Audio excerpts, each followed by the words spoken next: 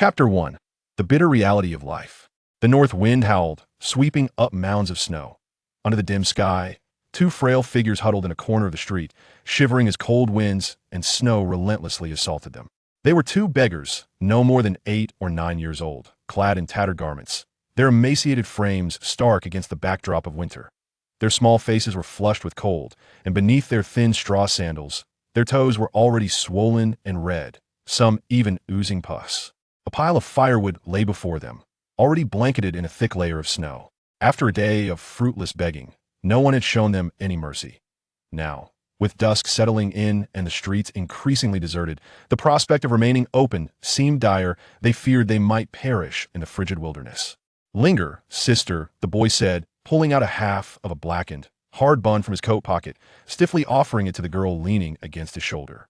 Just as he was about to speak, a sudden gust of wind rushed in, blinding him with swirling snowflakes. "Quick, eat some of this bun," he urged, rubbing his eyes. His hands were bruised and red, covered in frostbite, exuding a foul odor.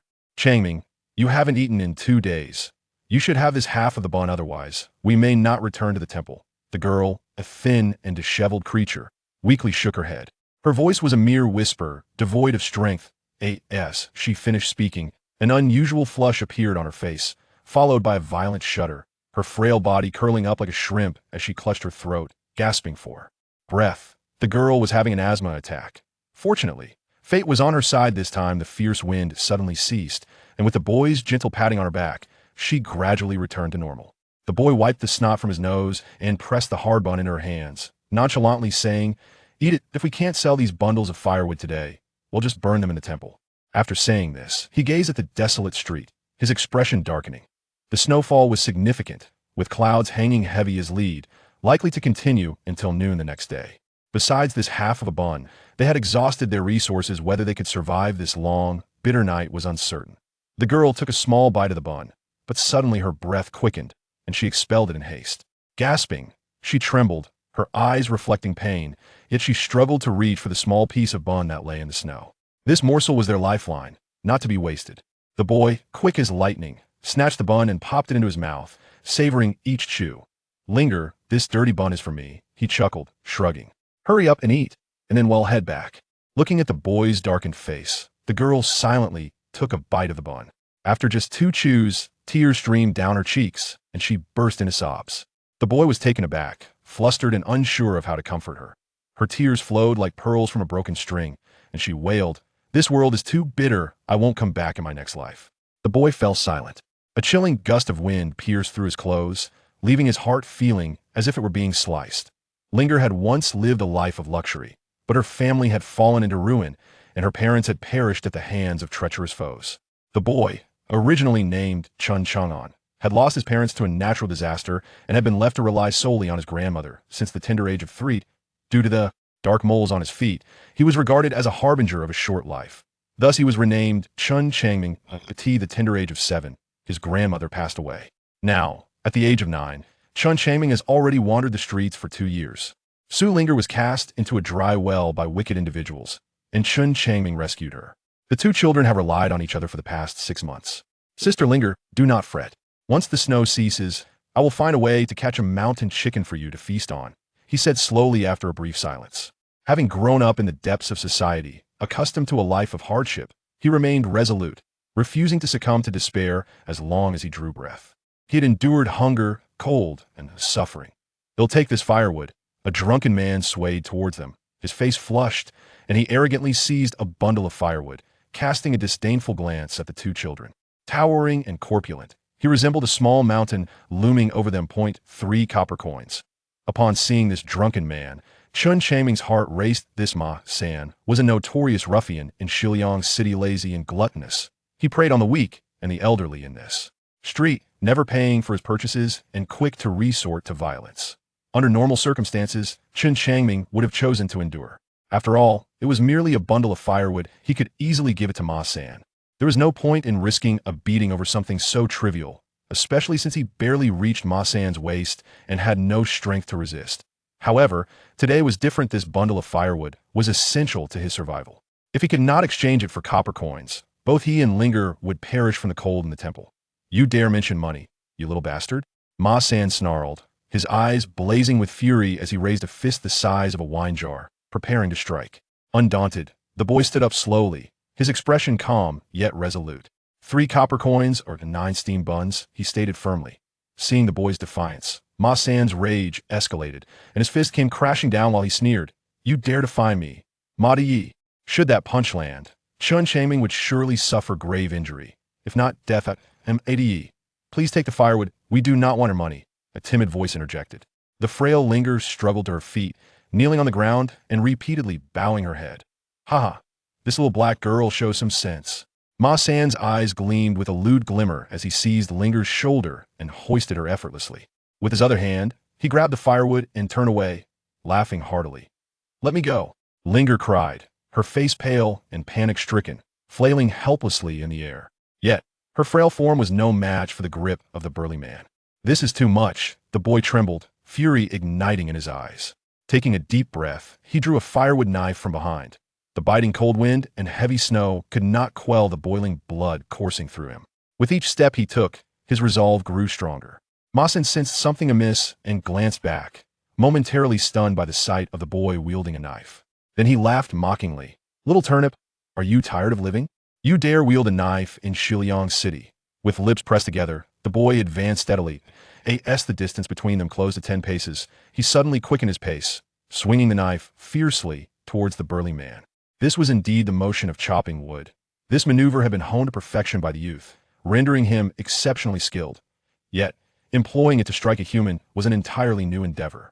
Despite Chen Changming's swift movements, to Ma San, who possessed a rudimentary understanding of martial arts, it appeared as if he were moving in slow motion. A sneer emerged in Ma's eyes as he suddenly launched a kick, striking the boy squarely in the chest with the swiftness of lightning. With a gasp, the boy expelled blood and fell heavily onto the snow-covered ground. The icy blue stones beneath the snow were both hard and cold, inflicting further injury upon him. Yet, despite his wounds, the machete remained clutched tightly in his grasp. Coughing, Chen Changming lay in the snow, gazing up at the leaden clouds as snowflakes cascaded violently downwards. His eyes were vacant, and blood continued to seep from the corner of his mouth. That I cannot withstand this, the boy sighed inwardly, feeling increasingly cold amidst the swirling storm. He was far too weak, this scoundrel overwhelmed him in every conceivable way. Ha ha, Ma San laughed maniacally. You little brat, weren't you quite bold? Why don't you come and strike me, Brother Changming? Linger cried out, her heart torn at the sight of the boy lying in a pool of blood, struggling desperately as she emitted a frantic scream. The sky grew ever more desolate. The biting cold wind intensified, swirling countless snowflakes that swept across the frigid earth.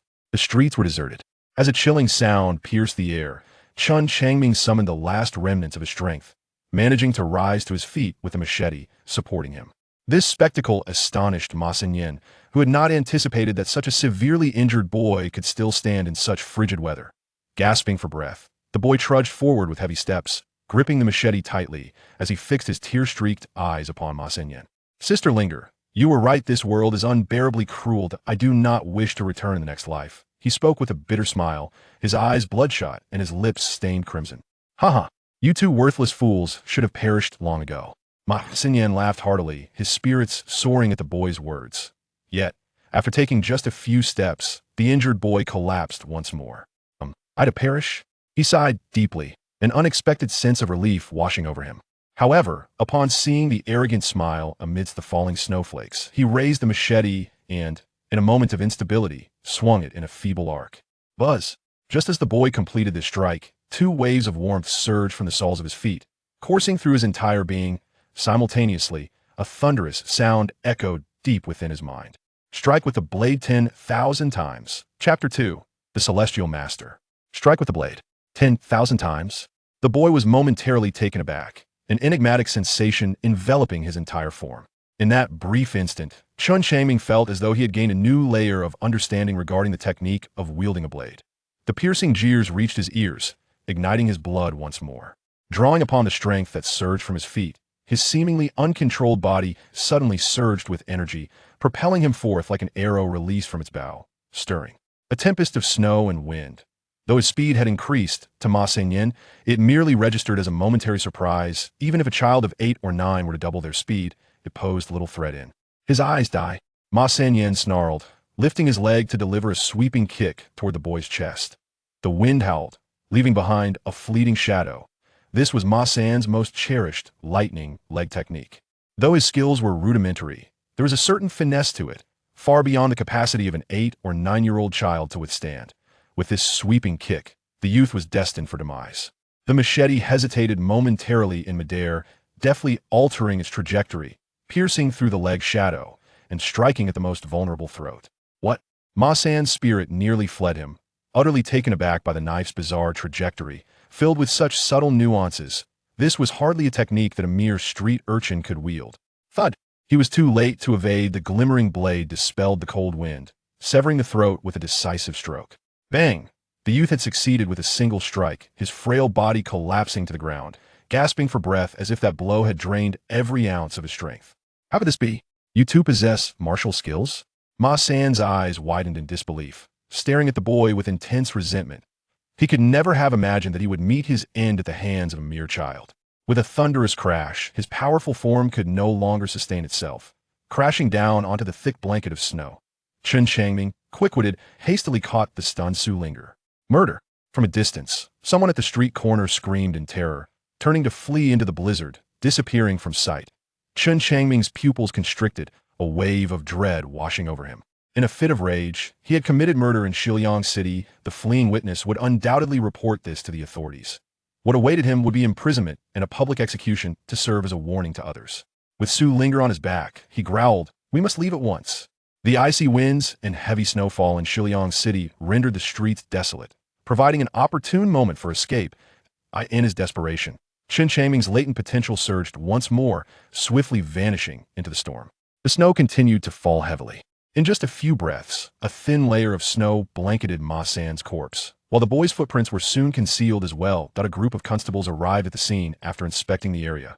One of them inquired of a man, "Are you certain this was the little beggar selling firewood who did this?"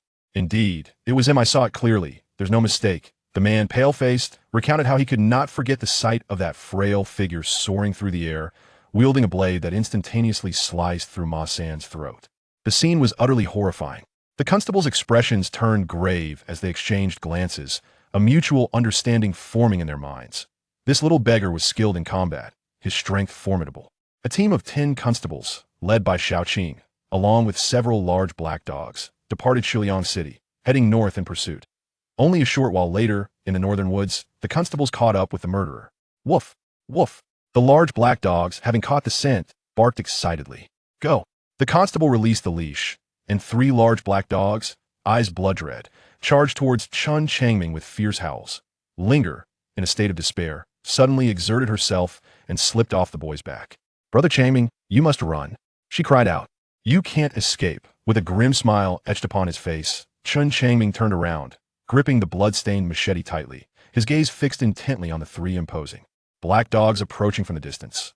The frantic escape had drained him of most of his strength. There was no way he could evade his pursuers. These 3 black dogs were robust, each the size of a young calf, and he could hardly contend with even one of them. "One death will suffice. I have lived long enough," Chen Changming murmured to himself. Despite the hardships endured over the years, he harbored no grievances. However, being bullied by a rogue today, nearly losing his life, filled him with profound despair towards the human world. "Brother Changming, I shall die alongside you," Linger declared resolutely, picking up a branch to confront the oncoming black dogs. "You need not act. They will not harm you," Chen Changming replied, shaking his head. Linger, frail and powerless, knew that even the most inept of enforcers would refrain from laying a hand on a little girl. "If you perish, what hope do I have to live?" Linger said with a sorrowful smile. She was both hungry and cold, her body riddled with frostbite, and oozing pus. Her diminutive frame could hardly endure much longer. In this stormy night, within an hour, she would succumb to the freezing cold. Upon hearing Linger's words, Chen Changming fell silent, unusually refraining from rebuttal. As the 3 black dogs closed in, they leapt forward, lunging at the 2. Linger remained calm, her head resting on the boy's shoulder, whispering softly, "In our next lives, let us not return, shall we, Brother Changming?" Chen Changming nodded and drew his blade. However, the 3 black dogs suddenly emitted a muffled growl, simultaneously spewing blood before crashing heavily onto the snow-covered ground. Such a rare celestial root, how could it perish? A woman's ethereal voice resonated, and as the blizzard abruptly ceased, a woman clad in silver robes slowly emerged from the void. Her presence exuded an indescribable nobility as she hovered in midair, reminiscent of a celestial being, inspiring awe and reverence. Immortal Master. The pursuing enforcers, pale with fear, hastily knelt before her. Immortal?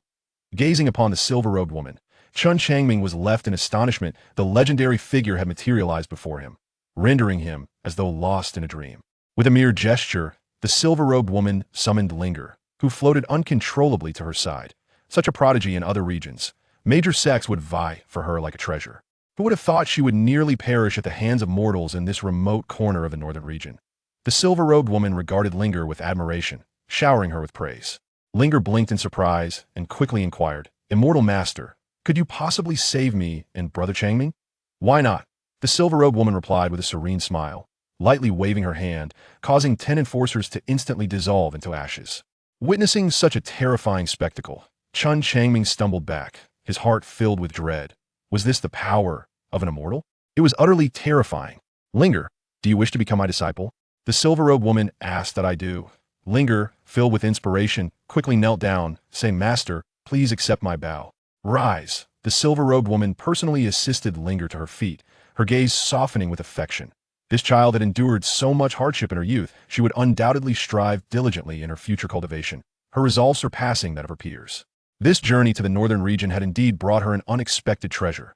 "Linger, come with your master back to the sect." The woman in the silver robe took Linger's small hand, a chill coursing through her, deepening her affection. "Master, may I bring Brother Changming along?" Linger timidly inquired. "Changming?" The silver-robed woman narrowed her eyes, casting a glance at the frail youth below. Her expression gradually shifted, revealing indifference as a faint sneer emerged.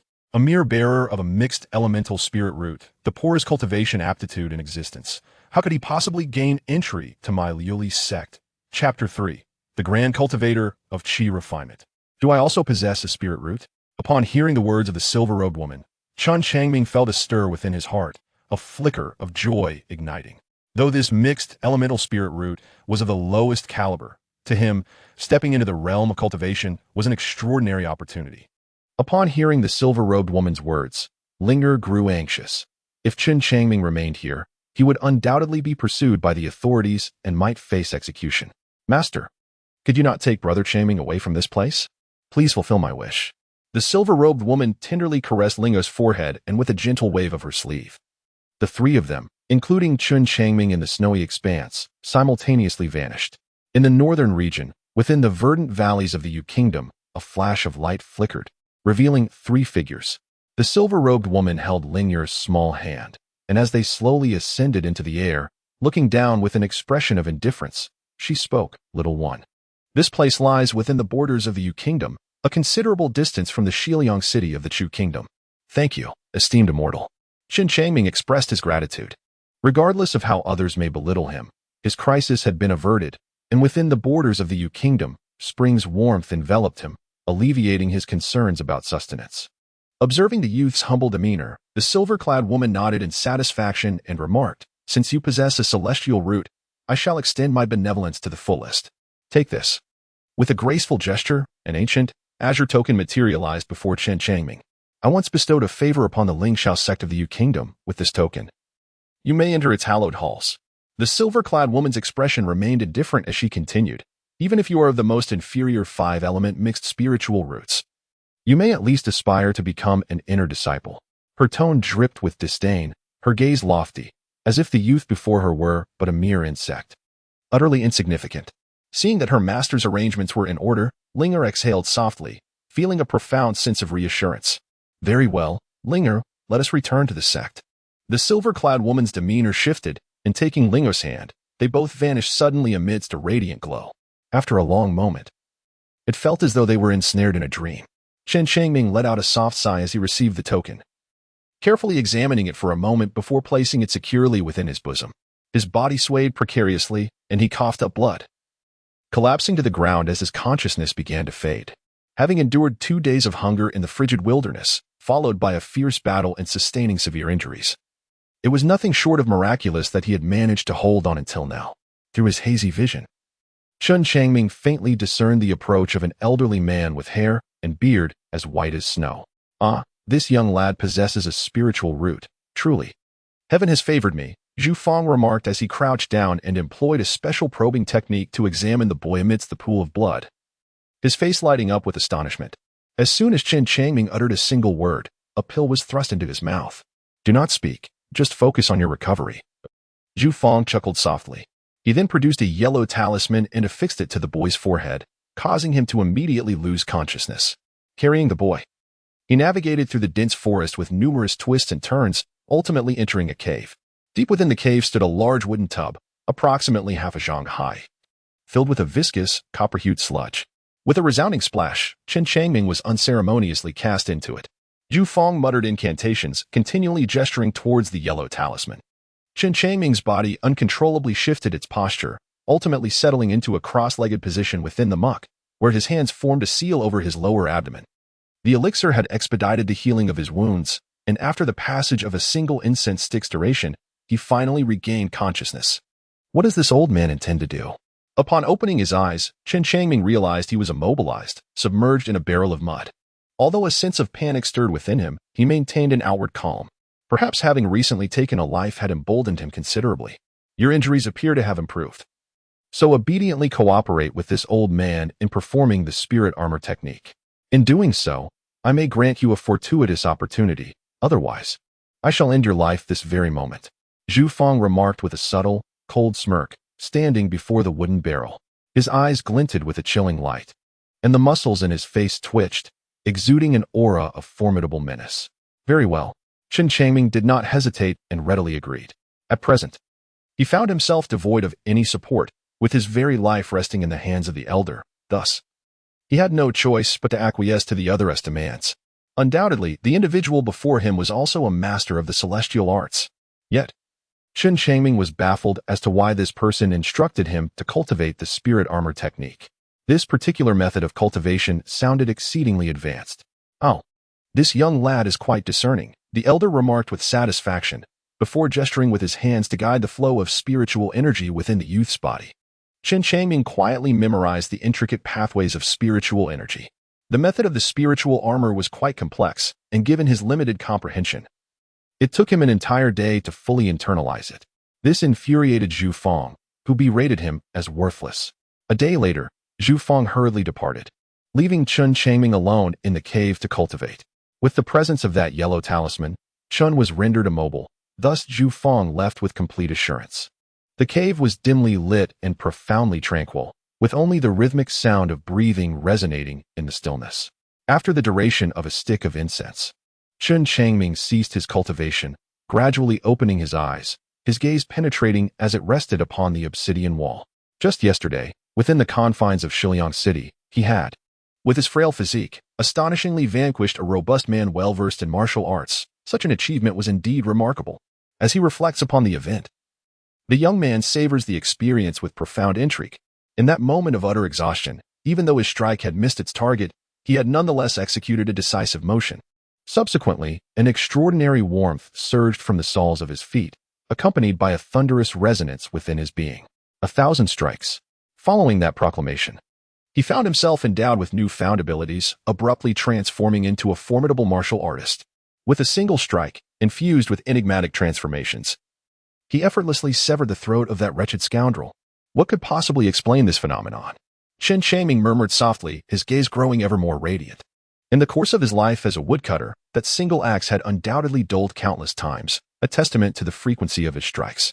However, the young man had never taken the time to tally them. That failed, ill-fated swing might very well have marked the 10,000th, thus awakening a warm current within his souls. At the center of his feet resided 2 dark moles, reminiscent of small black jujubes, which had been deemed ominous since childhood. Hence, his grandmother bestowed upon him the name Chen Changming. These dark moles were not harbingers of misfortune, but rather my auspicious tokens. Chen Changming's expression relaxed, as if a heavy burden had been lifted from his shoulders, releasing a sigh of relief. The 2 conspicuous black moles, of similar size, had always cast a shadow over his heart during his youth, filling him with an inexplicable melancholy. However, after the battle in Shiliang City, such concerns had vanished without a trace. Now, confined within a wooden barrel, immobilized by the talisman suppressing him, he found himself in a dire predicament. After a failed attempt to stir, Chen Changming let out a helpless sigh, his bright eyes gradually dimming. Another day passed. Zhu Fang returned with exuberance, immediately presenting Chen Changming with a pill that alleviated his hunger. Your progress is rather sluggish, isn't it, lad?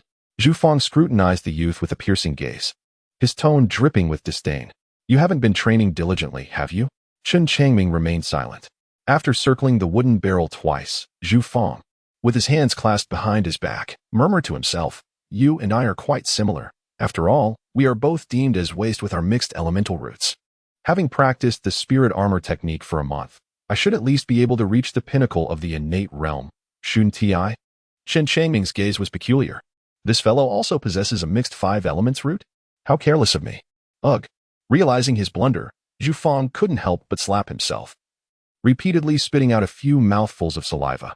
Chen Changming felt a stir within his heart and tentatively inquired, Immortal Master, are you also at the peak of the innate realm? What utter nonsense! I am, after all, a grand cultivator of the Qi refinement stage. Zhu Fang erupted in fury. Even if he were merely at the pinnacle of the first layer of Qi refinement, he was still a cultivator of that realm. So it turns out you are a practitioner at the peak of Qi refinement. Chen Changming feigned ignorance deliberately. He was uncertain about how many sub-realms existed within the realm of Qi refinement, thus he intentionally sought to probe. Zhu Fang suddenly expressed interest, seemingly eager to flaunt before the unyielding, meditative youth. With his chest puffed out and a face full of pride, he proclaimed, Listen well, young one. I am a master of the pinnacle of the first layer of Qi refinement. Such strength. Chen Changming feigned astonishment. He chuckled, as if slaying innate masters of the martial world were as effortless as chopping vegetables. Zhu Fang's triumphant laughter echoed throughout the cavern, his goat-like beard quivering with delight. Chapter 4. The Spirit Armor Technique at the first level of Qi cultivation. One is considered the lowest tier in the realm of immortal cultivation.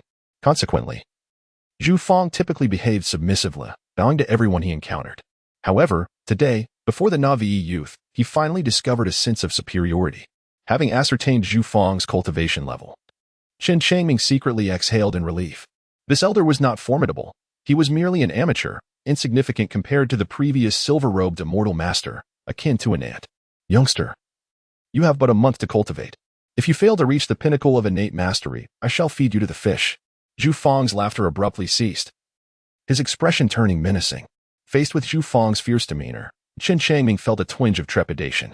After all, it had taken him a full day to memorize the operational route of the spirit armor technique. The elder's demand for him to attain the peak of innate mastery within a month left him uncertain and apprehensive. Immortal Master, could you not grant a few extra days? Chen Changming weakly inquired. Is it not possible? Zhu Fang, in a fit of rage, struck the wooden barrel, producing a sharp sound. Do you understand nothing? The xylem grass withers if the time passes. Do you comprehend? He was a loose cultivator with exceedingly poor aptitude for cultivation, having remained stuck at the first layer of Qi for many years. Without the xylem grass, he could forget about breaking through to the second layer in this lifetime. The location of the xylem grass was perilously dangerous. If he ventured there, his life would likely be forfeit. The reason he sought a young boy with spiritual roots was to enable the latter to practice the spiritual armor technique, providing him with an additional layer of protection. This would allow him to delve into the valley shrouded in miasma to retrieve the xylem grass. The miasma was laced with corrosive toxins, and even with the protection of the spiritual armor technique, he would still sustain injuries, which was why Zhu Fang did not dare to take unnecessary risks. The boy before him was a pure young body, youthful and vigorous. The execution of the spiritual armor technique would assist him in retrieving the xylem grass. However, the toxins of the miasma were exceedingly potent, and even if the boy managed to extract it, he would emerge from the valley severely corroded, likely not surviving beyond 3 days. Zhu Fang held no concern for the boy's life, viewing him merely as a disposable asset. This boy was without sect or faction, a fledgling who had yet to experience cultivation. Once he ceased to be of use, he could easily be discarded. The xylem grass? Chen Changming was momentarily taken aback, as if a flicker of understanding had dawned upon him. Deliberately feigning ignorance, he replied, Rest assured, esteemed master, I shall strive to attain the pinnacle of innate cultivation post-haste. Very well, Zhu Fang responded with a grave expression. Once you reach the zenith of innate prowess, you shall assist me in gathering the purple spirit herb. Upon the completion of this task, I shall take you on as my disciple. His words, however, were a facade, a mere pretext. To him, this young man, Possessing the same flawed five-element mixed spiritual roots was but a disposable pawn, destined to be eliminated after his utility had been exhausted, thus sparing him the torment of the corrosive poison. Thank you, esteemed master. Chen Changming blinked fervently, feigning gratitude as he spoke. How could he not perceive the malicious intentions of the old man? Now, under his control, he could only engage in empty pleasantries, taking each step as it came. Zhu Fang, suddenly engulfed in a wave of discontent, retreated a few paces and sat down, lost in thought. He found himself at a bottleneck, where the distinction between cultivation and idleness held no significance for him. Chen Changming had come to realize his mission. Thus he closed his eyes and commenced the formal cultivation of the spirit armor technique. Within a month, he must ascend beyond the pinnacle of the innate realm. Otherwise, the old man would deem him worthless and eliminate him without hesitation. As for his chances of escape, he could only pin his hopes on gathering the purple spirit grass. Only then would he be free and have the opportunity to flee from the clutches of darkness. 2 days later, Chen Changming was astonished to discover that as he practiced the spirit armor technique, a peculiar energy from the mud penetrated his body, continuously augmenting his feeble spiritual power. It turned out that this mud possessed such remarkable properties. The old man had indeed invested heavily for the sake of the purple spirit herb. Chen Changming pondered inwardly. As this thought crossed his mind, he became increasingly vigilant, continually observing Zhu Fang's reactions, striving to exhibit diligence in his training, ensuring that no flaws could be pointed out. Zhu Fang, for the most part, spent little time in the cave, often venturing outside. As time passed, Chen Changming's cultivation progressed slowly. On the 10th day, he meticulously executed the complete spirit armor technique, when suddenly, 2 warm currents surged from beneath his feet, coursing throughout his body, accompanied by a thunderous resonance echoing in his mind. The spirit armor technique had been performed 100 times. The unexpected sound caught the youth off guard, and it took him a moment to regain his composure. When he opened his eyes, his gaze shimmered brilliantly in the dim light. The warm currents and the voice reemerged. The previous instance had involved drawing a blade, while this time it was the spirit armor technique. Experiencing 2 similar phenomena in succession, Chen Changming swiftly grasped the underlying essence. It appeared that upon repeating a certain action a specific number of times, a reward would be bestowed. This time, the reward was that he had successfully cultivated the spirit armor technique before reaching the pinnacle of the innate realm. Now, Chen Changming had only just entered the early stages of the innate realm, yet he had already mastered a technique that could typically only be perfected at its zenith. This was indeed an unexpected delight. A faint glow enveloped his skin like a protective armor, imparting an extraordinary sense of resilience. Haha! Zhu Fang's hearty laughter echoed from outside the cave. Chen Changming received the spirit armor technique and swiftly closed his eyes, immersing himself in focused cultivation. Today, Zhu Fang appeared to be in good spirits. Upon entering the cave and glancing at the young man diligently practicing, he felt a sense of satisfaction before sitting for a brief moment and then departing.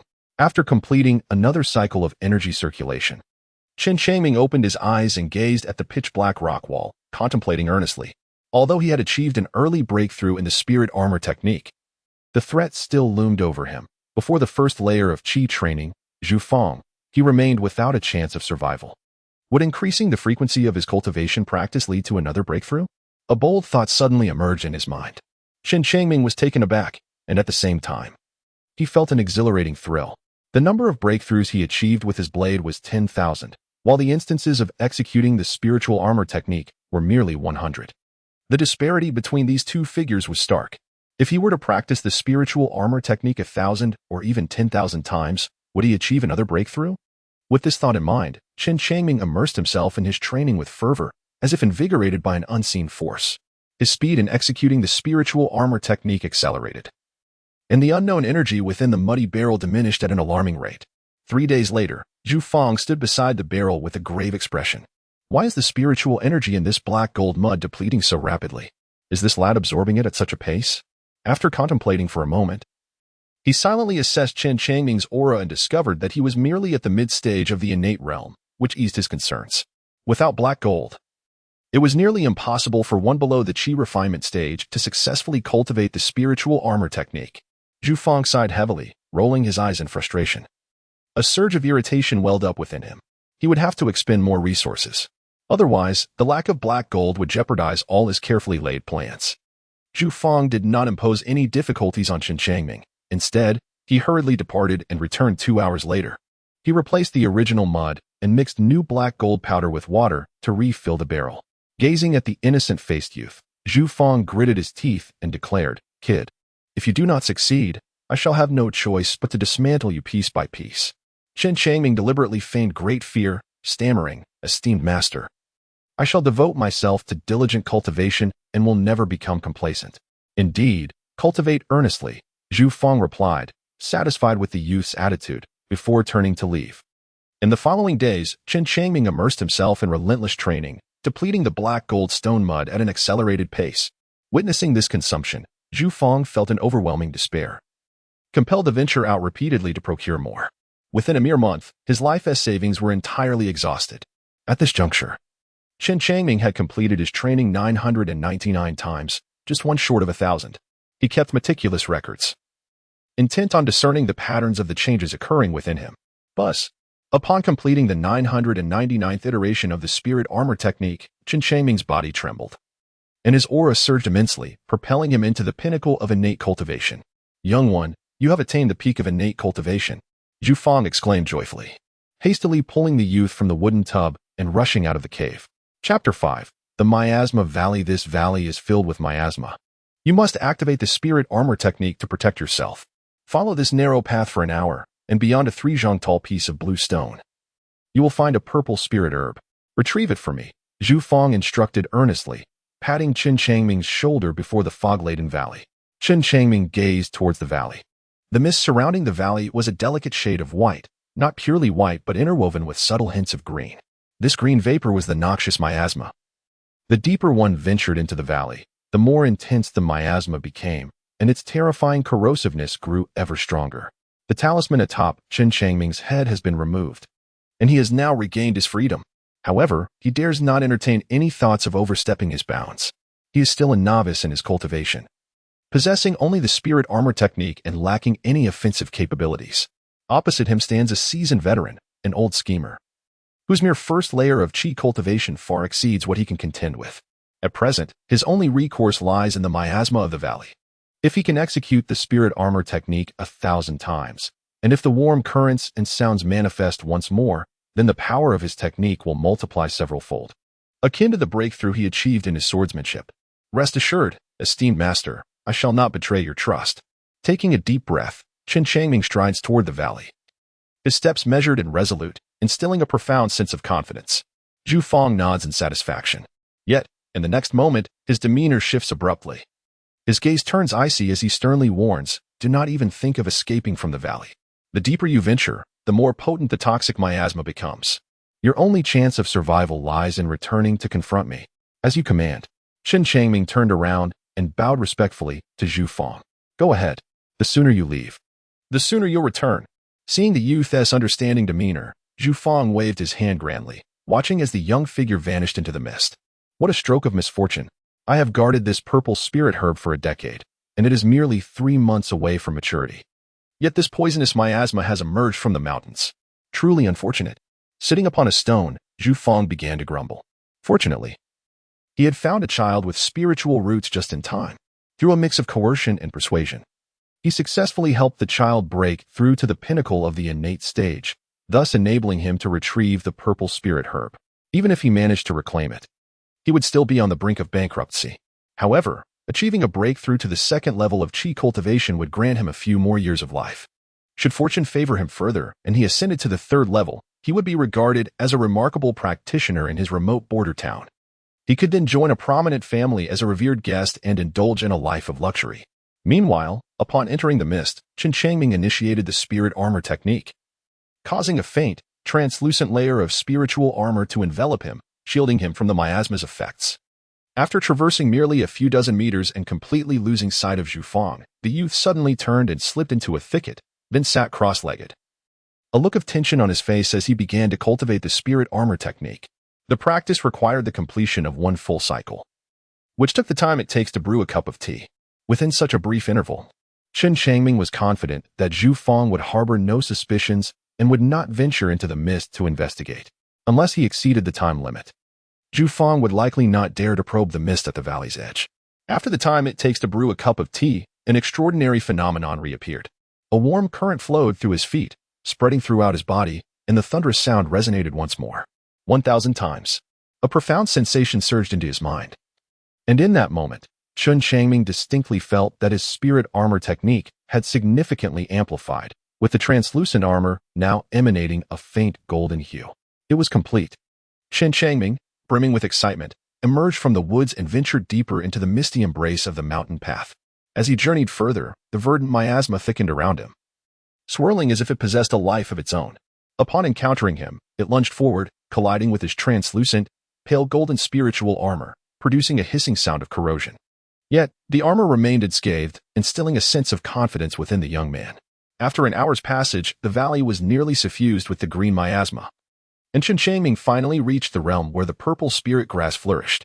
Though the miasma was not particularly dense, its expanse was considerable, and his line of sight was reduced to less than 3 meters.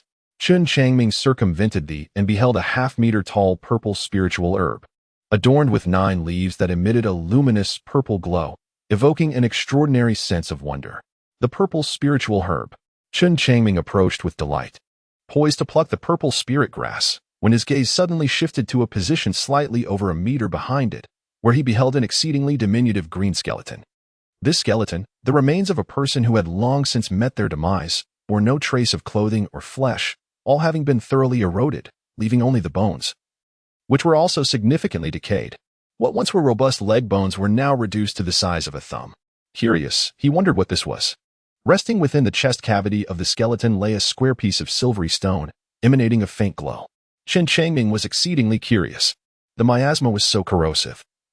Yet the silver stone remained unscathed. It must possess remarkable qualities. Exercising caution, he approached slowly, then suddenly kicked out, sending both the skeleton and the silver stone flying. Bang! The silver stone traced an arc through the air before landing and rolling several times before coming to a stop. Noticing that the silver stone appeared harmless, Chen Changming's courage grew, and he walked over to retrieve it. It felt heavy in his hand, exuding a significant weight. This was indeed a valuable object. As he held the silver stone, a faint ethereal energy enveloped his hand, which astonished Chen Changming.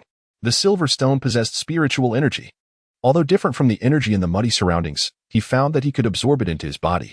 Chen Changming tucked the silver stone into his bosom, plucked the purple spirit herb, and then leapt over the azure stones, making his way straight into the depths of the valley. He sought to investigate the miasma engulfing the valley and to ascertain the extent to which his enhanced spiritual armor could penetrate. If he could uncover a new escape route from the valley's depths and successfully evade Zhu Fang, it would be a most fortuitous outcome. "Come here, little brother." Suddenly echoed a peculiar female voice from within the dense fog, just as Chen Changming had scarcely traversed half a stick of incense's worth of time. The voice, ethereal and enchanting, compelled him to quicken his pace. Chapter 6. The 9 Heavens Demon Serpent. Outside the valley, Zhu Fang felt an inexplicable sense of agitation. He rose to his feet and began to pace, glancing repeatedly towards the valley, eagerly awaiting the reappearance of the diminutive figure. Something seems amiss. This brat has been inside for quite some time now. Logically, he should have emerged by now, Zhu Fang muttered to himself, his mounting anxiety stirring a fierce sense of unwillingness within him. He was determined to acquire the purple spirit herb, having invested so much time and resources. Failing to obtain it would render his efforts futile. After all, his lifespan was dwindling and his circumstances were dire. Damn it. I must see what tricks this brat is up to. Zhu Fang spat, his eyes glinting with a ferocious intensity, and with a firm stomp, he plunged into the mist. A translucent layer of spiritual armor manifested around him, shielding him from the miasma's encroachment. However, his armor bore no golden hue. As he delved deeper into the valley, the miasma thickened, causing the armor to tremble slightly. This oscillation began faintly, but grew increasingly intense, akin to boiling water, creating a formidable spectacle. Witnessing this, Zhu Fang felt a twitch at the corner of his mouth, his heart racing with trepidation. As merely a practitioner at the first level of chi refinement, the power of his spiritual armor was limited, unable to completely stave off the miasma's corrosive effects. It was only a matter of time before he would be injured. After a painstaking journey past the azure stones, upon discovering that the purple spirit herb had vanished without a trace, Zhu Fang could not suppress a low groan, his expression darkening considerably. That little bastard would rather perish than relinquish the purple spirit herb to me. The sounds of the armor's vibrations grew ever more pronounced, echoing ominously in his ears. Without hesitation, Zhu Fang hastened past the azure stones into the valley. In his estimation, Only a Pekinate youth could wield the spiritual armor technique effectively. He assumed that the boy would not last long in the valley before succumbing to the miasma's corruption. He needed to locate the boy's remains swiftly and reclaim the spirit herb. A sense of dread washed over him. A sharp pain radiated through his skin. And Zhu Fang's brow furrowed deeply as he sprinted further into the valley. Time was of the essence. His armor could not endure much longer. And the miasma was beginning to infiltrate. Guided by the enchanting voice, Chen Changming darted through the fog with remarkable speed, his faint golden armor pulsating violently, emitting a series of popping sounds. Despite the alarming spectacle, there were no signs of collapse, nor had the miasma's potency escalated.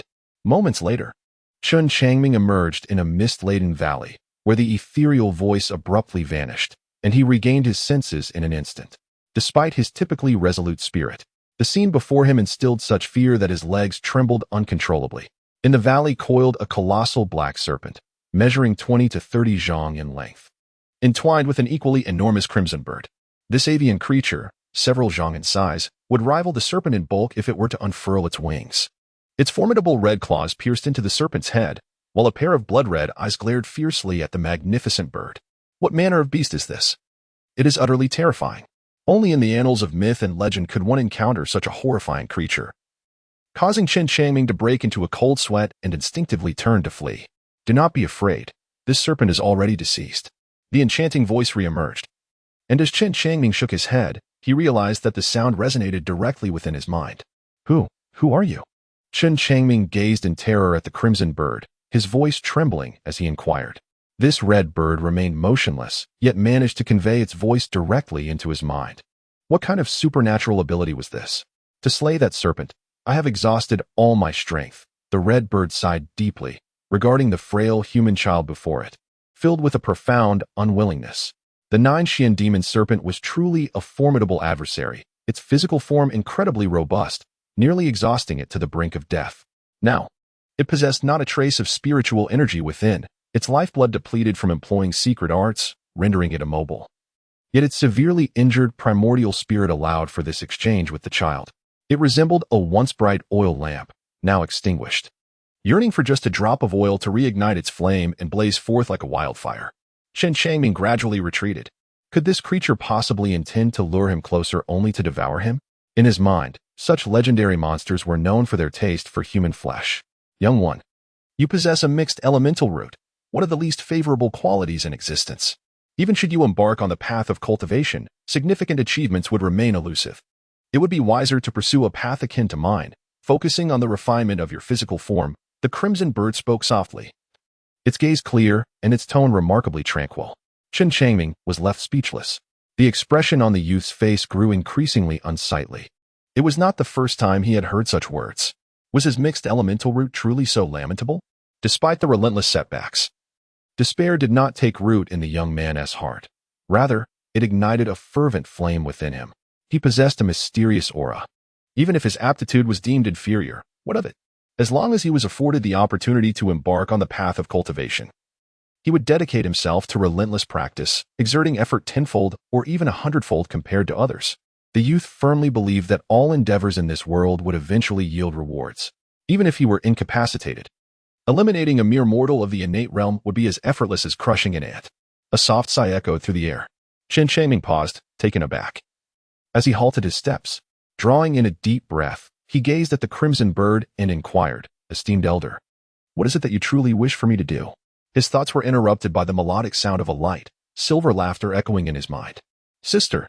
Chen Changming smiled wryly, a sense of helplessness washing over him. The crimson avian before him appeared far removed from the monstrous creature known for preying on humans. After their brief encounter, it felt more akin to a friendly neighbor, radiating warmth and familiarity, far surpassing that silver-robed immortal. "Can you use the purple spirit grass to tend to my sister's wounds?" "Certainly." Chen Changming did not hesitate to lift the purple spirit herb, resolutely stating that this herb was a treasure for the esteemed cultivator Zhu Fang, who had reached the qi refinement stage. However, for him, it might well be a poison. With his current level of cultivation, consuming it could lead to severe injury, if not death. If he could gain the trust of this creature, Chen Changming believed that Zhu Fang outside would no longer pose a threat to him. "Place the purple spirit herb in your sister's mouth," commanded the crimson bird. Chen Changming responded with a nod and swiftly approached, climbing onto the back of the serpent to place the xylem grass into the bird's beak. Upon consuming the xylem grass, the crimson bird seemed to regain some vitality, as if a switch had been flipped. It blinked its eyes and suddenly opened its beak wide, seizing a piece of serpent flesh and swallowing it whole. Mere 2 or 3 breaths later, the bird's spirits visibly lifted and a surge of energy materialized. Gently setting Chen Changming aside, with a hum, the crimson bird quivered slightly, breaking free from the constraints of the black serpent. Rest in peace. You ancient spirit of the 9 heavens demon serpent, your form has served its purpose today. Should I escape this calamity, I shall surely erect a monument in your honor. The crimson bird sighed softly, its gaze growing cold. Then, a horrifying scene unfolded. The bird opened its beak, and in one brutal motion, it engulfed the colossal serpent, stretching dozens of feet long, entirely within its maw. Witnessing this gruesome spectacle, Chen Changming felt as though he had plunged into an icy abyss, his eyes vacant and breathless from the chill. Chapter 7. The Slaying of Zhu Fang. My dear little brother, in gratitude for your xylem grass, how about I bestow upon you a technique for refining the human body? Just as Chen Changming was lost in thought, a melodious and enchanting laughter rang in his ears. Chen Changming nodded in a daze. At this moment, could he dare to refuse? This formidable crimson demon could extinguish him with a mere glance. He possessed no grounds for negotiation. A barely perceptible beam of light pierced his forehead. In that instant, Chen Changming felt an additional cultivation method manifest within his mind, the heavenly furnace body refinement technique. Before he could scrutinize the technique, a voice echoed in his ears. Little brother, this method possesses remarkable power, sufficient for you to cultivate to the nascent soul realm. The nascent soul realm? Chen Changming blinked and could not help but smile wryly. When it came to realms, he was utterly clueless. At present, he only understood the innate realm and the chi refinement realm. Another streak of azure light flashed by. In the space before Chen Changming's chest, an ancient bronze key floated, its surface adorned with enigmatic patterns that captivated the beholder. Dear little brother, spoke the red bird with a grave tone, I find myself in dire straits, and I fear I cannot safeguard this key any longer. Would you be so kind as to keep it for me for a while? The gravity of the situation was unmistakable. To safeguard it, Chen Changming chuckled at himself, shaking his head and saying, Sister, my meager abilities go unnoticed simply because you are too weak. The crimson bird let out a melodious laugh. With a gentle nod, it transformed the bronze key into a beam of azure light, which vanished into the boy's chest.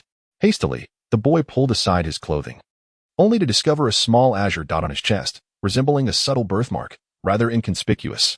Brother, wait for me to return, the red bird said, its wings fluttering as it instantaneously tore through the void, disappearing from sight. I have purified most of the miasma in this valley. You may depart in peace. As Chen Changming stood in a daze, a voice echoed in his mind once more. After the crimson bird's departure, the oppressive feeling dissipated, and his demeanor gradually stabilized. This creature claimed to be a princess, suggesting an extraordinary identity, and the bronze key was undoubtedly an exceptional artifact, the reason behind its pursuit. Chen Changming pondered to himself. He felt as though he were ensnared in a colossal vortex. Beneath the surging waters, human lives were as insignificant as ants. In the face of such overwhelming forces, what could a mere individual like him possibly do to resist? For the time being, he could only proceed cautiously, taking one step at a time, striving to maintain a low profile, as preserving his life was paramount. After a moment of silence, he rubbed his chest, gathered his garments, and glanced behind him, his expression suddenly brightening. Indeed, the miasma had considerably lessened. If he continued along the valley, he could completely evade Zhu Fang. Damn it, this little scoundrel is still alive. Amidst the mist behind Chen Changming, a figure of an elderly man emerged, shrouded in an aura of despair. It was none other than Zhu Fang. At this moment, he appeared wretched, his body marred by a ghastly green hue, resembling a tormented specter. The spiritual armor he donned flickered dimly, exuding an impression of imminent extinguishment. The sight of the boy's silhouette incited a wave of fury within Zhu Fang. Fortunately, the miasma of the valley had suddenly thinned. Had he not pursued, that little scoundrel would have surely escaped. Though he was a practitioner of chi refinement, he bore significant injuries, his internal spiritual energy depleted. If he failed to reclaim the purple spirit grass and consume it promptly, he feared he would not survive beyond 3 months. In this moment, Zhu Fang adopted an air of caution. After muttering a few curses under his breath, he unsheathed a steel blade and stealthily advanced, making not a sound, preparing for a decisive ambush. Meanwhile, Chen Changming remained blissfully unaware of the looming threat behind him. He completely overlooked the fact that Zhu Fang would brave the perilous miasma-laden valley. Die! Zhu Fang bellowed, exerting every ounce of strength to strike. With a swift motion, a chilling flash sliced through the fog, descending heavily. Although he was a practitioner of qi refinement, his expertise in martial arts was lacking. In his youth, he had surpassed mortals in physical prowess. Yet now, aged and frail, and bearing grave wounds, this strike consumed all his remaining energy. His sole intent was to breach the boy's spiritual armor and deliver a fatal blow. Not good. Upon hearing the sound, Chen Changming was taken aback, faintly perceiving the swift approach of a blade. However, it was too late for him to evade the impending strike. He could only muster all his strength to activate the spirit armor technique, hoping to withstand his opponent's assault. With a thunderous crash, the steel blade struck the spirit armor, producing a resounding echo. The immense force cleaved through the armor, creating a gaping fissure, and the blade forcefully penetrated, striking Chen Changming's back. Chen Changming let out a muffled groan, his body staggering forward. In a sudden turn, he whirled around, producing an object from his bosom and hurling it fiercely towards the shadow behind him. This object was none other than the silver stone. Now, it was the only weapon he had at his disposal. The silver stone streaked through the mist like a meteor, striking Zhu Fang squarely on the forehead. A resounding thud echoed as the stone embedded itself deep within, causing blood and brain matter to splatter. The frail and aged Zhu Fang was instantly slain by Chen Changming. Chen Changming bent down, panting heavily, as blood continuously flowed from the wound on his back, causing him to grimace in pain. Fortunately, his enhanced spiritual armor had fortified him. Otherwise, that blow would have surely cost him his life. The prowess of qi practitioners is indeed formidable. Gradually approaching Zhu, Chen Changming exhaled, his expression visibly relaxed. For the past month, the old man had loomed over him like a sword suspended above his head, instilling a constant sense of unease. A feeling of precariousness that could shatter at any moment. Now that the old fellow was dead, he had finally escaped the clutches of danger. In the Chu Kingdom, he had taken a life. In the Yu Kingdom, another. A mere 9-year-old boy, having killed 2 individuals in such a short span, had transformed Chen Changming, imbuing him with a newfound steadiness. The youth understood well that in a time of chaos, one is akin to a drifting reed, and to survive, one must possess a certain ruthlessness. Chen Changming rummaged through the corpse, ultimately discovering only a tattered cloth bag. Within it lay several dozen tales of broken silver, a scabbard, and a weathered, yellowed book. The 5 Tigers' soul-cutting blade. Chen Changming, feeling a sense of intrigue, picked up the treatise on swordsmanship. However, after merely perusing the preface, a look of disappointment emerged upon his countenance. This was not a tome of immortal cultivation techniques, but rather a compendium of martial arts from the realm of the Jianghu, wherein practitioners could ascend only to the innate realm, a pinnacle that Chen Changming had already attained. With a token bestowed upon him by his immortal mentor, he could easily join the Ling Xiao sect to seek true cultivation methods. Nevertheless, the 5 Tigers' soul-cutting blade was indeed suitable for his training, providing him with an additional means of self-defense. Chen Changming murmured to himself, his eyes growing increasingly bright. If this sword technique were cultivated to a certain extent, its power would undoubtedly amplify, rendering him nearly invulnerable to any threats from those below the qi refinement stage. He retrieved the steel blade, sheathing it at his waist, and staggered away from the site. 3 months later, a small village located 100 miles from the Miasma Valley suddenly buzzed with activity. Numerous young men and women, accompanied by their parents, gathered at the village square, their faces alight with anticipation as they gazed toward a particular direction. Within a modest courtyard, the door of an auxiliary room swung open, and a young lad stepped out, smiling as he addressed a robust elder who was chopping firewood. "Uncle Lu, is there some joyous occasion in the village today?" "Ah, indeed." Uncle Lu set down his axe, a broad smile on his face. "It is the arrival of a celestial master from the Lingxiao sect. They visit our village every 3 years to recruit disciples. Everyone here hopes that their children will be chosen, aspiring to join the ranks of the immortal sect." Lingxiao sect. Chen Changming felt a surge of excitement within him.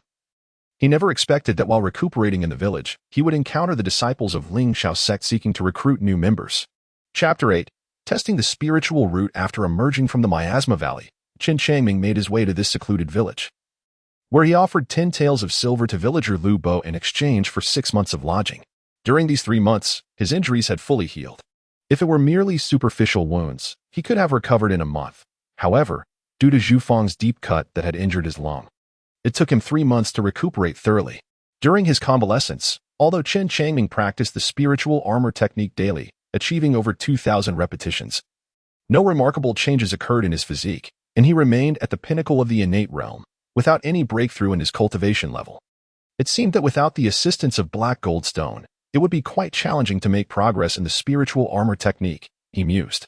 With this realization, he refrained from relentlessly pursuing the spiritual armor technique and instead dedicated some of his time to studying the body-forging art gifted to him by the Great Red Demon.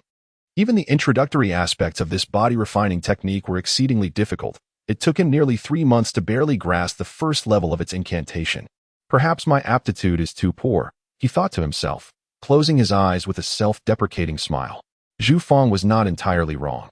His mixed elemental spiritual root was indeed lacking. It had taken him an entire day just to memorize the operational pathway of the spiritual armor technique. The situation was quite disheartening. Nonetheless, despite his inferior aptitude, the inherently optimistic Chen Changming remained confident in his cultivation journey. During these 3 months, he also spent some time practicing the Five Tigers soul-severing blade. This blade technique was significantly simpler than the body-forging art. He mastered the essential principles of the blade within just a few days and could execute it in its entirety. Since breaking through the spiritual armor technique proved to be a challenge, Chen Changming devoted most of his energy to the Five Tigers soul-severing blade over the next 2 months. With each repetition of practice, his blade technique grew increasingly refined, cutting through the air with a fierce wind, exuding the aura of a seasoned martial artist. Do not forget, Chen Changming, possessing an innate peak realm, has now adeptly mastered a particular sword technique.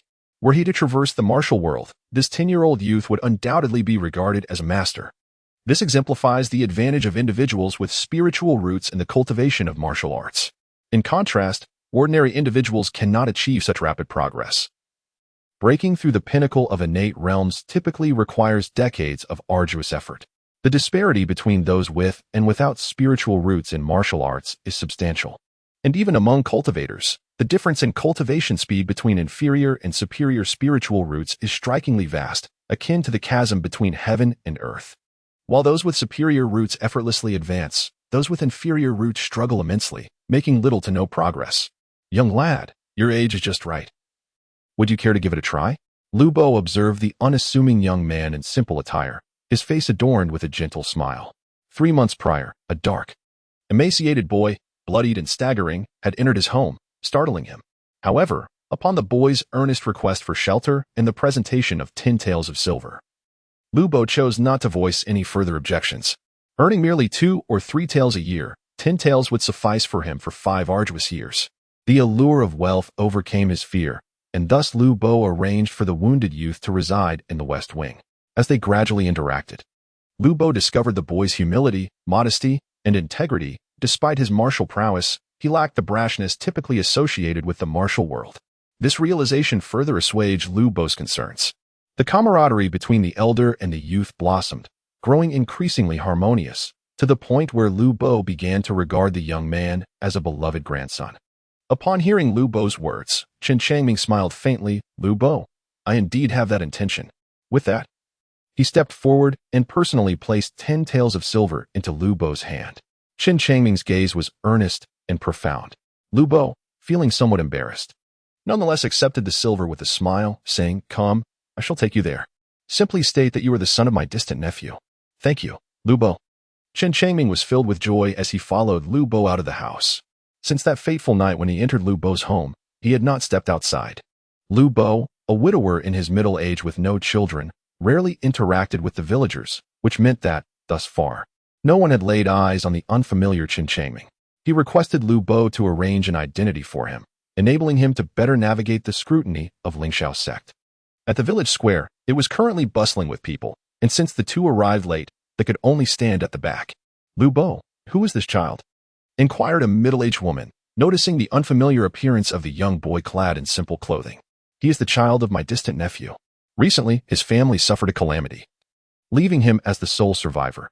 So he has come to seek refuge with this old man. Lu Bo sighed. Chen Changming observed Lu Bo's deceitful words with remarkable realism, secretly feeling a sense of relief. This child is truly pitiable. A middle-aged woman cast a glance at Chen Changming, her eyes brimming with tears, as if she were on the verge of weeping. Just then, A loud voice called out that the immortal master had arrived, instantly stirring the crowd into a frenzy. And she hurriedly turned her gaze toward a specific direction. Following the crowd's eyes, Chen Changming too looked over. In the distance, amidst the drifting white clouds, a small azure gradually enlarged, ultimately transforming into a blue spiritual vessel. At the bow of the vessel stood two handsome young men clad in white garments. Their flowing robes and sheathed swords exuding an air of nobility, resembling celestial beings descended from the heavens. Having previously encountered formidable figures like the silver-robed woman and the crimson bird, Chen Changming was not particularly astonished, yet a sense of envy welled up within him. Yearning for a day when he too could roam freely in this world, the spiritual vessel descended above the crowd, and the two young men leaped down. Standing before the gathered villagers, "Greetings, immortal masters." Countless people bowed and performed respectful gestures, with many kneeling in reverence. Faced with such a scene, the two disciples of Ling Xiao's sect remained unfazed, smiling as they nodded in acknowledgement. One of them waved his hand, causing a silver stone to soar forth before the crowd. "Hee," the young man chuckled, "I shall refrain from unnecessary words. All those aged between 7 and 10 may step forward to test their spiritual roots. Should one possess spiritual roots, there lies an opportunity to join the Ling Xiao sect." An elder at the forefront clasped his hands and bowed, astonished. Immortal master. Was it not the case in previous years that possessing spiritual roots guaranteed entry into the Ling Xiao sect? Has the rule changed this year? The young man smiled. Indeed, it has changed. Recently, many individuals with spiritual roots have emerged across various regions, and our Ling Xiao sect has limited resources, rendering it unnecessary to accept those with inferior spiritual roots. Understanding dawned upon the elder, his expression becoming somewhat complex. At the back of the crowd, Chen Changming felt a chill run down his spine. His mixed-element spiritual root was considered the most inferior in existence. Would he truly be unable to enter the gates of the Ling Xiao sect without presenting that token? The most inferior spiritual roots can still join the sect, provided they pass the sect's examination. The young man seemed to sense the villagers' unease and offered further clarification. Fortunately, there remains an opportunity. Upon hearing this, Chen Changming let out a quiet sigh. Although he possessed a token that could grant him direct entry into the inner sect, he was reluctant to present it unless absolutely necessary. The youth was acutely aware that with his inferior spiritual root, obtaining a coveted position as an inner disciple through the token would invite the scrutiny and envy of countless others over time. Even the higher echelons of Ling Xiao's sect would find him a nuisance. The disdain shown by the silver-robed woman on that day assured him she would not serve as his support. Thus, Chen Changming resolved to rely on his own capabilities to pass the assessment and successfully enter Ling Xiao's sect. As the youth's thoughts wandered, the spiritual root test commenced. One by one, the young individuals before the spirit stone faltered, and not a single one was found to possess a spiritual root. Alas, the feng shui of your village is truly lacking. Such a scene had not been witnessed until this year, and disappointment was etched on the faces of the two young men. In the midst of their conversation, Chen Changming stepped forward from the crowd to place his hand upon the spirit stone. Instantly, the silver stone emitted a faint shimmer of 5 colors. A mixed spiritual root? The two youths exchanged glances, unable to suppress their laughter and incredulity. The most undesirable spiritual root in existence had presented itself to them. Wow, a spiritual root! Lu Bo exclaimed, his face alight with surprise. The other villagers, too, buzzed with excitement, for in the hearts of these simple folk, merely possessing a spiritual root was an extraordinary event. The two youths approached Chen Changming, scrutinizing him from head to toe. One of them, his expression turning severe, regarded him with a piercing gaze and inquired, "At such a tender age, you have already reached the pinnacle of the innate realm. That is indeed rare. Have you practiced martial arts?" "Yes, master," Chen Changming replied. Chen Changming bowed respectfully, then drew forth a steel blade, executing the 5-tiger soul-cutting saber technique. In an instant, the blade glimmered brilliantly, and figures danced about, leaving the surrounding villagers in awestruck silence, who erupted in applause. This was, after all, the renowned 5-tiger soul-cutting saber. Two young men exchanged glances, their expressions becoming relaxed, as this martial art was quite common in the realm of heroes. Chapter 9. The Miscellaneous Disciples Amidst the Clouds. A spiritual vessel soared past with a piercing wail. At the bow stood 2 exceptional disciples of the Ling Xiao sect, while 7 or 8 youths lingered behind them. Most of these youths appeared pallid, their gazes averted from the depths below. Chen Changming was also among them. Initially, he practiced the 5 tigers breaking soul blade, which alleviated the doubts of the disciples from Lingshao's sect, leading to his boarding of the spirit vessel. In the subsequent days, the spirit vessel descended upon several villages, gathering 6 or 7 youths endowed with spiritual roots. The spiritual roots of these youths were generally subpar, with the most exceptional among them possessing merely a mid-grade yellow water spiritual root. During these days spent alongside 2 disciples of Lingshao's sect, Chen Changming gained a deeper understanding of spiritual roots. These roots are categorized into 4 levels: heaven, earth, mysterious, and yellow. The heaven level is the most superior, while the yellow level is the least desirable, each level further divided into upper, middle, and lower grades. Spiritual roots encompass various attributes such as metal, wood, water, fire, earth, wind, rain, thunder, and lightning. A lesser number of spiritual roots signifies superior aptitude for cultivation, whereas a greater number indicates inferior capability. Fewer spiritual roots imply reduced interference, swifter cultivation speed, and greater power in spellcasting. Thus, a single spiritual root is regarded as the ideal pursuit among many cultivators. However, this scenario is not absolute. Throughout the extensive history of cultivation, there have been instances of individuals possessing 3 or 4 high-grade spiritual roots, although such occurrences are exceedingly rare. Even less probable than the emergence of a heavenly spiritual root, leading later generations to overlook this probability. Mixed spiritual roots, falling below the yellow grade, are akin to discarded refuse and do not belong to any classification. In the eyes of cultivators, multiple mixed spiritual roots are deemed worthless among the worthless, scarcely worthy of mention. Chen Changming was unfortunately endowed with a rather inferior spiritual root. A hearty burst of laughter echoed in the air, followed swiftly by a spirit vessel, brimming with individuals, racing towards them. "Brother Zhao, Brother Yu, how fruitful was your expedition?" As they drew near, a robust young man at the bow of the boat clasped his fists together in greeting, his face adorned with a cheerful smile. The disciple surnamed Zhao aboard Chen Changming's spirit vessel shook his head with a bitter smile, saying, "The best we can hope for is a medium-grade yellow root." "And the worst?" the robust youth inquired further. "The worst is a mixed-element spiritual root," the Zhao disciple declared emphatically, casting a reproachful glance at Chen Changming. The sturdy youth glanced at Chen Changming and could not suppress a chuckle. "Ah, my dear junior, you truly are unfortunate." The Zhao disciple shrugged, his eyes reflecting resignation. Such matters were beyond his control. It all hinged on luck, and their assigned regions had proven to be quite disappointing. "Hey, is that the waist with a mixed-element spiritual root?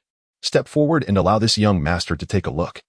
A youth clad in brocade suddenly sprang forth from behind the robust young man, hands on his hips, squinting with a smirk. "This is a rare specimen, reportedly even more uncommon than a heavenly spiritual root." Laughter erupted among the crowd. All the youths aboard the spirit vessel cast eager, fiery glances toward the opposing vessel, seemingly intent on unearthing the so-called waste. The expression of the Zhao disciple shifted dramatically. Realizing the situation was escalating, the sturdy youth hurriedly lowered his voice. "Junior Zhao, that sure Cologne possesses a superior grade fire root." Upon hearing this, both the Zhao and Yu disciples' expressions changed simultaneously. A superior grade single spiritual root was undoubtedly a prodigy in the Lingshao sect, although it was common knowledge that heavenly spiritual roots were the most prized. In reality, there was not a single heavenly root to be found among the various sects in the entire Yu kingdom. A superior grade single spiritual root was already considered a peak genius in the realm of cultivation within Yu kingdom. The Zhao and Yu disciples fell silent, intentionally feigning ignorance towards Sher Cologne's provocation. Fortunately, the sturdy youth reacted swiftly, promptly steering the spirit vessel to flee, thus alleviating the awkwardness. A fleeting glimmer of cold light flashed in Chen Changming's eyes. He had etched the name of Sher Cologne into his memory. Should an opportunity arise in the future, he would undoubtedly repay today's humiliation tenfold. "Chen Changming, you possess great composure," remarked a disciple of the Zhao clan, gazing at the serene youth with admiration. Throughout their recent interactions, he had developed a considerable fondness for this boy, whose nature was both earnest and grounded. Chen Changming smiled faintly. In truth, he had long since prepared various psychological strategies. After all, he possessed the most inferior spiritual root in this world. If he were to join a prestigious sect like Lingshao's sect, it was inevitable that he would be looked down upon, ridiculed, neglected, insulted, suppressed, or even subjected to malicious schemes. Thus, he had steeled himself for survival within Lingshao's sect. Until he possessed absolute power, he would refrain from retaliating against those who bullied him. However, should he ever strike back, he would do so with a thunderous ferocity, leaving no trace behind. An hour later, the spirit vessel soared into Lingxiao's sect, descending upon a plaza at the mountain summit. As Chen Changming descended, he immediately heard a disciple of the Zhao clan instructing, "You all wait to the east, while you, Chen Changming, proceed to the west." A curious youth inquired, "Why is the immortal master treating him so differently?" The Zhao disciple shrugged, casting a glance at Chen Changming's retreating figure, and replied with resignation, "Because that area is populated by those of the poorest aptitude." The youth promptly fell silent, his gaze shifting to one of sympathy. Upon entering the crowd to the west, a jovial plump fellow approached with a grin, exclaiming, "Ha ha, another has arrived. Brother, what is your spiritual root? And what about you?" Chen Changming smiled serenely. The square atop the mountain was vast. On the eastern side stood a multitude, numbering in the hundreds, while the western side was sparsely populated, with only 80 or 90 individuals present. Perhaps they were already aware of their fates, for those on the eastern side exuded an air of confidence and vitality, whereas those on the western side displayed a significant lack of spirit. "I am of the mixed elemental roots of water and fire." The stout man scratched his head and chuckled. Chen Changming nodded slowly and remarked, "I possess the 5 elements mixed spiritual root." Upon hearing this, the crowd was collectively taken aback, astonished that the legendary 5 elements mixed spiritual root truly existed. The stout man staggered back a couple of steps, his face etched with disbelief. Ignoring the reactions of those around him, Chen Changming chuckled lightly, "Of course it exists. I have encountered one in the past." A derisive laugh echoed from the eastern crowd, mocking, "Ha, the worthless associate with the worthless." Chen Changming closed his eyes and fell into silence. It was once again the boisterous Shi Kelang who spoke, a fellow who, relying on his innate talent, disregarded the rules. One day, he would surely pay for his arrogance. Observing Chen Changming standing still like a wooden statue, the surrounding crowd lost interest in mocking him and began to converse among themselves, creating a lively atmosphere throughout the square. After several hours of waiting, no celestial vessels descended. At this point, the square was already teeming with people, with nearly 200 gathered on the western side. Subsequently, the senior members of Lingxiao sect made their grand entrance, including the sect master, various peak leaders, and esteemed elders. In a fierce competition, they whisked away all the youthful prodigies from the eastern side. Consequently, the illustrious Shi Kelang naturally became an inner disciple of the Tianhua Peak. "The celestial path is long and arduous. Have you all come in pursuit of enlightenment?" A resonant voice echoed as an elder clad in white floated above, gazing down upon the remaining youths in the square. This elder was a steward. After the selection of disciples by the Lingxiao sect's upper echelons, they departed, leaving the fates of those with lackluster talents to be determined by the steward elder. "Master, we have indeed come in search of enlightenment," one youth boldly proclaimed. "Excellent." The steward elder replied with a faint smile, gesturing as a beam of light descended, transforming into a mysterious ancient tower of deep yellow hue. "Your talents may be lacking, but if your resolve is steadfast, you may still traverse further along the celestial path. This is the Heart Demon Tower, a place for your trials. Should you endure within for the duration of a single incense stick, you shall be recognized as a servant disciple of the Lingxiao sect." With a mere flick of his hand, the steward elder caused the Heart Demon Tower to tremble gently, and 4 great doors swung open simultaneously. Servant disciple? It seems that possessing a 5-element mixed spiritual root only qualifies one for the role of a mere servant disciple. Chen Changming gently touched the token resting against his chest, letting out a quiet sigh before being the first to step into the Heart Demon Tower. Chapter 10. Seizing the Opportunity. Upon entering the Heart Demon Tower, other youths followed suit in succession. The elder steward, with hands clasped behind his back, gazed down upon the tower with an expression of indifference, patiently awaiting the outcome. At this moment, the square was nearly deserted, with only a handful of outer disciples from the Lingxiao sect lingering, anticipating the return of their peers from the Heart Demon Tower. After the passage of half a stick of incense, a radiant beam of light shot forth from the tower, landing on the ground and materializing into a youth with a grotesque expression. The boy, flailing wildly and appearing deranged, elicited a chorus of laughter. Moments later, he regained his senses and returned to normalcy. "You have been eliminated," an outer disciple informed him, subsequently seizing him and tossing him onto a spirit vessel, commanding, "Do not move. We shall return you shortly." "Understood," the youth replied, his countenance dimmed as he nodded vigorously. The Lingxiao sect, being a prestigious and righteous faction, adhered to protocols, ensuring that those who were eliminated were escorted back.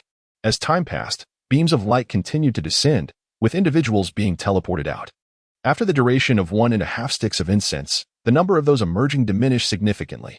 By the time 2 sticks of incense had elapsed, the light from the heart demon tower ceased entirely.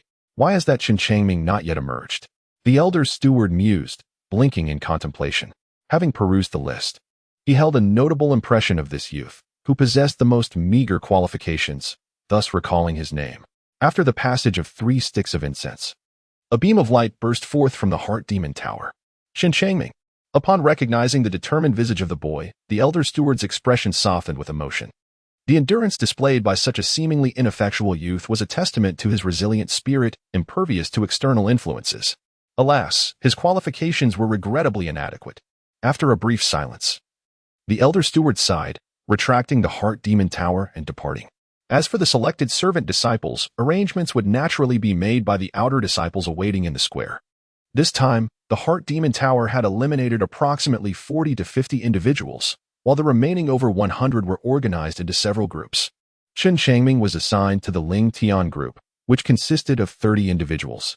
Under the guidance of a disciple named Tian Shui, they departed from the square on foot. The group traversed mountains and valleys for a full 2 hours before finally coming to a halt in a secluded gorge. Throughout their journey, Chen Changming gained insight into the mission of these servant disciples through Tian Shui's explanations. From this day forth, each person would be allocated an independent small courtyard, responsible for cultivating 5 acres of spiritual fields. Their primary tasks would involve planting spiritual rice, irrigation, pest control, and harvesting. Successfully completing a year's worth of spiritual rice cultivation would yield a reward of 100 contribution points. According to Tian Shui, these contribution points held immense value, as all future cultivation resources would be exchanged using them, including techniques, elixirs, magical artifacts, and materials. As for the foundational cultivation techniques, Ling Shaosek provided these servant disciples with 2 manuals. One was the Changchun Gong, designed to enhance one's realm. The other was the Yunyu technique, specifically for irrigating the spiritual rice. The rain produced by the Yunyu technique was rich in spiritual energy, greatly benefiting the growth and yield of the spiritual rice. The Ling Shao sect mandated that each acre of spiritual field should produce 1,000 pounds, with 800 pounds to be submitted and 200 pounds reserved for personal use. If the yield exceeded expectations, the surplus would belong to the individual. Any surplus spiritual rice could be kept by the individual and traded with the sect, albeit at a lower price. For a better price, one could sell it in the markets of the city. However, increasing the yield of spiritual rice posed significant challenges. It required not only pest prevention but also regular application of the Yunyu technique for irrigation. This was particularly arduous for the servant disciples, who possessed limited aptitude and had to juggle both farming and cultivation. The fields here are quite similar. Feel free to choose any. Tian Shui absent-mindedly gestured towards a direction, chuckling, in any case, I only collect spiritual rice once a year. As long as you submit on time, that will suffice. The young disciples promptly agreed. Suddenly, Tian Shui's expression shifted, and with a cold demeanor, he warned, let me make this clear. If any of you fail to complete your tasks for 2 consecutive years, you will be expelled from the sect. A chill swept through the group, and they all felt a sense of foreboding. Tian Shui then turned and departed. This is truly difficult, sighed one youth, hastening towards a distant courtyard. Chen Changming followed the crowd and slowly entered a deserted courtyard. The courtyard was modest in size, with a small wooden cabin at its center. The interior was quite simple, furnished only with basic necessities. On the bedroom table lay a wooden box, approximately half a meter in size. Tian Shui had previously mentioned that this was specifically prepared by the sect for novice disciples engaged in menial tasks. Inside were 3 books, 2 on the Longchun technique and the cloud and rain art, and another titled The Spirit Rice Cultivation Guide. Additionally, the box contained a set of gray clothing designated for the menial disciples. Gurgle. The sound of an empty stomach echoed, prompting Chen Changming to rub his belly and approach the corner of the room. He lifted the lid of the rice jar and scooped out some rice. This rice was, of course, spirit rice. In Lingsha sect, the daily sustenance of these menial disciples relied entirely upon themselves. How delightful it was to inhale the faint fragrance of the spirit rice. Chen Changming chuckled, a satisfied smile gracing his face. During his days of wandering, his greatest desire had been to have enough to eat, to be warm, and to find a place to call home. Though the status of a menial disciple in Ling Shao sect was humble, Chen Changming paid it no mind. To him, the opportunity to cultivate spirit rice was quite advantageous. There was food, drink, shelter, and a Longchun technique to practice. after gathering some firewood to kindle a flame. Wisps of smoke began to rise from the roof. A little while later, the young man sat on the threshold, savoring his meal. Just as he had consumed half of it, a youth clad in the attire of a menial disciple entered. "Junior brother, you are new here, aren't you?" The young man grinned broadly, approaching with his hands clasped behind his back. "Indeed," Chen Changming replied. Chen Changming promptly rose to his feet, a smile adorning his face. The aura emanating from the young man resembled that of the deceased Zhu Feng, indicating he too was a practitioner of the Qi refinement stage. "Junior brother, I have come to water this spiritual field for you." The young man chuckled, and before Chen Changming could utter a word, he swiftly executed a series of incantations. Subsequently, a small cloud floated down from above, measuring approximately an acre in size, settling atop the spiritual field. As the cloud billowed, delicate strands of rain began to descend gracefully. Chen Changming, junior disciple, the spiritual field cannot afford to be delayed. It must be watered at the right time.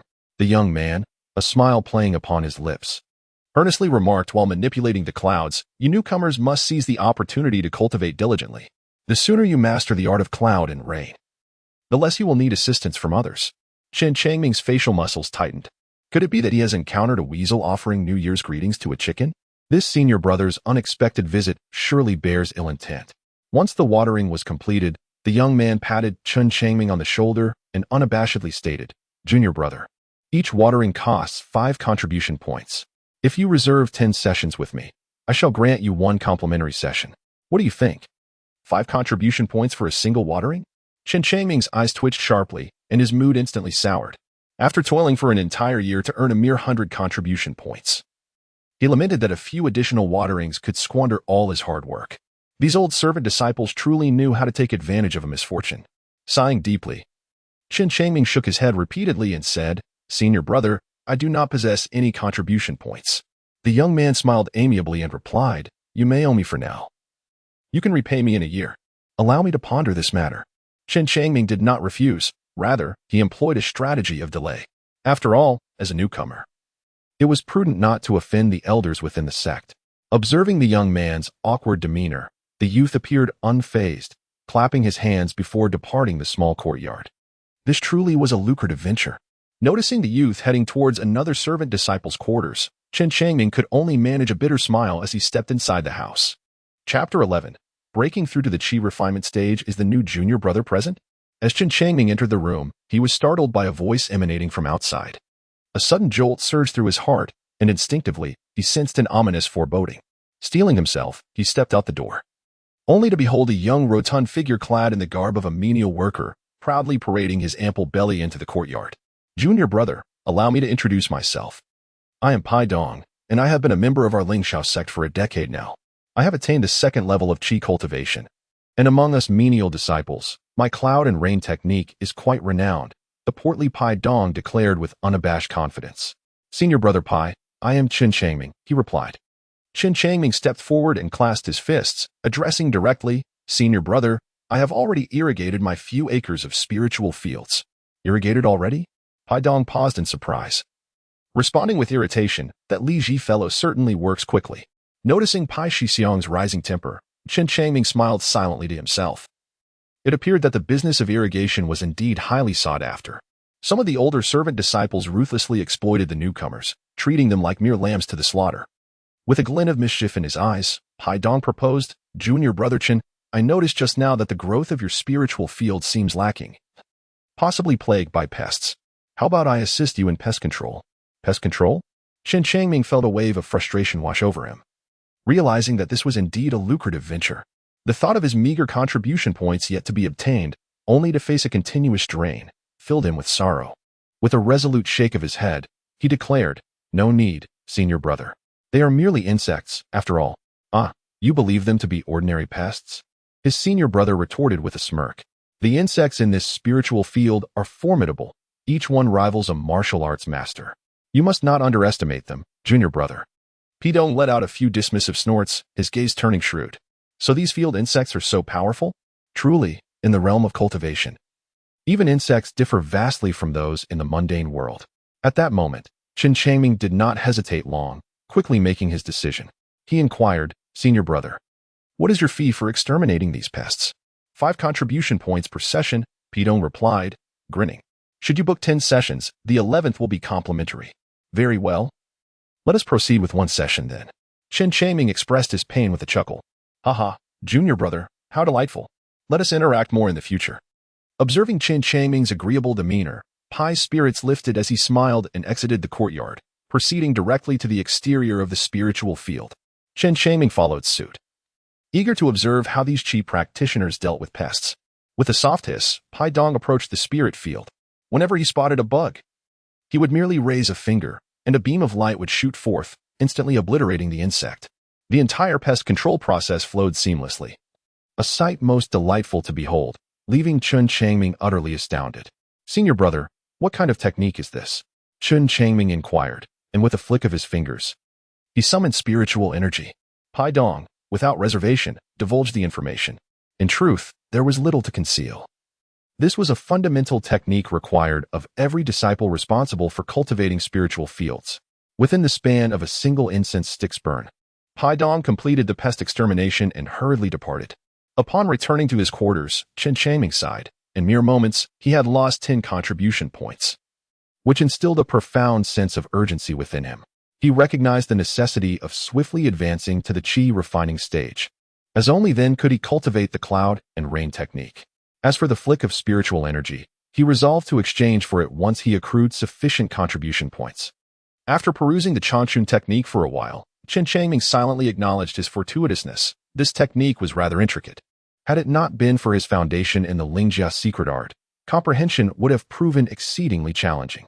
It took him 3 days to grasp the first layer of the Changchun technique, yet this art was incomplete, comprising only 3 layers in total, with the pinnacle of cultivation capping at the peak of the chi refining stage, falling short of reaching the foundation establishment realm. Chen Changming disregarded everything else and began to fervently cultivate.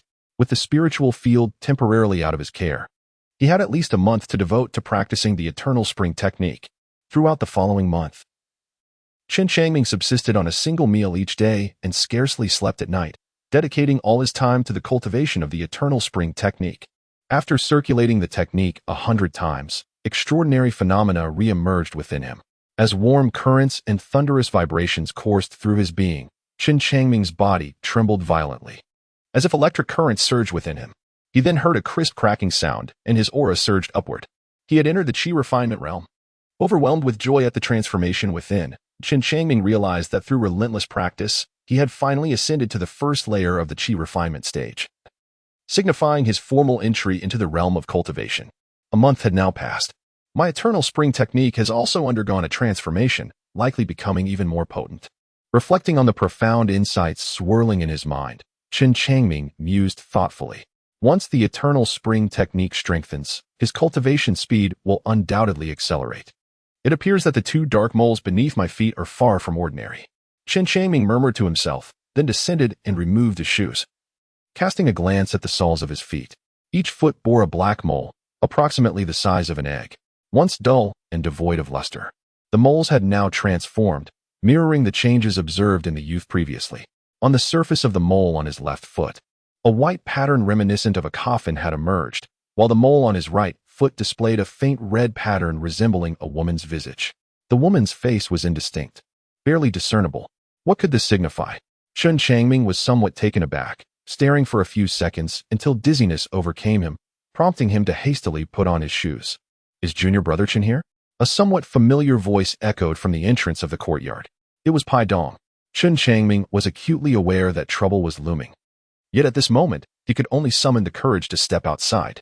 Along the way, he sensed the fluctuations of spiritual energy emanating from your vicinity, leading him to ponder that his junior brother, Chen, must have achieved a breakthrough.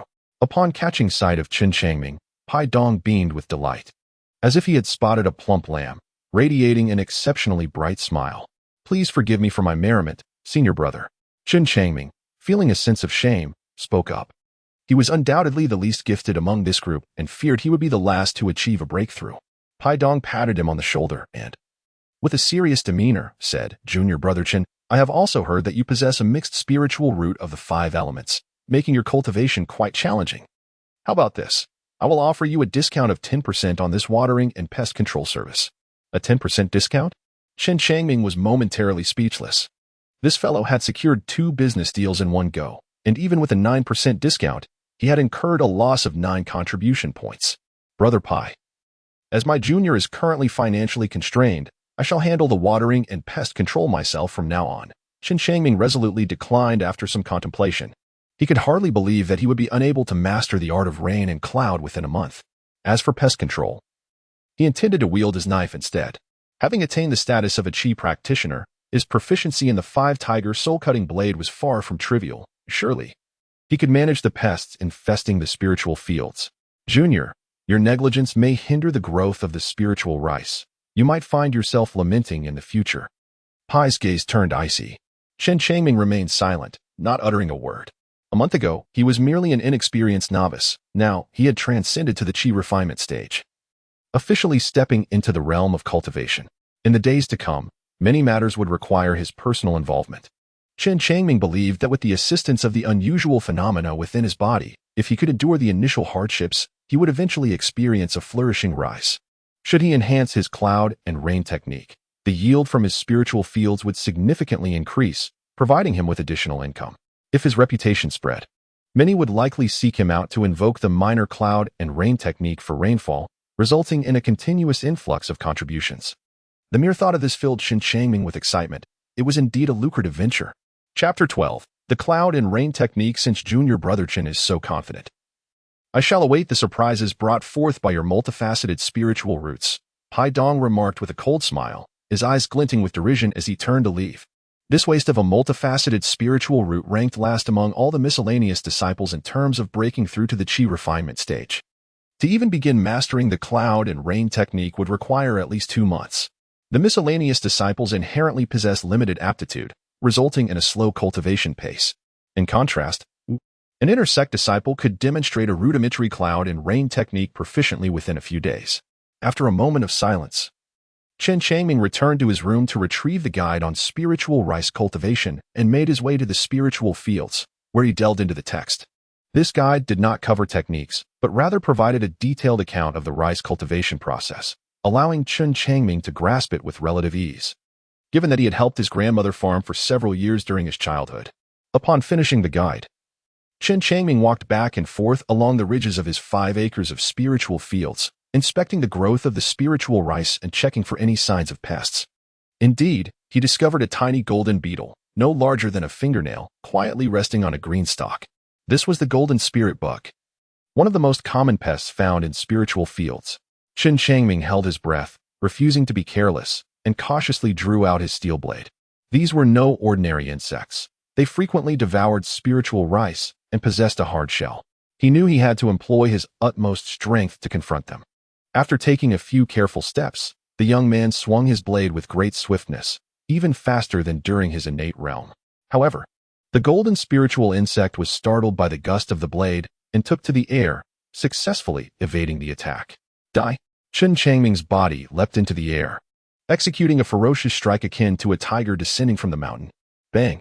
The golden spirit insect, unable to evade in time, was struck by the blade's edge and sent crashing into the adjacent grass. Upon landing on the verdant ground, the injured insect tumbled and, astonishingly, made a swift escape through the thicket. The glimmer of the blade flickered in rapid succession. Chen Changming lunged forward, delivering a series of swift strikes that ultimately vanquished the golden spirit insect. What a formidable shell it possessed! After sheathing his blade, the young man stood amidst the grass. A look of lingering trepidation etched upon his face. The might of his 5-tiger soul-cutting blade proved insufficient, necessitating multiple blows to dispatch the golden spirit insect. It seems that the 5-tiger soul-cutting blade must also be enhanced. Chen Changming pondered to himself. Currently, he had not made any contributions and was unable to cultivate the spirit chi flick. Thus, he could only rely on the 5-tiger's soul-severing blade. For the next 2 hours, he immersed himself in the spiritual field, seeking out spirit insects, injuring them, and continuously wielding the 5-tiger's soul-severing blade. Each instance of its application served as a form of accumulation. It was akin to a youth steadily progressing along the path of improvement, destined to elevate his swordsmanship to new heights one day. I never expected this lad to possess knowledge of martial arts. No wonder he is so arrogant. However, it shall end here. If he cannot master the cloud and rain technique, the yield from the spiritual field will diminish. I shall see how he handles that. In the distance, within the thicket, a figure named Pai Dong wore a grim expression, stamping his foot in frustration before turning to leave. Meanwhile, within a cavern at the pinnacle of Lingshao's sect, a faint voice resonated. Recently, has there been a youth entering the sect bearing a blue ancient token? No, ancestor, replied Li Yu, the sect leader of Lingshao, bowing respectfully. A flicker of astonishment crossed his eyes. What sort of youth could capture the attention of this venerable figure? Who was half a step into the Golden Core realm? Could he be a descendant of an old acquaintance? If he arrives, then he must be eliminated. The ancestor, seated cross-legged in the cave with closed eyes, spoke with an air of tranquility. Eliminate him? Li Yu was taken aback. Who was this youth that warranted a personal order from the ancestor for his demise? Ancestor, could he be a spy from Blood Demon sect? Li Yu inquired thoughtfully. Not at all. It is merely a matter of fulfilling another's request, the ancestor replied with a faint smile, waving his hand dismissively. It is nothing of great consequence. You need not concern yourself too deeply. A lad who has yet to enter the realm of cultivation may very well be devoured by wild beasts before he reaches Lingshao's sect. I understand, ancestor. Li Yu respectfully exited the cavern. With the ancestor's words, he felt relieved, returning to the main hall of the sect to casually brief his duties, soon casting this matter from his mind. After exterminating all the golden spirit insects in the spiritual field, Chen Changming returned home to study the cloud and rain technique. This rudimentary technique took him 7 days to fully comprehend. My aptitude truly leaves much to be desired, the youth chuckled self-deprecatingly. During those 7 days, he diligently traversed the spiritual field daily, practicing the 5 tigers' soul-severing blade while ridding it of insects. Upon returning, he also dedicated time to further cultivate the eternal spring skill, for it was crucial to his potential breakthrough to the second layer of the qi refining realm. Having grasped the cloud and rain technique, Chen Changming ventured to the spiritual field to put it into practice. Cloud and rain technique. Standing on the edge of the field, the youth executed several hand seals, channeling his spirit energy, and with a decisive gesture, pointed forward. A white cloud, the size of a basin, materialized out of thin air. Is that all? Gazing at the minuscule cloud, Chen Changming felt an overwhelming sense of despair. Indeed, he was a veritable failure. His initial attempt at casting a spell ended in utter failure, as the tiny cloud dissipated without even producing a single drop of rain. This cloud rain technique proved to be far more challenging than the spirit armor technique. Chen Changming shook his head. In truth, he understood that the operation of the spirit armor technique had once been controlled by Zhu Fang, whereas the current cloud rain technique was entirely under his own command. He was still unacquainted with the intricate workings of many meridians, which ultimately led to the dismal failure of his initial attempt. The young man, unwilling to concede defeat, persisted in his efforts with the cloud rain technique. However, after 30 consecutive attempts, the spiritual energy within him was utterly depleted. Chen Changming sat breathlessly by the edge of the field. After a moment's respite to calm his breathing, he began to practice the Changchun Gong to replenish his spiritual energy. At this moment, the young man was unaware that, under normal circumstances, a novice disciple in the initial stage of qi cultivation could only perform the rain and cloud technique 5 or 6 times. However, he had managed to execute it 30 times, indicating that the spiritual energy stored in his dantian was 5 times that of an ordinary person. After 10 cycles of the Changchun Gong, his dantian was fully replenished, and the young man commenced his practice of the rain and cloud technique once more. 7 days later, Chen Changming finally managed to conjure a cloud roughly the size of an 8 immortals table, successfully causing it to rain. This achievement filled him with immense excitement. With this meager cloud, he managed to irrigate 2 acres of land in a single day. Although the quality of his rain technique was subpar, the cloud was small, and the rainfall was limited. The sheer frequency of his efforts made up for it. He replenished his spiritual energy 10 times a day, allowing him to cast the rain technique 300 times. With such astonishing frequency, he successfully irrigated 2 acres of spiritual fields. Buoyed by this success, Chen Changming performed exceptionally well the following day. The power of his rain technique increased once more, and the cloud expanded in size, enabling him to irrigate 2.5 acres of spiritual fields. For the remaining half acre, he worked overtime and watered it in the evening.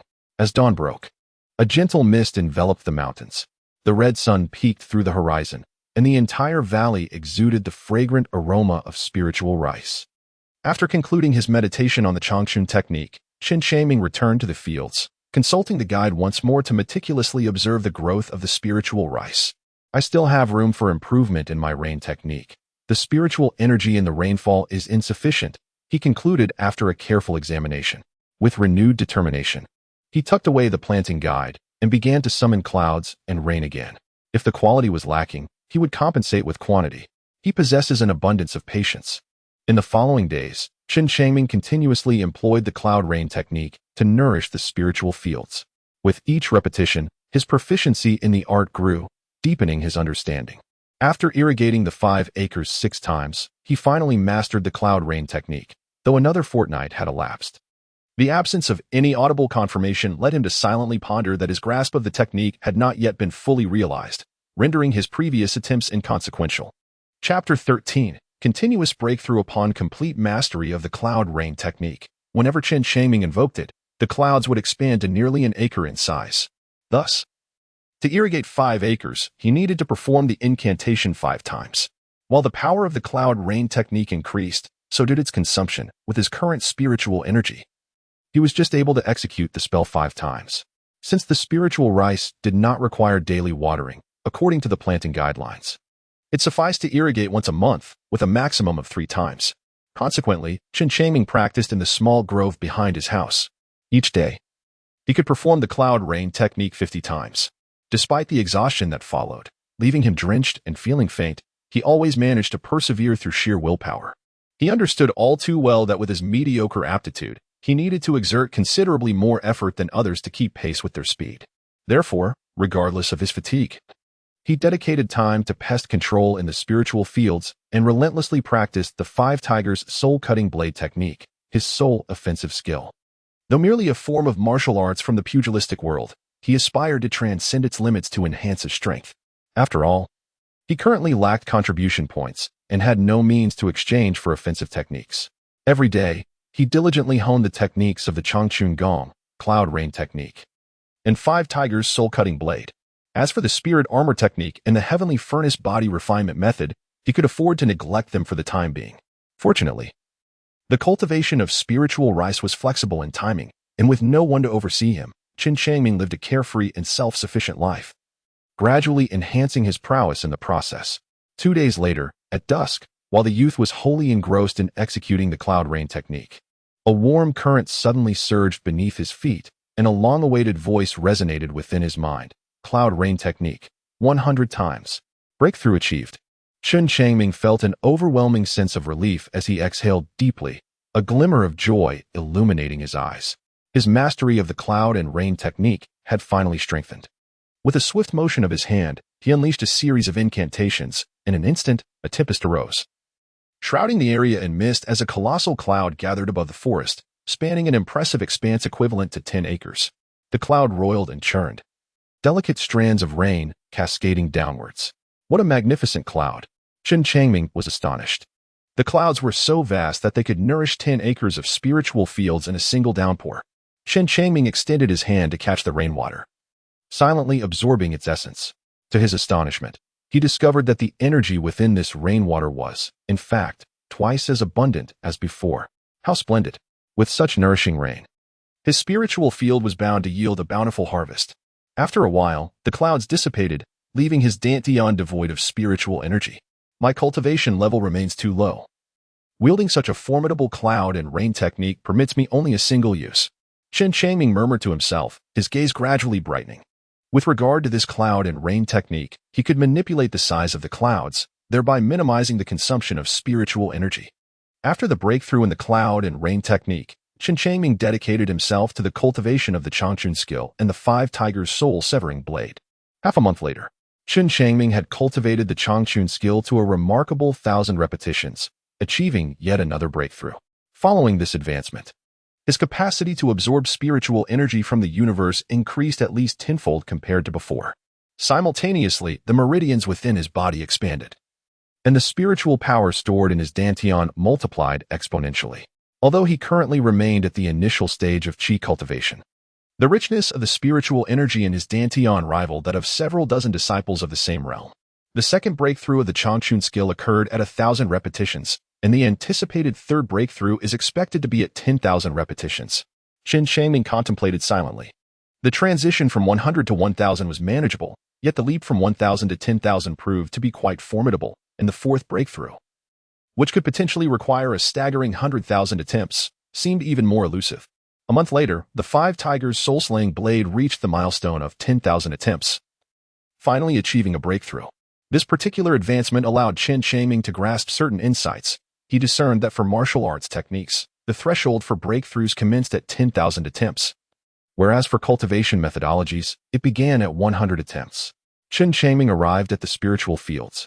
After silently observing for a while, he compared his findings with the Spiritual Rice Cultivation Guide and was astonished to discover that the spiritual rice seemed to be nearing maturity. It had already begun to blossom, and within a maximum of 2 months, it would bear ears.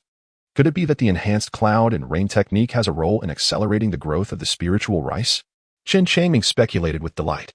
Given this remarkable growth rate, his 5 acres of land could yield 2 harvests of spiritual rice within a year. Moreover, the spiritual rice he cultivated was thriving splendidly. After each harvest, a bountiful yield was assured. Junior brother Chen, your spiritual rice is flourishing splendidly. Just as Chen Changming reveled in his solitary joy, a sinister laughter echoed from the distance. Chen Changming furrowed his brows and turned around, only to see Pai Dong leisurely approaching from afar with his hands clasped behind his back. Fortunately, Chen Changming said, at this moment he could cultivate the spiritual field independently, no longer needing to gauge Pai Dong's expressions. Pai Dong stepped forward, examined the situation closely, and exclaimed in astonishment, Junior brother Chen, what incredible luck you have encountered. The spiritual rice here is nearly ripe. Chen Changming was taken aback. The secret of his spiritual field had been discovered, and this was certainly not a favorable situation. After a moment of contemplation, he feigned nonchalance and remarked, I must apologize for the oversight. Perhaps I am simply more attentive. Nonsense, Pai retorted, rolling up his sleeves with a scoff. I never anticipated that your spiritual field had also connected with the subterranean spiritual veins, allowing it to mature once every 6 months.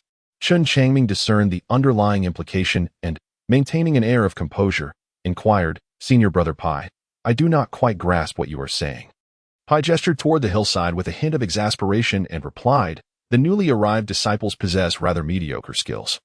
Thus the inferior spiritual fields at the foot of the mountain have been allocated for your cultivation. These fields yield a harvest only once a year.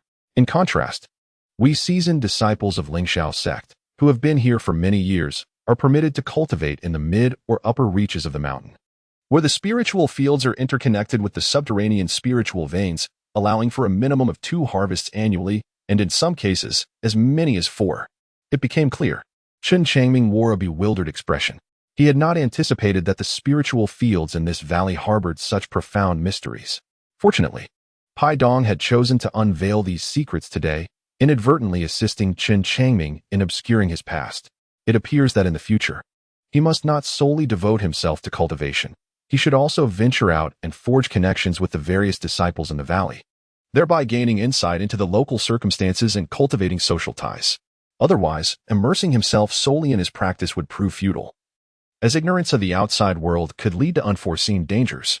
Pai Dong found himself at a loss with Chen Changming, for this junior brother was capable of tending to the fields and had fortuitously stumbled upon a fine spiritual plot.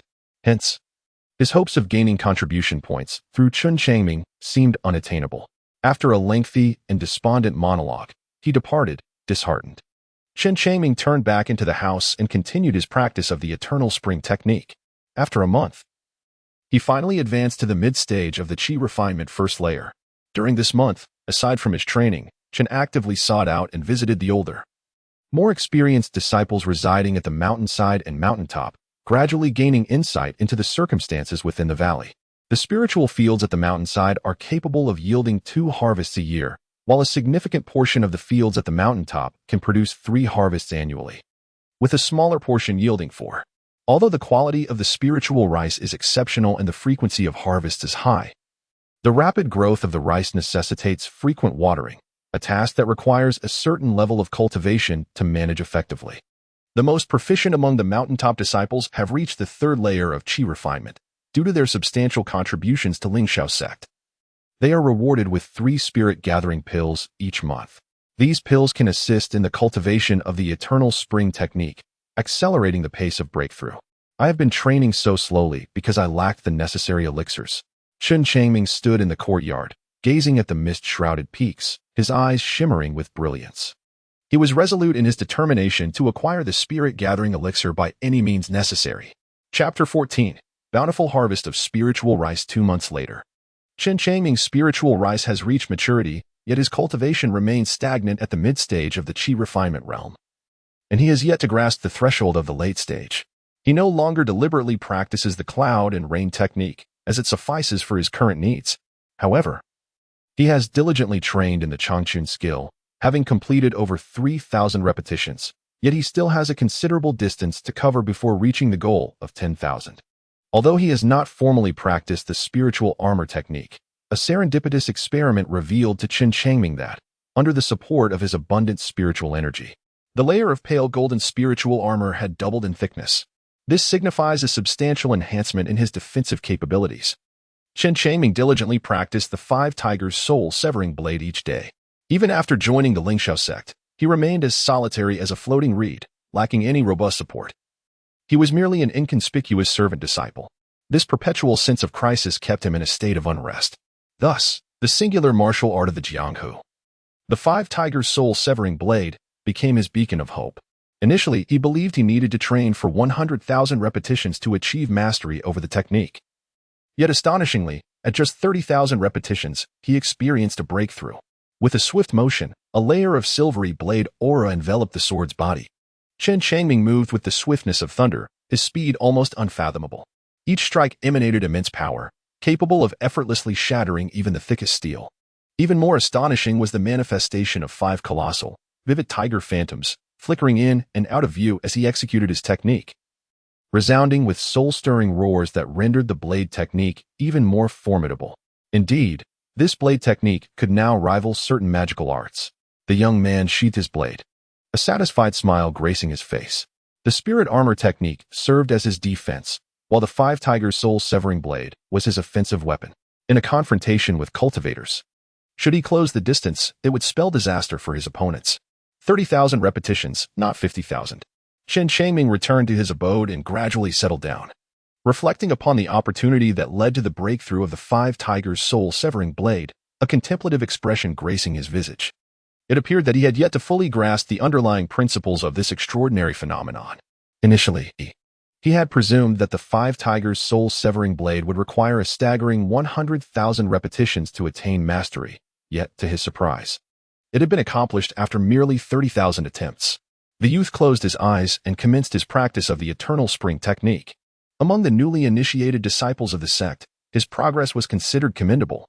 During this period, he had visited others, discovering that the majority remained at the nascent stage of qi refinement, with only a select few advancing to the mid-phase of the same level. Chen Changming attributed his breakthrough to the continuous enhancement of the Changchun technique. Otherwise, with his mixed elemental roots, he would still be languishing in the early stages of qi training. After half a month, the 5 acres of spiritual rice had fully matured. Chen Changming harvested the rice and went to find Tian Shui. What? Your spiritual rice has matured? In a valley where the outer disciples resided.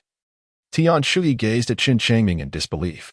His mouth twitched in surprise, and with a hearty laugh, he exclaimed, "Well done, my boy. Although your aptitude is rather lacking, your fortune is truly remarkable. You have evidently received the favor of the heavens. The spiritual veins beneath the earth have flowed into your 5 acres of land." Chen Changming smiled, neither confirming nor denying. Shortly thereafter, Tian Shui arrived to collect 4,000 jin of spirit rice. As he watched a substantial quantity of spirit rice being packed into a small cloth bag, Chen Changming's eyes widened in astonishment. "Senior brother, what kind of treasure is this bag that it can hold so much spirit rice?" "This is a storage bag," Tian Shui replied, his gaze shifting to the large pile of spirit rice remaining in the courtyard, incredulously exclaiming, "Remarkable. This 5 acres of spiritual field yields impressively high. It seems to have doubled, hasn't it?" Chen Changming nodded in acknowledgement. "Indeed, heaven has favored you." Tian Shui, filled with envy, tossed over a jade token, turning to walk away while stating, "This is a contribution point token containing 100 points. If you wish to trade your surplus spirit rice with the sect, follow me." Grasping the token, Chen Changming hurriedly kept pace. For his inaugural harvest, he intended to directly transact with the sect. After all, he was unfamiliar with the external markets. And for the sake of prudence, he preferred to earn a little less. Tian Shui then produced a storage bag, filling it with the remaining thousands of pounds.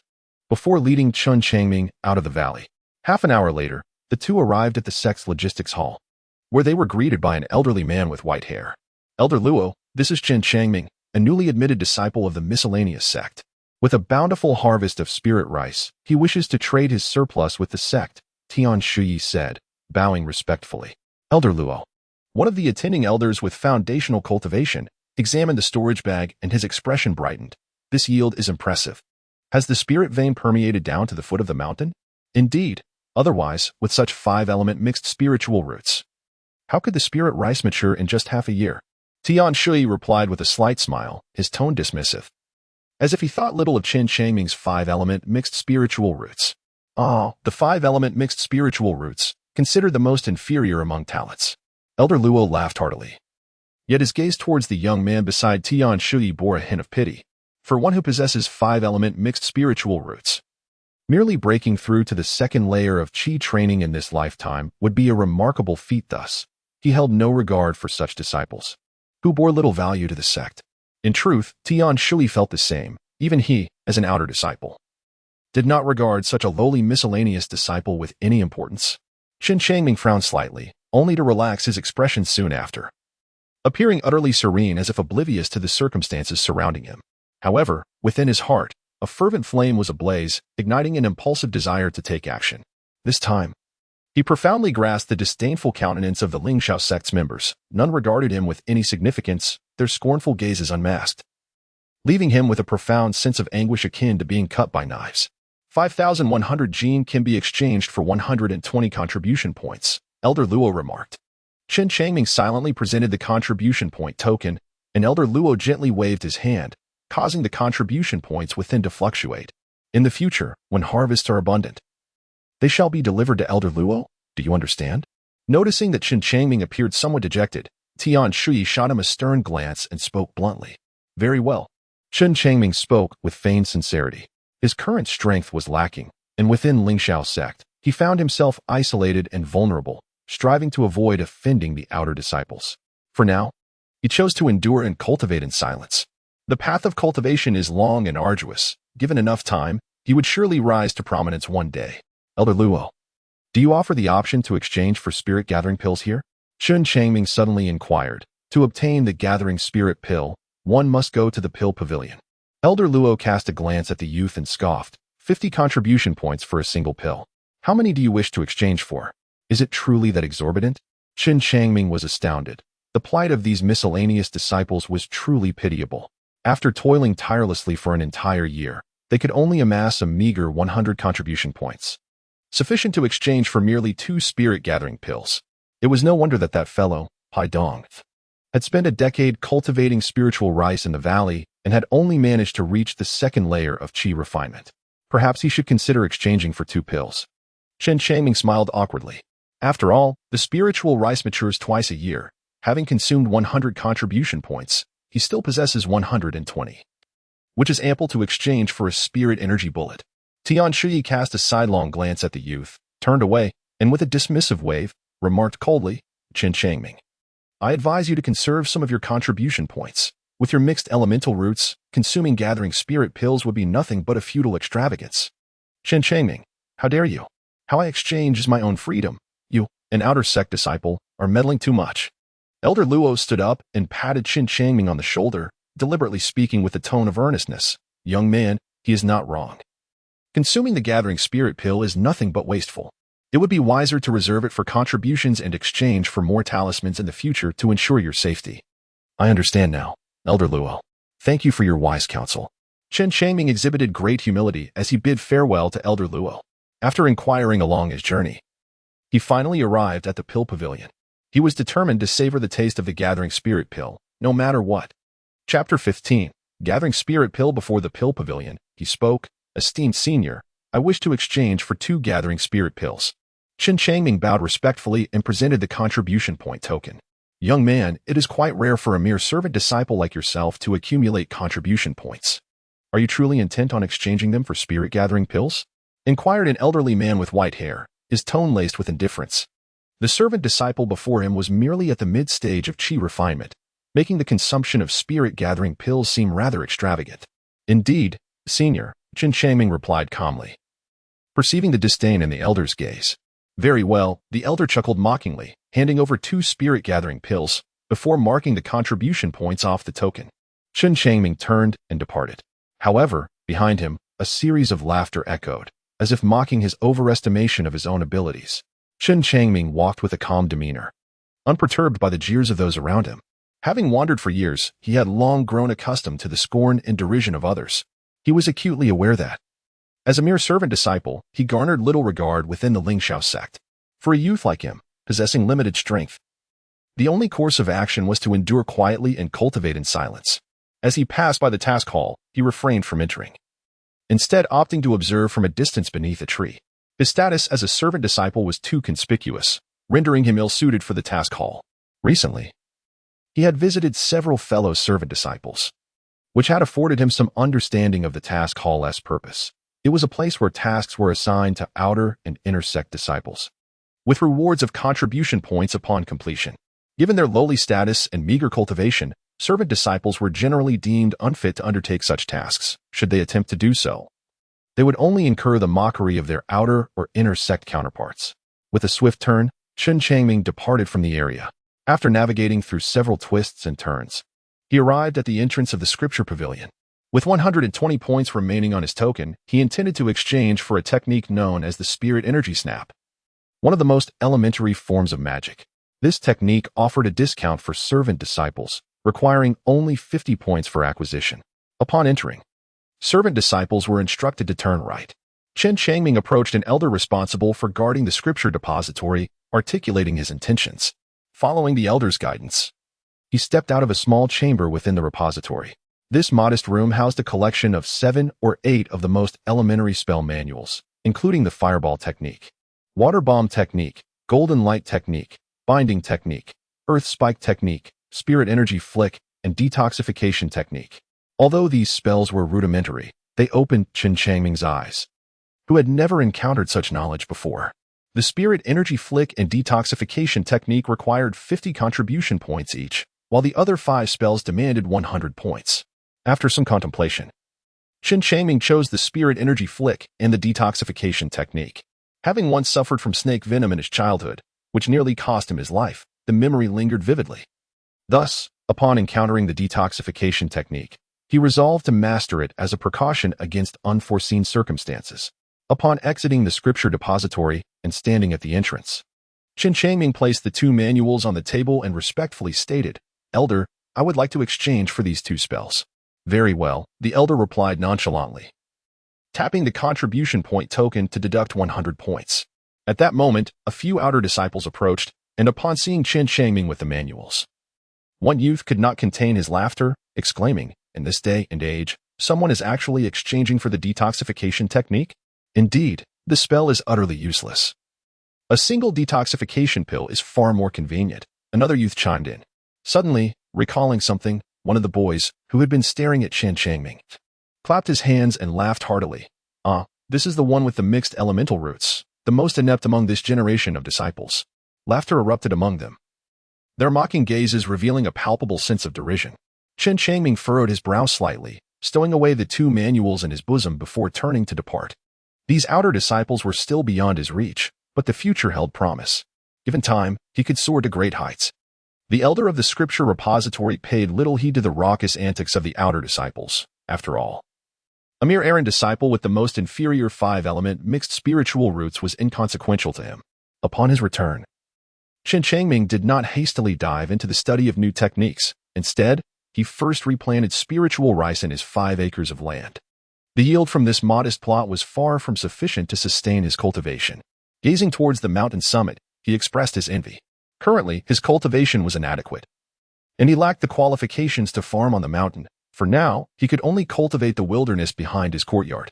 After dedicating 2 days to clearing land, he transformed 10 acres of the dense forest into arable land, subsequently sowing spiritual rice. After employing the cloud and rain technique to irrigate the crops, he retreated into his dwelling and retrieved a spirit-gathering pill. "How exorbitant," he murmured, a pained expression crossing his face. Each pill cost a staggering 50 contribution points. He wondered if consuming it would enable him to break through to the late stage of chi refinement.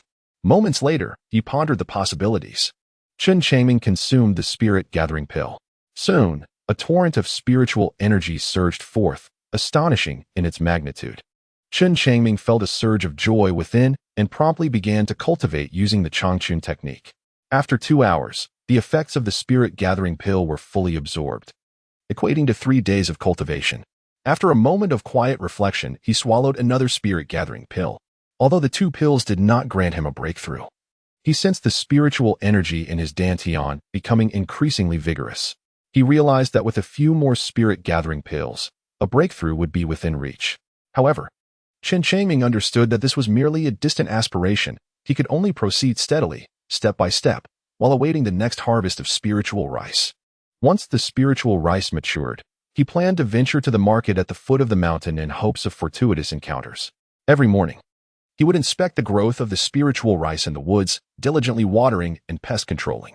After observing for several days, Chen Changming discovered that the spiritual rice in the newly cultivated fields was growing less robustly than that in the conventional spiritual fields. Upon careful analysis, he concluded that the soil lacked sufficient spiritual energy, prompting him to increase the amount of water he applied. After watering 6 times over the course of a month, the growth finally caught up. Consequently, both fields of spiritual rice would mature simultaneously, based on a yield of 2,000 pounds per mu. The 10 mu of land would yield 20,000 pounds of spiritual rice, which would be Chen Changming's first significant fortune in the Lingxiao sect. Therefore, he was determined to sell it at the market for a good price to purchase more spirit-gathering pills for his cultivation. During these past few days, Chen Changming successfully grasped both the spiritual energy flick and the detoxification technique, initially focusing on the former. The spiritual energy flick was simpler than the cloud rain technique.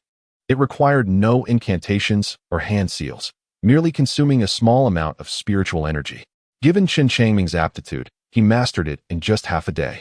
With a swift flick of his fingers, streams of spiritual energy shot forth like arrows, striking the ground and creating small craters. Quite impressive. Observing the small craters 2 meters away, Chen Changming couldn't help but smile with joy.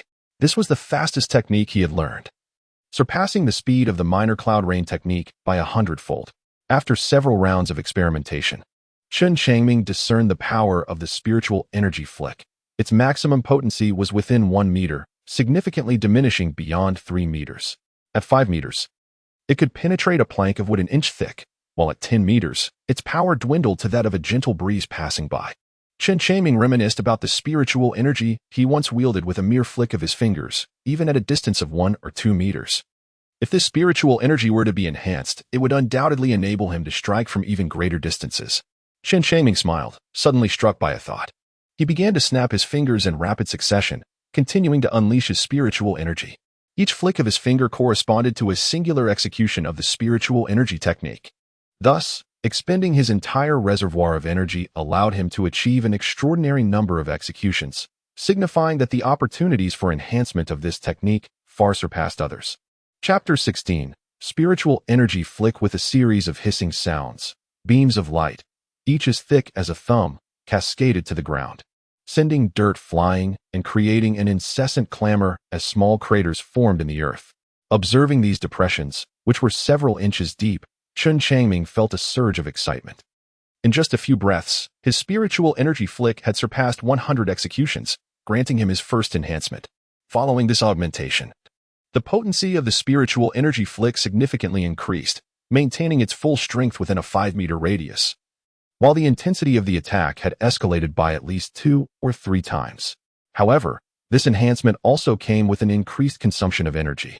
Fortunately, Chen Changming's dantian was abundantly filled with spiritual energy, far exceeding that of an ordinary disciple, so he had yet to experience any signs of depletion. Spiritual energy flick, 1,000 times. Spiritual energy flick, 10,000 times. After half a month of relentless training, Chen Changming finally entered a period of explosive growth. After being enhanced 3 times, the beams of spiritual energy emanating from his flicks had thickened thrice, with their potency remarkably amplified, maintaining full strength within a 30-meter range while the intensity of the attacks had surged by several dozen times compared to the initial execution. Chen Changming conducted an experiment wherein a mountain, situated 20 meters away, was struck by a burst of spiritual energy, penetrating the formidable rock face by 10 meters. Were this force to strike steel, it would effortlessly perforate it. Such formidable destructive power, Chen Changming was secretly astonished. If he continued his training, how formidable would the fourth enhancement of the spirit energy finger become? He could scarcely fathom it. At the same time, he felt a strong anticipation in his heart. The power of this spirit energy finger was already immense, and Chen Changming resolved to treat it as his trump card, vowing never to reveal it unless absolutely necessary. In the ensuing 6 months, Chen Changming focused his cultivation primarily on the Eternal Spring technique and the spirit energy finger, while also attending to the 5-tiger soul-slaying blade. The cloud and rain technique was employed during the routine maintenance of his spiritual fields. By the 3rd month, he had performed the Eternal Spring technique 10,000 times, achieving its 3rd enhancement. This enhancement came at a most opportune moment, as it significantly increased the capacity of his dantian to store spiritual energy, boosting it by at least tenfold compared to before. This allowed him to utilize the spirit energy finger with greater ease, freeing him from the previous worries of insufficient energy. By the 6th month, when 2 portions of spiritual rice ripened, Chen Changming finally cultivated his spiritual energy to 50,000 times, thereby welcoming the 4th enhancement. Following this enhancement, the brilliance of his finger could shoot forth within 100 meters without any diminishment in power, with its attacking intensity increasing by at least 7 to 8 times. If he were to launch a surprise attack, he could easily deliver a lethal blow within 500 meters, provided the opponent was caught off guard. Even if the enemy stood at the farthest distance of 500 meters, the attack power of the spirit energy finger would still rival that of the 3rd enhancement, maintaining its formidable lethality. However, the tremendous increase in power came with a terrifying consumption of spiritual energy. With Chen Changming's current reserves, he could only unleash the spirit energy finger in its full might 20 times. If he were to reach the late stage of chi refinement, he might be able to execute the spirit energy finger 25 times. In the depths of his mind, Chen Changming mused. His confidence in the spiritual energy flicker was steadily growing, to the point where he began to envision the effects of the next enhancement. The 4th enhancement required 50,000 attempts, while the 5th would necessitate at least 100,000. For the youth, this daunting number had become increasingly formidable. After all, the consumption of spiritual energy flicker was immense, leading to a significant reduction in daily attempts, which in turn imposed a considerable time cost. Chen Changming was quite satisfied with the current potency of the spiritual energy flicker and thus had no intention of dedicating himself to rigorous training at this moment. His next step was to cultivate the antidote technique, aiming for at least 2 enhancements. After contemplating his subsequent training regimen, Chen Changming proceeded to the outer courtyard's spiritual field, where he harvested all 5 acres. He then sought out Tian Shui to inform him of the situation. You can use these 2 storage bags to carry it back and deliver it to Elder Luo. Just mention that they are from my people. Tian Shui lazily glanced at Chen Changming before swallowing a spirit-gathering pill and closing his eyes to meditate. Observing this fellow engrossed in his practice brought Chen Changming a sense of delight. Tian Shui was an outer sect disciple, at the pinnacle of the 4th level of Qi training, on the verge of breaking through to the 5th level, which explained his consumption of the spirit-gathering pill in an attempt to achieve that breakthrough. Chen Changming returned with the storage bag and, after a meticulous examination, grasped its functional capabilities. By infusing the bag with spiritual energy and merely focusing his thoughts, he was able to effortlessly store the spiritual rice within it. The first storage bag accommodated 4,000 caddies, while the remaining 5,000 caddies of spiritual rice were placed into another storage bag. Chen Changming arrived at the logistics hall and handed over 2 storage bags. My boy, it's been half a year since we last met. Yet you have not advanced beyond the late stage? Elder Luo jested with a smile upon their reunion. I am utterly inadequate. I have yet to make any breakthroughs. Chen Changming shook his head, deliberately feigning a sense of despondency. In truth, he felt no such disappointment within, although he had never formally participated in actual combat. He was confident in his ability to stealthily eliminate a 3rd-level Qi cultivation disciple. This confidence was his current source of strength. However, he understood that such assurance must remain concealed, thus he continued to bide his time, silently strengthening himself. Observing the disheartened youth, Elder Luo felt a surge of compassion and remarked, "There is no need for you to lose heart. Simply do your best in all endeavors." With that, he collected the spiritual rice and transferred contribution points to the young man. "Thank you, Elder Luo." Chen Changming expressed his gratitude and turned to leave. He journeyed to the treasure hall, a place where various precious items could be exchanged, including the storage pouch that he urgently required. He needed a storage pouch to hold the spirit rice for sale in the town below. After spending 100 points, Chen Changming acquired a pouch of approximately 5 square meters, capable of containing over 5,000 pounds of spirit rice. Returning to the mountains, he harvested the 10 acres of spiritual fields and then reseeded 2 plots, watering them diligently. After completing these tasks, he returned to his dwelling to practice the art of detoxification. This skill, which he had comprehended thoroughly over the past 6 months, now only awaited practical application. This minor spell proved to be more intricate than the rain and cloud technique after an entire night of practice. Chen Changming had not succeeded even once. As dawn light streamed through the window, casting golden rays upon the floor, the young man smiled, gathered his cloth pouch, and set out. There was no rush to master the detoxification technique. Today, he intended to venture down to Lingyun City to find a way to sell the spirit rice in his possession. Having spent 2 hours exiting the Lingxiao sect, it took him another 3 hours to reach Lingyun City. Standing outside the imposing and magnificent city walls, the youth felt a wave of emotion. If only he had a spirit boat, he would have arrived in a mere half hour. Everything would come in due time. He mused quietly before entering the city. At this moment, Chen Changming was still clad in the attire of a servant disciple from the Lingxiao sect, so the guards did not dare to inspect him upon entry. This place was indeed different from Shiliang City. Upon entering, he immediately noticed the distinctions. Lingyun City was a haven for cultivators, with practitioners visible everywhere. The majority of Qi refinement stage cultivators he encountered were significantly more advanced than he was. The streets were lined with towering buildings, offering a plethora of cultivation resources for sale. Additionally, many vendors set up stalls along the streets, selling spiritual herbs, elixirs, talismans, and magical artifacts, among other items. Chen Changming found himself utterly astonished, overwhelmed by the unfolding events. Upon arriving here, he experienced a profound sense of belonging, a feeling far more vivid and intense than that which he had encountered at Lingxiao sect. Chapter 17. The counterattack of robbery. Chen Changming was not in a hurry to sell the spirit rice. He meandered leisurely, inquiring about various prices from the vendors. "Esteemed friend, might I inquire about the price of your spirit rice?" he asked calmly as he approached a middle-aged man. This individual was also a vendor, with several ordinary cloth bags at his feet, one of which was open, containing about 40 to 50 pounds of spirit rice. The man's cultivation level was slightly higher than Chen's, at the later stage of Qi refinement. The middle-aged man chuckled as he appraised Chen from head to toe. "It appears that this errant disciple of Lingxiao sect is here to sell spirit rice for the first time, is it not?" "Indeed, esteemed friend," Chen replied. Chen Changming, calm and unhurried, remarked, "It's a pleasure to meet you. Let's be friends."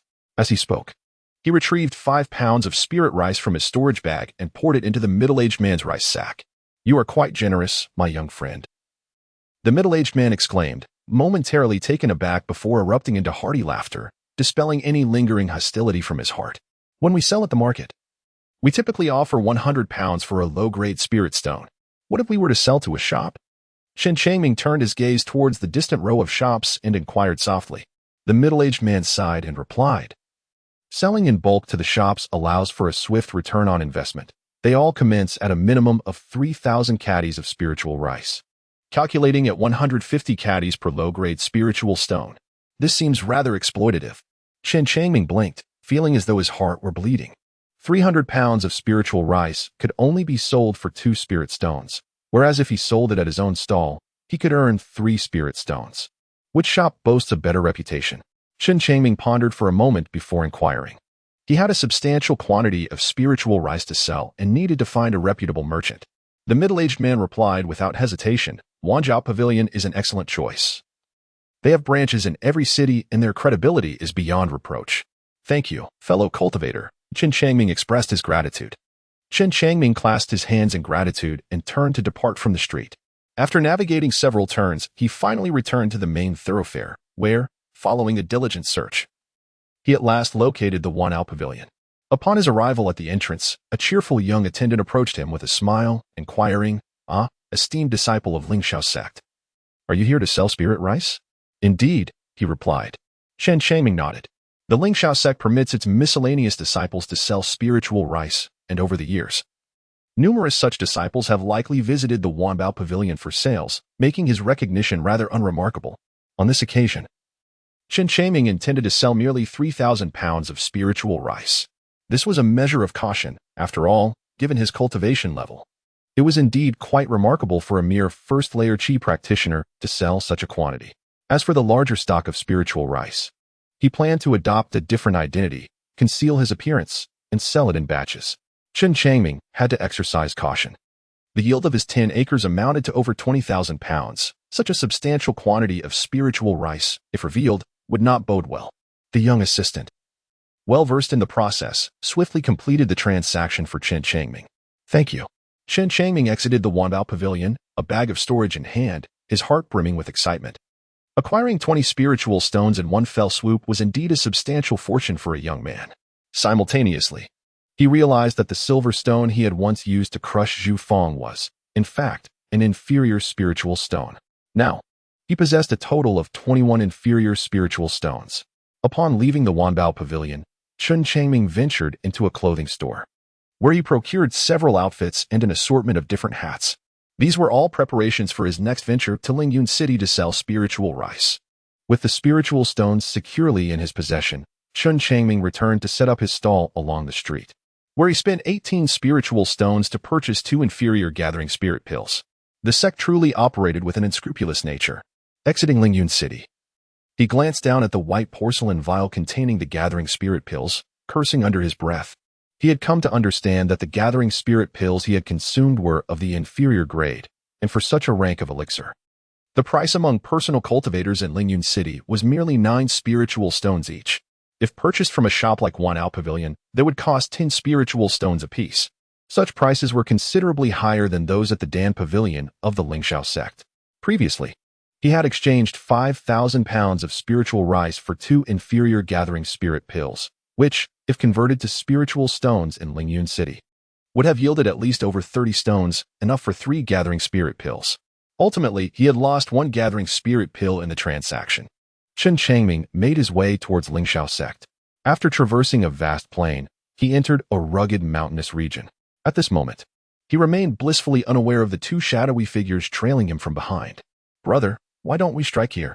proposed a stout man, concealed behind a large tree. Addressing a tall, lean companion, "Patience," the slender man replied, his gaze fixed into the distance. "After another half an hour, we shall reach Tiger Roost Ridge, where the trees are dense and the foot traffic sparse, an ideal place to act." "Very well," the stout man acquiesced, a fleeting glimmer of malice flashing in his eyes. This miscellaneous disciple had gained entry to the Wanbao Pavilion, undoubtedly possessing valuables, which compelled the duo to follow him closely. Their cultivation levels were modest, one at the late stage of qi refinement and the other at its peak, placing them among the weaker practitioners within Lingyun City. Thus, they felt emboldened only to target those of lesser strength. Chen Changming traversed the path with a brisk pace, oblivious to the fact that he was being followed, for he lacked any skills of detection. Upon entering Tiger's Lair Ridge, the towering peaks and dense foliage obscured the light. The secluded mountains and forests bore witness to few footsteps. Only a narrow, winding trail meandered through the thick underbrush. Chen Changming arrived at this location, heightening his vigilance against the potential presence of ferocious beasts. Halt! 2 figures suddenly leaped down from the treetops ahead, positioning themselves on either side to block his path. Chen Changming paused his movements, scrutinizing the newcomer. He discerned that the visitor's highest cultivation level was merely at the peak of qi refinement stage 1, which alleviated his apprehension. With my own cultivation at the first layer of qi refinement, even a trip to the Wanbao Pavilion would attract attention. Thus, it is indeed quite perilous to venture alone to sell spirit rice. Chen Changming nodded gently. "Fellow Taoists, I am a disciple of Lingxiao sect. Do you dare to obstruct me?" His expression changed momentarily as he coldly inquired. "What a joke. A mere servant disciple is of no consequence. Who would care if he perished?" The stout man laughed heartily, tilting his head towards the sky. Chen Changming raised his hand, and the ethereal energy was unleashed in an instant. With a resounding thud, a beam of light shot forth, obliterating the head of the stout man, his brains and blood scattering through the air like a magnificent display of fireworks. The tall, thin man, witnessing this horrifying scene, was struck with terror and fled in panic. He could hardly fathom that among the miscellaneous disciples of Lingxiao sect stood such a formidable presence, who, with a mere gesture, unleashed some arcane artifact that swiftly dispatched his companion. The speed of the attack was so rapid that he found himself powerless to intervene. All he could do was activate his solitary golden talisman as he fled, enveloping himself in a shimmering shield of golden light. Did he think he could escape? Chen Changming smiled faintly and raised his hand. A surge of spiritual energy shot forth, instantly striking the man several dozen meters away. The seemingly impenetrable golden barrier shattered upon impact, and subsequently, his head exploded, following the tragic fate of the stout man before him. In scarcely 2 breaths, both assailants met their demise. Chapter 18. Late Stage of Qi Refinement. The marketplace is fraught with unrest. One must exercise greater caution in future outings. Chen Changming let out a silent sigh. Within the sect, the exchange of various cultivation resources, though somewhat costly, ensured safety and expediency, devoid of any peril to one's life. Venturing out alone to sell, however, undoubtedly entailed significant risks. Chen Changming discovered a storage bag on the stout man, containing 3 spirit stones and nothing else of note. This storage bag had a capacity identical to his own. Furthermore, he found another storage bag on the tall, lean man, which held 7 spirit stones. To Chen Changming's pleasant surprise, this particular storage bag possessed a greater capacity, measuring a full 10 square meters, signifying it could accommodate up to 10,000 pounds of spirit rice. At present, the young man possessed 3 storage bags, enabling him to store a total of 20,000 pounds of spirit rice at once. This meant that by taking one more risk and selling all the spirit rice, he could avoid descending the mountain again. Several hours later, Chen Changming encountered no further dangers on his journey and safely arrived at Lingxiao sect. The round trip consumed the entirety of the day. By nightfall, he ingested a spirit-gathering pill and resumed his cultivation of the Changchun technique. In the latter half of the night, he consumed a second spirit-gathering pill. The spiritual energy within him surged tumultuously, akin to a river battering against its banks. Resonating with the sounds of crashing waves, Chen Changming felt a surge of joy. He was now subtly sensing signs of a breakthrough within his body.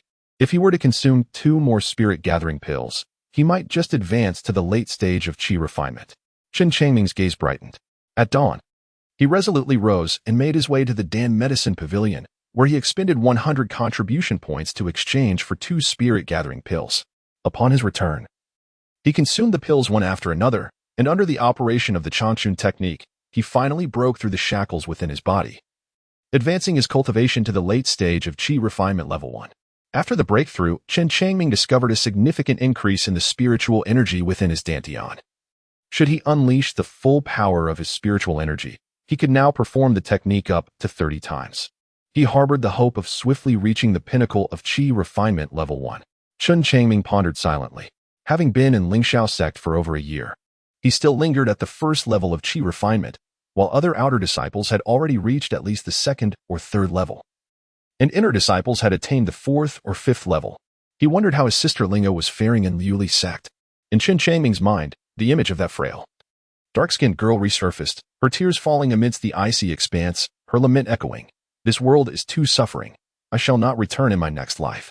The youth felt a twinge of sorrow. On that day when the snow fell heavily and the biting wind pierced through, he too had been driven to the brink by a rogue from Shiliang City, contemplating the very same notion of relinquishing life. However, the twists of fate are indeed extraordinary. That enigmatic silver-robed immortal descended from the heavens, irrevocably altering the destinies of the 2 young beggars. With a sudden exhalation, the boy murmured, "I require more spirit-gathering pills to expedite my cultivation." Indeed, his progress was painfully slow, hindered by his inferior mixed elemental roots. If only he could consume spirit-gathering pills daily, his cultivation speed would be significantly augmented. He packed the remaining 20,000 pounds of spirit rice into his storage pouch and departed the valley, making his way out of Lingxiao sect, heading straight for Lingyun City. Upon entering Lingyun City, Chen Changming navigated through the bustling streets until he found a secluded corner. There, he donned a black robe and a matching black hat, before making his way into the Wanbao Pavilion. This transaction involved a substantial 20,000 pounds of spirit rice, and he knew he must exercise utmost caution, ensuring that no one, not even the disciples of Lingxiao sect, could catch a glimpse of his dealings. Otherwise, his unauthorized agricultural endeavors could lead to severe repercussions, ranging from confiscation of goods to expulsion from the sect. "Excuse me, I wish to sell spirit rice. Please direct me to your manager," he stated straightforwardly upon entering Wanbao Pavilion. Now 11 years old, he had grown taller and stronger. Chen Changming deliberately altered his voice to sound aged and hoarse, his demeanor cold and indifferent, exuding an aura of chill that made it difficult for the average person to associate him with a boy just over 10 years old. The young attendant sensed that the man in black before him was not to be trifled with and swiftly led Chen Changming to a private room on the 2nd floor. "Esteemed friend, how much spirit rice do you possess?" Manager Su inquired with an impassive expression after hearing the attendant's report. 20,000 Jin, came the reply. Chen Changming replied. Received. Su, the shopkeeper, appeared delighted. In these tumultuous times, amidst chaos and conflict, spiritual rice remained exceedingly popular. Chen Changming presented 3 storage bags, one containing 10,000 pounds and 2 holding 5,000 pounds each, amounting to a total of 20,000 pounds of spiritual rice. Manager Su took out the spiritual rice, bringing it to his nose for a meticulous sniff. His expression suddenly shifted, and he hastily rushed out. This was the first time Chen Changming encountered such a scene, and he felt a twinge of anxiety in his heart. Nevertheless, he feigned an air of composure and deliberately questioned the young attendant beside him in an angry tone. What does your master mean by this? Please hold on a moment. It is possible that there is a slight issue with the quality of the lingmi. The master has gone out to seek confirmation, replied the attendant after a moment of contemplation. An issue with the quality of lingmi? Chen Changming's heart skipped a beat. Could it be that the newly cultivated land is unsuitable for the growth of spiritual rice? However, upon inspecting the harvested spiritual rice, it appeared to be indistinguishable from that produced by the 5 acres of spiritual fields. Just as he was engulfed in anxiety, Manager Su returned with a radiant smile. My friend, from where does this spiritual rice originate? He inquired with a grin. Need I say more? Naturally, it is personally cultivated by me. Chen Changming feigned anger and remarked, my dear friend, your methods are quite impressive. This spiritual rice is no ordinary low-grade variety. It harbors an abundance of spiritual essence, nearing the quality of mid-grade spiritual rice. Manager Su chuckled, raising a hand, and declared, at Wanbao Pavilion, we pride ourselves on our integrity. Given the superior quality of your spiritual rice, we are willing to offer an additional 20%. Should you cultivate mid-grade spiritual rice? I am prepared to offer 50 pounds of spiritual stones for each piece. Let me give it a try. Chen Changming hesitated for a moment, yet ultimately acquiesced. Perhaps with a second enhancement of his cloud and rain technique, he could elevate the quality of the spiritual rice. The spiritual rice harvested from this initial cultivation might have suffered due to subpar soil, but under his diligent irrigation, it yielded unexpectedly fruitful results. This 10 acres of land brought him an additional 20% in income. Upon exiting the Wanbao Pavilion, Chen Changming found his storage bag enriched with 160 low-grade spirit stones. Though the weight of the storage bag was imperceptible, he still felt its substantial heft, a tangible testament to his newfound fortune. This marked the first significant sum in his life. He ventured to the personal stalls along the marketplace, and after engaging in a bit of haggling, he acquired 19 low-grade spirit-gathering pills from a wandering cultivator. Once again, his pockets were emptied. Chen Changming touched his storage bag, tears welling in his eyes. Within it lay but a single spirit stone, the very one that had felled Zhu Fang. To evade his pursuers, he circled relentlessly within Lingyun City, and once he confirmed that he was no longer being followed, he donned the attire of a lowly disciple from Lingxiao sect and hastened out of the city, making his way directly to the sect.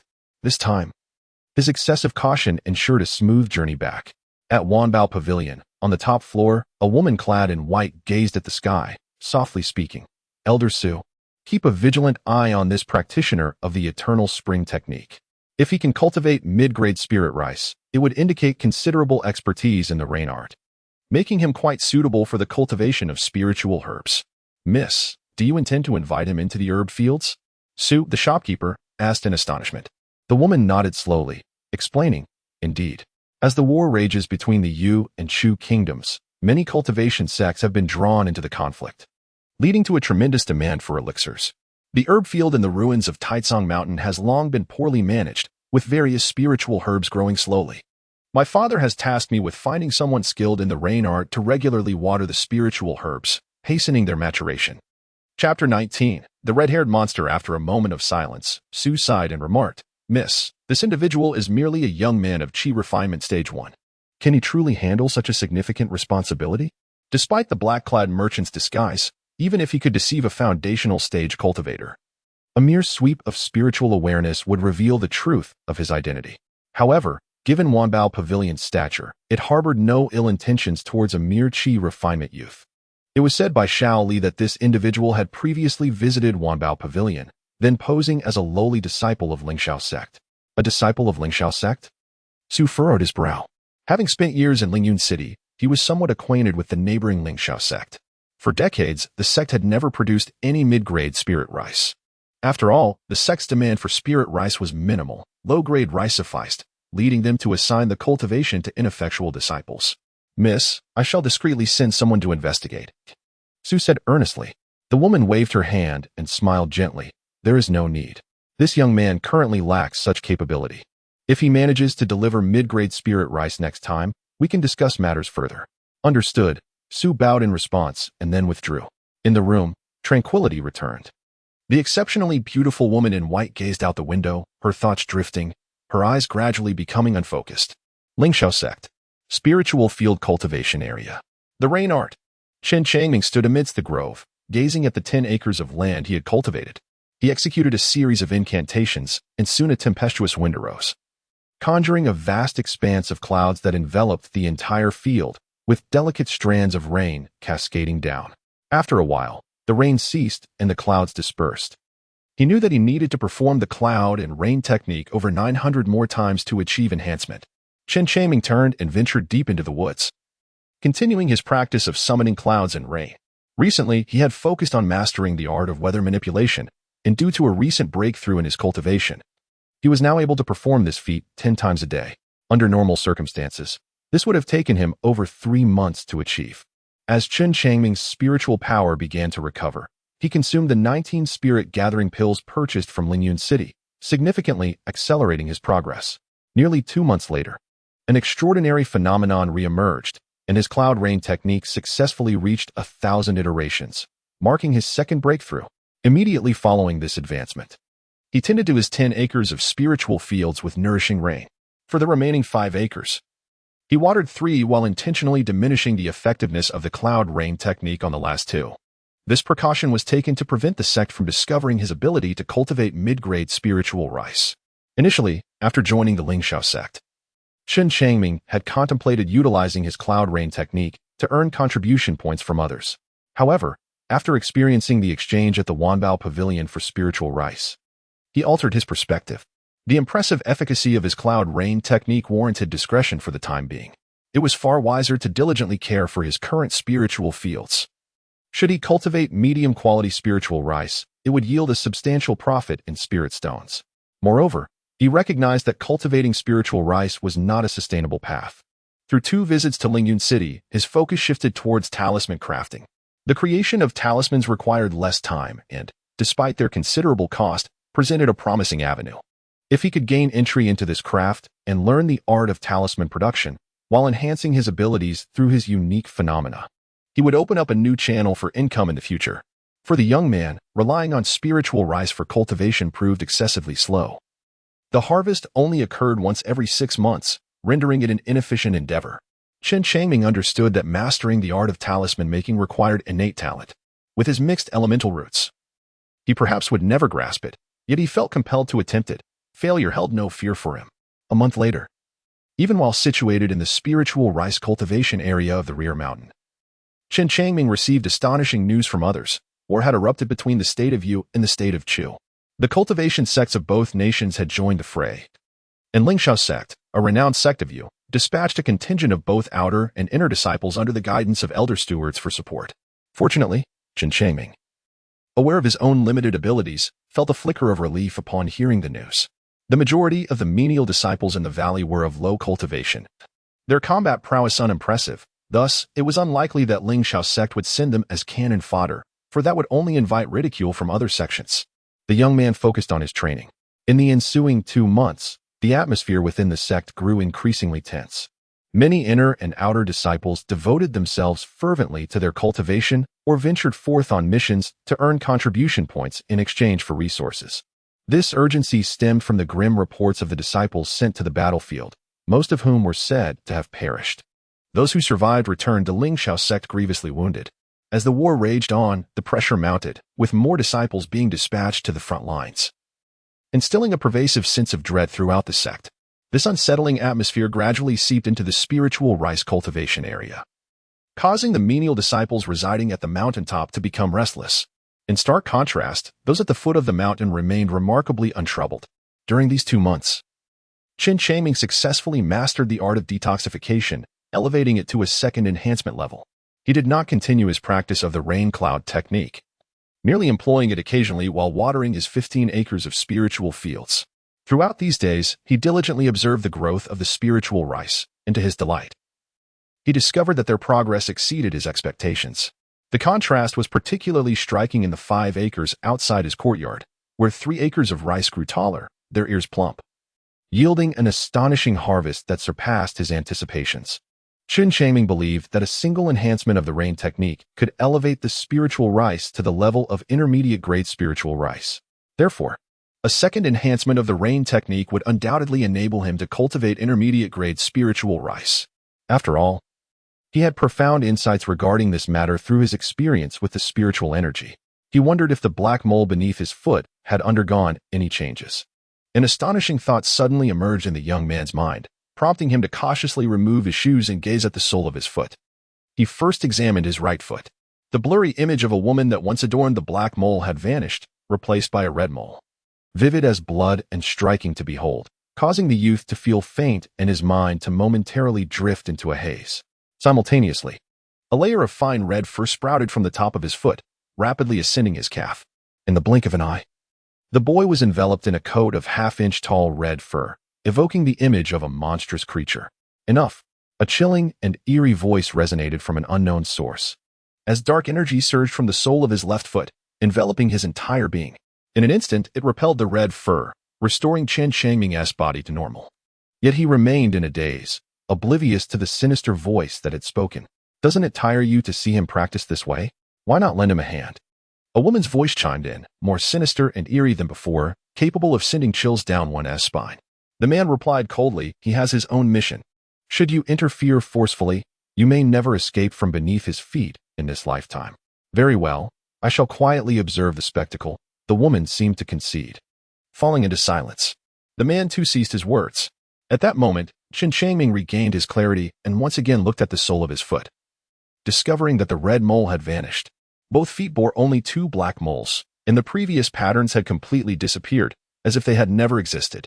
Chen Changming rubbed his eyes, struggling to comprehend the reality before him. What on earth was happening? Chapter 20. Adjustment of the planting area. The changes in the black moles on his feet were but a minor interlude, and the ever-busy youth soon cast it aside. After all, this did not affect his lifespan. Rather, it brought infinite hope to his path of cultivation. Another month passed. Chen Changming remained at the late stage of qi refining, having yet to achieve another breakthrough in either his techniques or swordsmanship. However, there is a piece of good news. His 15 acres of spiritual rice have finally reached maturity. Chen Changming meticulously calculated that the yield from the 10 acres of woodland amounted to an impressive 28,000 pounds, while the 3 acres outside the courtyard yielded 5,600 pounds. These spiritual grains shimmered with a radiant luster and exuded a rich fragrance, distinctly different from the quality of the previous harvest. The youth was convinced that this represented medium-grade spiritual rice. He carefully placed the harvest from the 3 acres into a storage bag, while the remaining 2 acres of spiritual rice were placed into another bag. The rice from the woodland barely fit into his largest storage bag. After completing his tasks, he was poised to descend the mountain in search of the outer sect disciple, Tian Shui, when unexpectedly the latter approached him. Senior brother Tian, here are my spiritual grains. Chen Changming approached with enthusiasm, extending the storage bag with a beaming smile. Well, you certainly demonstrate commendable efficiency, he remarked. Tian Shui cast a fleeting glance at the youth, transferring the spirit rice from the storage bag into his own. Having engaged with Chen Changming on 2 prior occasions, they had developed a certain familiarity. Junior brother, you are indeed fortunate, Tian Shui observed, his expression somber as he let out a gentle sigh. Chen Changming vaguely sensed something and quietly inquired, Senior brother, why do you sigh so deeply? Alas, you must be aware of the ongoing conflict between the 2 nations. This time, the various sects of the Yu Kingdom have suffered defeat, igniting the wrath of the Grand Masters. Consequently, they have resolved to bolster their military forces, and I am among those summoned, Tian Shui replied, his voice tinged with anxiety. Chen Changming consoled, Brother, the perils of war are great. You must take care of yourself. Indeed, replied Tian Shui, his spirits dampened as he gazed towards the mountain peak. This time, even the 3rd-tier qi practitioners among the disciples must accompany me to the front lines. Thus, we must reevaluate the planning for our spiritual rice cultivation area. Are even the 3rd-tier qi practitioners among the miscellaneous disciples to participate in the battle? Chen Changming's heart skipped a beat as he contemplated the fate of those expendable souls. It seemed unlikely they would return, and even Tian Shui faced dire prospects. This battle would undoubtedly result in significant casualties for Lingxiao's sect. Tian Shui contributed 100 merit points, patting Chen Changming on the shoulder, and continued, "We will soon find ourselves short-handed here. So those at the second level of Qi training should proceed to cultivate the spiritual fields atop the mountain. As for those at the mid and lower slopes, you may choose according to your own abilities. The sect imposes no stringent requirements, as long as you submit your original quota within the year." Chen Changming nodded. His spiritual power was abundant, yet he had no opportunity to practice his cloud and rain technique, often benefiting the nearby woods instead. If the sect's management of this area were to become less stringent, he could cultivate more spiritual fields. Tian Shui produced a kank-like treasure, placing it to his lips and calling out, his voice echoing to the mountain's peak. Before long, all the miscellaneous disciples had gathered. Tian Shui publicly announced the sect's new arrangements, eliciting mixed emotions among the assembled disciples. Those at the third level of Qi training turned pale, their spirits shaken with fear. Meanwhile, the second-level disciples, though apprehensive, maintained a grave demeanor, acutely aware that if the conflict intensified, they too might be sent to the front lines. Only the first-level disciples remained relatively calm. However, most lacked the capacity to cultivate the spiritual fields on the mountainside, as they were already overwhelmed tending to the 5 acres at the foothill. Moments later, Tian Shui departed with the despairing third-level disciples, while the second-level disciples returned briefly to gather their belongings before heading to the mountaintop. Their spirits were low, and their thoughts were far from cultivating spiritual fields, consumed instead with the desire to preserve their lives. The first-level disciples returned to their quarters, with not a single one willing to venture to the mountainside. Chen Changming blinked in disbelief. Was the entire mountainside to be entrusted solely to him for cultivation? There were over 200 acres of spiritual fields at the mountainside. For Chen Changming, this was indeed manageable, albeit somewhat arduous. Yet, the thought of reaping a substantial harvest of mid-grade spiritual rice invigorated him, filling his heart with an indomitable spirit. Chen Changming did not hasten to ascend the mountain. Instead, he quietly departed from Lingxiao's sect and made his way to Lingyun City. He sought a means to sell the spirit rice in his possession. After a careful transformation, the youth, adorned with a black conical hat, stepped once more into the Wanbao Pavilion, where he encountered Manager Su. Manager Su beamed with a smile, saying, "My friend, it has been half a year since we last met. I wonder if this time you will bring me some pleasant surprises?" Chen Changming remained silent as he handed over a storage bag. Upon receiving it, Manager Su extracted a handful of spiritual rice, inhaling its fragrance.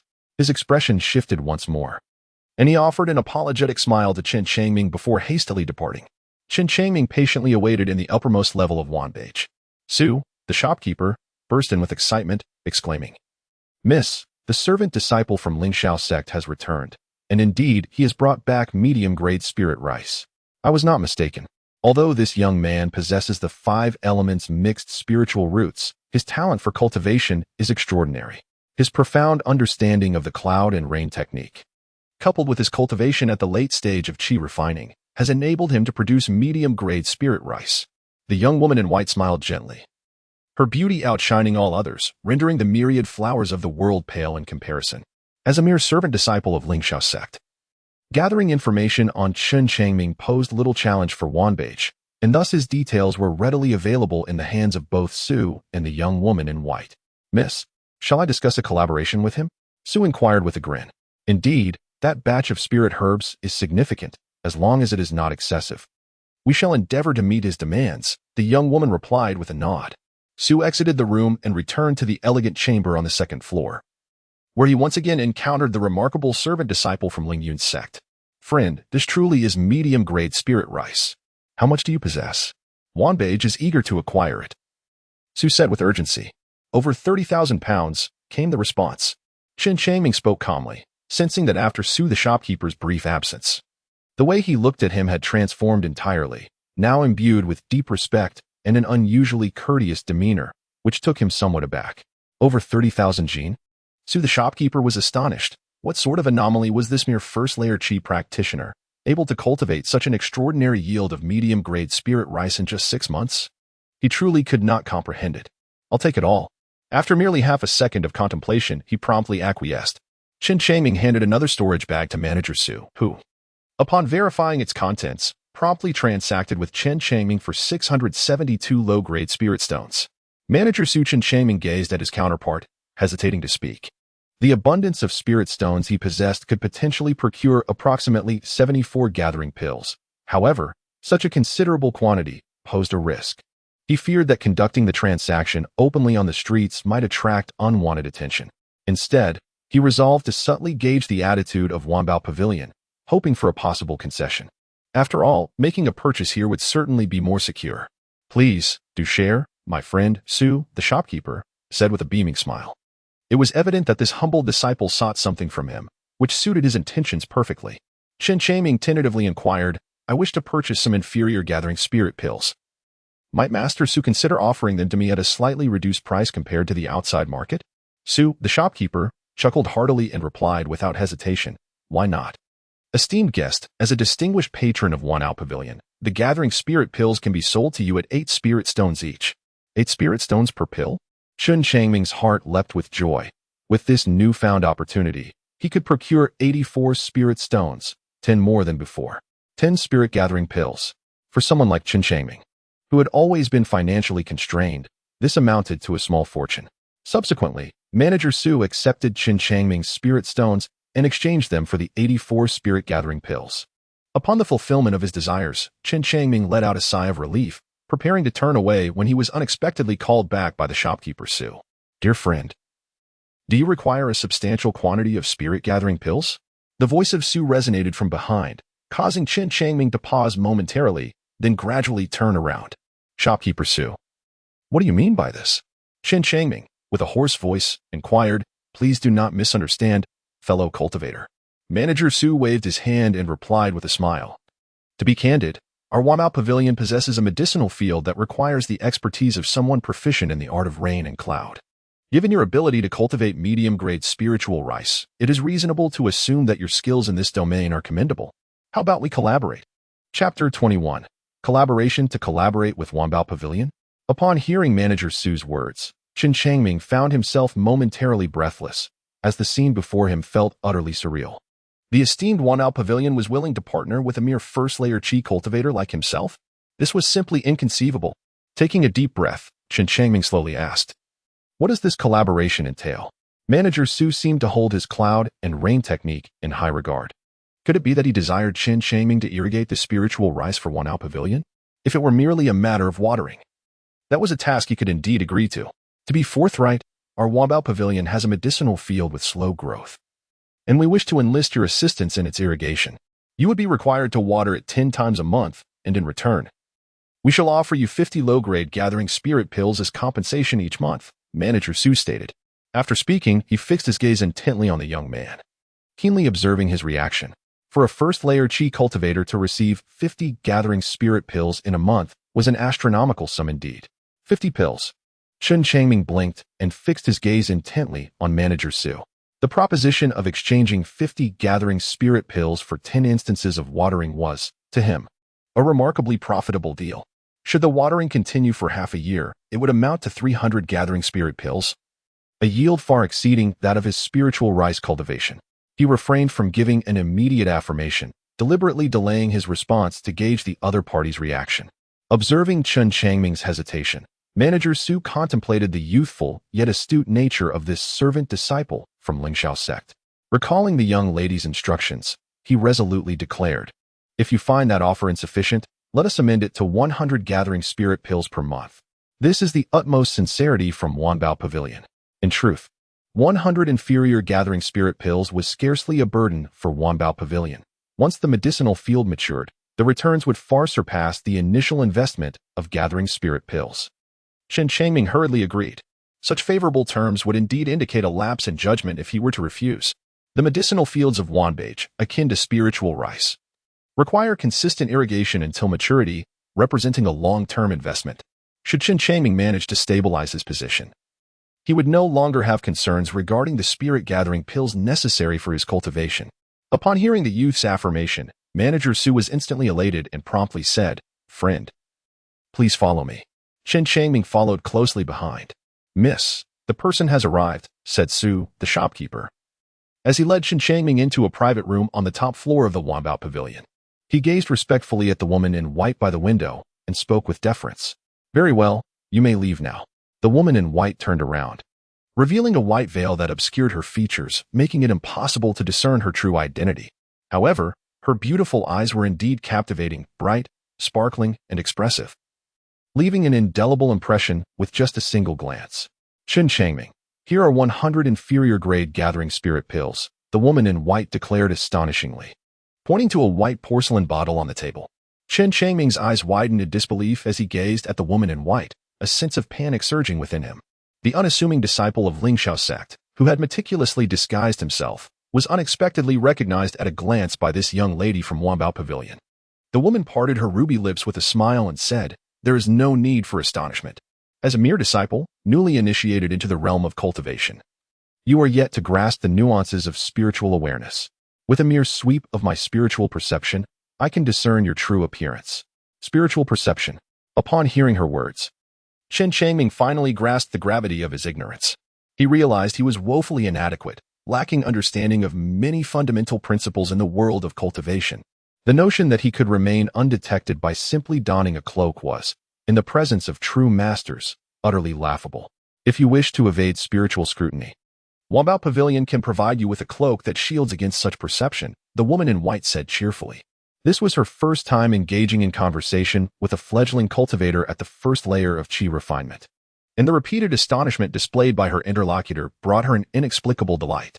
This sensation was rather peculiar. Thus, she resolved to bestow upon this young cultivator a cloak of magical properties, intending to continue evoking his astonishment. A cloak of magical properties? Chen Changming felt an immense joy within, for this was precisely the treasure he had longed for. However, he had also heard that such magical artifacts were notoriously expensive. Even if offered for free, he would be unable to bear the cost. "My dear young lady, I cannot accept a reward without having earned it." Chen Changming let out a gentle sigh. At this moment, he removed his cloak, and his demeanor became entirely composed. All his information had been thoroughly investigated by the Wanbao Pavilion, rendering any need for concealment unnecessary. After a moment of contemplation, the woman in white smiled brightly and said, "Very well, this medicinal field is of utmost importance to our Wanbao Pavilion. Could you possibly swear not to disclose this matter?" "Agreed." Chen Changming nodded solemnly, and then swore with great seriousness. "This cloak is for you. Your current cultivation is low, so you may recognize it as your own by dripping blood upon it." The woman in white took out a black cloak and placed it gently upon the table, offering her words of advice. "Thank you." Chen Changming hurriedly expressed his gratitude, carefully placing the white porcelain vase and the black cloak into his storage bag. "Please follow me," the woman in white said as she turned to exit. Chen Changming promptly followed her, and after a few strides, they arrived at a platform. There, a majestic black eagle, measuring a full 10 feet in length and exuding an aura of formidable power, stood silently.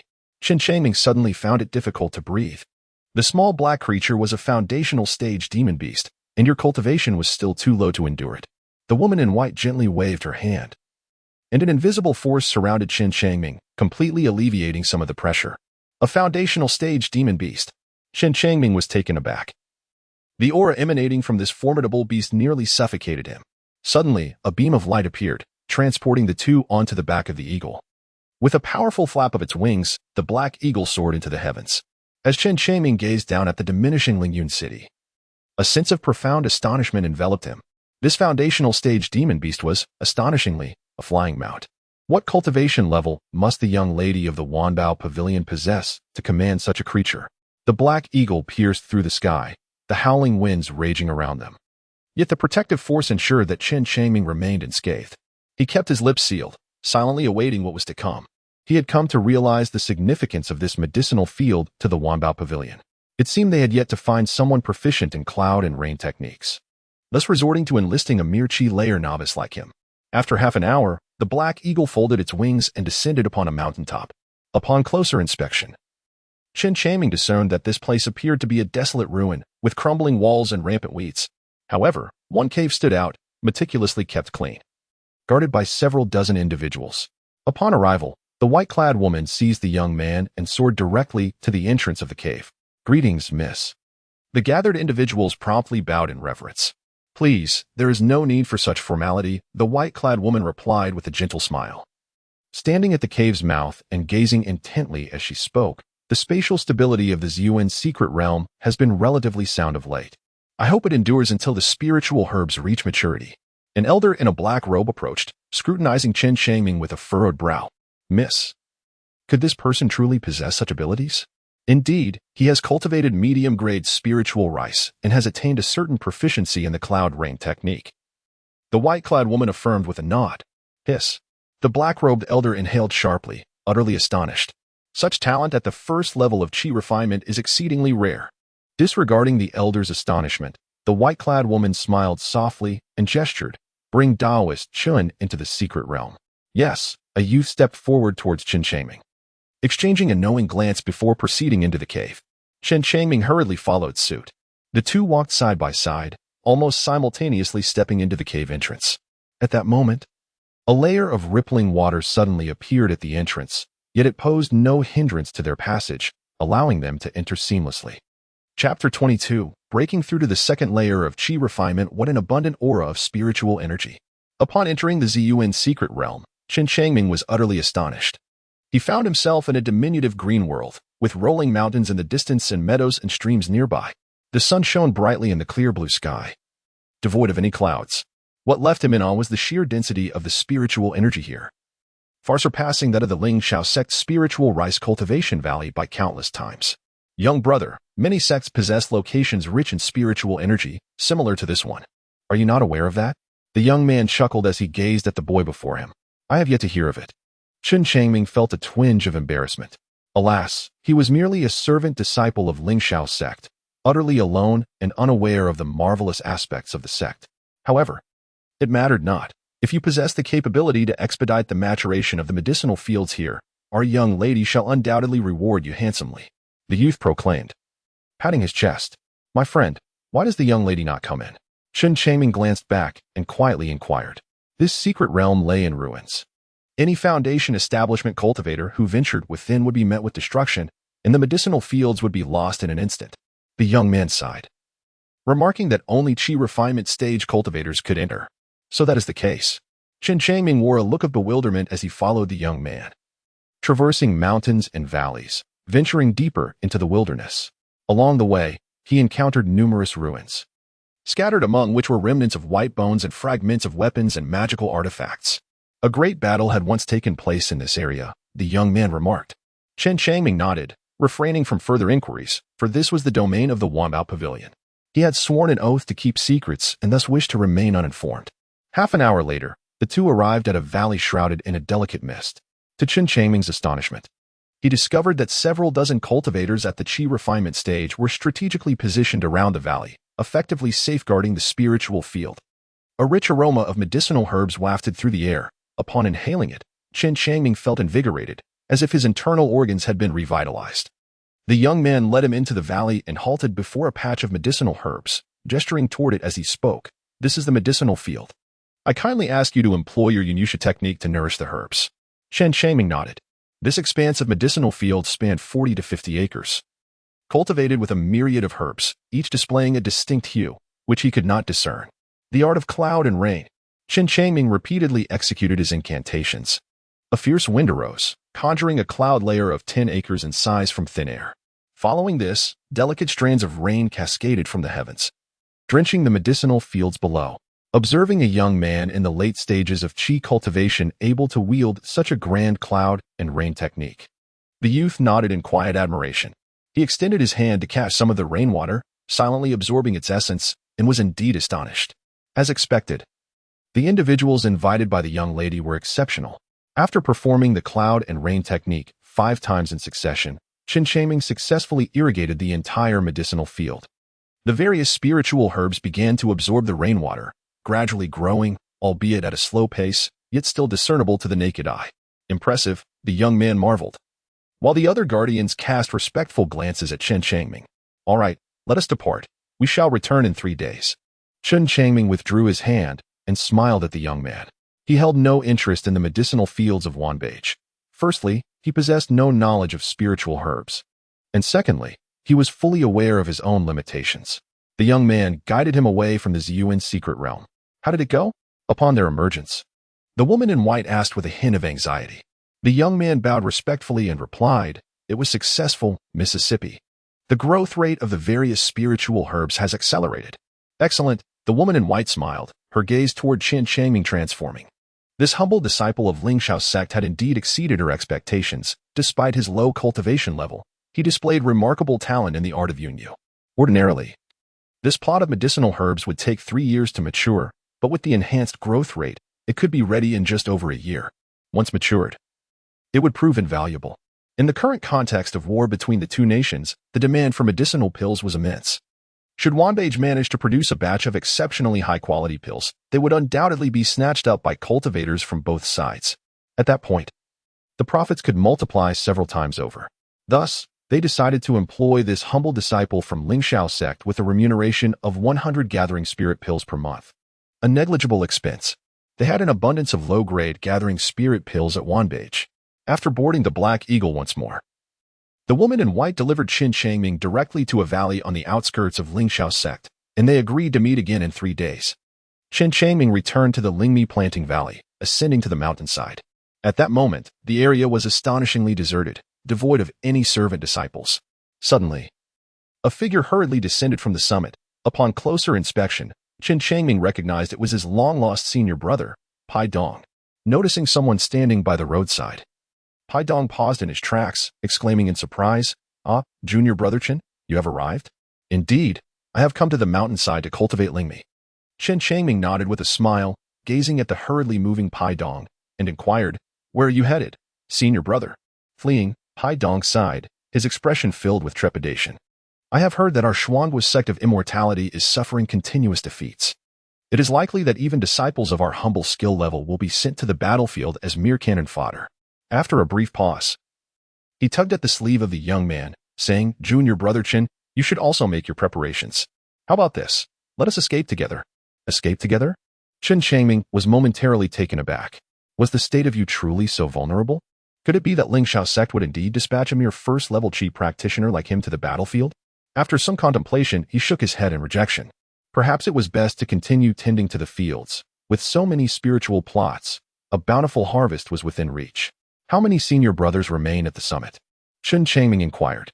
"They have all fled," Pai Dong sighed deeply. "When disaster looms, each seeks their own escape. As mere auxiliary disciples, we are already looked down upon within the sect. To lose our lives while farming here would be utterly futile." With that, he patted Chen Changming on the shoulder and hurriedly descended the mountain. Chen Changming gazed contemplatively at the vanishing figure of Pai Dong. A thoughtful expression surfaced in his eyes.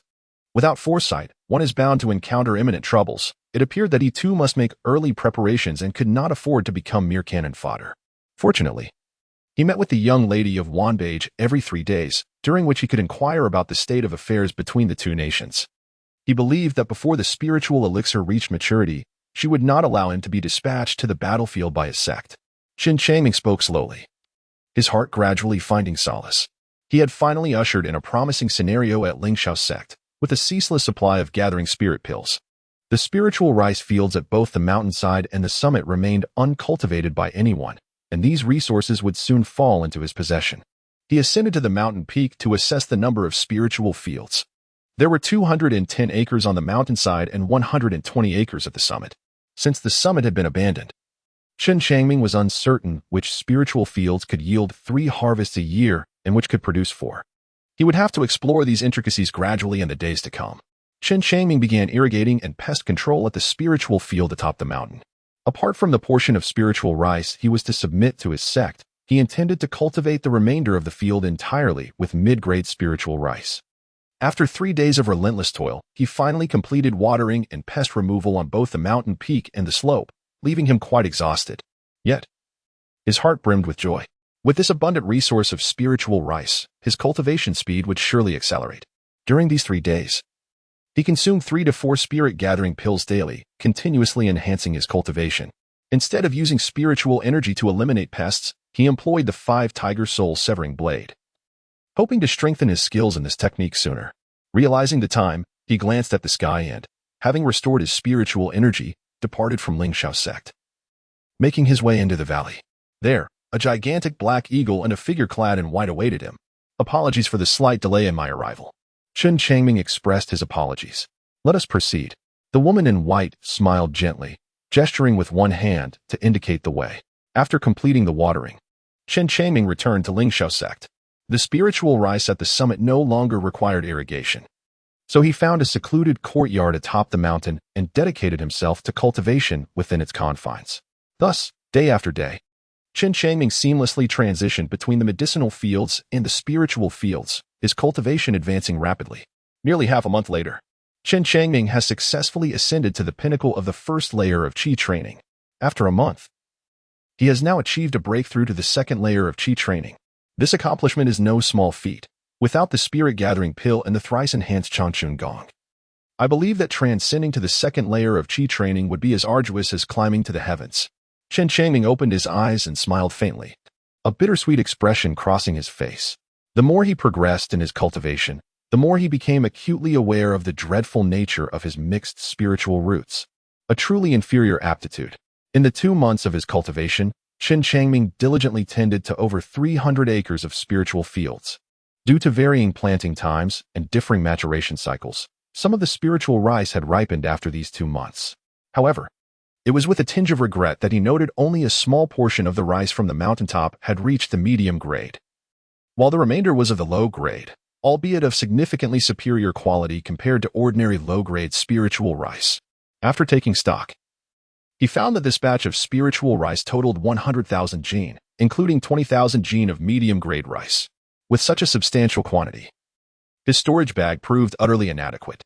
Having stored some of the spiritual rice, Chen Changming made his way towards the logistics hall.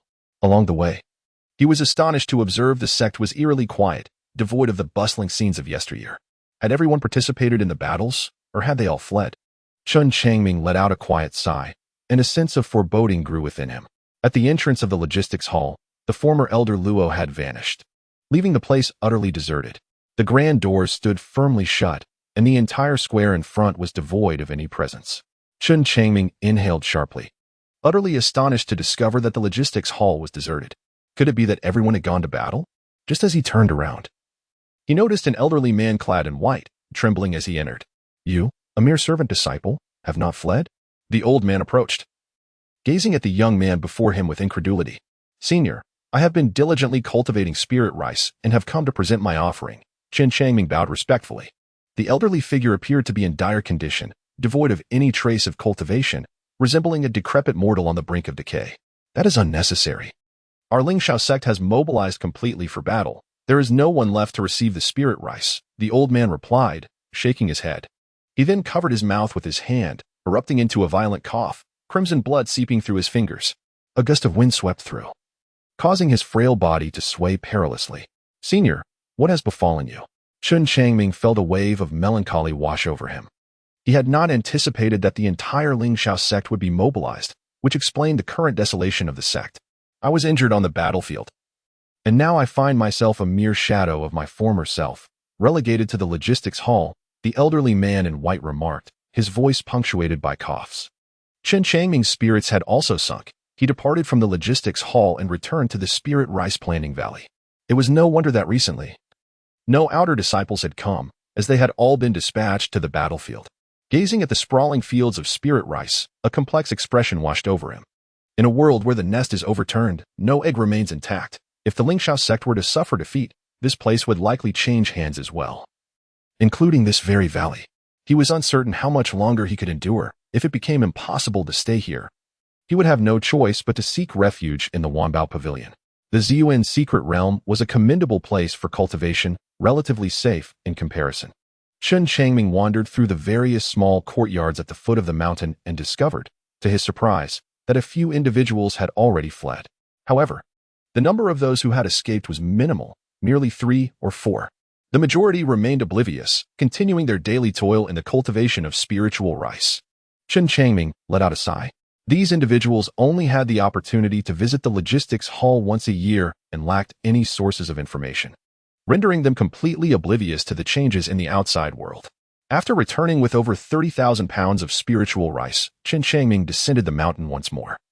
Arriving at the Wanbao Pavilion in Lingyun City, he sold the spiritual rice and spent 500 spiritual stones to purchase a storage bag. This storage bag boasted a significantly larger capacity, encompassing several dozen square meters, easily accommodating hundreds of thousands of pounds without issue.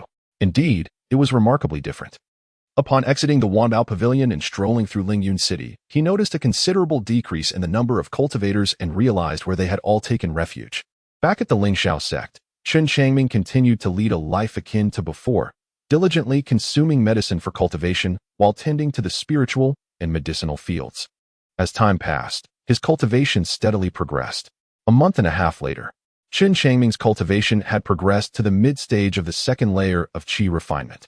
3 months later, he achieved a breakthrough to the later stage of the second layer. During this period of over 3 months, his spiritual rice had matured significantly, and he had stored hundreds of thousands of pounds in his storage bag. In the meantime, Chen Changming ventured out to explore the sect, only to find it still desolate, indicating that the war had not yet concluded, as none of the sect members had returned. In such a vast sect, how could there be so few individuals to guard it? Were they not concerned about potential intrusions? Chen Changming shook his head in confusion, unable to comprehend the situation. Little did he expect that the following day, while watering the flowers in the Ziyuan secret realm, a single utterance from the young lady of the Wanbao Pavilion would plunge him into despair. Daoist Chen, you need not return to the Lingxiao sect just yet. Instead, remain here in the Ziyuan secret realm to cultivate. Why? A surge of unease coursed through the young man's heart, as he sensed that a significant event was impending. The woman in white spoke slowly. Originally, your Lingxiao sect was protected by an ancestor at the threshold of the Golden Core stage, which should have deterred other forces from harboring ill intentions. However, it has come to pass that an ancestor from the Blood Demon sect has also broken through to the same level and is preparing to lead an army to attack the now vulnerable Lingxiao sect. So that is the case. Chen Changming sighed, feeling powerless in the face of such overwhelming circumstances. Fortunately, the Wanbao Pavilion had alerted him in a timely manner, allowing him to evade a significant calamity. Reflecting on this, he clasped his hands in a gesture of gratitude and deliberately expressed, I am deeply thankful for your life-saving grace. Mississippi, we each have our own needs. Our Wanbao Pavilion requires your assistance, and naturally, we cannot allow you to meet an untimely demise. The young woman in white smiled faintly. This youth, possessing the second level of qi cultivation, surprisingly exuded a sense of maturity. Once this batch of spiritual herbs reaches maturity, it would be worth considering his inclusion in the Wanbao Pavilion, specifically to oversee the cultivation of spiritual herbs. Subsequently, Chen Changming chose to remain within the Ziyuan secret realm to cultivate his skills, diligently watering the plants every 3 days while primarily focusing on the Changchun technique and the 5 Tigers Soul Severing Blade. Chen, your 5 Tigers Soul Severing Blade is quite extraordinary. It surpasses the techniques commonly seen in the martial world, remarked a guardian of the medicinal fields, captivated by the swift and powerful movements of the blade. It's nothing remarkable, really. I've been practicing for many years, the young man humbly replied. He sheathed his blade, wiped the sweat from his brow, and approached. Having dedicated numerous days to mastering the 5 Tigers Soul Severing Blade, his understanding had deepened significantly. His speed had increased considerably, and as of today, he had practiced over 90,000 times, drawing ever closer to the milestone of 100,000 repetitions. A month later, Chen Changming's 5 Tiger Soul Disrupting Blade has finally achieved a breakthrough. After this momentous advancement, he refrained from showcasing it before others and instead retreated to a secluded valley to practice. After a session of rigorous training, the young man could hardly contain his exhilaration. The potency of his swordsmanship had amplified several-fold, and the 5 spectral tigers now appeared almost corporeal, possessing formidable offensive capabilities. Chen Changming returned to Lingtian with a heart full of joy. At that moment, a young man approached him, clasping his fists in greeting and said, Daoist Chen, I bring word from the young lady. The reinforcements from Lingxiao sect have returned and successfully repelled the Blood Demon sect, which had encroached upon our territory. The sect is being rebuilt and is calling back its scattered disciples from various places. The sect is safe, and they have driven back the Blood Demon sect? Upon hearing the news from the young man, Chen Changming felt a surge of excitement. After all, Lingxiao sect was the very sect where he first embarked on his journey into the realm of cultivation, and he had always remained a disciple of Lingxiao sect. The young lady mentioned that the war between the two nations had taken a tremendous toll, making it unsustainable, which is why a ceasefire agreement has been signed. The young man stated earnestly. Chen Changming nodded.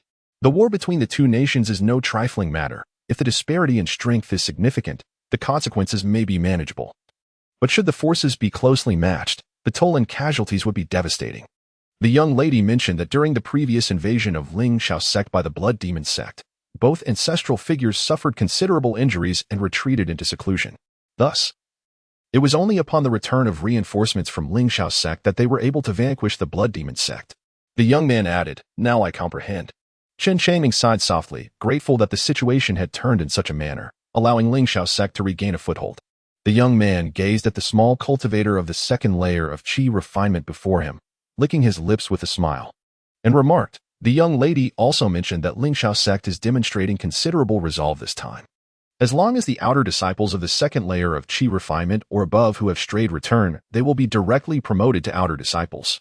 Chapter 24, Promotion to Outer Disciples. Directly promoted to outer disciples? Upon hearing of such a fortuitous opportunity, Chen Changming's heart began to race uncontrollably, pounding with excitement. Having spent nearly 2 years in Ling Xiao sect, he was well aware of the distinction between the identities of outer disciples and that of the common disciples. For a long time, he had yearned to be recognized as an outer disciple. Now that the opportunity had presented itself, he was determined not to let it slip away. "Very well, I shall return." Chen Changming resolutely decided to follow the young man outside. Upon exiting the secret realm, however, he did not catch sight of the woman in white. The young lady had pressing matters and departed ahead. "I am here to escort you back, Daoist Chen," said a man in the Foundation establishment stage, descending gracefully upon a majestic eagle, clasping his fists in greeting with a smile directed at Chen Changming. Chen Changming expressed his gratitude profusely. Subsequently, the two embarked on the soaring Kanjiing, a majestic eagle of the 10th level of qi cultivation, traversing through clouds and mist, until they returned to the outskirts of Ling Xiao sect. Upon disembarking from the eagle, Chen Changming took a shortcut and headed straight for the valley of spirit rice cultivation. As soon as he entered the valley, he was left in utter shock.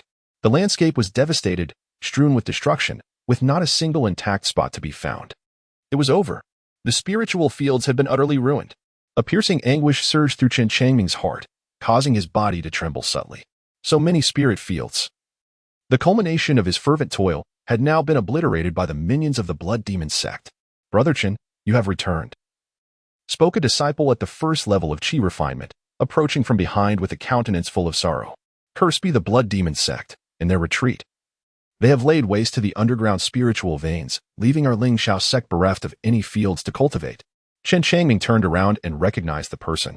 This individual was a fellow disciple from the same cohort of miscellaneous disciples who had entered the sect, consistently tending to the spiritual fields at the foot of the mountain. It was indeed miraculous that he had survived such a battle.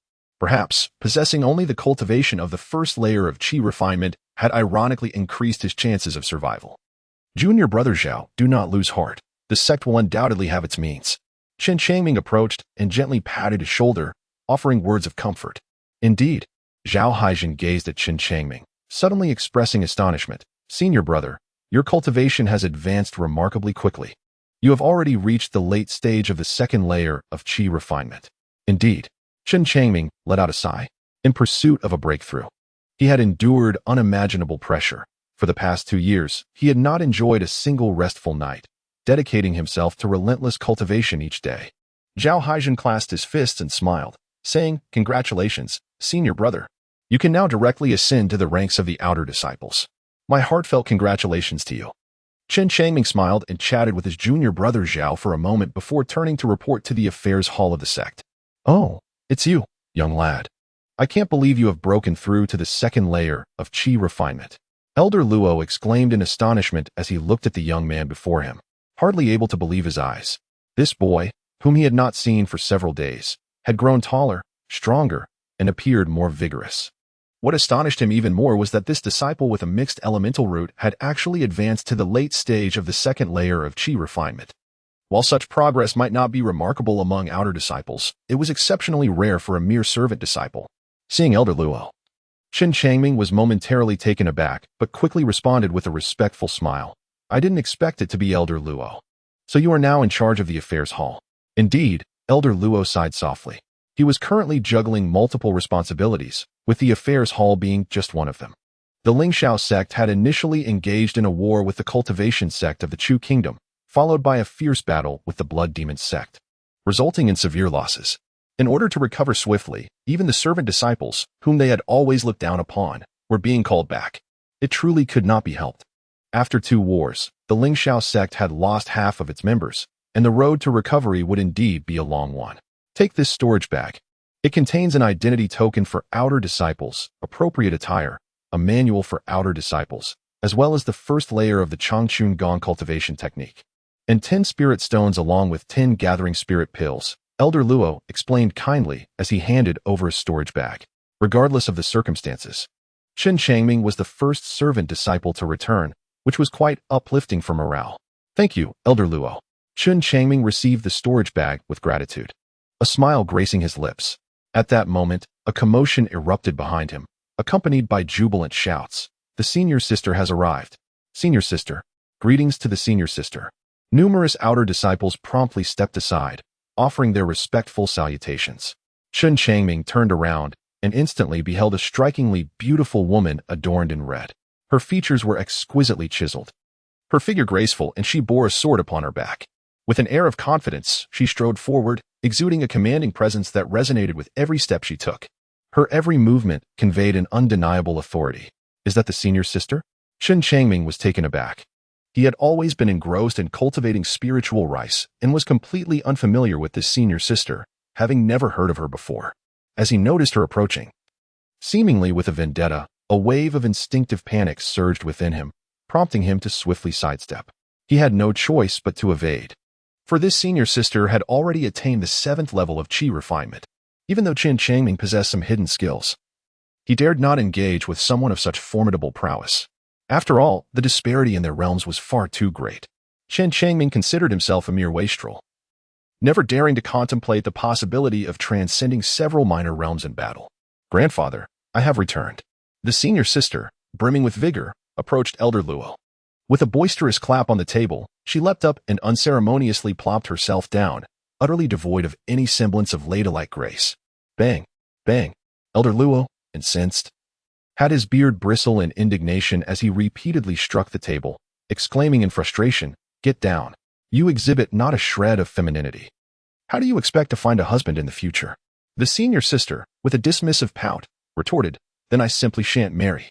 Isn't being alone perfectly fine?" With that, she hopped back down from the table. It dawned on Chen Changming that this bold senior sister was actually the granddaughter of Elder Luo. Having overheard their spirited exchange, the enigma surrounding her began to unravel, and he found himself less intimidated by this unfamiliar figure. Ah, a disciple of the miscellaneous ranks? The senior sister's keen gaze swiftly fell upon Chen Changming, as he stood out conspicuously among the outer disciples clad in the attire of a servant. Chen Changming nodded. The senior sister approached, placing her hands firmly on his shoulders, and earnestly declared, "According to the current regulations of our sect, you are now an outer disciple. In the event of any trouble, you may seek assistance from me, your senior sister. Do you understand?" He felt an immense force pressing down on his shoulders, causing his body to quiver slightly. He had not anticipated that this senior sister would exhibit such a worldly demeanor, immediately taking it upon herself to protect him. A mere second-layer qi cultivation outer disciple. Chen Changming steeled himself and consented. Haha. The master sister was quite pleased with Chen Changming and laughed heartily before departing. Elder Luo wore an awkward expression and hurriedly explained, "Young Chen, my granddaughter is just like this. Please do not take it to heart." Chen Changming wore a solemn expression. "Master sister, your righteousness is unparalleled. I am grateful beyond measure. How could I ever jest at your expense?" That is good." Elder Luo responded, pleased by the young man's eloquence, and let out a hearty laugh. Chen Changming bid farewell to Elder Luo and turned to walk towards the dwelling place of the outer disciples. To his surprise, after only a few dozen meters, a young boy rushed to his side and grasped his arm. "Chen Changming, you are still alive," the boy exclaimed with excitement. Chen Changming gazed at the young boy before him, finally recognizing him, and exclaimed with delight, "You are Yu Hailong." This Yu Hailong was one of the youths who had entered Lingxiao sect aboard the celestial vessel that day, among all the young talents on the spirit ship. He possessed the finest aptitude, being endowed with a yellow grade, mid-tier water spiritual root. "It is I. Ha! I never anticipated that we would meet again." Yu Hailong's eyes glistened with unshed tears, revealing a swell of emotion within him. Upon witnessing the boy's emotional state, Chen Changming let out a gentle sigh. After enduring 2 fierce battles, it was indeed a miracle that Yu Hailong, with his cultivation at the 3rd layer of qi refinement, had survived. "Come, allow me to escort you to your lodgings." Wiping away a tear, Yu Hailong grasped Chen Changming's hand and set off. As they walked for a while, Chen Changming's mind wandered back to the image of that striking figure, prompting him to inquire softly, "Who is this esteemed senior sister?" Chapter 25. The Senior Sister. Ah, you are referring to the Senior Sister. She is indeed a legendary figure within our Lingxiao sect. Upon hearing Chen Changming mention the Senior Sister, Yu Hailong's interest was piqued. His countenance flushed with excitement, revealing his palpable enthusiasm. A legendary figure? Chen Changming was taken aback, gazing intently at Yu Hailong, awaiting further elaboration. As you have just observed, the Senior Sister is the granddaughter of Elder Luo. By all accounts, given her lineage and qualifications, she would be more than sufficient as an inner sect disciple. However, the Senior Sister has chosen to take an unconventional path as an outer sect disciple. Can you fathom the reason behind her decision? Yu Hailong spoke with an air of profound mystery. I must admit, I am truly unaware and cannot surmise the reasoning. Chen Changming let out a wry smile and shook his head. This Senior Sister exuded an air of unpredictability, yet her choice to enter the outer sect instead of the inner sect raises questions. She had once declared, "I would rather be the head of a chicken than the tail of a phoenix." She preferred not to endure hardships among the inner disciples, thus opting for the outer sect. Now, she stands as the foremost disciple among the outer sect, having saved numerous fellow disciples during the war between the two nations, myself included. As Yu Hailong spoke, his eyes brimmed with tears, revealing the depth of his emotions. Indeed, this Senior Sister is a truly legendary figure. Upon grasping the circumstances and underlying causes, Chen Changming felt a profound respect for the Senior Sister. Subsequently, Yu Hailong seemed to open a floodgate of conversation, recounting various illustrious events associated with the Senior Sister. Chen Changming listened with rapt attention, and before they knew it, the two had arrived at their residence. Each outer sect disciple of Lingxiao sect possesses their own cultivation cave, nestled harmoniously amidst the mountains.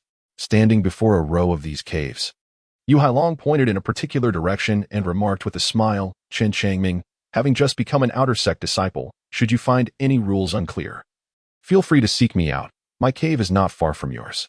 Chen Changming expressed his gratitude and then entered his humble abode. The dwelling was modest in size, akin to the house he occupied in the spirit rice cultivation area. Within, there was a wooden bed, a wooden table, a stool, and some cooking utensils. Even as an outer sect disciple, the responsibility for sustenance fell upon oneself. The sect provided spirit rice each month, ensuring that no disciple would go hungry. Chen Changming opened his storage bag and first donned the attire of an outer sect disciple. He then retrieved the Changchun Gong, examining it with a faint smile gracing his face. This version of Changchun Gong was relatively complete, allowing him to cultivate continuously until he reached the foundational realm and beyond. Chen Changming retrieved the manual for outer sect disciples and meticulously perused its contents, becoming thoroughly acquainted with the numerous regulations governing the outer sect disciples. This identity token for outer sect disciples also served to record contribution points. Holding the silver token, Chen Changming smiled. Previously, as a mere servant disciple, he had not possessed an identity token, only a contribution point token. His former contribution point token still contained over 100 points, which he could transfer to his identity token through Elder Luo. Henceforth, the contribution point token would no longer be of use to him. The new identity token for outer sect disciples came with 100 contribution points, prompting Chen Changming to reflect deeply. A servant disciple labored for an entire year to earn 100 contribution points, while an outer sect disciple received them effortlessly. The disparity in treatment was indeed substantial. Finally, upon gazing at the 10 spirit gathering pills and the 10 spirit stones, Chen Changming found himself at a loss for words. One could only say that becoming an outer sect disciple was truly delightful. The cave dwelling was somewhat dusty. Chen Changming spent half an incense stick's worth of time tidying it up before stepping outside. If only he had the dust cleansing technique. Cleaning the cave and removing dust from himself would be far less troublesome. As Chen Changming walked, his mind wandered. He had encountered this dust cleansing technique in a manual. It was one of the skills he aspired to master in the future. After half an hour, Chen Changming arrived at the entrance of the scripture repository, only to find that the elder who had been there before had vanished, likely having perished in the 2 recent battles. In their place stood a black-clad old woman of foundational cultivation, her countenance fierce and her expression austere, clearly not one to be trifled with. "Esteemed elder, I wish to select a martial art." Chen Changming spoke softly, extending the identity token. Prior to his arrival at the sutra repository, He had consulted Elder Luo and transferred all contribution points from his contribution token. The elderly woman in black examined the token thoroughly and nodded slightly in acknowledgement. "Proceed straight ahead," she instructed. "The outer sect disciples are on the first floor." "Thank you, esteemed elder," he replied. Chen Changming pushed open the door and entered the first floor of the scripture repository. The space on this level was vast, far exceeding the dimensions of the previous small room by more than tenfold. Rows of bookshelves stood majestically, adorned with countless volumes, with a rough estimate suggesting that there were at least 100 different titles. Chen Changming was utterly dazzled, exclaiming in exhilaration. After all, he had never encountered such an array of martial arts techniques. This experience truly broadened his horizons. The majority of outer disciples were at the chi refinement stage. Thus, the contribution points required for any technique or skill were minimal, starting at merely 100 points, with the most expensive capping at 200 points. Among these techniques, Chen Changming spotted the dust removal technique. After perusing it briefly, he set it aside, as his current contribution points were limited, and he deemed such trivial matters insignificant. What was most pressing for him now was to seek out a more advanced movement technique. Currently, he possessed the Five Tigers' soul-severing blade for close combat, the formidable spirit energy finger for ranged attacks, and the spirit armor technique for protection. Moreover, he had also prioritized the celestial furnace body refining technique, preparing to commence his training at an opportune time. With both offensive and defensive capabilities in place, he only lacked a movement technique. Should he master such a skill, his ability to safeguard his life would significantly increase with continuous enhancement. Chen Changming possesses a clear understanding of his own limitations. He perceives himself as a mere dabbler with a mixed elemental root, lacking in aptitude. He recognizes the necessity of being judicious in his choices, aware that he must not overreach and should select with care. Once a path is chosen, it must not be altered lightly. Upon entering the area of movement techniques, after a thorough comparison, Chen Changming selects a technique known as the Dragon's Glide. Mastering this technique to a certain degree enables one to traverse 1,000 miles in a single day, proving invaluable in both combat and escape. This is the one he shall pursue. Chen Changming smiled with excitement as he strode toward the entrance, holding the long-used step. Is that not the former servant disciple who once exchanged for the antidote technique? Now, he has remarkably transformed his fortunes, becoming an outer sect disciple. Truly, what a stroke of luck. At the entrance, 2 or 3 outer sect disciples happened to approach. One of them, upon spotting Chen Changming, blinked and couldn't help but sneer. The other 2 joined in the laughter. Chen Changming surveyed the youth before him and, with a faint smile, inquired, "What? Are you dissatisfied?" The boy, merely at the late stage of the chi refinement 3rd layer, was only slightly superior in cultivation should they engage in a life and death struggle. Chen Changming's spiritual energy could undoubtedly obliterate him in an instant. Now that he had ascended to the ranks of outer disciples, his status had markedly changed. And with his imminent breakthrough to the pinnacle of the chi refinement 2nd layer, he felt little trepidation in confronting ordinary outer disciples. The youth was momentarily taken aback, reflecting on the audacity of a once mere servant disciple daring to provoke him. "Are you seeking death?" The boy, filled with ire, lunged toward Chen Changming. "Xiaopu, don't be impulsive." A companion hastily restrained him, reminding him that fighting within the scripture pavilion would incur severe penalties. "Dare to duel with me on the life and death stage?" Xiaopu, regaining his composure, glared fiercely at Chen Changming. "I have no desire to engage with someone of your lowly caliber." Chen Changming offered a faint smile before turning and exiting through the door. Upon ascending the life and death platform, he realized that eliminating his opponent would be a trivial task. However, Chen Changming had no intention of doing so. He refrained from revealing his secret technique, the spiritual energy flick, in such a public setting. Having recently ascended to the rank of outer disciple and exchanged for an impressive movement technique, he preferred to devote his time to diligent practice rather than engage in a life and death struggle with his adversary. Witnessing Chen Changming's reluctance to fight, Xiaopu, in frustration, began to stomp his feet, feeling utterly powerless. An outer disciple interjected, "Enough, Xiaopu. You possess a higher realm than he does. It would be astonishing if he dared to accept your challenge." Another outer disciple added, "Indeed, if you were to confront him on the life and death platform, our senior sister would undoubtedly reprimand you for bullying the weak." The mere mention of the senior sister's name instilled fear in Xiaopu, extinguishing his fiery spirit and leaving him utterly deflated. Chapter 26. The Dragon's Walk 3 days later. Chen Changming stealthily slipped out of Lingsha sect once more. riding the soaring eagle of Wanbao Pavilion to the Zi Yuan's secret realm, where he diligently watered the medicinal fields again. This time, the young lady did not appear. Instead, others skillfully navigated the eagle to escort him back and forth. After months of nurturing, the spiritual herbs flourished splendidly. Chen Changming quietly observed, realizing that within a year, these herbs would likely reach maturity. The thought of their maturation and the subsequent cessation of the spirit-gathering pill supply stirred a sense of anxiety within him. Presently, Lingxiao sect was unable to cultivate spiritual rice, and by the time he returned in a year, his financial avenues would be nearly obstructed. No need to rush. Let me deeply comprehend the dragon step first. Back in the confines of his sect's cave dwelling, Chen Changming sighed softly and resumed his study of the dragon step. His aptitude was indeed lacking. It took him a full fortnight to grasp the fundamentals of this technique before he could commence formal practice. For him, bridging the gap between understanding the footwork and executing it in its entirety was monumental. It took another month before he could flawlessly perform the entire sequence of the dragon step. How challenging! The young man shook his head in frustration. Fortunately, during this period, he did not neglect his cultivation of the Changchun technique. Remarkably, at dusk yesterday, he broke through to the pinnacle of the second layer of qi cultivations. Now just a step away from ascending to the third layer, Chen Changming subsequently focused on mastering the dragon step. He was eager to ascertain whether the pinnacle of this technique would be 100 repetitions or 1,000. Dragon step, 100 repetitions. 3 days later, after reaching that milestone, the long-awaited phenomenon re-emerged, and an extraordinary sensation coursed through his body, filling Chen Changming with exhilaration.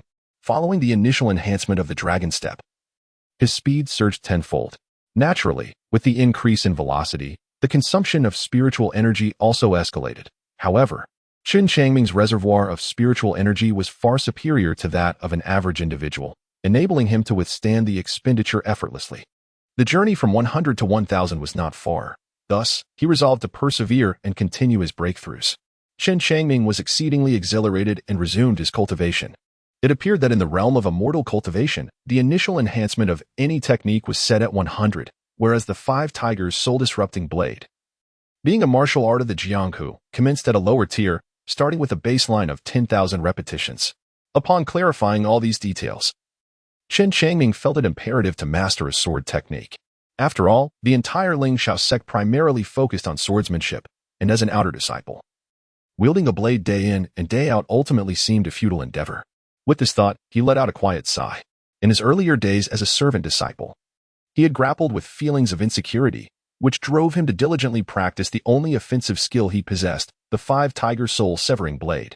However, with his status now transformed, the terrifying number of enhancements available for the 5 Tiger soul-severing blade led him to consider relinquishing it altogether. Faced with such a dilemma, he found himself indeed at a loss yet devoid of alternatives. Now that he had ascended to the status of an outer disciple of the Lingxiao sect, the world he encountered had broadened considerably. To fortify himself and cultivate a greater sense of security, he had no choice but to pursue more refined techniques. A little over a month later, Chen Changming's dragon walk has reached a remarkable milestone of 1,000 steps, granting him a second enhancement. This newfound strength has brought him immense joy, as the speed of his dragon walk has surged 5-fold, while the consumption of spiritual energy has been reduced by an equal measure. This significant improvement greatly enhances his chances of escape. With that, it is time to undertake some tasks to earn contribution points. Stepping out of his cave dwelling, Chen Changming made his way directly to the task hall.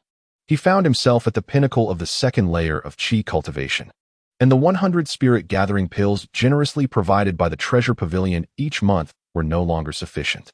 Even with the additional 10 spirit-gathering pills dispensed by the sect monthly, it was inadequate.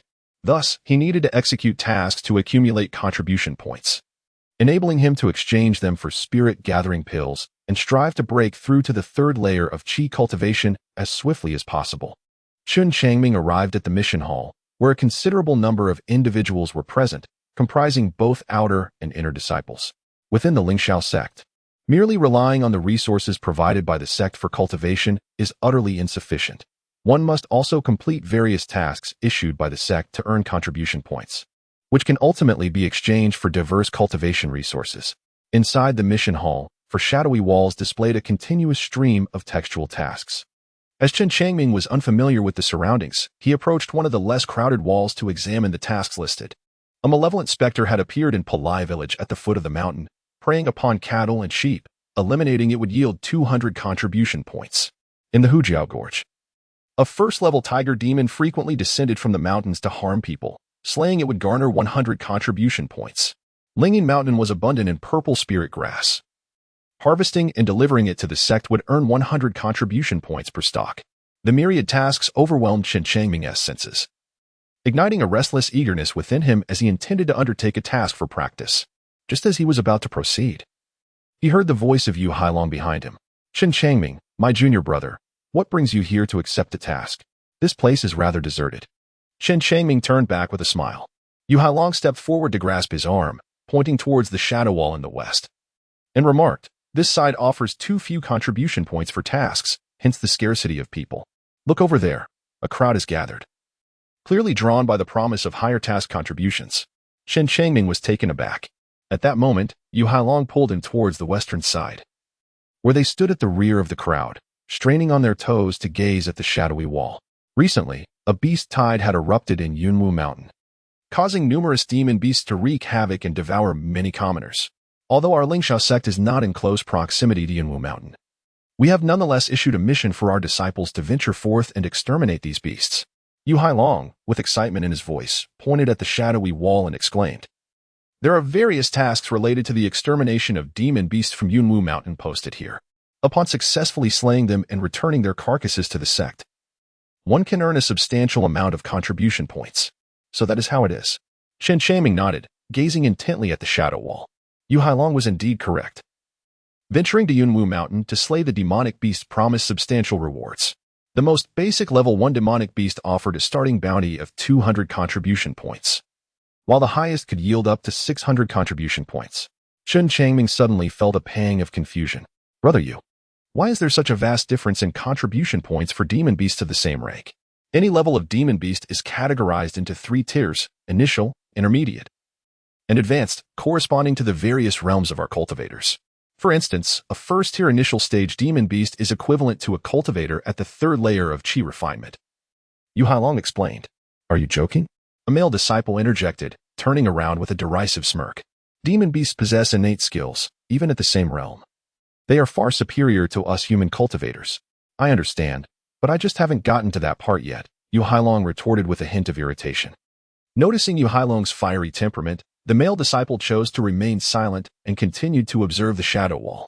Having listened to their conversation, Chen Changming silently nodded. He felt he had gained a clearer comprehension of the strength of first-tier demon beasts. As he continued to watch the shadow wall, Chen Changming exclaimed in astonishment. Are there second-tier demon beasts in the Cloud Mist Mountain? Certainly, but second-tier demon beasts seldom venture out. They remain hidden deep within the Cloud Mist Mountain. As long as we cultivators in the qi refinement stage do not delve too deeply, we will not encounter any trouble, Yu Hailong replied nonchalantly. Chen Changming inquired further.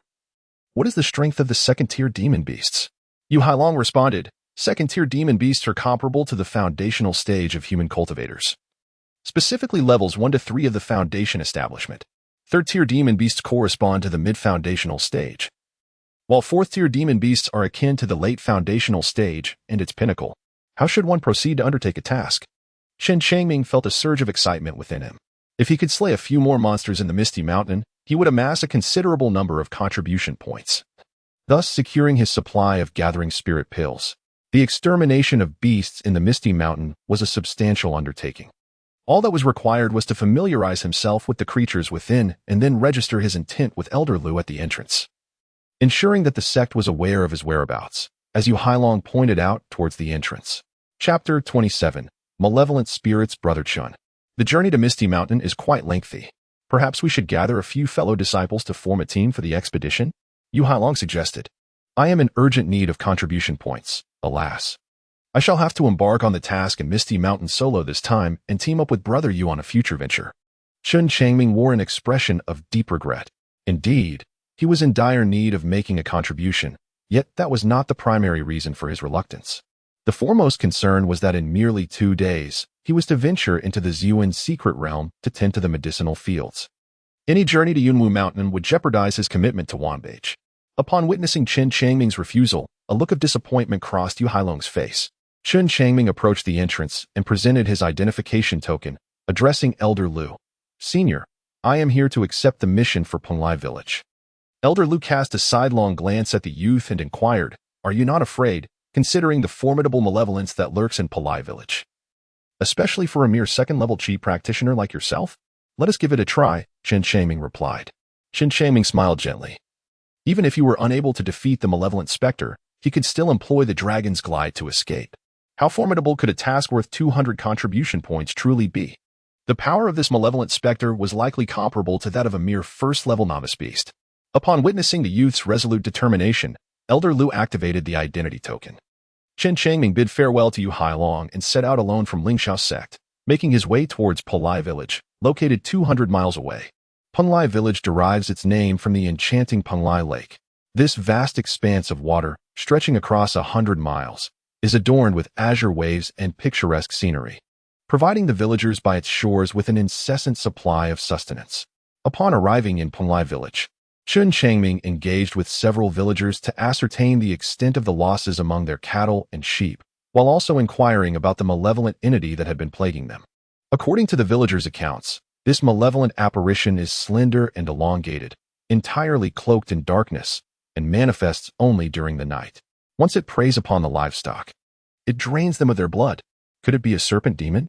The image of such a creature first flashed through the young man's mind upon hearing the villagers' descriptions. However, he swiftly dismissed the thought. If it were indeed a serpent demon, there would be nothing left of the cattle and sheep but remnants. It is inconceivable that it would merely siphon their blood. Immortal Master, this creature has devoured hundreds of our cattle and sheep. You must take responsibility for us. An elderly man exclaimed, tears streaming down his face as he knelt down. Chen Changming assisted the elderly man to his feet and spoke gently, do not worry. I shall certainly rid Penglai village of this malevolent spirit. The old man wiped away his tears, feeling a deep sense of relief. The Lingxiao sect is renowned throughout the entire Yu kingdom, instilling great confidence in the villagers regarding their immortal masters. As night fell, the sky became shrouded in dark clouds, obscuring the stars, and a fierce wind began to rise, heralding the approach of a torrential downpour. On the rooftop of a villager's home stood a young boy, armed with a sword on his back. His gaze was profound as he surveyed his surroundings with vigilance, the howling wind causing his robes to flutter wildly. It was said that this malevolent spirit emerged each night in search of prey, prompting Chen Changming to await its appearance. Beneath the surface of Penglai Lake, in the pitch-black waters, a small orb of red light suddenly emerged, within which flickered indistinct shadows. One more taste of blood, and my injuries shall stabilize. Allowing me to return to the sect to report, a man's voice resonated softly from within the crimson glow. Following this, the sound of water stirred as a sinuous black entity slithered forth from the red light, moving swiftly along the lakebed like a spectral serpent, reaching the shore in mere moments. This black form stealthily breached the water's surface without a sound, quietly infiltrating Penglai village. A muffled bellow of a cow echoed from the eastern side of the village. Despite the roaring wind, the sound reached Chen Changming's ears. It has come. Chen Changming felt an inexplicable excitement surging within him. He drew the steel knife from his back and, with a single leap, activated the dragon's glide technique, vanishing in the blink of an eye atop the rooftop. In an instant, he traversed a distance of several hundred meters. One must admit, after 2 enhancements, the speed of this dragon's glide technique was simply astonishing. What in the world was this extraordinary ability? Chen Changming gazed in astonishment at the dark entity that ensnared a yellow cow in the night. If his eyes did not deceive him, the serpentine black object was, in fact, a massive bundle of long, black hair. This sinister tress had already strangled the cow, with one end of the strands burrowing into its body, ravenously siphoning its blood, causing the creature's form to visibly wither. Suddenly, 5 spectral tigers emerged behind him, and Chen Changming struck down with his blade. The blow descended like a fierce tiger descending the mountain, unstoppable in its ferocity. The black hair, clearly taken aback by the sudden ambush, had no time to evade and was swiftly cleaved. With a series of sharp snaps, several strands severed. In pain, the hair recoiled violently, retreating from the cow and hastily darting away along the wall. Attempting to flee, Chen Changming let out a cold sneer. This was worth 200 contribution points, and he was determined to slay it. Like a swimming dragon, he weaved through the inky darkness of the night, closing in on the black hair in a mere 2 breaths. With a swift motion, he struck twice more. However, he could only sever a small portion of the black strands, while the remaining tendrils continued their frantic rush toward the nearby lake. What in the world was this strange entity? Chen Changming's gaze flickered as he noticed the blade had begun to curl, a wave of astonishment washing over him. He was acutely aware of the formidable power wielded by the Five Tigers' soul-cutting blade, having enhanced it twice. Yet it remained incapable of vanquishing that enigmatic figure with the black hair. Chen Changming did not hesitate. He activated his Dragon S-step to continue the pursuit, striking down repeatedly with his blade, severing over 100 strands of raven hair. The remaining tresses plunged into the lake's depths. Chen Changming activated the spirit armor technique and pursued closely behind. Upon entering the water, his dragon swim step was affected, causing his speed to diminish. And he could only watch helplessly as that figure with flowing black hair vanished beneath the surface of the lake. Chen Changming never anticipated that the duck he had in his grasp would take flight, and thus he continued his search in the lake's depths. What? A disciple of Lingxiao sect? From the crimson glow at the lake's bottom, a man's furious voice resounded. His dark hair bobbed in agitation. Damn it! This body bears wounds bestowed by Lingxiao sect, just as I was preparing to depart from this place. Another disciple of the second level of Qi training from Lingxiao sect has come to trouble me. The man's roars grew louder, as though his hidden anger had been provoked, and he was determined to vent his frustrations on this Lingxiao sect disciple. What is this? After swimming 100 meters in the water, Chen Changming spotted a small red glow in the distance, which immediately put him on high alert. This red light must be situated quite far away, hence its diminutive appearance, resembling a mere fingernail. Could this be the lair of the Black Silk? A thought surfaced in the young man's mind, prompting him to proceed with caution as he gradually approached the red glow.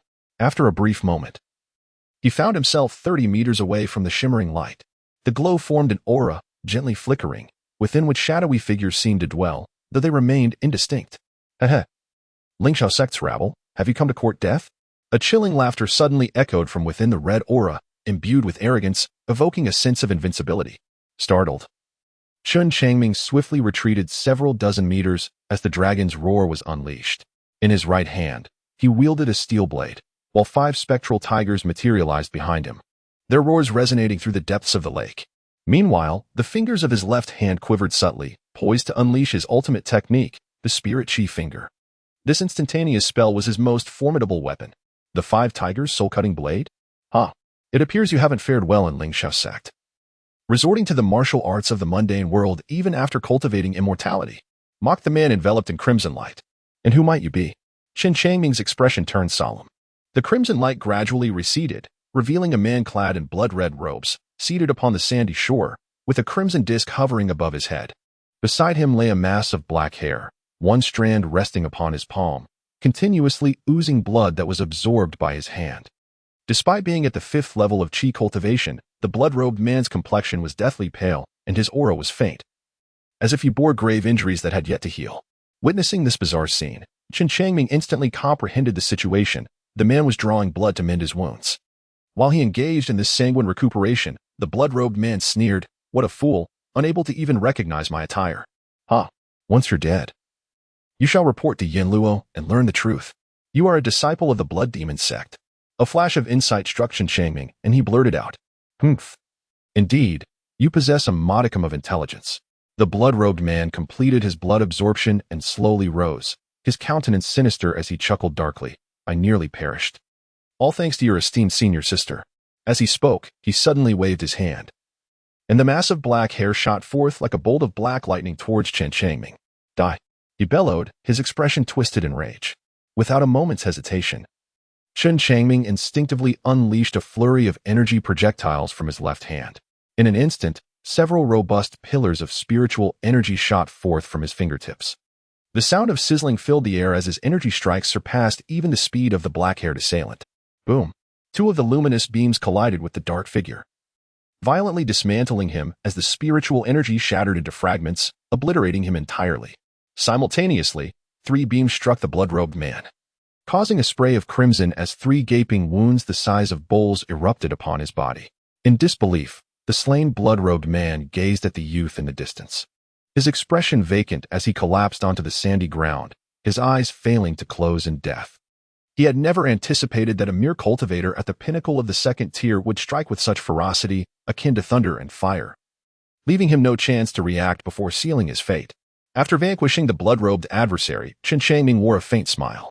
His energy projectiles, with terrifying power within 100 meters, arrived in the blink of an eye. The disciple of the Blood Demon sect had been far too complacent, failing to activate the defensive treasures above him, which ultimately led to his swift demise, leaving him in eternal disbelief. Chen Changming glided forward, collecting the severed black hair into an empty storage pouch.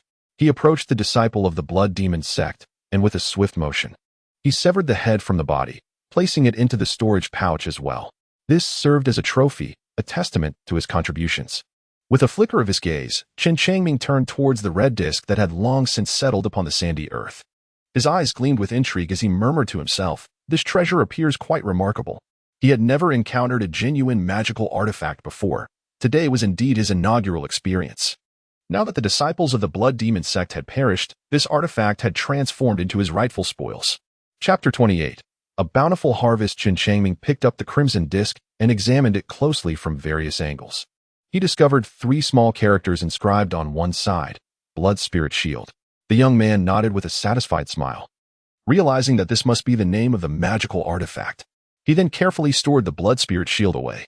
Upon encountering a disciple of the Blood Demon sect, Chen Changming discovered a storage pouch. As he opened it, a smile spread across his face, and a glimmer of delight sparkled in his eyes. It must be said, this disciple of the Blood Demon sect was exceedingly affluent. Within the storage pouch lay over 1,000 spirit stones, more than 100 low-grade spirit-gathering pills. In addition to an identity token, 2 exquisite swords, and several dozen pounds of gold. Prosperity had come his way. Chen Changming hurriedly transferred these items into his storage bag, a smile continually gracing his lips. He never anticipated that merely undertaking a task to vanquish malevolent spirits would yield such a plethora of surprises. Now, the crisis regarding his spirit-gathering pills had been entirely resolved. With these spirit-gathering pills in his possession, he was well equipped to break through to the 3rd level of Qi refinement. After exiting the Penglai Lake, Chen Changming sought out the villagers to inform them of the eradication of the malevolent spirits, and then swiftly returned to Lingxiao sect.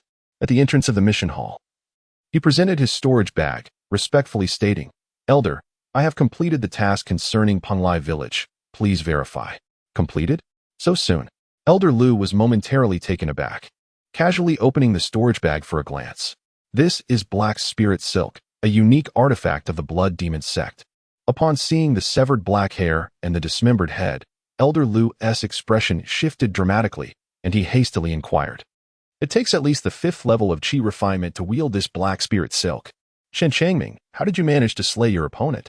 Reporting to the elder, "This individual was gravely injured by my senior sister from the outer sect, significantly diminishing their strength, and I was fortunate enough to launch a surprise attack." Chen Changming spoke calmly. Elder Lu murmured to himself, picking up the identity token within, muttering, "A sneak attack? I did not expect your abilities to be formidable. Elder Lu, I am here to submit my mission." At that moment, a melodious female voice resonated, followed by the sound of firm footsteps. A strikingly graceful woman approached. "Senior sister." Upon seeing her, Chen Changming promptly bowed. This senior sister, renowned as the foremost figure of the outer sect, was a legendary character who had rescued numerous outer sect disciples on the battlefield, and he held her in deep respect. The senior sister nodded with a smile and glanced at the storage bag in Elder Lu's hand, suddenly exclaiming in surprise, "Isn't this the Cold Mountain Aster from the Blood Demon sect? Luo Lan, do you recognize this individual?" Elder Lu turned towards the senior sister, saying, "During our battle between Lingxiao sect and the Blood Demon sect, I severely injured this lad, forcing him to flee. I regretted it immensely at the time. Little did I expect he would ultimately perish. Truly, the cycles of heaven and retribution are unfaltering." The senior sister burst into joyous laughter. "So it is." Elder Lu nodded, looking at Chen Changming with a smile. "You have successfully broken the Black Spirit Silk and slain the seriously injured disciple of the Blood Demon sect in hiding. This is indeed a significant achievement. Chen Changming, how does a reward of 1,000 contribution points sound?" "Thank you, esteemed elder." Chen Changming was filled with joy as he promptly presented his identity token. Elder Lu swiped it, adding 1,000 contribution points. With a resounding clap, the senior sister struck the young man's shoulder, expressing her astonishment. "Well done, Chen Changming. You truly are remarkable. You even defeated Cold Mountain Mustard. Huh. Had it not been for my prior injury inflicted upon him, I would never have been so fortunate." The young man humbly smiled in response. After their conversation, he bid farewell to Elder Lu and the senior sister, making his way to the scripture repository. Now armed with 000 contribution points. He was eager to exchange them for a sword technique. Upon arriving at the entrance of the repository and presenting his identity token to the elderly guardian clad in black, he was granted entry. Oh, a 5-element mixed spiritual root? 3 young men descended the staircase, and upon spotting Chen Changming, one of them couldn't help but burst into laughter. Chen Changming furrowed his brow slightly. The one mocking him was none other than Chen Changming, a genius with a top-tier fire spiritual root, whom he had not seen for nearly 2 years. In this time apart, the fellow had grown taller, becoming increasingly handsome and exuding an air of extraordinary grace. His cultivation had already reached the 6th level of qi refinement. Chen Changming sighed inwardly. Such is the nature of genius, whose cultivation speed far surpasses my own. The youth lowered his head, remaining silent and uncommunicative. This Chen Changming had surpassed him by 4 minor realms, a feat beyond his capacity to contend with. Since he could not provoke confrontation, he chose to maintain his silence. The hardships of his past wanderings had long instilled in him a remarkably resilient character. As long as he was not cornered like Ma San from Shiliang City, Chen Changming would not resort to desperate measures. His desire for vengeance would inevitably await the accumulation of sufficient strength. Acting recklessly would serve no purpose. The pinnacle of the 2nd layer of qi cultivation? How have you progressed so swiftly? I had assumed you would remain trapped in the 1st layer, Chen Changming exclaimed in astonishment as he approached. A cultivator with a mixed elemental affinity was advancing at such an impressive pace, leaving him utterly perplexed. Chen Changming turned around and searched the bookshelf for sword techniques. Chen Changming, feeling somewhat embarrassed, offered a sheepish smile to the other two, saying, "We entered Lingxiao sect in the same cohort. He was originally just a servant disciple. But luck smiled upon him, and he was directly promoted to outer sect disciple when the sect called him back. Haha, what incredible fortune." One inner sect disciple laughed heartily. Amidst the unabashed mockery, Chen Changming remained indifferent, focusing intently on selecting a sword technique. No matter what they said, he would not be provoked into anger or action. He firmly believed that with diligent cultivation, one day he would rise like a phoenix from the ashes, soaring high above, and trample these so-called prodigies underfoot. A bunch of worthless scoundrels. All they know is to ridicule me for being an outer sect disciple. If they have the capability, why not spar with me? As laughter echoed around, a sharp rebuke sliced through the air like a blade, piercing the entire space of the scripture pavilion. A figure, exuding grace and poise, floated in. The esteemed senior sister, the foremost among the outer sect, appeared within the scripture pavilion like a specter. With a gentle clench of her fist, her aura surged in waves. Her slender brows arched, her almond-shaped eyes widened, and her gaze, like a razor-sharp sword, fixed intently upon the 3. The 3 inner sect disciples felt as if they had fallen into an icy abyss, their bodies trembling, too fearful to meet her gaze. This outer sect leader had both a formidable background and strength.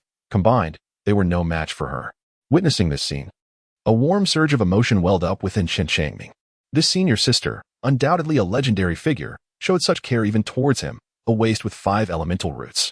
For the first time, this lonely youth felt an inexplicable sense of belonging to Lingxiao sect. Get lost.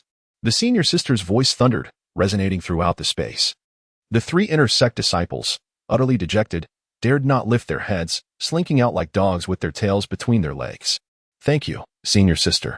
Chen Changming cupped his hands and bowed deeply, expressing his heartfelt gratitude. Junior brother Chen, there is no need to stoop to the level of those wretched beings. They possess no virtue, and their consciences have been devoured by dogs. The senior sister approached and gently patted Chen Changming's shoulder. Noticing the young man with his head bowed, seemingly still trapped in his previous state of humility, her heart ached. She realized that this outer sect disciple was merely a menial servant, burdened with a mixed root of the 5 elements, the least gifted in the entire sect. Witnessing the senior sister's ire directed at others brought Chen Changming a sense of relief. Junior brother, she continued, glancing towards the entrance with a voice laced with indignation. These heartless wretches consume the spiritual rice you cultivate, yet show no gratitude, repeatedly hurling insults at you. Once we leave Lingxiao sect, I shall find a way to rectify their behavior. I am truly grateful to you, senior sister. Chen Changming clasped his fists and smiled, gratitude evident in his eyes.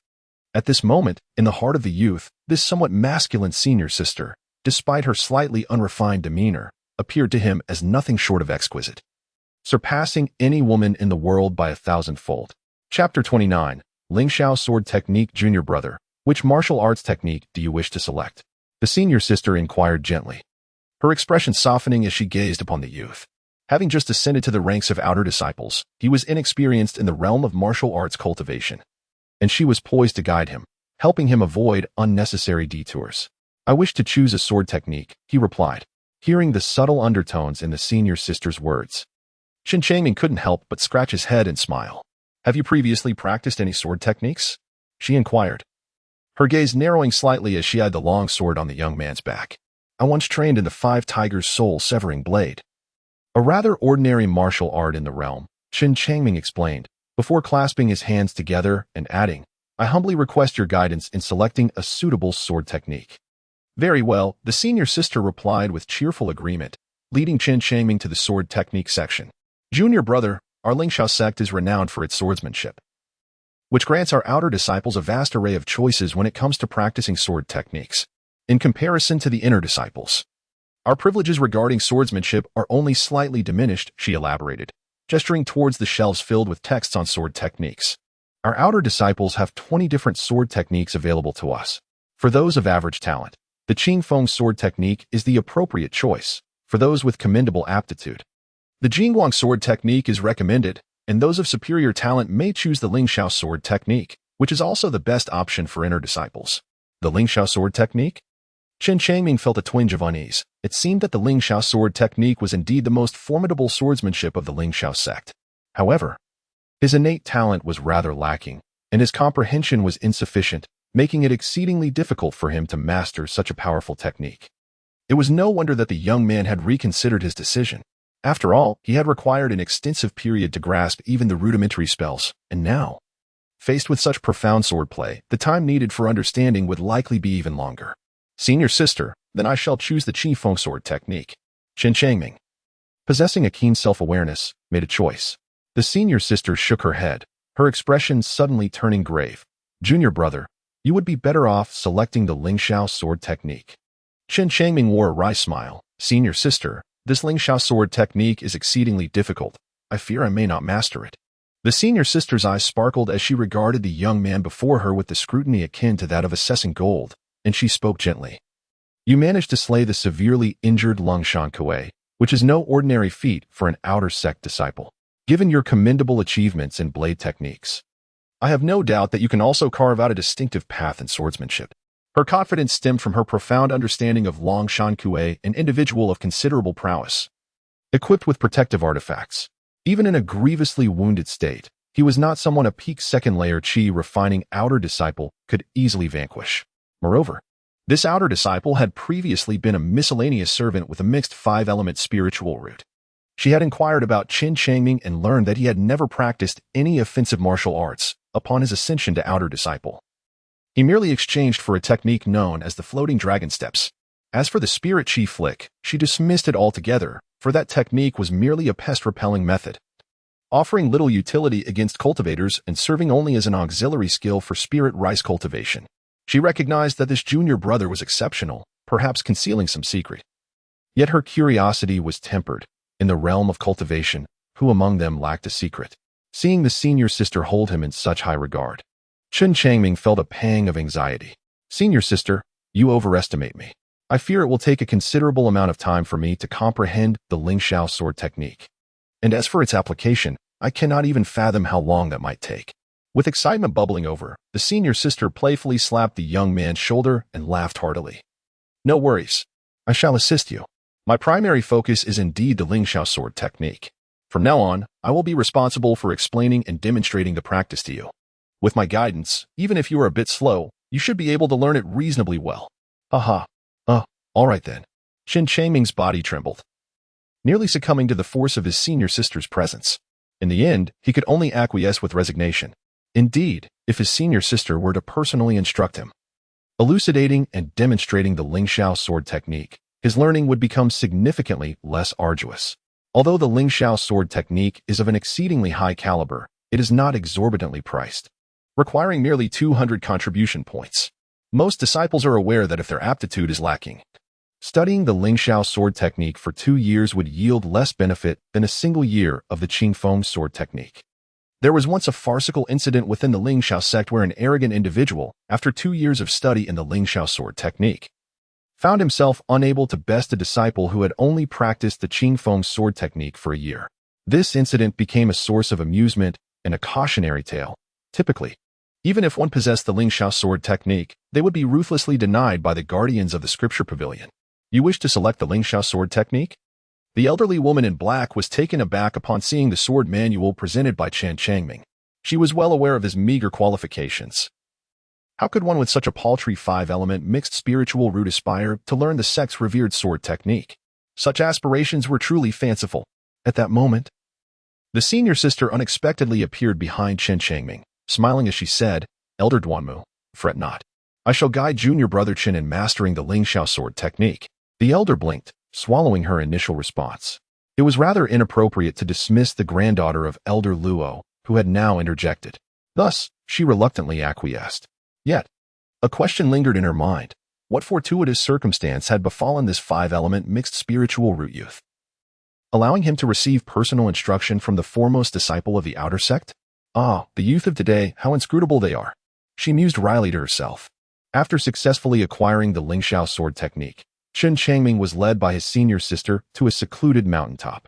Junior brother, the Lingxiao sword technique comprises 36 forms. Let us take our time, she said, opening the manual with a serious demeanor, and began to patiently explain to Chen Changming the flow of spiritual energy within the sword technique, how to execute moves, and how to coordinate his body's strength with the application of the technique. Chen Changming seemed to transform into a humble scholar, standing obediently to the side with his hands clasped. At first, he struggled to comprehend, but with a tenacious spirit, he asked numerous questions. Gradually, he began to grasp a considerable amount. Little junior brother, do you understand? After a long pause, the senior sister lifted her gaze and inquired with a smile at the young lad. Do you understand? Chen Changming felt a pang of bitterness in his heart, for there were many aspects he still did not comprehend. He scratched his head and candidly expressed, Senior sister, it seems I still have a few uncertainties. No worries, she replied with remarkable patience. You may return and ponder over it today. We shall continue our studies tomorrow. Very well, I appreciate your guidance, senior sister. Chen Changming returned home with a countenance full of shame, clutching the sword technique manual. In the days that followed, he ascended the mountain peak daily, dedicating half of his day to learning the Lingxiao sword technique from his senior sister. She exhibited remarkable patience, never displaying irritation, and tirelessly continued to elucidate the intricacies of the technique. However, as her patience grew, Chen Changming found himself increasingly anxious. After a week had passed, he discovered that the more he learned, the more perplexing the Lingxiao sword technique became, instilling a deep fear within him. He was terrified of wasting his senior sister's valuable time in the event he failed to grasp it. Chapter 30, A Joke. Luo Lan, the young lad, was merely endowed with a mixed elemental root, possessing exceedingly poor aptitude, rendering him incapable of mastering the Lingxiao sword technique. On the mountaintop, after the youth departed, an elder appeared gracefully. It was Elder Luo. Recently, he had heard that his precious granddaughter was teaching an outer sect disciple the Lingxiao sword technique. Upon further inquiry, he discovered that the disciple in question was none other than Chen Changming, the very errand disciple with a mixed elemental root. This revelation infuriated the old man greatly. His granddaughter's time was far too precious to squander on such a waste of potential. Thus, upon the conclusion of today's lesson, the elder could no longer restrain himself and rushed out to dampen his granddaughter's enthusiasm. Grandfather, your words seem to carry some weight, Luo Lan replied with a bitter smile. She too had noticed that Chen Changming appeared to be struggling, with questions multiplying rather than diminishing. This led her to doubt her own teaching abilities. Was it her instruction that was inadequate, resulting in an increase in her student's confusion? It is good that you recognize this. One who is unworthy cannot be sculpted. From this day forth, let it cease, Elder Luo expressed, pleased to see his granddaughter acknowledge her misstep. Gently stroking his white beard, his brows relaxed. Suddenly, Luo Lan shook her head defiantly, her expression resolute. No, I made a promise, and I shall ensure he learns. Elder Luo was nearly struck with apoplexy at her stubbornness. He had feared this tenacity. Her insistence on joining the outer sect had been a battle he had fought to no avail. Many within the sect were already aware of this matter. Luo Lan, where shall I hide my old face? Unyielding, Elder Luo continued to implore her. Grandfather, as the outer sect's senior sister, should it not be regarded as an honor to teach my junior brother the sword technique? Luo Lan blinked her bright, spirited eyes and smiled mischievously. An honor? They are all mocking me, saying that the Luo family members are stubborn and foolishly wasting time on a waste of a mixed elemental root. Elder Luo's face flushed crimson. What of having a mixed elemental root? He is still a disciple of our Lingxiao sect. The moment the Lingxiao sect issued its summons, he was the only errand disciple who returned promptly, demonstrating his unwavering loyalty to the sect. Shouldn't such a disciple be worthy of my time to impart the Lingxiao sword technique? Luo Lan spoke with unwavering conviction. Elder Luo, taken aback by his granddaughter's retort, found himself at a loss for words. Ultimately, he sighed and departed, realizing there was little he could do. After all, the fortunes of descendants are their own to claim. It is indeed a good thing that his granddaughter possesses her own opinions. Let her be, as long as she remains out of harm's way. Once her grandfather left, Luo Lan resumed her seat upon a stone, her delicate hand propping up her fragrant cheek as her brow furrowed in contemplation. I must find a way to express myself more clearly. Perhaps then these younger disciples will grasp my meaning, she muttered softly to herself. A gust of wind obscured her vision momentarily, prompting her to gently rub her eyes before turning away to depart. Beyond the main peak of Lingxiao Peak, the Lingxiao sect boasts 6 additional peaks. Although the sect is renowned for its sword techniques, not everyone is suited to cultivate the Lingxiao sword art. Each of the 6 peaks possesses its own unique heritage, distinct from the Lingxiao sword art, and their power should not be underestimated. The inheritance of Tianhua Peak is the Tianhua divine skill. Over 2 years ago, a prodigy among the cohort, possessing a top-tier earth-level fire spiritual root, was taken in by the peak's master. Outer disciples are scarce among the 6 peaks, as the majority of recruits are inner disciples focused on mastering the techniques of their respective peaks. Haha, junior brother, sure. I heard that the outer disciple Luo Lan has taken a turn for the bizarre, attempting to explain the Lingxiao sword art to that worthless fellow with mixed elemental roots. It seems she has been at it for over 10 days, and the lad remains utterly bewildered.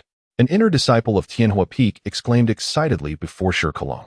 As he spoke, his hands animatedly illustrated the scene, vividly recreating the moment of explanation. Is that so? Shi Kelong initially paused in surprise, then erupted into hearty laughter. The Lingxiao sword art is not something just anyone can cultivate. This is hardly a secret within the Lingxiao sect. How audacious for one with the most abysmal aptitude to dare practice the Lingxiao sword art. And that notorious outer disciple. When did she become so foolish as to teach such a subpar technique? How amusing. The inner disciple joined in the laughter, and several other inner disciples from Tianhua Peak, having overheard the news, soon followed suit, filling the peak with mirth. Humph, that arrogant Luo Lan has dug her own grave. I wonder how long she can sustain this charade. Shi Kelong scoffed. Indeed, if she were to give up midway, the spectacle would be even greater. Who knows? Perhaps other sects will learn of such a fool within our Lingxiao sect's outer ranks. Another inner disciple chimed in, laughter echoing among them.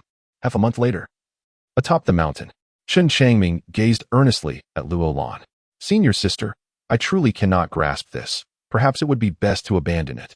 That simply won't do. I perceive that you have made considerable progress compared to before. Junior brother, you must strive harder. Luo Lan chuckled heartily. Over the course of half a month, when faced with whispers and rumors, her heart had wavered. However, a month later, her spirit had grown resolute, unassailable and devoid of any flaw.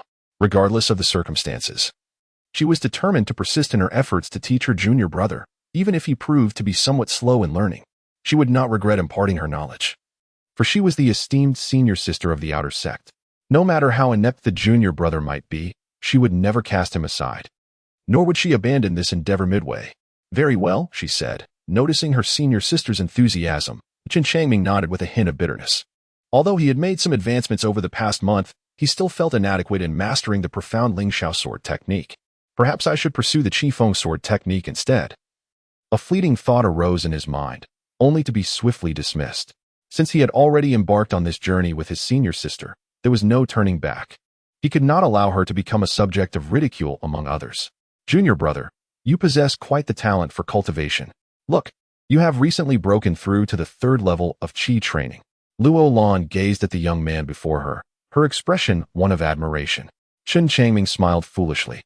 Over the past month, he had been diligently cultivating, and after consuming a substantial amount of spirit-gathering pills, he finally achieved a breakthrough to the 3rd layer of Qi refinement. A month later, Chen Changming's inquiries have diminished significantly, and his comprehension of the Lingxiao sword technique has deepened remarkably, thereby solidifying his confidence. Another month has passed. Chen Changming has finally begun to grasp the fundamentals of the Lingxiao sword technique, managing to awkwardly execute a few moves. This revelation filled the young boy with hope. Well done, little junior brother, you are becoming increasingly impressive. As she watched the boy clumsily wield the Lingxiao sword technique, tears of joy sparkled in Luo Lan's eyes as she clapped enthusiastically. Over the span of 3 months, her junior brother had finally made some headway. The Lingxiao sword sect possesses immense power and profound mysteries. Even she would not dare to claim high mastery, as understanding of the technique requires continuous practice and gradual enhancement. The deeper the understanding, the more formidable the swordplay becomes. A month later, Chen Changming could execute over 20 techniques. After another 2 months, he finally managed to perform the Lingxiao sword technique in its entirety. Thus, it took him half a year just to reach the threshold of initiation. While he could now fully execute the technique, he had yet to harness any true power from it. Chapter 31. Little junior brother, you are a genius, little junior brother. You have officially entered the realm of the Lingxiao sword technique. From this moment onward, your achievements will depend solely on your diligence. A gentle breeze swept across the mountaintop as Luo Lan stood amidst it, earnestly gazing at the young boy while imparting her encouragement. After enduring countless mockeries and pressures for over half a year, she had finally guided her junior brother to the doorway of the Lingxiao sword technique, filling her heart with a sense of accomplishment.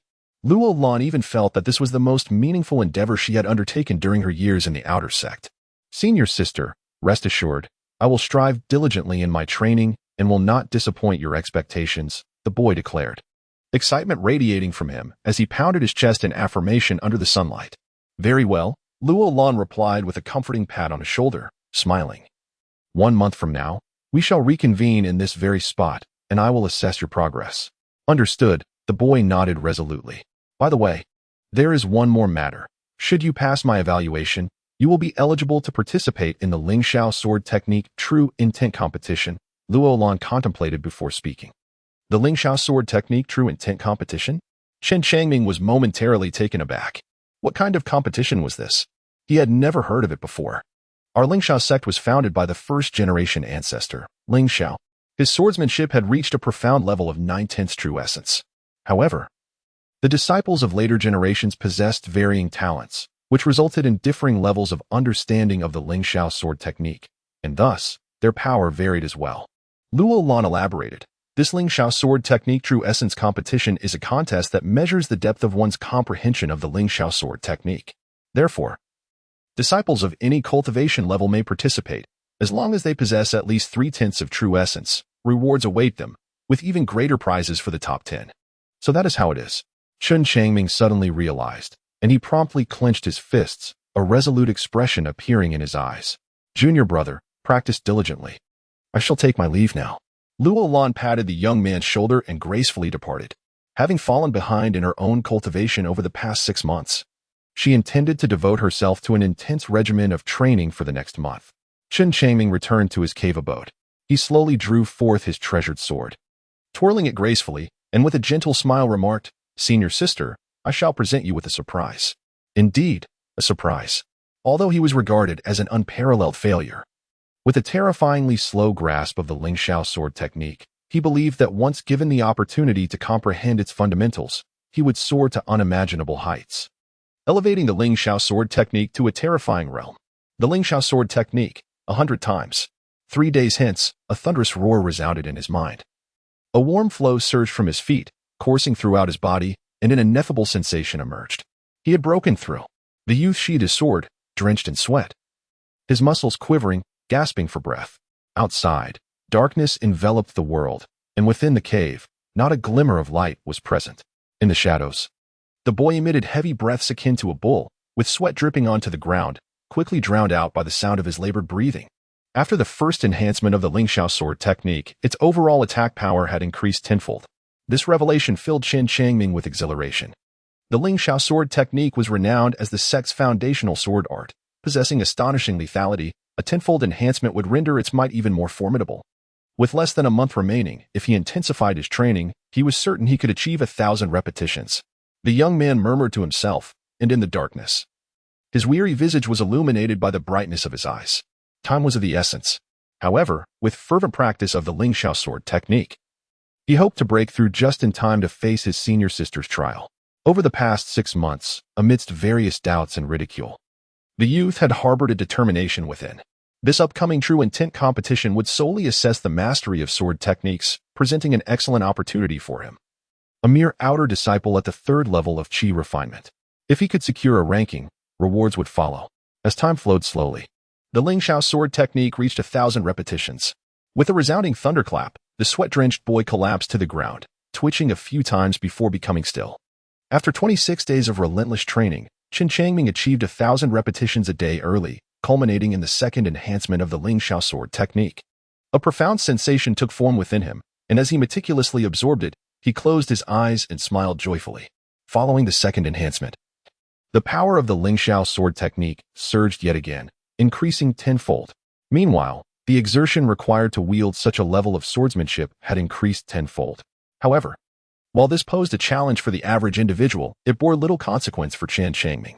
After his breakthrough to the third layer of Qi cultivation, the abundance of spiritual energy in his dantian had become even more formidable.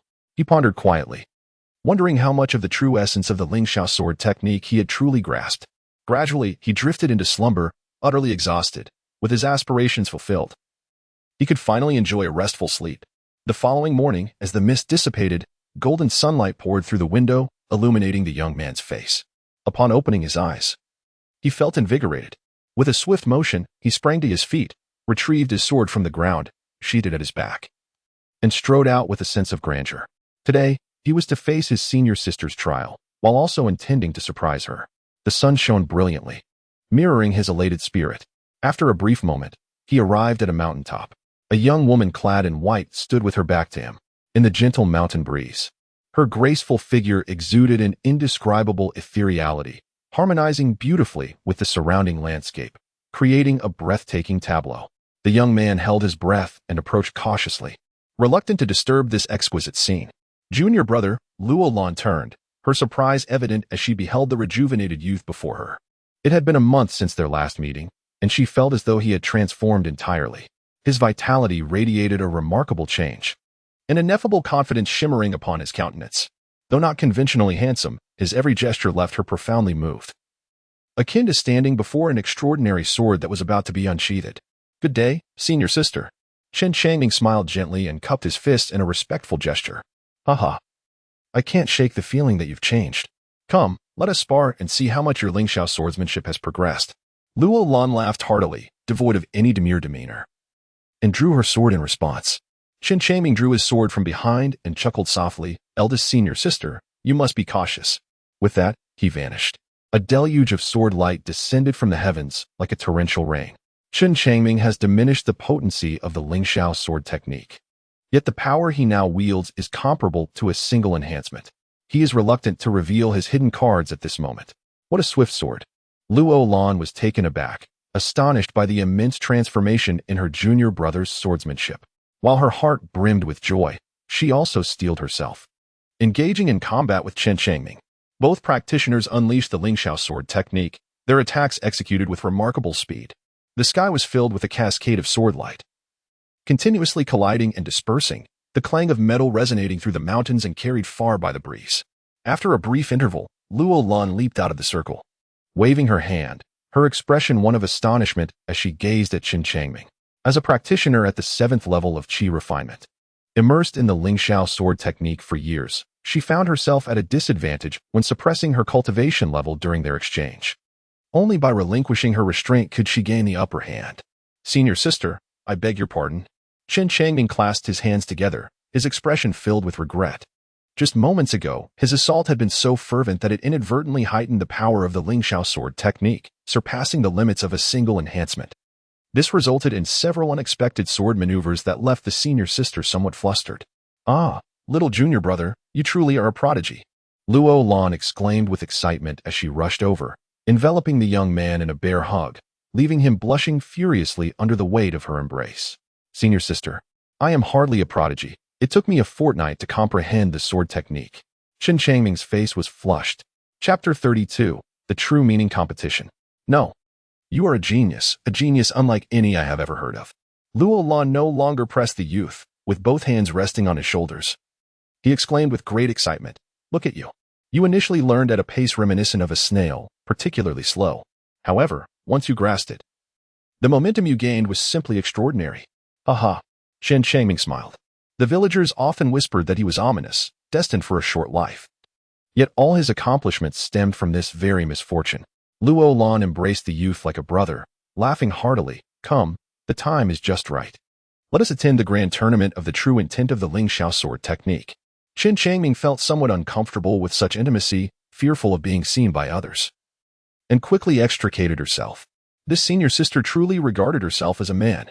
Luo Lan, unabashed and carefree, paid no heed to the youth's embarrassment, striding confidently ahead while Chen Changming followed closely.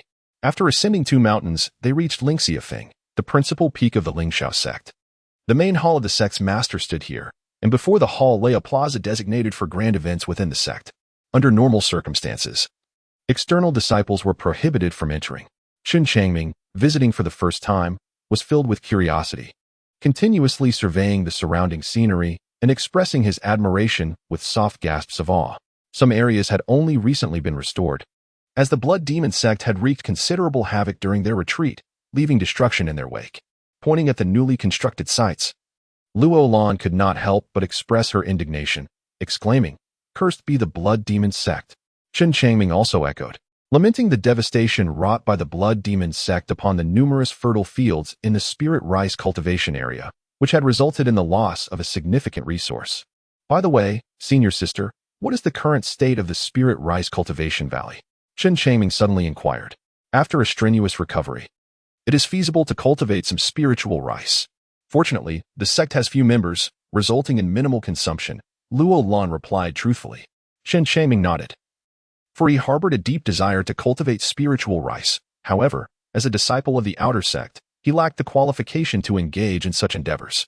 Fortunately, he could earn contribution points by completing tasks, a swift and lucrative form of income. With this thought, his heart felt unburdened. In this tumultuous world, a humble individual navigates through transient circumstances. There is no enduring livelihood to be found. He recalled his days as a mere beggar, nearly succumbing to the bitter cold in Shilyang City. Had it not been for that rogue who left him with no escape, he would never have been driven to take a life. After committing the act, he fled the city only to be discovered by the silver-robed immortal, an encounter that irrevocably altered his fate. Reflecting on the silver-robed immortal, Chen Changming remembered the key left by the great red bird upon his chest. The key, now transformed into a small azure dot, had remained dormant, leaving him uncertain of when it would be retrieved. With the breakthrough in his swordsmanship, it was time to prioritize the furnace body tempering technique as well. In his heart, Chen Changming pondered deeply. He had long lacked the time to cultivate this body refining technique, but now that his Ling Xiao sword technique had also advanced, he was prepared to devote himself to mastering this body refinement art. Due to his exceedingly poor aptitude, the allocation of his training time was indeed a delicate balance, often resulting in a neglect of one for the other. This was simply unavoidable. After a brief incense sticks burning time, the two finally arrived at the plaza halfway up the mountain, where hundreds had already gathered, comprising both outer and inner disciples. Senior sister. Greetings, senior sister. Upon spotting Luo Lan, the outer disciples quickly made way, their expressions filled with utmost respect. Luo Lan smiled and nodded, leading Chen Changming to the center of the plaza, entering the area where the inner disciples congregated. You all must have heard, this Chen Changming possesses a mixed elemental root. It has attracted the favor of the senior sister, receiving over half a year of instruction in the Ling Xiao sword technique. Oh, how enviable! The outer disciples murmured amongst themselves, expressing their deep envy for Chen Changming's fortune. Hearing their discussions, Chen Changming felt a wave of emotion wash over him. Without the senior sister, how would he, with such mediocre aptitude, dare to approach the Ling Xiao sword technique? Mastering the Qi Feng sword technique would have been quite an achievement. Yu Hailong was also among the crowd. After exchanging greetings with the senior sister, he leaned in with a conspiratorial air and a face full of admiration, whispering, "Say, Chen Changming, how fares your Ling Xiao sword technique now?" "Moderately well, I suppose." Chen Changming smiled gently and countered, "Brother Yu, have you learned the Ling Xiao sword technique?" Yu Hailong's face flushed with embarrassment. "Not yet. I have only studied the Qi Feng sword technique. I plan to learn the Ling Xiao sword technique later. I came here today merely to broaden my horizons and observe how others execute the Ling Xiao sword technique." Chen Changming nodded and smiled, choosing to remain silent. "Careless? Upon overhearing the conversation between her two junior disciples, Luo Lan's lips curved into a subtle, enigmatic smile. This year's dark horse in the competition could only be Chen Changming. His mastery of the Lingxiao sword technique was formidable enough that even she found it challenging to counter. Had she also been at the third level of Qi training, she would have already been defeated in their earlier sparring session. Luo Lan felt a surge of joy. Despite the myriad pressures she faced, she had successfully cultivated such an exceptional disciple, making all her efforts worthwhile. Due to Luo Lan's instruction of Chen Changming in the Lingxiao sword technique, rumors had spread like wildfire within the sect, drawing the attention of numerous inner disciples. Senior brother. That lad beside Luo Lan is the so-called waste with the mixed elemental roots. I never expected he would have the audacity to participate in the true intent competition. A group of disciples from Tianhua Peak gathered, with Shi Kelang standing respectfully beside a young man, gesturing towards a certain direction while speaking in hushed tones. The senior beside him was none other than Ma Tianqing, the foremost inner disciple of Tianhua Peak, who had reached the pinnacle of the 9th level of Qi trainings. On the verge of breaking into the 10th level. Of no concern, Ma Tianqing replied with a faint smile, dismissing the matter entirely. He had also come to partake in the true intent competition for the Lingxiao sword technique, and although he hailed from Tianhua Peak, he too had studied the Lingxiao sword technique. Observing his senior brother's indifference, Shi Kelang sighed inwardly. Senior brother's lofty realm naturally afforded him a broader perspective, leading him to disregard the external disciple with mixed elemental roots. Disciples from the 6 main peaks of Lingxiao sect congregated, scattered throughout the square. Some merely cast a fleeting glance at Chen Changming, standing beside Luo Lan, their eyes betraying a hint of disdain before they averted their gaze. The sect master has arrived. A voice called out, causing a stir among the crowd as they collectively turned their gaze toward the grand hall. The grand doors slowly creaked open, revealing a procession of figures. The esteemed leader of Lingxiao sect, along with the heads of various peaks and several influential elders, emerged prominently. The previously boisterous square fell into a profound silence, for the dignitaries seated before the hall were akin to dragons whose tails were visible but whose heads remained hidden. On this momentous occasion, the disciples in the square could indulge in the rare sight, imprinting the images of these high-ranking individuals deeply in their memories. The Lingxiao swordsmanship true meaning competition, held once every 3 years, raised a hopeful expectation in a middle-aged man's expression as he chuckled softly. This man was none other than Li Yu, the sect leader of Lingxiao. Wahai Chuan, the peak master of Tianhua Peak, coughed lightly, breaking into laughter. Leader. The last competition produced quite a few promising talents, such as Ma Tianqing from Tianhua Peak, Jin Huanyu from Heishui Peak, and Zhao Youhe from Qingmu Peak. The outer sect has also seen a surge of talent, exemplified by Elder Luo's cherished granddaughter. At the mention of Elder Luo's granddaughter, an unusual expression swept across the faces of the Lingxiao sect's higher-ups. Though her talent was commendable, she had stubbornly chosen to join the outer sect, causing quite a stir within the entire sect. In the past 6 months, she had accomplished a significant feat by guiding an outer disciple with a mixed elemental constitution in the practice of Lingxiao swordsmanship. One couldn't help but wonder what had possessed the girl to make such a choice. Coughing to regain attention, Elder Luo could not suppress his embarrassment as he observed the crowd's reactions. He was acutely aware that news of his granddaughter's instruction of the sect's least gifted disciple had circulated widely through various channels. Though the assembly refrained from voicing their thoughts out of respect, they had long been mocking him for her perceived foolishness, lamenting how she had brought disgrace upon the Luo family. Li Yu, noticing Elder Luo's discomfort, coughed to ease the tension and gently remarked, Elder Luo, I wonder how much of the true essence Luo Lan has grasped now? 3 years ago, she had comprehended 3 parts of the true essence. Now, she must have at least 4 parts, Elder Luo replied, pride illuminating his countenance. The Lingxiao swordsmanship consists of 9 parts of true essence. And for one so young to master 4 parts is indeed remarkable, marking her as a prodigious talent in the sword arts. The Lingxiao sect, established for a millennium, saw only its first leader, Lingxiao Laozu, reach such heights. Subsequent generations rarely surpassed 8 parts of true essence. In good spirits, Li Yu praised, indeed. Luo Lan will surely become a pillar of our Lingxiao sect in the future. Leader, the time is drawing near. Shall we commence? Wahai Chuan urged with some urgency. Very well, let us begin. Li Yu gently waved his hand. At that moment, an elder stepped forward, casting forth a radiant treasure. This artifact descended gracefully into the square, transforming into a colossal arena spanning several dozen feet. The entire structure was enveloped in a shimmering light, imparting an impression of formidable solidity.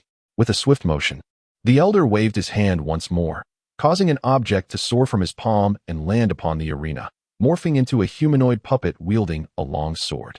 This was the sword puppet, crafted by the second-generation leader of the Lingxiao sect. Any disciple who engaged in combat with it would find the sword puppet matching their realm. The elder proclaimed loudly. The mention of the sword puppet stirred excitement among the crowd, as many disciples were participating for the first time. Their faces a blend of curiosity and exhilaration at the sight of both the arena and the puppet. How extraordinary is this sword puppet, capable of adjusting its own realm? Hailong marveled. Chen Changming squinted, gazing at the sword puppet, a flicker of battle intent igniting within him. If he were to fight with all his might, would he be able to triumph over the sword puppet? Luo Lan tugged at Chen Changming's sleeve, whispering a caution. Junior brother, this sword puppet is formidable. If you take the stage, exercise utmost caution. Thank you for the reminder, senior sister. Chen Changming nodded humbly and spoke with utmost modesty. Regardless of the circumstances, he would not exert himself to the fullest. Even if the rewards were slightly diminished, it mattered not. If one lacked a few hidden cards, a sense of unease always lingered in the heart of youth.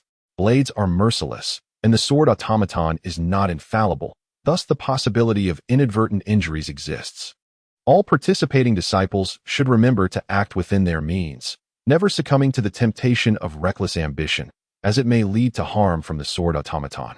The elder surveyed the entire square with a stern expression, emanating the formidable aura of the Foundation establishment realm, and his voice turned suddenly icy. Do you comprehend? We understand. The crowd responded in unison.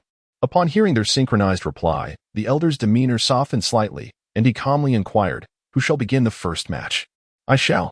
A figure leapt from the crowd and landed steadily on the platform.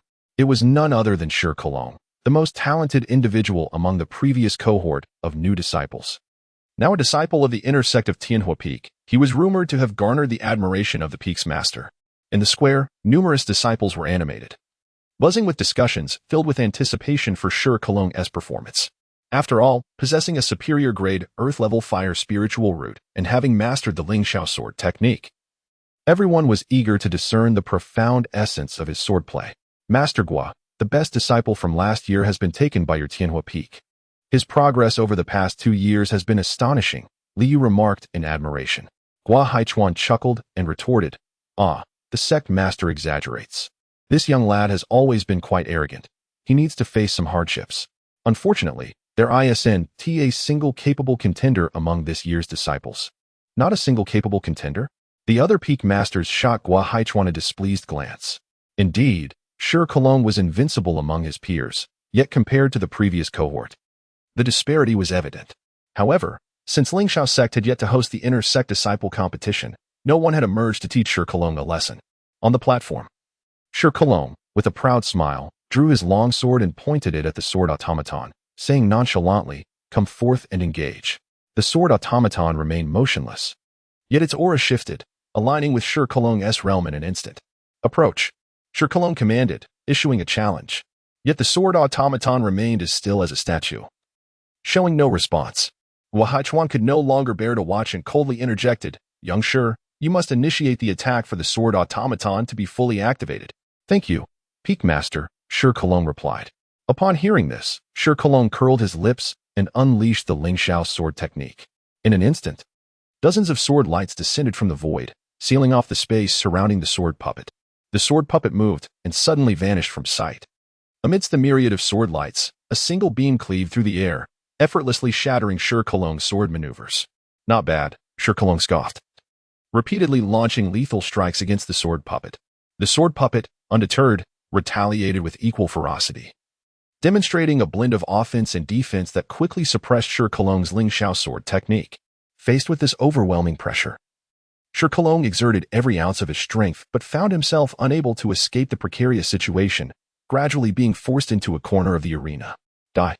Like a cornered beast, Shi Kelong let out a thunderous roar, channeling his spiritual energy in a desperate counterattack. Bang! The sword puppet's strikes grew increasingly fierce, breaking through Shi Kelong's defenses with a series of blows that pierced his shoulder and sent him sprawling. With a thud, Shi Kelong fell to the ground, blood oozing from his shoulder, his complexion pale and ghastly. A few disciples from Tianhua Peak rushed to assist him. But Shi Kelong's face was marked with fear as he murmured, "So powerful." Nearby, Chen Changming sneered. From the beginning, this Shi Kelong was no match. Had he relinquished his attacks, he would have remained unscathed. This so-called genius is far too impatient.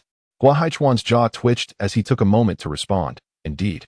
The sword puppet has taught young Shi a lesson. Haha, well done. Liu smiled faintly. The new generation of talented disciples, so proud and arrogant. Benefiting from the sword puppet's tempering is indeed a blessing, lest they suffer in the outside world. A beam of light shot forth from the sword puppet's head, forming two gleaming small swords in midair. Two parts of sword intent, Liu nodded. Shi Kelong, who primarily cultivates the fire-based techniques of Tianhua Peak, has only dabbled in swordsmanship. To grasp two parts of the true essence of the Lingxiao sword technique in just 2 years is commendable. Other senior members of Lingxiao sect nodded in agreement. Gua Haichuan also wore a pleased expression, seemingly satisfied with this disciple. Trash, merely 2 parts of true essence. On the plaza, Luo Lan curled her lips, expressing her disdain. Without warning, she leaped into the arena, her feet barely touching the ground before she unleashed a torrent of sword light, striking fiercely at the sword puppet. Chapter 34. For parts of true essence, the senior sister has entered the fray. Wow, the senior sister looks so impressive, directly confronting the sword puppet. At the moment Luo Lan vaulted onto the stage, all the outer disciples erupted in excitement. The senior sister was a legendary figure in their hearts, having saved many lives on the battlefield. Thus, countless voices rose in encouragement. Go, senior sister. Amidst the throng, Chen Changming's demeanor exhibited a hint of excitement as he silently extended his blessings to his senior sister, even when beset by a sudden assault. The sword automaton executed its strikes with remarkable composure. Its entire form darted gracefully, evading the onslaught of sword light, before it leapt high, thrusting its blade toward Luo Lan's chest. Luo Lan appeared to have anticipated this move, with a swift flourish of her sword. A cascade of sword blossoms formed a formidable wall, successfully obstructing the automaton's assault. Bravo! Elder Luo could not restrain himself from applauding in admiration. His cherished granddaughter indeed possessed a natural talent for swordsmanship. Her application of the iron wall returning wind technique was masterfully executed, reminiscent of his own prowess in his youth. Clang, clang, clang. The blades clashed incessantly, producing a series of piercing sounds, as the two figures maneuvered with fervor both in the air and on the ground. Engaged in a fierce battle, Chen Changming silently observed, continually assessing the prowess of the sword puppet. After a brief interval, Luo Lan suddenly soared into the air. Descending from the arena, a radiant light burst forth from the top of the sword puppet, manifesting into 4 small swords in the sky. Fourfold sword intent. How remarkable is the senior sister! The plaza erupted with gasps of astonishment and envy from numerous outer disciples. The inner disciples from various peaks, witnessing the exceptional performance of this outer disciple, could not help but feel admiration. Junior brother, when you take the stage, follow my lead. Once you've made your mark, you can step down to avoid injury, Luo Lan said, playfully patting Chen Changming on the shoulder. At that moment, the young maiden's complexion appeared slightly flushed, and a delicate sheen of sweat adorned her forehead. With a smile in her eyes, brimming with joy, her bright and sparkling gaze resembled a charming crescent moon. All right, senior sister. Chen Changming also broke into a smile. His senior sister was not only beautiful but also kind-hearted, and it was indeed a blessing for him to have met her at Lingxiao sect. Luo Lan bit her lip and cast a meaningful glance at the young man before her. Little did the entire Lingxiao sect know that this young man possessed an astonishing mastery of the Lingxiao sword technique, having surpassed her in just over 6 months. Surely, when the junior brother took the stage, he would astonish the entire audience. As Shi Kelong and Luo Lan ascended the stage to unveil the true intention competition, challengers began to step forward to confront the sword puppet, intensifying the atmosphere. As the prodigious disciples from various peaks took the stage, records continued to be shattered, elevating the excitement to a crescendo. Wow, 6 points of true intention, someone exclaimed. 6 points of true intention was the highest score of the event. Truly, our Lingxiao sect's foremost genius. Sect Master Liu observed a tall figure in the square, nodding in satisfaction. Chen Changming, the first inner disciple of Gengjin Peak, possessed foundational cultivation and was also the greatest prodigy of Lingxiao sect. His reputation within the sect was immense, yet he had always preferred to remain in the shadows, diligently honing his skills, rarely appearing before the public eye. After Liu spoke, the high-ranking members of Ling Xiao sect turned their appreciative gazes toward Chen Changming. If all went as expected, once Liu stepped down, Chen Changming would undoubtedly become the next sect master of Ling Xiao sect. This young man is quite impressive, Elder Luo praised, although a peculiar glint appeared in his eyes. In a few years, he would find a way to arrange a marriage between his granddaughter and Chen Changming. This would further solidify the Luo family standing. As time passed, the number of challengers dwindled, with nearly all disciples who had learned the Ling Xiao sword technique having faced the sword puppet. Hey, why isn't Chen Changming stepping up? Gua Haichuan deliberately directed his gaze at Elder Luo, muttering with apparent significance. Elder Luo frowned, silently cursing Gua Haichuan for his malicious intentions. Forcing the Chen fellow to take the stage would be tantamount to slapping his granddaughter's face.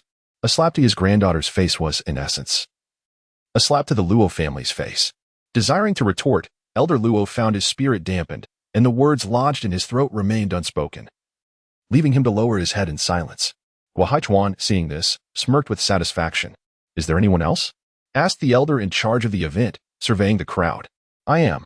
Luo Lan raised her hand and called out loudly. Finally, with no one else stepping forward, Chen Changming slowly emerged from the crowd, making his way toward the arena. My heavens, this waste is about to take the stage. An inner disciple inadvertently shouted, prompting a wave of laughter to ripple through the audience. A waste with 5-element mixed spiritual roots still dared to challenge the sword puppet? Who gave him that audacity? From all directions, the echoes of mockery, derision, disdain, and even vitriol converged upon the ears of the young man making his way to the arena, like streams flowing into a river. Yet, he remained utterly unfazed. After observing for some time, he possessed an unwavering confidence in his swordsmanship. If his conjecture was correct, by wielding the Ling Xiao sword technique with full force, he could achieve a commendable evaluation of 70% authenticity. However, he had no intention of exerting himself to the utmost. As an outer disciple, he was still regarded by many as a mere waste with a mixed elemental constitution. Revealing his true strength too early could easily incite jealousy. A waste with a mixed elemental constitution surpassing the first genius disciple of the Ling Xiao sect would undoubtedly attract immense enmity. Though he had only reached the 3rd level of qi refinement, even if his sword technique was formidable, it could not withstand the onslaught of those with higher cultivation. This young man maintained a commendable mindset. Observing Chen Changming's indifference, Elder Luo could not help but express his admiration as he leaped onto the arena. Challenging the sword puppet required genuine prowess. The master of Gung Jin Peak, Lin Tian, remarked in a nonchalant tone. Elder Luo's expression darkened. These scoundrels. Just wait and see me make a spectacle of this. He cursed inwardly while his gaze remained fixated on the figure in the arena. This young man had changed in ways that were palpable after a period of absence. On the stage, countless pairs of eyes converged, awaiting the young man's move. The sword puppet stood silently at the center, motionless, its eyes vacant, and the sword in its hand drooping. Breaking the void, severing the soul, Chen Changming dashed towards the sword puppet, the tip of his blade aimed directly at the heavens. In an instant, he brought it down with a swift motion, unleashing a flash of sword light akin to a bolt of lightning. As the saying goes, a true expert reveals their prowess with a mere gesture. With his first strike, Chen Changming astonished the senior members of Ling Xiao sect. Liu found himself momentarily dazed. Could this truly be a waste with a mixed elemental spirit root? If his eyes were not deceiving him, the finesse of this move was exquisite. Even many inner disciples of the sect could not attain such mastery in merely half a year. Excellent. Elder Luo clapped in admiration, his aged face flushed with excitement, his heart bursting with joy. Not to mention, this single move alone could easily earn him 2 points of true essence, rivaling the likes of Shi Keliang from Tianhua Peak. Considering the time spent in cultivation, Chen Changming, as an outer disciple, would undoubtedly surpass Shi Keliang. The sword puppet also sprang into action. With a single stroke, it shattered Chen Changming's assault, then moved with grace, manipulating a torrent of sword light with one hand, launching an overwhelming attack like a mighty river. Chen Changming remained undaunted and engaged in battle with the sword puppet. He effectively controlled the output of the Ling Xiao sword technique, maintaining the attack power of his initial enhancement without exceeding it significantly. Even so, he stunned everyone present. Both the outer and inner disciples were left speechless, their eyes fixed on the swift figure soaring above the arena. How could this be possible? This waste of space had actually cultivated to such a level? Shi Keliang shouted in disbelief. Indeed, it was astonishing that this individual possessed such remarkable talent in swordsmanship, achieving this level of mastery in merely 6 months. Could it be that he truly had a mixed 5-element spiritual root? Was there a possibility that the initial test was erroneous? Ma Tianqing frowned. A mixed five-element spiritual root was considered the most inferior of all, with abysmal aptitude, and it was impossible for one to wield such strength. Ma Tianqing's perspective resonated with many others. In that moment, it seemed no one regarded Chen Changming as a waste with a mixed five-element spiritual root any longer. After a prolonged battle, Chen Changming suddenly leapt down from the arena. The test was nearly complete. There was no need to continue. And he did not wish to draw excessive attention that might incite jealousy. Whoosh! A beam of light ascended, transforming in midair into 4 small swords. 4 points of true intent. Countless spectators gasped. This fellow had only trained for half a year and had already caught up to the outer sect's senior sister. Junior brother. Congratulations. Luolan winked at Chen Changming, grinning. She could tell that her junior brother had not exerted his full strength. Otherwise, he would have at least achieved a 5-point evaluation of true intent. Chapter 35. Mid-stage of Qi Refinement Level 3. 4 points of true intent. Staring at the 4 neatly arranged small swords, everyone in the square was dumbfounded. A disciple with a mixed 5-element spiritual root. The one deemed the least capable in the entire sect had only trained for a little over half a year and, after challenging the sword puppet, managed to attain a 4-point evaluation of true intent. Many felt as though they were seeing things and rubbed their eyes repeatedly. I'm not mistaken. This truly is 4 points of true intent. Heavens. Someone exclaimed in awe. Incredible! How did he accomplish this? Another questioned skeptically. Bang, bang. Liu tapped his fingers on the table, frowning as he spoke. Strange. Could it be that Chen Changming is a swordsmanship genius? Master. How could someone with a mixed 5-element spiritual root possibly be a genius in swordsmanship? Guohaichuan scoffed. This boy cannot be an infiltrator from some heretical sect into our Lingxiao sect, can he? Indeed, within the realm of cultivation, there had never been any reports of a mixed 5-element spiritual root possessing exceptional swordsmanship talent. Fengzhu Lintian of Gengjin Peak shook his head, his expression grim. If this Chen fellow truly had such formidable talent in swordsmanship, it would not be long before he overshadowed the disciples under his tutelage. Observing the unfriendly expressions of the various peak masters, Liu turned to the side and asked, Elder Luo, what is your perspective? Master, Elder Luo spoke slowly. This outer sect disciple indeed possessed poor aptitude when he first began studying the Lingxiao sword technique. It took him half a year to barely grasp the basics, which undoubtedly exhausted my granddaughter. This is a fact. He felt an immense curiosity, as he had previously observed Chen Changming in secret and noted the boy's remarkably low comprehension. It was hard for him to believe that someone with such a lack of talent could possess any innate gift for the sword. Liu nodded thoughtfully and replied, if this individual were an infiltrator, he certainly could not be a genuine wielder of the 5 elements mixed spiritual roots. Let us proceed with an on-site assessment of Chen Changming's spiritual root aptitude, and I shall personally supervise alongside the esteemed peak masters and elders. No sect would be foolish enough to send a true 5 elements mixed spiritual root among us. What useful intelligence could they possibly gain? Should this individual indeed be a spy, he must have employed some form of disguise concerning his spiritual roots. Ultimately, the decision rests with the master. The peak masters and elders voiced no objections. Upon hearing the master's words, the numerous outer and inner sect disciples below gradually fell silent. Chen Changming's expression remained serene. It mattered not how he was tested, he was undoubtedly of the mixed spiritual roots of the 5 elements. Both the silver-robed immortal and the crimson bird had previously affirmed this, and in the young man's heart, the prowess of these 2 figures far surpassed that of the senior members of the Lingxiao sect, thus reinforcing his conviction of being a wielder of the mixed spiritual roots. After a while, 3 spirit testing stones were brought forth.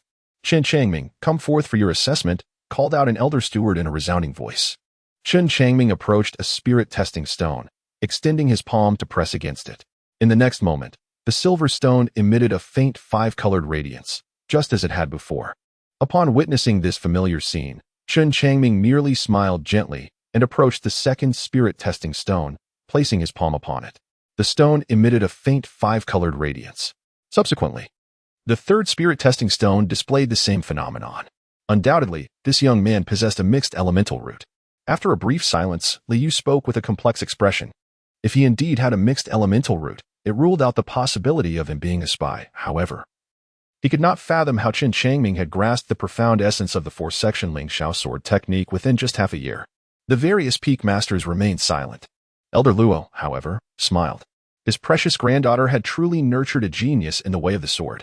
Damn it, Why couldn't this useless individual possess a different elemental root? Sure, Kuliang seethed with fury. If he had another elemental root, it would indicate he was a spy, warranting immediate capture and confinement in the dungeon. Chen Changming, how did you master the Lingxiao sword technique? Liu inquired. I humbly report to the sect master that it is thanks to my senior sister's guidance. Otherwise, with my limited intellect, it would have been impossible for me to learn the Lingxiao sword technique. Chen Changming bowed respectfully, concealing secrets that were difficult for anyone to decipher. You are quite impressive, Liu remarked with evident admiration, smiling as he praised the courteous young man. The true intent competition had finally concluded, with both Luo Lan and Chen Changming achieving a sword intent of 4, earning a reward of 300 low-grade spirit-gathering pills.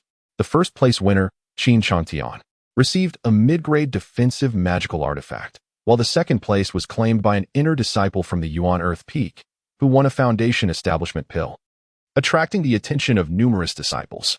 After all, using a Foundation Establishment pill could enhance the success rate of breaking through to the Foundation Establishment stage by half. With the acquisition of these 300 spirit-gathering pills, Chen Changming opted to refrain from undertaking tasks to earn contribution points and instead devoted himself diligently to cultivation within his cave abode. He was acutely aware of his low realm and the pressing necessity to advance. More than a month passed, and the spirit-gathering pills were entirely consumed. Yet a thin barrier seemed to separate him from achieving the mid-stage of the 3rd layer of Qi refinement. Ultimately, gritting his teeth, he took out over 1,000 spirit stones acquired from Cold Mountain Kuei, exchanging them for more than 100 spirit-gathering pills within the sect. After another half-month of cultivation, he finally broke through to the mid-stage of the 3rd layer of Qi refinement. Following this breakthrough, his spiritual power became increasingly robust, akin to an unfathomable ocean, inexhaustible in its supply. 1,000 miles south of Lingxiao sect lay a treacherous marshland, perpetually shrouded in toxic miasma, rendering the area scarcely traversed by humans, save for a few venomous insects and beasts. The notorious stronghold of the Blood Demon sect resided deep within this marsh. In a secluded chamber, a young man clad in a blood-red robe knelt, addressing Elder Long. Reporting to you, Elder Long. That outer disciple from Lingxiao sect has been hiding like a turtle, refusing to show himself. We have waited 2 months without a chance to eliminate him. Maintain your watch. No matter the cost, he must be slain to avenge my grandson. The cold voice of a blood-robed elder echoed within the hall. His 6th grandson, Cold Mountain Kuei, had perished at the hands of this outer disciple named Chen Changming. In a moment of vulnerability, his grandson had been ambushed and killed by this mere Qi refinement 2nd layer youth, leaving a lingering resentment in the elder's heart. Understood. The young man turned to leave. After he is dead, bring back his corpse. I shall personally drain his blood. The chilling voice resonated. The young man shuddered, promptly agreeing, and swiftly exited the hall, taking flight on a large crimson bird, heading straight for Lingxiao sect. Chen Changming remains unaware that the person he has slain, the Cold Mountain Mustard, is of considerable standing, and thus he is about to invite a calamity upon his own life. Little junior brother, are you still cultivating? Outside the cave, the voice of Luo Lan resounded. Chen Changming hurriedly stepped outside, gazing at his senior sister, who had made another breakthrough in her cultivation. With a wry smile, he remarked, Senior sister, with my poor aptitude, what am I to do if I do not cultivate?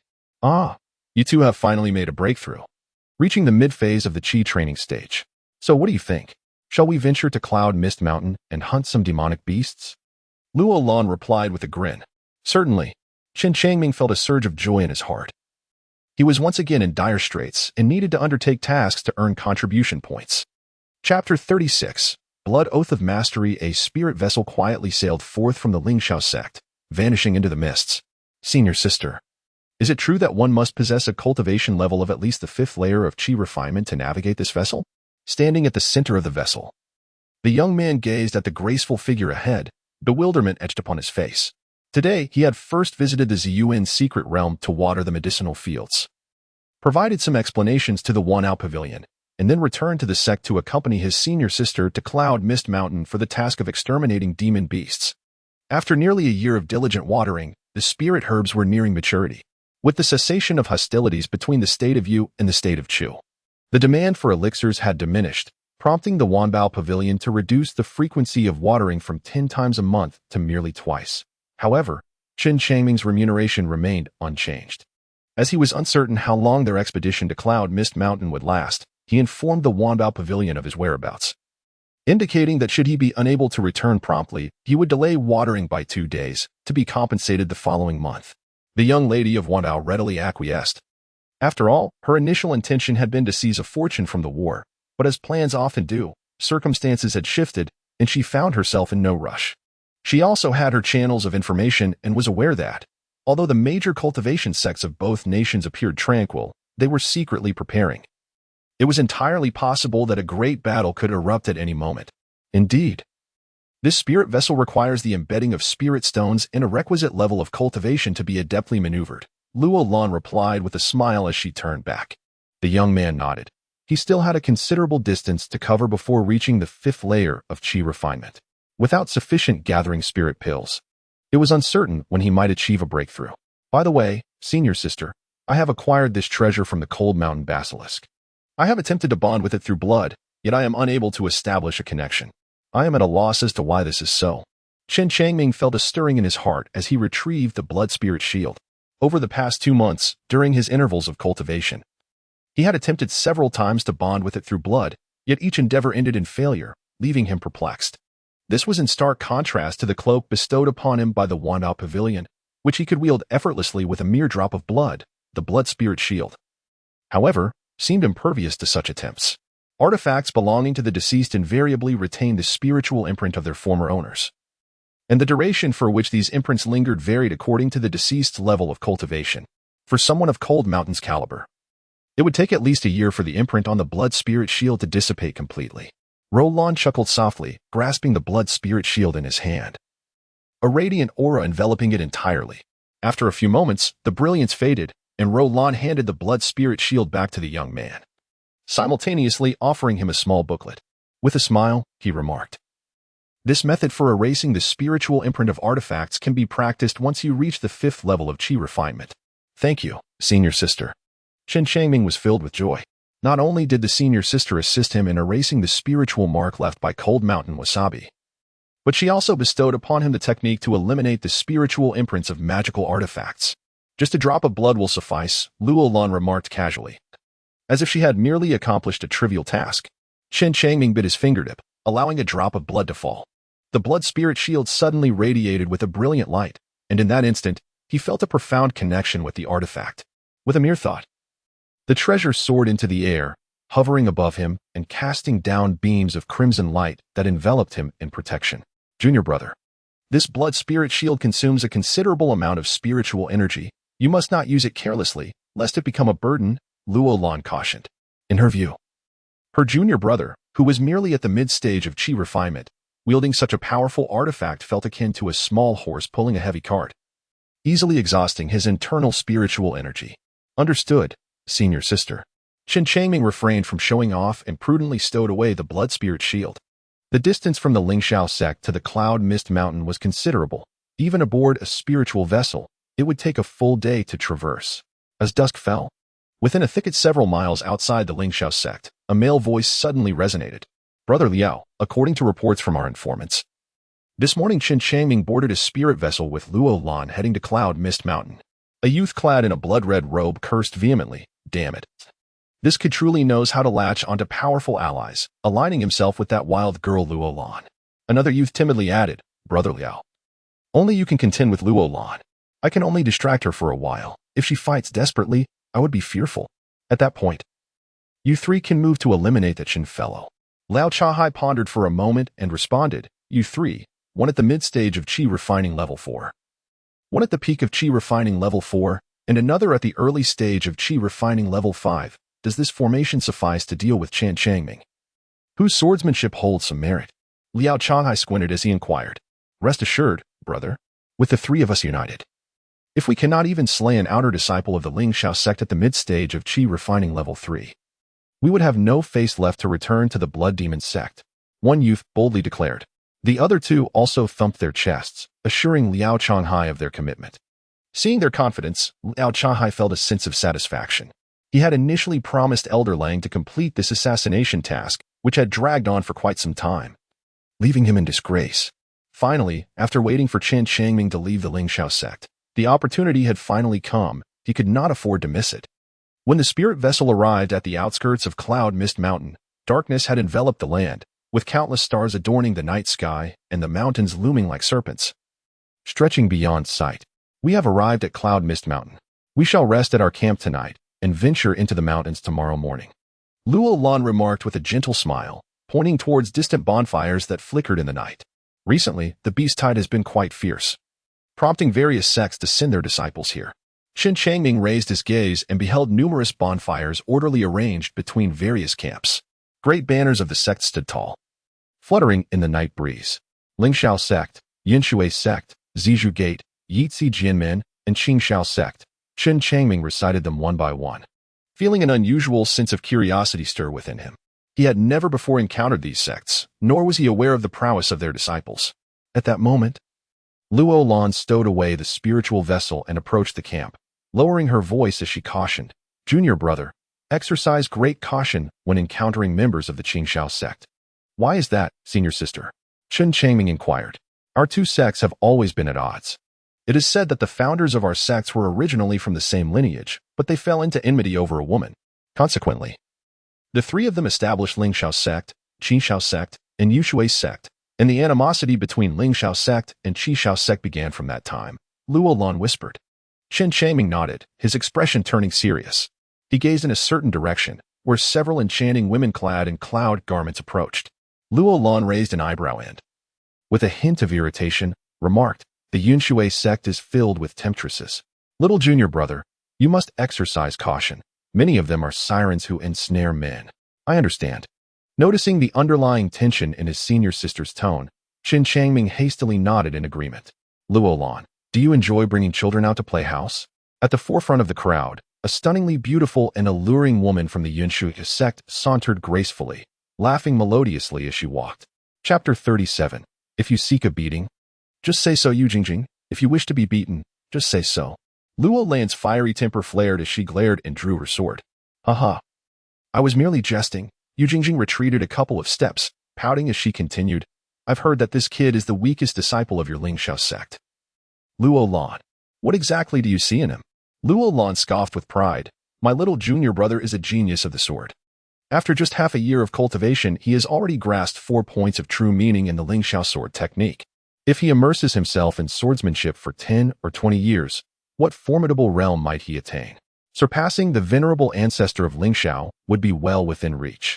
I have also heard that this lad has achieved 4 points of true meaning, but Luo Lan, his pace of cultivation remains a significant flaw. Some may not wield swordsmanship as well as he, yet their realms could easily overshadow him." Yu Jingjing replied with a faint smile, her contempt for the young disciple growing more evident. Not far away, within the Lingxiao sect's camp, a young man stood with his hands clasped behind his back, observing the unfolding scene with an impassive expression. "Little junior brother, let us depart." Luo Lan, wishing to avoid further discourse with Yu Jingjing, took the young man's hand and hurried towards the camp. Upon entering the camp, she spotted the man before the tent and promptly clasped her fist in greeting. "I did not expect senior brother Qin to be here as well. Recently, with the beast tide at Yunwu Mountain raging, each sect has dispatched foundation building disciples to oversee matters. I have not been in a rush to break through, and this presents a perfect opportunity to refine my swordsmanship." Qin Changtian smiled slightly, casting a meaningful glance at Chen Changming. "Junior brother Chen, let us find an opportunity to exchange insights on the Lingxiao sword technique, shall we?" "Senior brother Qin, my modest swordplay pales in comparison before you, and I would not dare to show off." Chen Changming smiled gently, politely declining Qin Changtian's offer. Instinctively, he sensed that Qin Changtian possessed profound depths, and under the guise of exchanging sword techniques, he might be attempting to gauge his true strength. His trump cards were to be revealed only in life and death crises. Thus, even if it were his esteemed senior sister making the request, he would still choose to conceal his capabilities, never exposing his hidden cards. Qin Changtian's face betrayed a hint of disappointment, but it swiftly returned to its usual composure. Upon entering the encampment, Luo Lan retrieved 2 tents from her storage pouch. After setting them up, she entered one, leaving Chen Changming behind. Observing his senior sister's meticulousness in her tasks moved Chen Changming deeply.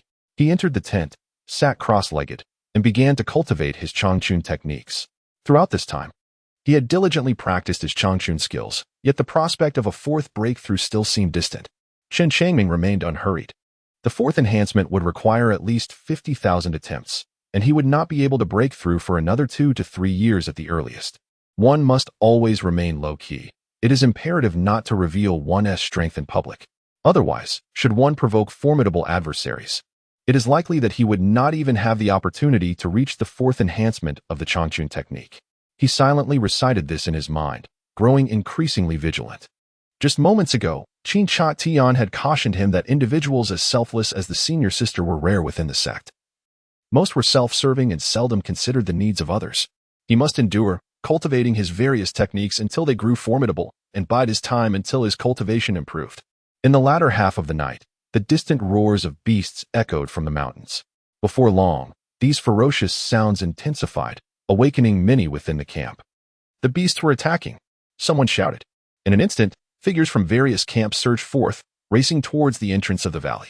As Chen Changming emerged from the tent, he caught a glimpse of a shadow darting past, accompanied by the voice of his senior sister. Junior brother, the demon beasts are exceedingly formidable. You must exercise utmost caution during the impending battle. Understood, senior sister, he replied.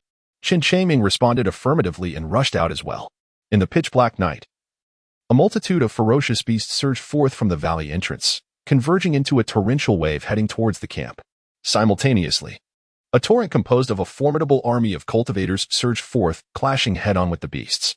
Upon their encounter, both sides immediately engaged in a fierce and desperate battle to the death. When Chen Changming arrived, the main force ahead had already engaged in combat with the monstrous beasts. He stood at the rear, his gaze flickering as he observed the ferocious creatures before him. A sudden howl echoed through the air, as a pack of formidable black wolves breached the cultivators' defenses, charging towards the weaker practitioners situated at the back. These were the ironclad wolves. As he beheld the black wolves encased in a layer of iron armor, Chen Changming's pupils constricted slightly. He had heard his senior sister mention these ironclad wolves during their journey. Even the initial tier of these beasts measured over 2 meters in length. They were notoriously fierce, remarkably agile, and boasted formidable defensive capabilities, making them the most populous and troublesome creatures within the Misty Mountains. A moment's negligence could lead to being hunted down by the ironclad wolves. Attack! Shouted several disciples of various sects, whose cultivation levels were comparable to Chen Changming's. As they brandished their swords and charged forward, Chen Changming unleashed the dragon step, his movements agile and graceful, with a single hand gripping the sword. He deftly evaded an attack from a primary-tier iron-armored wolf, then struck down from behind with a single stroke. Bang! The long sword was deflected upward, leaving the iron-armored wolf unscathed. Such formidable defense is indeed extraordinary. Chen Changming smiled gently, skillfully evading the assault of the armored wolf once more. Previously, he had merely been testing the creature's formidable defenses. As the blade gleamed, Chen Changming struck, severing one of the wolf's iron claws. The massive beast let out a pained howl and, in a surprising turn, fled in haste. A first-tier low-level demon beast was worth 200 contribution points, and he could not allow such a prize to slip from his grasp. Chen Changming rushed forward, unleashing a flurry of sword strikes that ultimately vanquished the iron-armored wolf. In truth, a single strike from him would have sufficed to eliminate the beast. However, to conceal his true prowess, he delivered several additional blows before dispatching the creature. Once slain, he waved his storage pouch and expertly stowed the iron-armored wolf within. Chapter 38. The Causes of the War Between Two Nations. Brother Liao. Shall we take advantage of the chaos and eliminate that Chen fellow? From the depths of the distant forest, shadowy figures concealed themselves, one of whom, observing the unfolding battle, spoke with palpable excitement. No? Liao Chahai narrowed his eyes. Should they act at this moment, their identities would be easily exposed. Inviting the wrath of the righteous cultivators, a series of beastly roars echoed from the depths of Yunwu Mountain as the first wave of monsters had yet to be dispatched, only for a second wave to surge forth. Ah, a heavenly opportunity. Upon hearing the monstrous roars and feeling the tremors beneath his feet, Liao Changhai's expression brightened, a cold smile spreading across his face. My 3 junior brothers, it appears these beasts have taken some strange tonic tonight, unleashing 2 waves of monstrous tide. Indeed, brother. The 3 disciples of the blood demon sect chuckled in unison. Given the current circumstances, the strength of the various sects appears limited. Once the second wave arrives, they will undoubtedly be thrown into disarray, allowing us to strike amidst the chaos. Liao Chahai thoughtfully continued that Luo Lan has not strayed far. He seems intent on keeping a close watch on Chen Changming. When the second wave of beasts arrives, if the situation remains unchanged, I will engage Luo Lan while the three of you launch a swift and thunderous assault to eliminate this fiend. We understand, Brother Liao, the three responded solemnly. Liao Chahai pondered for a moment before advising, we are indeed reaching for fire in the flames. The danger is considerable. For those beasts do not distinguish between friend and foe. Thus, everyone must exercise caution and strive for a swift resolution. The three nodded earnestly. Not good. As the terrifying roars of the beasts grew increasingly close, many turned pale with alarm. Recently, monstrous creatures had occasionally surged from Yunwu Mountain at night, only to be repelled by the disciples of various sections. No one had anticipated that 2 waves of beasts would strike tonight. The sheer number of these creatures far surpassed the collective capacity of the defenders. Kill. Within the encampment of the Purple Bamboo sect, a brilliant purple light shot skyward, shimmering brightly before soaring into the depths of Yunwu Mountain. Simultaneously, a formidable aura of foundational cultivation descended upon the battlefield. The foundational cultivator responsible for guarding the camp of the Purple Bamboo sect had joined the fray. Brilliant rays of light emanated from the camp, carrying the formidable aura of foundational realm cultivators, converging into the misty mountains to confront the impending wave of monstrous beasts. Upon witnessing the foundational practitioners from various sects take action, the spirits of the onlookers were instantly invigorated, their resolve intensifying. However, mere moments later, a horde of beasts surged forth, trampling through the forest with a thunderous roar, swiftly joining forces with the initial wave. The disciples of the sects felt the weight of pressure multiply, each finding themselves facing more than 2 beasts at once. As the overwhelming tide of creatures scattered them in an instant, amidst the chaos, Chen Changming's expression remained grim. He had not anticipated such a terrifying beast tide on this night. The sheer number of monsters was staggering, and even with foundational cultivators present, the disciples of various sects were utterly overwhelmed. A chilling scream pierced the air as a disciple from the Purple Bamboo sect, at the 3rd level of Qi refinement, was brutally slain by a massive black bird that crushed his skull with a single claw. The bird, feasting on the brain matter, soared into the sky. 3 armored wolves pounced, tearing the disciple apart in an instant, devouring him whole. Witnessing this gruesome scene, Chen Changming felt neither sorrow nor joy. He activated his dragon's glide steps, skillfully evading attacks, while his celestial sword technique grew increasingly potent. There was no other choice. To survive, he had to slay more beasts. Fortunately, in this moment of shared peril, each individual was preoccupied with their own survival, distanced from one another by the chaotic beasts, leaving no one to attend to the performance of this Qi refinement disciple. Amidst the multitude of beasts surrounding him, Chen Changming's dragon's glide proved invaluable. Each time, he narrowly escaped the clutches of the monsters. Thus, he fought and retreated, gradually distancing himself from the entrance of the misty mountains, the situation around him becoming safer. A glance revealed his senior sister engaged in fierce combat with several beasts 100 feet away. After a moment of hesitation, he chose not to lend aid. He wished to conceal his strength, and the beasts she faced were all mid-tier level 1, beyond his capability to confront. At the very moment the camp at Misty Mountain was on the verge of collapse, deep within its heart, a faint crimson mist enveloped the location where several beams of sword light were slowly approaching. Foundational realm cultivators soared through the air on their swords. Everyone, the man-eating flower demon is exceptionally vicious. Exercise caution during the confrontation, an elder cultivator warned gravely. Elder Wu, fear not. This man-eating flower demon is merely a mid-tier level 3 beast. With our numbers, can we not vanquish it? A burly man replied dismissively. Perhaps slaying it isn't difficult. But let us not forget our true objective is the soul-devouring insect. The sect leader has already instructed us to capture it and bring it back to the sect. Elder Wu sneered. The soul-eating insect is indeed cunning. None could have anticipated its presence within that vein of spiritual energy. As everyone engaged in fierce combat, it stealthily retreated, journeying southward until it arrived at the Misty Mountains. A striking young man, at the 5th layer of the Foundation establishment stage, spoke slowly. This soul-eating insect ranks 9th on the list of extraordinary creatures. Capturing it is no simple task. Furthermore, this spirit insect has always maintained an excellent rapport with magical beasts, affording it their protection. Should it find a 6th-tier magical beast as its ally, capturing it will become an insurmountable challenge. Elder Wu chuckled lightly, a profound glint appearing in his gaze. The conflict between the Chu and Yu nations' cultivation sects stemmed from the emergence of several large veins of spiritual energy along their border. With ownership unclear, it ignited a massive war. The toll of this conflict was devastating, even though the Chu nation's cultivation sects possessed slightly greater strength. They ultimately gained little advantage. If hostilities continued, it would only benefit the Yu nation sections.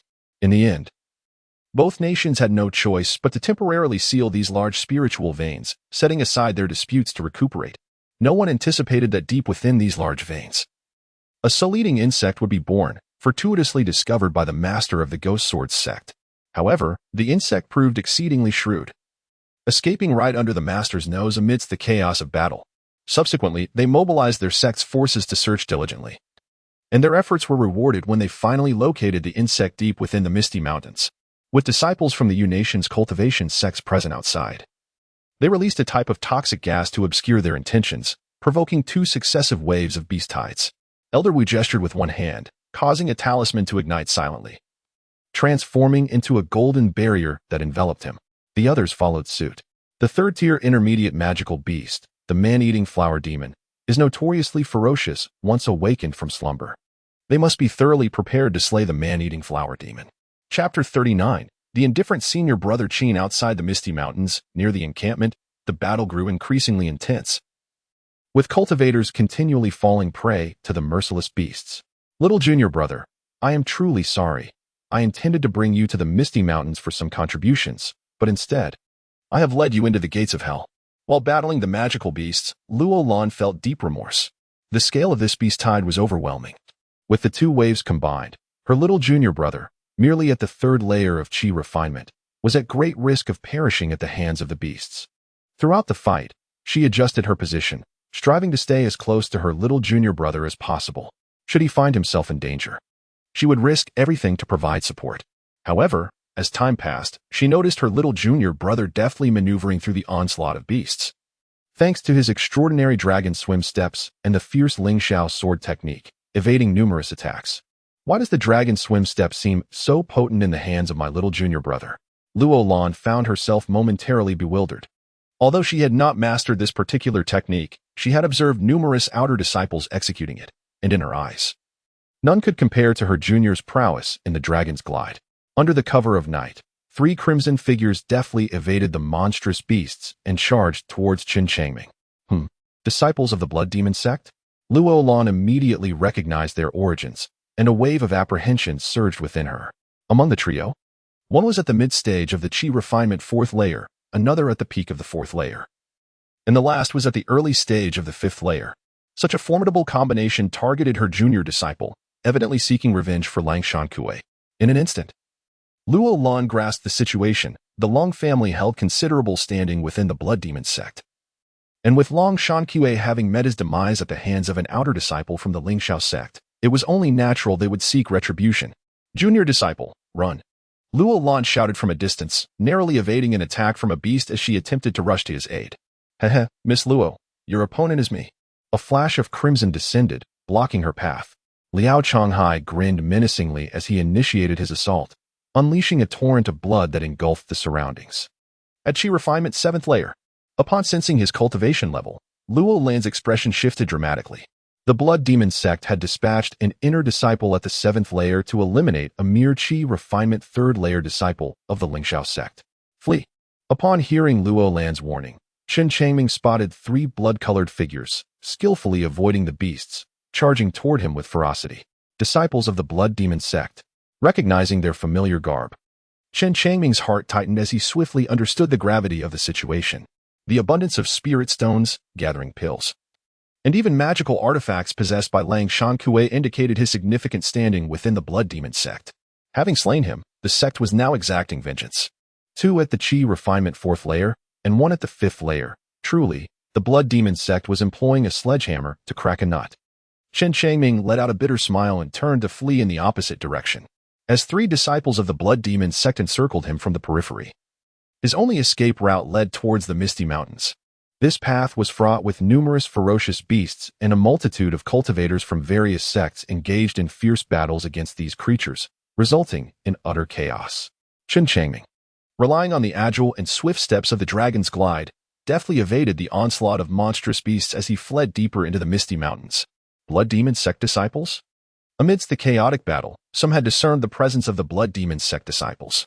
Although taken aback, they found themselves ensnared by the encircling beasts, leaving them unable to launch an attack on the sect members. Alas! A piercing scream echoed as a mid-stage disciple of the Blood Demon sect, at the 4th level of chi refinement, was struck by the tail of a frenzied intermediate tier beast, his body severed in twain, meeting his untimely demise. The 2 remaining surviving disciples were left pale with terror. This place is far too perilous. Were it not for Elder Ling's absolute command, they would never have dared to enter such a chaotic battleground. The duo pressed on relentlessly. Chen Changming unleashed the dragon's roaming steps, fleeing ahead with unwavering determination. At this moment, the youth still held back, for the full might of the dragon's roaming steps had yet to be unleashed.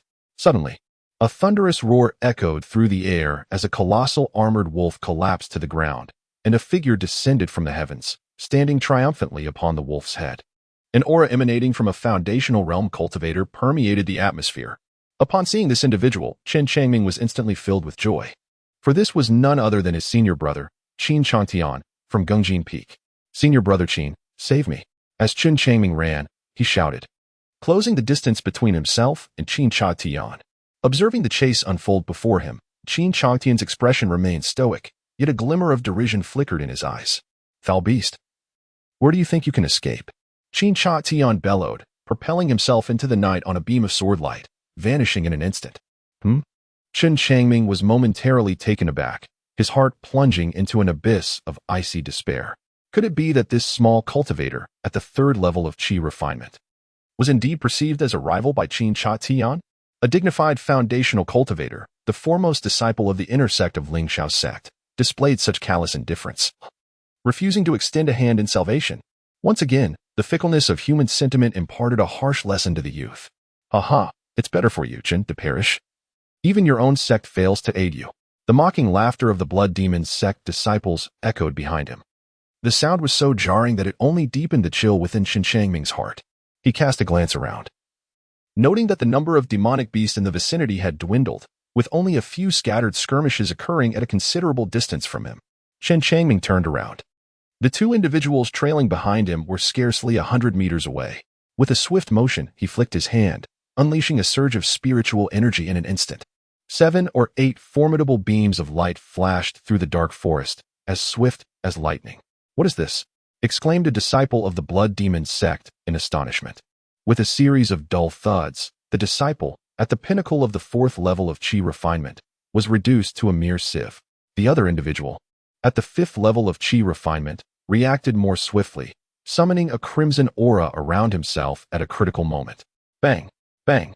The spiritual energy beam struck violently against the blood-red barrier, the ferocious force shattering it instantaneously. However, the diminished potency of the spiritual energy still found its mark upon the man's chest. Boom! He staggered as if struck by lightning, nearly collapsing to the ground. "What kind of treasure is this?" he murmured, his eyes widening in disbelief. At that moment, a blinding radiance obscured his vision as several robust beams of spiritual energy descended, brutally shattering his skull. The 2 had underestimated their opponent, compounded by the obscured visibility of the night and the instantaneous nature of the attack, which left no room for incantations. Consequently, they were both decisively vanquished by Chen Changming within the Misty Mountains. It must be said that in this world, no cultivator had ever witnessed such a terrifying display of power in a mere finger flick. Chen Changming glanced around and noticed that no one was paying attention to this spot. He swiftly rushed over, yanked down the storage bags of the 2 individuals, and concealed them within his own.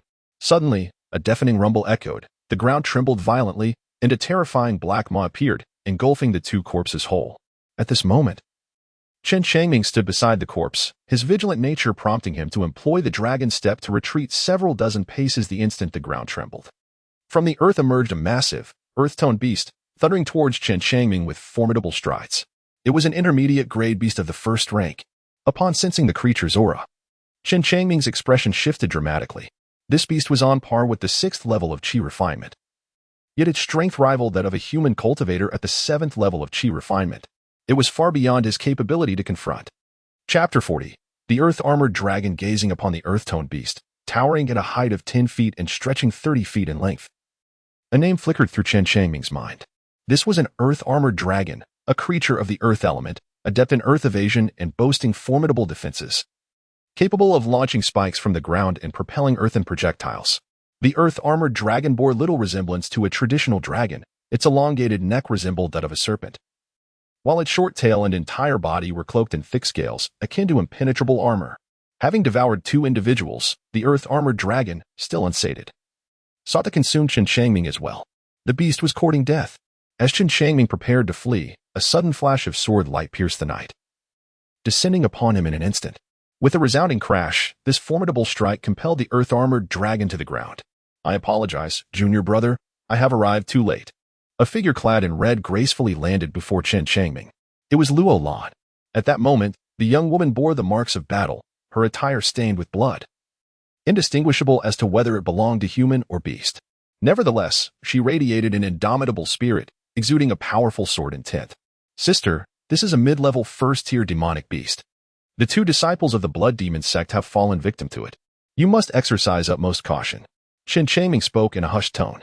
He spoke no falsehood. The 2 individuals he had slain were indeed consumed by the earth-armored dragon. "Keep your distance.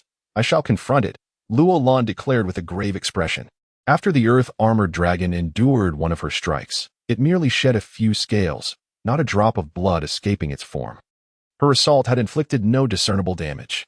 This particular beast was rare within the Misty Mountains, as it preferred to conceal itself beneath the earth, making this her inaugural encounter with it.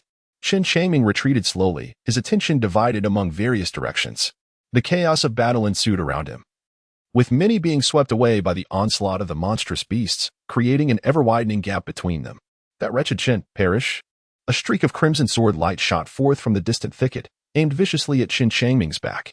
It was an attack from Liao Changhai, who had only just entangled himself with Luo Lan for a brief moment before estimating that the time was right to flee. When Luo Lan soared into the Misty Mountains in pursuit of Chen Changming, Liao Changhai, almost instinctively, followed suit. Though he had faith in the prowess of his 3 junior brothers, he yearned to witness Chen Changming's lifeless form with his own eyes. To his astonishment, upon stealthily approaching, he overheard Chen Changming claim that his 2 junior brothers had been devoured by the earth-armored dragon, igniting a furious blaze within him. He restrained his anger momentarily, biding his time until an opportunity arose to strike. Sensing a chill creeping up his spine, Chen Changming instinctively activated the full power of his dragon's walk technique, transforming himself into a mere shadow, swiftly drifting behind the earth-armored dragon.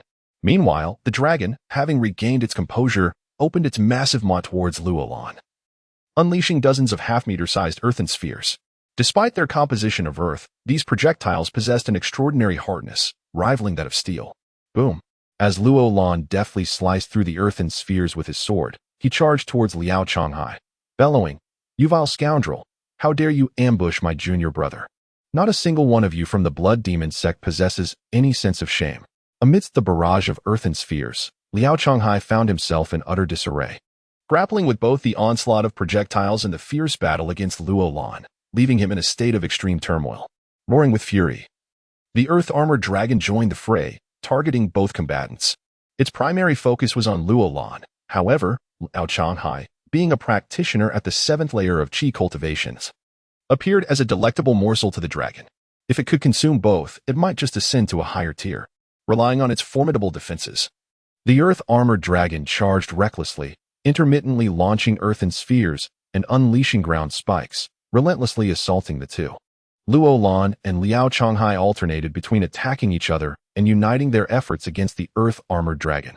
Upon witnessing this scene, Chen Changming felt a sense of helplessness.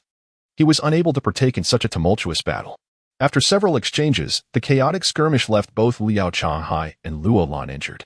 However, their combined efforts did inflict some damage upon the earth-armored dragon, causing it to shed numerous scales as blood gushed forth. Should this continue, I shall surely be worn down, Liao Changhai sighed in resignation. Suddenly, he felt a surge of vital energy ignite within him, transforming him into a streak of crimson light that soared through the air. In this critical moment, he executed the blood escape technique. This desperate art, meant for evasion, severely depleted his vitality. Once employed, it would likely leave him stagnant in cultivation for at least 2 years. Yet, in the face of life and death, he could afford no further hesitation. With Liao Changhai's retreat, the The pressure immediately shifted to Luo Lan. Fortunately, the Earth Armored Dragon was also injured, its combat prowess significantly diminished, allowing Luo Lan to engage in a battle that was relatively evenly matched. Chen Changming suddenly took action, rushing forward to thrust his sword into the neck of the Earth Armored Dragon, where a wound already existed. Roaring with fury, the Earth Armored Dragon unleashed a barrage of over a dozen earthen spheres from its mouth. Chen Changming dodged repeatedly, but ultimately one earthen ball was unavoidable. With a thought, he summoned the Blood Spirit Shield, which descended to provide a layer of defense, colliding with the earthen sphere. Boom! The immense force contained within the earthen ball propelled Chen Changming through the air, crashing heavily against the rocks. Even with the protection of the Blood Spirit Shield, he sustained minor injuries, a trickle of blood escaping from the corner of his mouth. Truly, a first-tier intermediate-level demon beast is formidable. Chen Changming's eyes filled with astonishment. Little junior brother, you need only to assist. Luo Lan intensified her assault, and in an instant, the glimmer of her sword fell like a torrential downpour, inflicting dozens more wounds upon the Earth Armored Dragon, exacerbating its injuries. After enduring a series of strikes, the Earth Armored Dragon let out a thunderous roar and suddenly burrowed underground in a desperate bid to escape. Trying to flee? Luo Lan continued her relentless attacks, directing streams of sword light into the soil, once again seriously wounding the Earth Armored Dragon. This creature was a mid-level beast of the first rank. After expending such effort, if it managed to escape, a substantial amount of contribution points would slip away. Boom! The Earth Armored Dragon ascended into the sky, its entire body ablaze with vitality, its aura surging as it charged towards Luo Lan. What is that? At that moment, a large hole in the ground revealed a strikingly vibrant purple-red flower, ascending gracefully into the air. Chen Changming's pupils contracted. This flower surprisingly emanated the aura of a Foundation establishment realm. This indicated that it was at least a second-tier demon beast. No wonder the Earth Armored Dragon had fled in terror. It was indeed afraid of this magnificent flower. However, this purple blossom appeared somewhat tragic, its surface marred with scars, and of its original 8 petals, 2 were now missing, leaving only 6 behind. The carnivorous flower demon. Luo Lan retreated swiftly in midair to evade the Earth Armored Dragon's attacks, suddenly recalling the origins of this formidable blossom. It was said that within the Misty Mountains, there resided a carnivorous flower demon, a formidable third-tier, mid-level demon. With a whoosh, a plume of purple mist erupted, instantly enveloping the Earth Armored Dragon. Subsequently, the purple fog retracted, and the 6 petals converged. At that moment, the Earth Armored Dragon found itself ensnared by the petals, utterly immobilized, its robust body visibly dissolving and being absorbed. Chen Changming felt a chill running down his spine. The terrifying crimson flower had devoured the Earth Armored Dragon within mere moments. Junior brother, this is a man-eating flower demon, a mid-level third-tier beast. Your cultivation is insufficient to attract its interest. Allow me to attempt to lure it away. A whisper from the senior sister reached Chen Changming's ears. A third-tier intermediate demon beast? Chen Changming was also taken aback. How could such a terrifying beast emerge from the depths of Yunwu Mountain? Chapter 41. The Man-Eating Flower Demon. Suddenly, a surge of purple mist shot towards Luo Lan like a bolt of lightning. Luo Lan frantically activated his movement technique, transforming into several phantoms in an attempt to evade the pursuit of the purple mist. At that moment, a furious roar reverberated through the night sky. Beast, you seek death.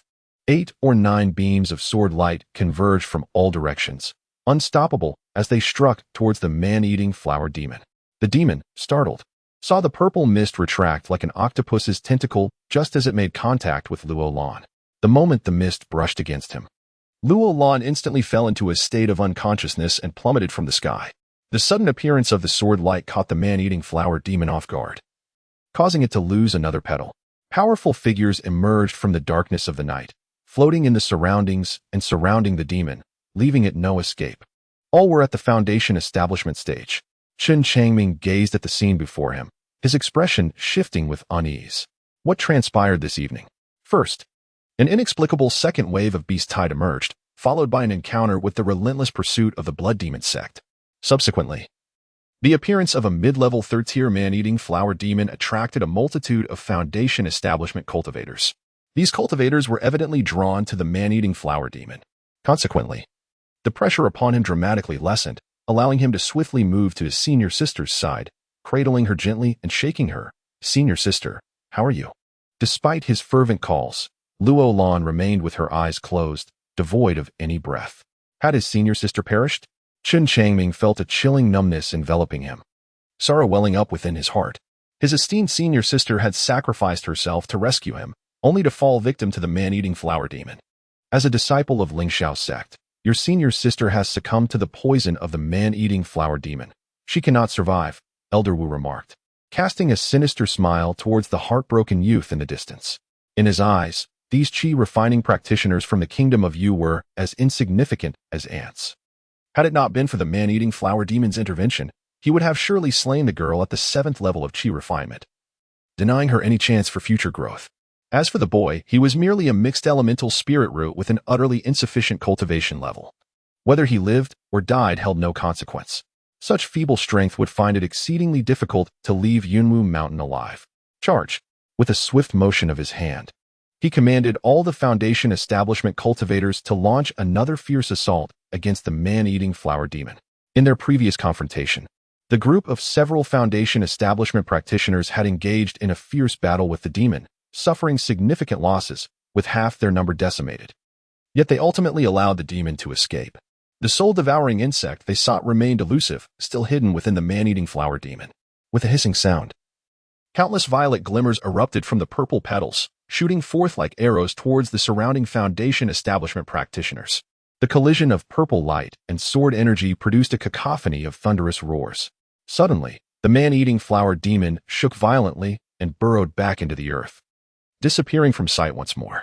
After it, Elder Wu's countenance darkened. This cunning man-eating flower demon had evaded capture yet again. Holding a compass for navigation, he led the others in pursuit. Chen Changming sat on the ground, feeling as though his entire being had come undone. With a dazed expression, he held his senior sister tightly, tears streaming down his face. Throughout his life, aside from his grandmother, the only woman who had treated him with such kindness was his senior sister. Yet now, the very person who had come to rescue him had fallen victim to the deadly poison of the man-eating flower, and he could only watch helplessly as her life slipped away. Poison? Chen Changming suddenly recalled that he had studied detoxification techniques, which he had already enhanced twice. Detoxification. With this thought, he resolutely activated the detoxification technique, and a beam of green light enveloped Luolan before dissipating into nothingness. However, Luolan's violet skin remained unchanged, showing no signs of the detoxification's effect. It was futile. Chen Changming was enveloped in profound despondency, his spirits weighed down to the utmost limit. His expertise in detoxification might only be sufficient to counteract the venom of a third-tier demonic beast after several enhancements. Rustling sounds emerged from a short distance away, as the earth suddenly stirred, revealing a diminutive purple worm. This tiny creature, no larger than a fingernail, was plump and glistening with moisture, enveloped in a layer of purple liquid. With a flutter of its wings, it ascended from the soil, yet it appeared to exhaust its strength, falling to the ground after just a few meters. Curiously, it landed right before Chen Changming. What manner of insect is this? Chen Changming cast a glance, and suddenly his pupils constricted. The minuscule creature bore the unmistakable aura of a man-eating flower demon. Die. The mere thought of the flower demon ignited a seething fury within him, and he swung his sword with the swiftness of lightning. The tiny purple insect remained motionless, its sesame-sized eyes fixated intently on the young man. Chen Changming was momentarily lost in thought. A sense of profound mystery welled up within him, leading him to suddenly perceive that this was no ordinary insect.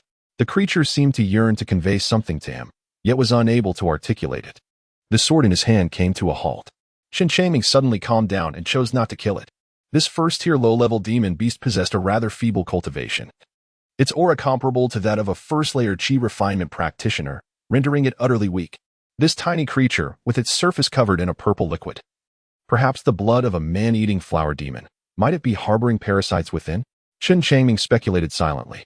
The small purple insect fluttered its wings gently before landing on Luolan's forehead. Are you seeking death? Chen Changming was filled with fury, and a murderous intent surged within him as he prepared to eliminate the small insect. Suddenly, an astonishing scene unfolded before his eyes. As the violet liquid made contact with the skin of the senior sister, the original purple hue vanished at a remarkable speed, visible to the naked eye. The young man was taken aback. Could this purple insect be antidotal for the senior sister? He dared not act recklessly and carefully observed the subsequent movements of the violet creature. Buzz!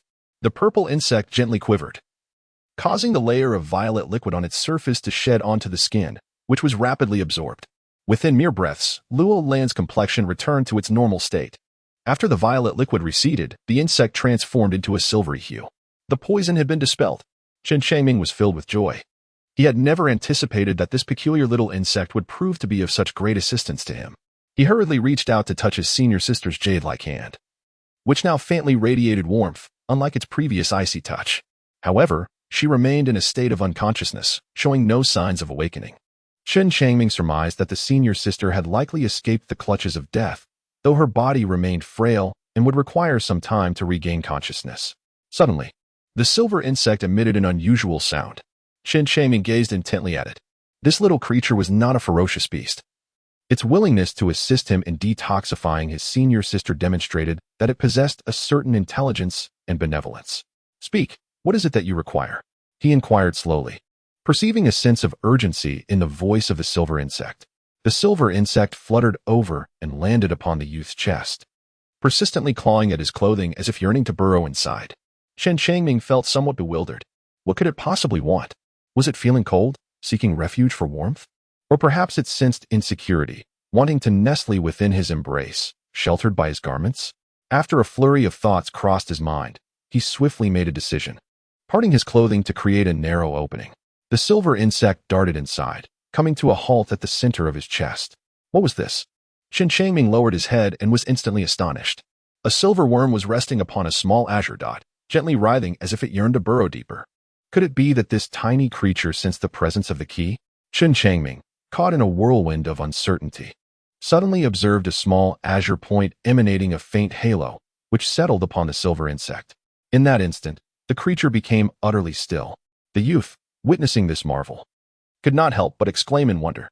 Chapter 42. The mysterious grandfather and grandson of fierce mountain wind swept through, sending a chill coursing through the boy's body, causing him to shudder violently. This place was not suitable for prolonged stay. The current battle against the beast tide was at its zenith.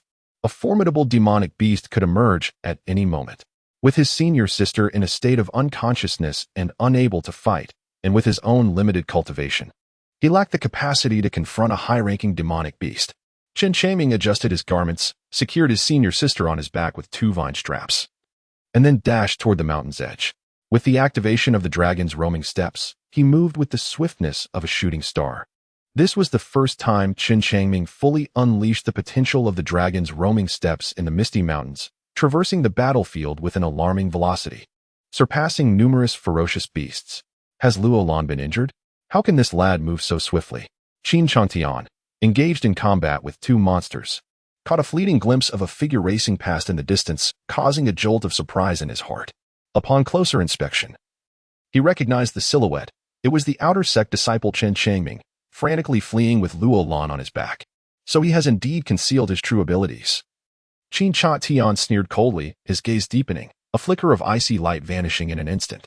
Had he not been entangled with the 2 beasts, he would have seized the opportunity to eliminate a potential threat to his future ambitions amidst the chaos. For now, preserving his life was paramount.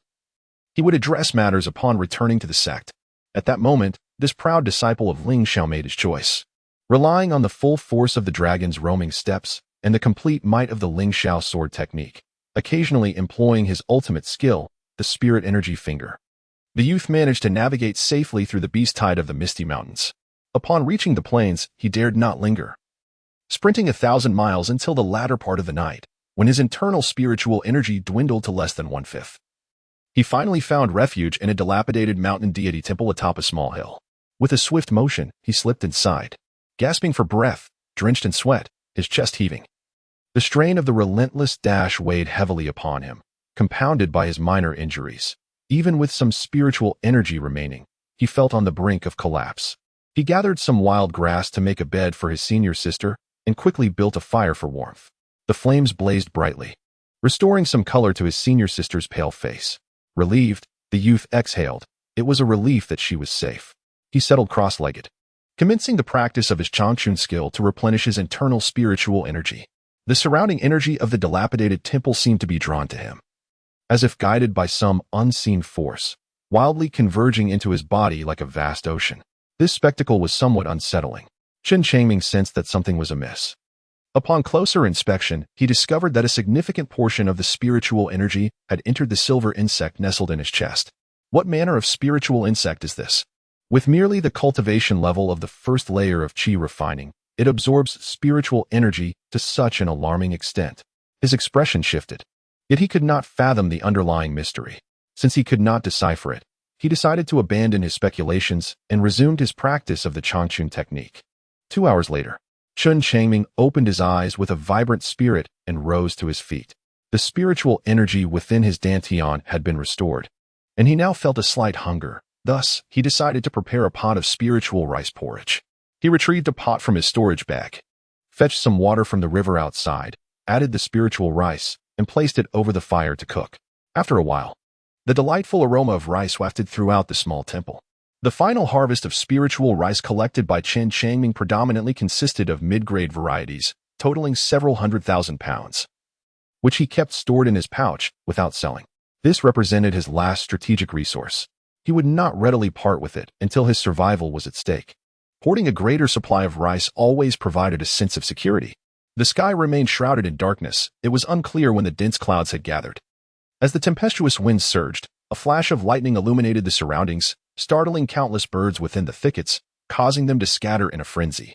Chen Changming added more firewood, intensifying the flames. The flickering light of the fire danced, casting a warm glow on Luo Lan's face, which appeared increasingly flushed. Her wounds had begun to scab over, and her breathing was steady and rhythmic. Sister Master, she may awaken before long. Chen Changming felt a sense of relief wash over him as he cast a glance at the rice porridge simmering in the pot, a smile gracing his face. The porridge was ready. Suddenly, a torrential downpour unleashed its fury. Cough, cough, what a delightful aroma! A voice, aged yet clear, resonated amidst the sound of the rain. Without the slightest sound of footsteps, Chen Changming found himself gazing intently at two figures, one old and one young, as they slowly entered the dilapidated temple. The elder, clad in simple homespun garments, appeared remarkably unadorned, reminiscent of an ordinary farmer. Despite the relentless rain outside, not a single drop touched him. Even the soles of his shoes remained dry. His demeanor was kind and unassuming, devoid of any discernible aura, resembling an ordinary person. Indeed, he was a master of his craft. Chen Changming's pupils contracted, and a wave of anxiety washed over him. The elderly man in simple clothing gazed at the iron pot over the campfire, his nostrils twitching as an expression of rapture crossed his face. He murmured, "To think that one could savor medium-grade spiritual rice here. Grandfather, I am already weary of the high-grade kind." The little girl, whose hand was held by her grandfather, wrinkled her delicate nose and directed an annoyed glance to the side. This young maiden, appearing merely 6 or 7 years of age, was not only beautiful but also exceptionally charming. Her pair of spirited eyes, coupled with her petite, rosy lips, evoked a sense of astonishment. Such beauty at such a tender age, if she were to mature, she could potentially become a captivating beauty of legendary proportions. Remarkably, this little girl was also in the mid-stage of chi training, her cultivation level matching that of Chen Changming. High-grade spiritual rice? Upon hearing the girl's words, a chill instinctively ran down Chen Changming's spine. What sort of eminent figure could it be who had grown weary of high-grade spiritual rice? Shower. Our journey through the world entails enduring hardships to temper our Tao heart. You have been out for so long, yet there has been no change in you. I am truly saddened, the elderly man sighed. The little girl, upon hearing this, became flustered and, shaking her hand, pleaded, "Grandfather, I will heed your words. I can also eat this medium-grade spiritual rice." "Very well," the elderly man smiled, taking his granddaughter's hand and approaching the campfire. He turned to the young man and asked, "Young sir, might you be so kind as to share a meal with us?" "Senior, it would be my pleasure," came the reply. Chen Changming forced a bitter smile and promptly retrieved several porcelain bowls from his storage pouch, filling 2 of them and presenting them with both hands. The elderly man before him was enigmatic, someone he could not afford to offend, yet fortunately he did not appear to be malevolent. "Thank you, young man," the old man said as he accepted the bowl, savoring a sip and relishing the fragrant sweetness of the spirit rice. The young girl also began to drink the porridge, though her expression remained rather expressionless. Chen Changming also served himself a bowl of porridge, bowing his head and drinking quietly. Faced with the inscrutable figure of great stature, he dared not speak freely lest he attract unwarranted ire. After consuming half a bowl of porridge, the elderly man clad in simple attire chuckled and remarked, "Young man, you are a disciple of the Lingxiao sect from the state of you, are you not?" "Indeed, esteemed elder," came the reply. Chen Changming replied honestly. "Throughout this journey, I have indeed heard tales of the formidable prowess of your esteemed sect's Lingxiao sword technique." The old man in plain robes spoke while savoring his porridge, his head bowed. Upon hearing the elder praise the Lingxiao sword technique, Chen Changming felt a surge of vigilance within, and with a naive smile, he lowered his head to continue eating, mumbling, "Senior, you flatter me." The old man set down his empty bowl, contentedly stroking his belly, and said with a cheerful grin, "My granddaughter studies swordsmanship as well. How about a friendly spar with you?" "Fear not. I am a man of honor, and will not take advantage of your hospitality, nor will I allow you to engage in a fruitless exchange." Chapter 43. A Sparring Session. Sparring and swordsmanship? Chen Changming was momentarily taken aback, with a desire to refuse, yet lacking the courage to voice it. The elderly man, clad in simple garments, maintained an amiable demeanor. Should he decline, it was entirely possible that the other party would turn hostile without warning. Such an unfathomable powerhouse, once incited, would regard him and his senior sister as mere insects, easily extinguished with a mere flick of the wrist. "Esteemed elder, I shall humbly present my inadequacies," he said, setting down his bowl and wiping his mouth, clasping his hands together in a gesture of respect. The young girl, having abandoned her bowl after only a couple of bites, leaped into the open space, drawing her sword with an eager flourish. Licking her lips, her eyes shone with a fierce, beast-like intensity as she exclaimed with a hearty laugh, "Hee, I relish the opportunity to spar." What a ferocious gaze she possessed. Chen Changming was taken aback. The old man was unfathomable, wandering the world with his granddaughter. The strength of the young girl was likely formidable, not to be underestimated. The youth drew his sword, exuding an air of deep intensity. Out of the corner of his eye, he caught a glimpse of his senior sister, still in slumber, which brought him a sense of relief. To the old man, both he and his senior sister were mere ants, insignificant beings. As long as they did not provoke him, they would remain unscathed. "Come and receive my challenge," the young girl declared with a voice that soared, her form darting like lightning as she advanced with her sword. This strike was devoid of embellishment, straightforward and direct. Chen Changming was taken aback, swiftly employing the dragon step to evade to the side. Thud. The sword struck his left shoulder with precision. Blood trickled down as the young man stared in astonishment at the young girl, slowly inhaling. The speed of her sword was astonishing, capable of accelerating twice. His dragon step, enhanced to a certain degree, was utterly inadequate against her blade. The voice of the elderly man in plain garments resonated softly. "Young man, when engaging in sparring, one must be earnest. Underestimating your opponent will lead to regret." A chill ran through the young man's heart. The elder's words, seemingly nonchalant, were indeed a warning. Should he hold back or concede, this old fellow would not show him any mercy. "My grandfather seldom permits me to spar with others. Since I find you remarkable, you ought to demonstrate your true capabilities. Otherwise, should I inadvertently harm you, do not blame me when you meet Yama," the young girl declared fiercely. Chen Changming took a deep breath, feeling once again trapped in a dire predicament. With a swift hiss, the young girl launched her assault anew, unleashing dozens of sword lights that converged from all directions. Each beam of light was strikingly swift, bordering on the terrifying. Chen Changming unleashed the full might of the Longyu step, weaving through the shimmering sword light with agility. With a mere flick of his wrist, he executed the Lingxiao sword technique, counterattacking with precision. The clash of their blades resonated with a deafening roar. As a numbing sensation coursed through his hand, Chen Changming was profoundly astonished. The opponent's speed and strength surpassed his wildest expectations, compelling him to fully unleash the power of the Lingxiao sword technique. The second enhancement of the Lingxiao sword technique brought about a significant augmentation in both speed and strength. Chen Changming exerted his utmost swordsmanship to barely withstand the tempestuous onslaught of the young girl. Within the dilapidated temple, the brilliance of swords danced wildly, obscuring the figures involved. The girl's swordplay was ferocious, akin to surging ocean waves, each strike more formidable than the last, saturating the entire expanse with her relentless assault. Chen Changming resembled a fragile vessel, tossed and turned amidst the tumultuous seas, perpetually on the brink of capsizing. With unwavering focus, he executed the Dragon step and the Lingxiao sword technique to their fullest potential. Yet, despite his efforts, he gradually sustained injuries, blood seeping from his wounds and staining his garments. There was no alternative. The girl's attacks were overwhelmingly powerful, her swordsmanship too arcane to evade entirely. Fortunately, the injuries were not grievous. He managed to evade the fatal blows, though he often sustained minor abrasions. How is it possible for one with a mere 5-element mixed spiritual root to possess such exceptional agility and swordplay? The cloaked elder's gaze flickered, his expression growing grave.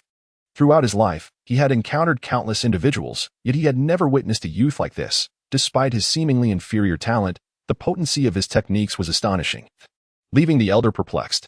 This was no mere sparring match. It was a life-and-death struggle. Amidst the clash, Chen Changming lamented silently, his heart heavy with despair. One misstep could lead to his demise at the hands of this young girl. Her strikes were merciless, each aimed to kill, completely disregarding his well-being. Were it not for the intricacies of Dragon's Step, he would have perished countless times. An hour passed. The two continued their duel, the intensity unabated. Chen Changming's injuries multiplied, while the girl's swordplay remained as sharp as ever. The elder's eyelids narrowed, showing no inclination to intervene. Meanwhile, Luo Lan remained in deep slumber, utterly oblivious to the unfolding chaos. 3 hours later, the tempest subsided, the skies cleared, and the rhythm of their battle began to decelerate. It was not that Chen Changming had slowed, but rather the girl's strikes had become less frequent. After 4 continuous hours of intense combat, her internal spiritual energy had waned significantly. In the depths of Chen Changming's dantian, his spiritual energy remained abundant. Seizing an opportunity, he launched a series of strikes, forcing the young girl into a corner. With a resounding thud, he deftly knocked the sword from her grasp. The boy retreated decisively to the center of the temple, sheathing his sword and clasping his hands in a gesture of apology. "I beg your pardon, young lady." At that moment, the girl's luminous eyes brimmed with tears. Fixed intently on the boy, her heart swelling with resentment. Who was she, and who was he? From a young age, she had been a prodigy, her talents eclipsing those of her peers, yet she found herself defeated in this remote corner of the state of view. The cause of her downfall was a lack of spiritual energy, which had allowed her opponent to exploit her vulnerabilities, resulting in her sword being disarmed. As a practitioner of the sword, losing her weapon inevitably signified her defeat in this sparring match. Though she bore no physical wounds and had been relentlessly pressing the boy, she could not alter the final outcome.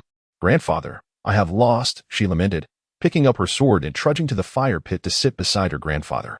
The fire had long since extinguished, leaving only a few remnants of charred wood and a wisp of smoke curling into the air. The elderly man in simple robes smiled gently. "Ah, there are always greater talents beyond our own, Xiaoer. Do you understand now?" "I do, grandfather. I wish to return home and devote myself to solitary cultivation from this day forth," she replied eagerly, her glistening tears threatening to spill over, but held back with great effort. She gazed at the boy and pouted. "Grandfather, how can he possess such an abundance of spiritual energy at the same level as me?" Her grandfather, equally perplexed, sighed. A boy with a mixed elemental root displaying such terrifying levels of spiritual energy was unprecedented in the realm of cultivation. Upon overhearing the grandfather and granddaughter's conversation, Chen Changming felt a twinge of unease. If the elder were to inquire about the source of his own spiritual energy, how could he possibly explain it? "Young man, why not accompany this old man?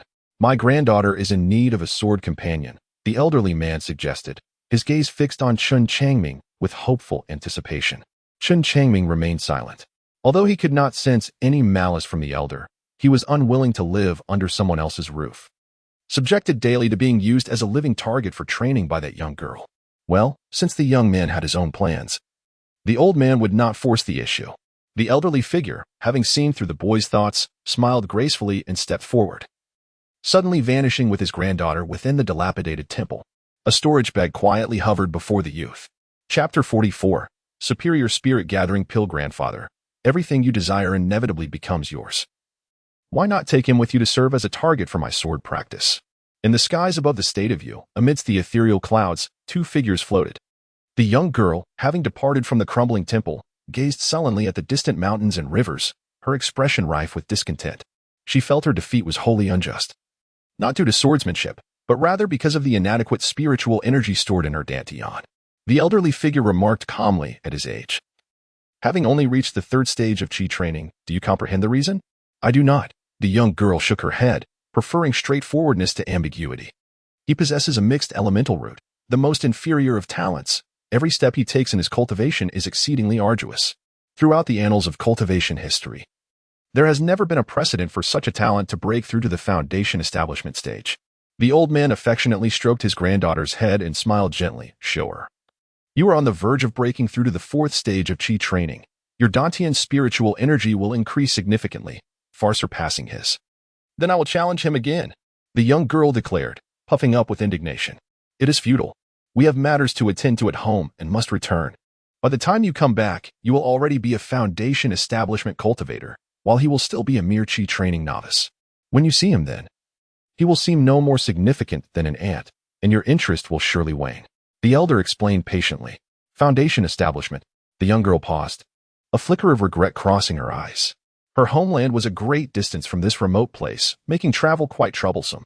However, grandfather will ensure you can come again. The old man suddenly said with a mysterious air. Why?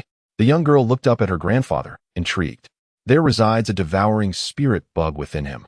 Still in its juvenile stage, likely just having recognized its master, the elder said with a knowing smile. If I were to forcibly take it today, this rare creature, ranked ninth among spirit bugs, would surely suffer significant damage to its vitality. Raising it again would be difficult. It is better to wait until some time has passed, allowing the devouring spirit bug to grow stronger. Then, when we take it, the impact will be minimal. Truly my grandfather, wise and calculating. The young girl laughed joyfully. The elderly man in plain robes smiled gently, gazing into the distant mountains with an expression of cold indifference. Having lived a long life and accumulated extensive experiences, he scanned the area with his spiritual sense multiple times, yet he could not discern the reason behind the boy's abundant spiritual energy. It was his first encounter with a mixed elemental spiritual root. After all, in his realm, such inferior spiritual roots were seldom seen, and his understanding of them was limited to the descriptions found in ancient texts. Could it be that the reason for the boy's struggle to break through is due to the accumulation of energy, resulting in such a rich reservoir of spiritual power? A thought arose within him. The elderly man pondered and concluded that this explanation might be the closest to the truth. As for the spirit-devouring insect, it was still in its juvenile stage and too weak to significantly aid the boy's growth.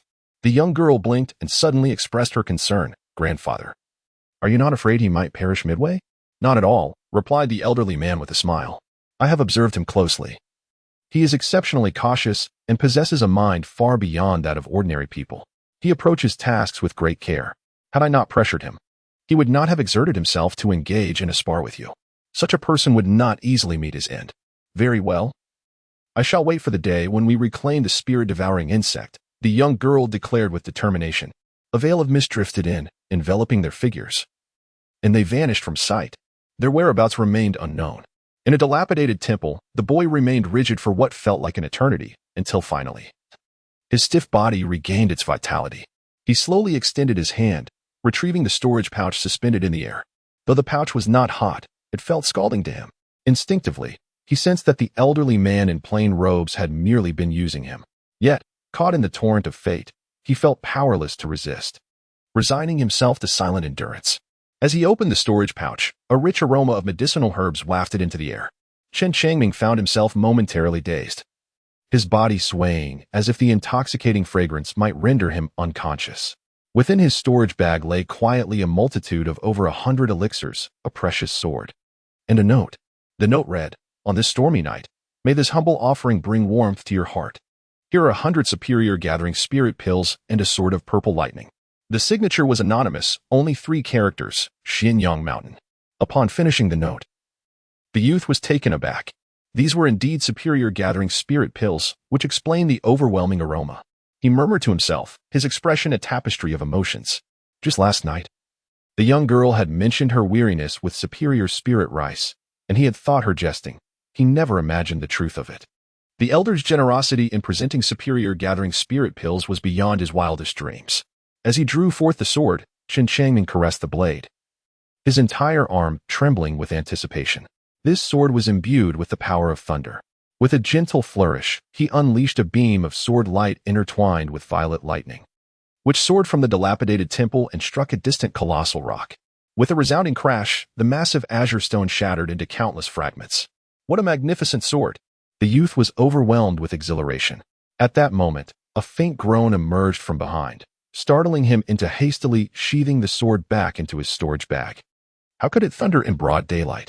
Luo Lan opened her eyes, her gaze hazy as she beheld a familiar figure, her expression filled with complaint. She had been lost in a delightful dream, only to be jolted awake by the sound of thunder. "Senior sister, you are finally awake," the youth exclaimed. Rushing to her side, his countenance brimming with excitement. Thank heavens, the senior sister was safe and sound. After a long and arduous journey, his efforts had finally borne fruit. "Junior brother, how is it that I find myself in this crumbling temple?" Luo Lan was equally astonished as she surveyed her surroundings. Recalling that in the depths of Cloud Mist Mountain, she had been touched by the purple mist, after which she had lost consciousness. "Senior sister, the tale of this incident is long." Chen Changming was in high spirits, his face adorned with a smile, as he recounted the entire event with a deliberate lightness. In his avoidance of heavier subjects, he merely mentioned how the foundation-building cultivators had come to their rescue, and how he and his senior sister had fortuitously escaped from the Misty Mountains, ultimately resting within a dilapidated temple that night. He conveniently omitted details regarding the silver insect's antidote and the enigmatic grandfather and grandson duo. Such a multitude of foundation-building cultivators, dressed in unfamiliar attire, prompted a serious demeanor from Luo Lan as she listened to her junior brother's account. An instinctive apprehension arose within her, signaling that significant matters were at play. These foundation-building cultivators were not affiliated with the Xinhua sects. Their numbers were considerable, and their true intentions behind entering the Misty Mountains to confront the man-eating flower demon remained shrouded in mystery. Realizing the gravity of the situation, Luo Lan earnestly stated, "Junior brother, allow me a moment to recuperate, and then we shall return to the sect." The youth nodded in agreement.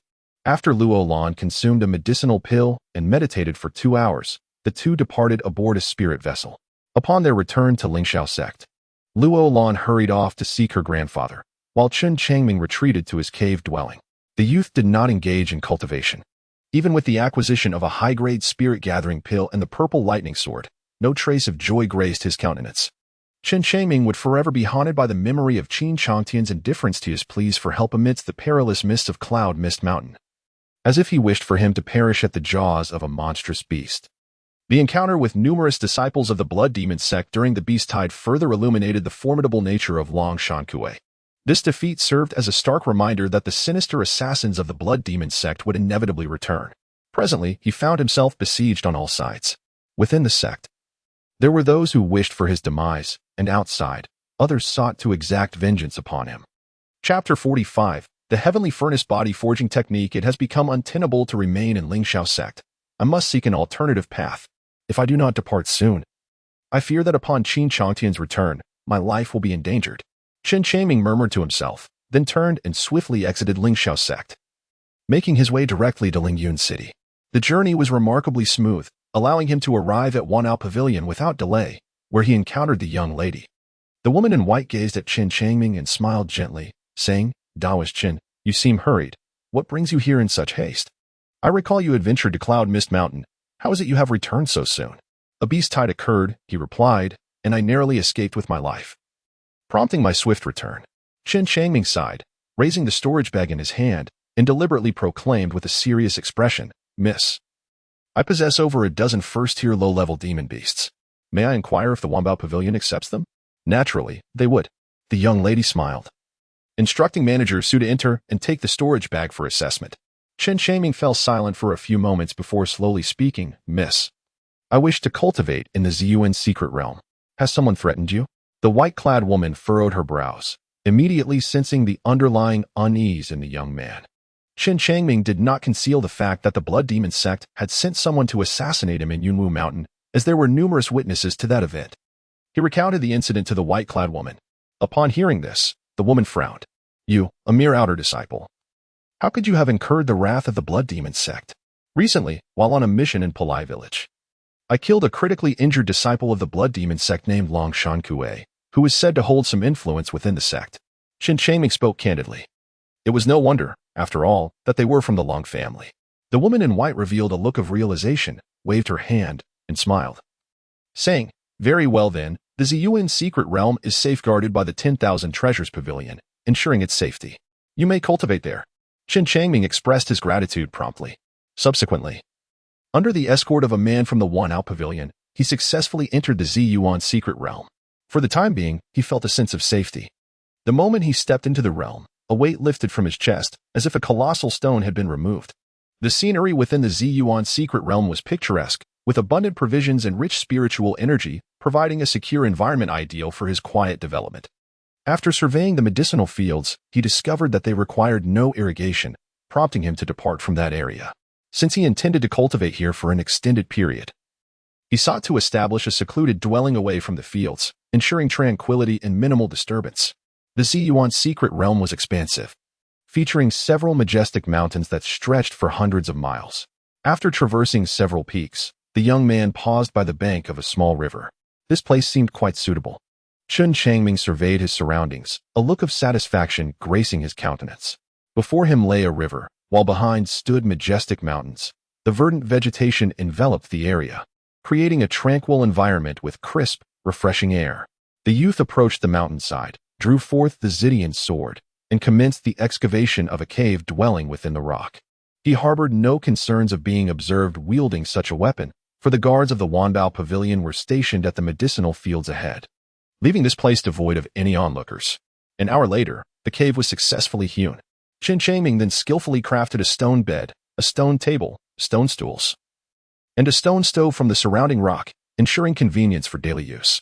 Uncertain of the efficacy of the superior spirit-gathering pill, he perched upon the stone bed, examining the pill for a moment, yet lacking the courage to consume it. He only understood that a mid-grade spirit-gathering pill equated to 10 low-grade ones. By this ratio, a single superior spirit-gathering pill would be equivalent to 100 low-grade ones. To ingest it recklessly would be beyond what his body could endure.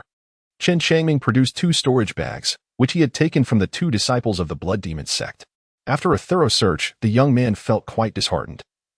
Aside from a modest collection of gold and silver, the bags contained fewer than 10 low-grade spirit-gathering pills, rendering them even poorer than himself. Chen Changming swallowed the gathering spirit pill and commenced his cultivation of the eternal spring technique. 2 days later, having exhausted all his low-grade gathering spirit pills, he ventured to the medicinal fields, engaging in casual conversation with the guards, subtly probing for information. After 2 or 3 hours had passed, Chen Changming returned with a sense of satisfaction. He had discerned that a single high-grade spirit-gathering pill equated to 100 low-grade spirit-gathering pills. Those who lacked extraordinary talent or robust physique should not dare to consume it lightly, lest they be overwhelmed and burst from the pill's spiritual energy. My Dantian capacity is already substantial. Even with inferior spiritual roots, I might still be able to ingest a high-grade spirit-gathering pill. Once back in his cave dwelling, Chen Changming's expression shifted repeatedly, yet he still lacked the courage to consume the high-grade pill. After a while, he resolved to practice the celestial furnace body refinement technique. This body refining method was currently the most formidable technique at his disposal, capable of directly advancing him to the nascent soul realm. Previously, he had only grasped the first layer of the incantation, but due to its high difficulty, he had not pursued it further and had set it aside until now. The first layer of the celestial furnace body refinement technique requires one to harness spiritual energy to construct an illusory furnace, known as the celestial furnace, within which to temper the physical body. This initial step posed a significant challenge for Chen Changming. Given his aptitude, it took him a full 6 months to coalesce half of a transparent celestial furnace, but its duration was fleeting, vanishing after merely a few breaths. Another 6 months passed. Only Chen Changming could fully condense the heavenly furnace, yet its duration was fleeting, far from the requirements of the technique. The heavenly furnace body refinement technique necessitates that the furnace remain stable for 3 full hours to be deemed satisfactory. Only with the stability of the furnace can the subsequent process of tempering the flesh commence. Alas, my aptitude is truly lacking. Chen Changming found himself in an inescapable predicament. Having chosen this path, he resolved to swallow his bitterness, no matter how much it hurt.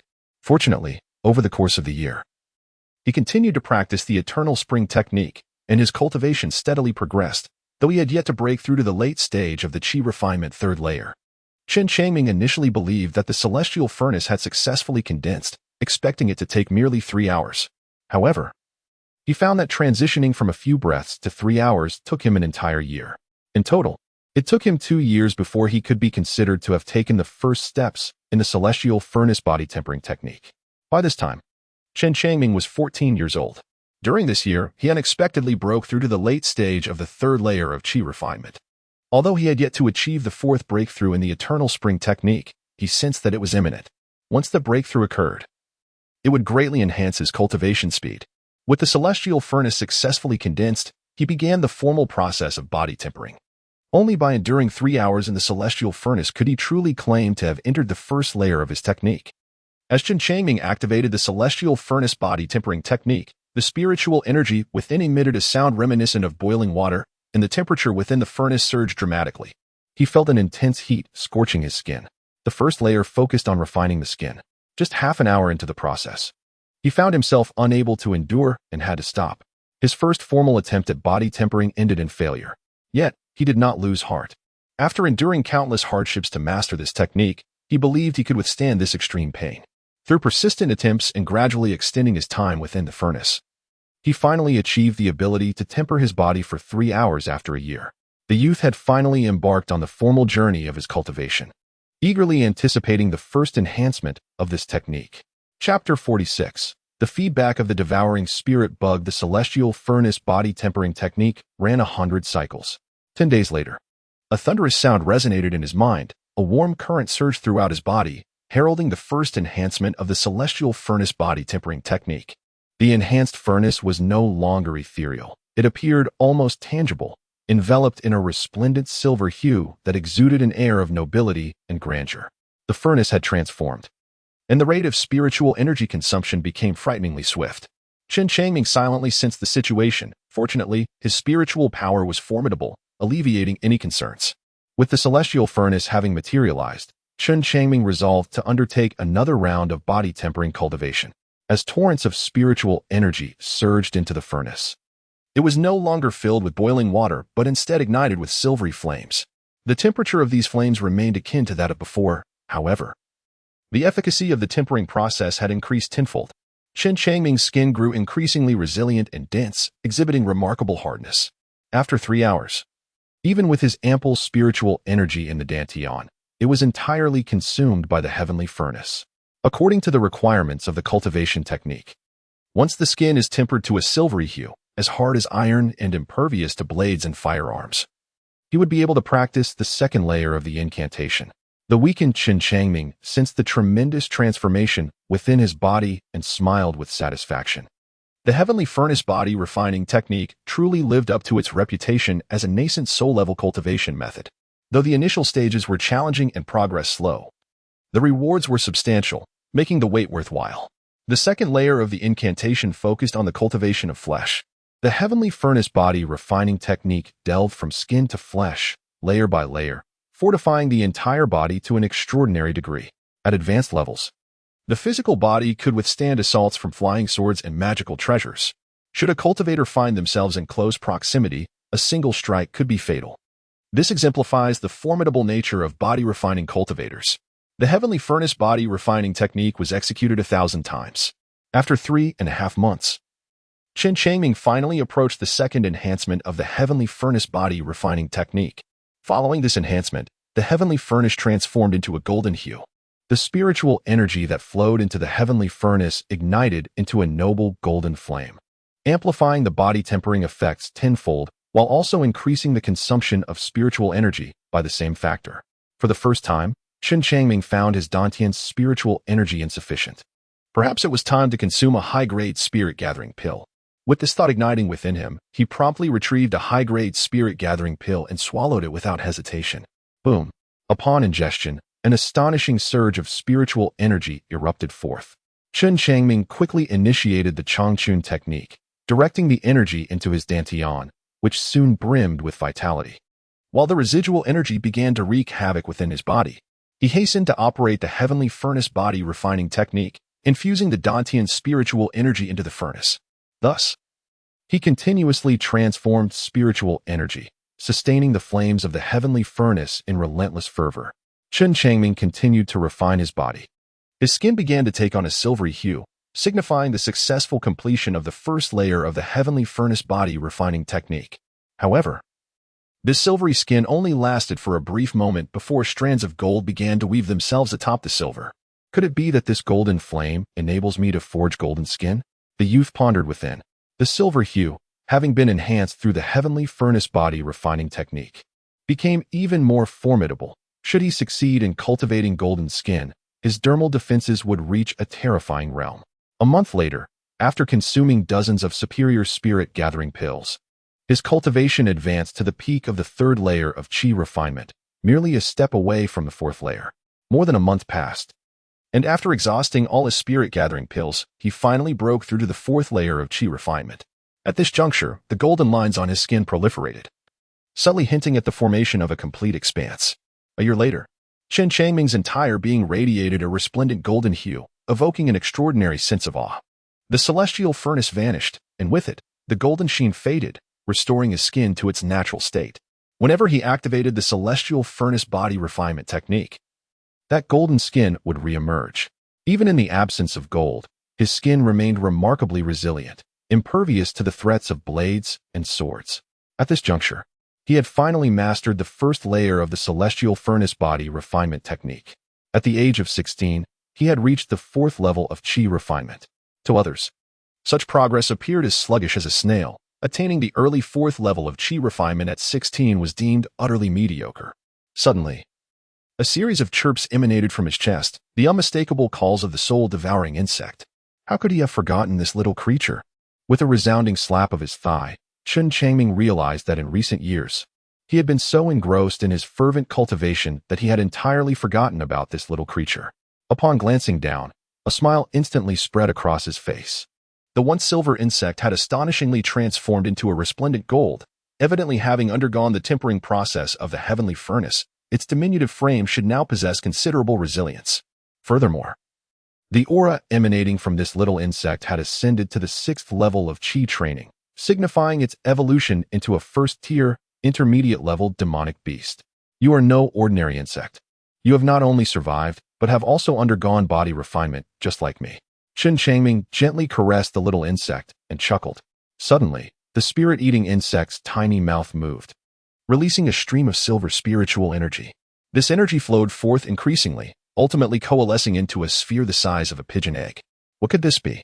As he sensed the astonishing spiritual aura emanating from the egg, Chen Changming found himself momentarily bewildered.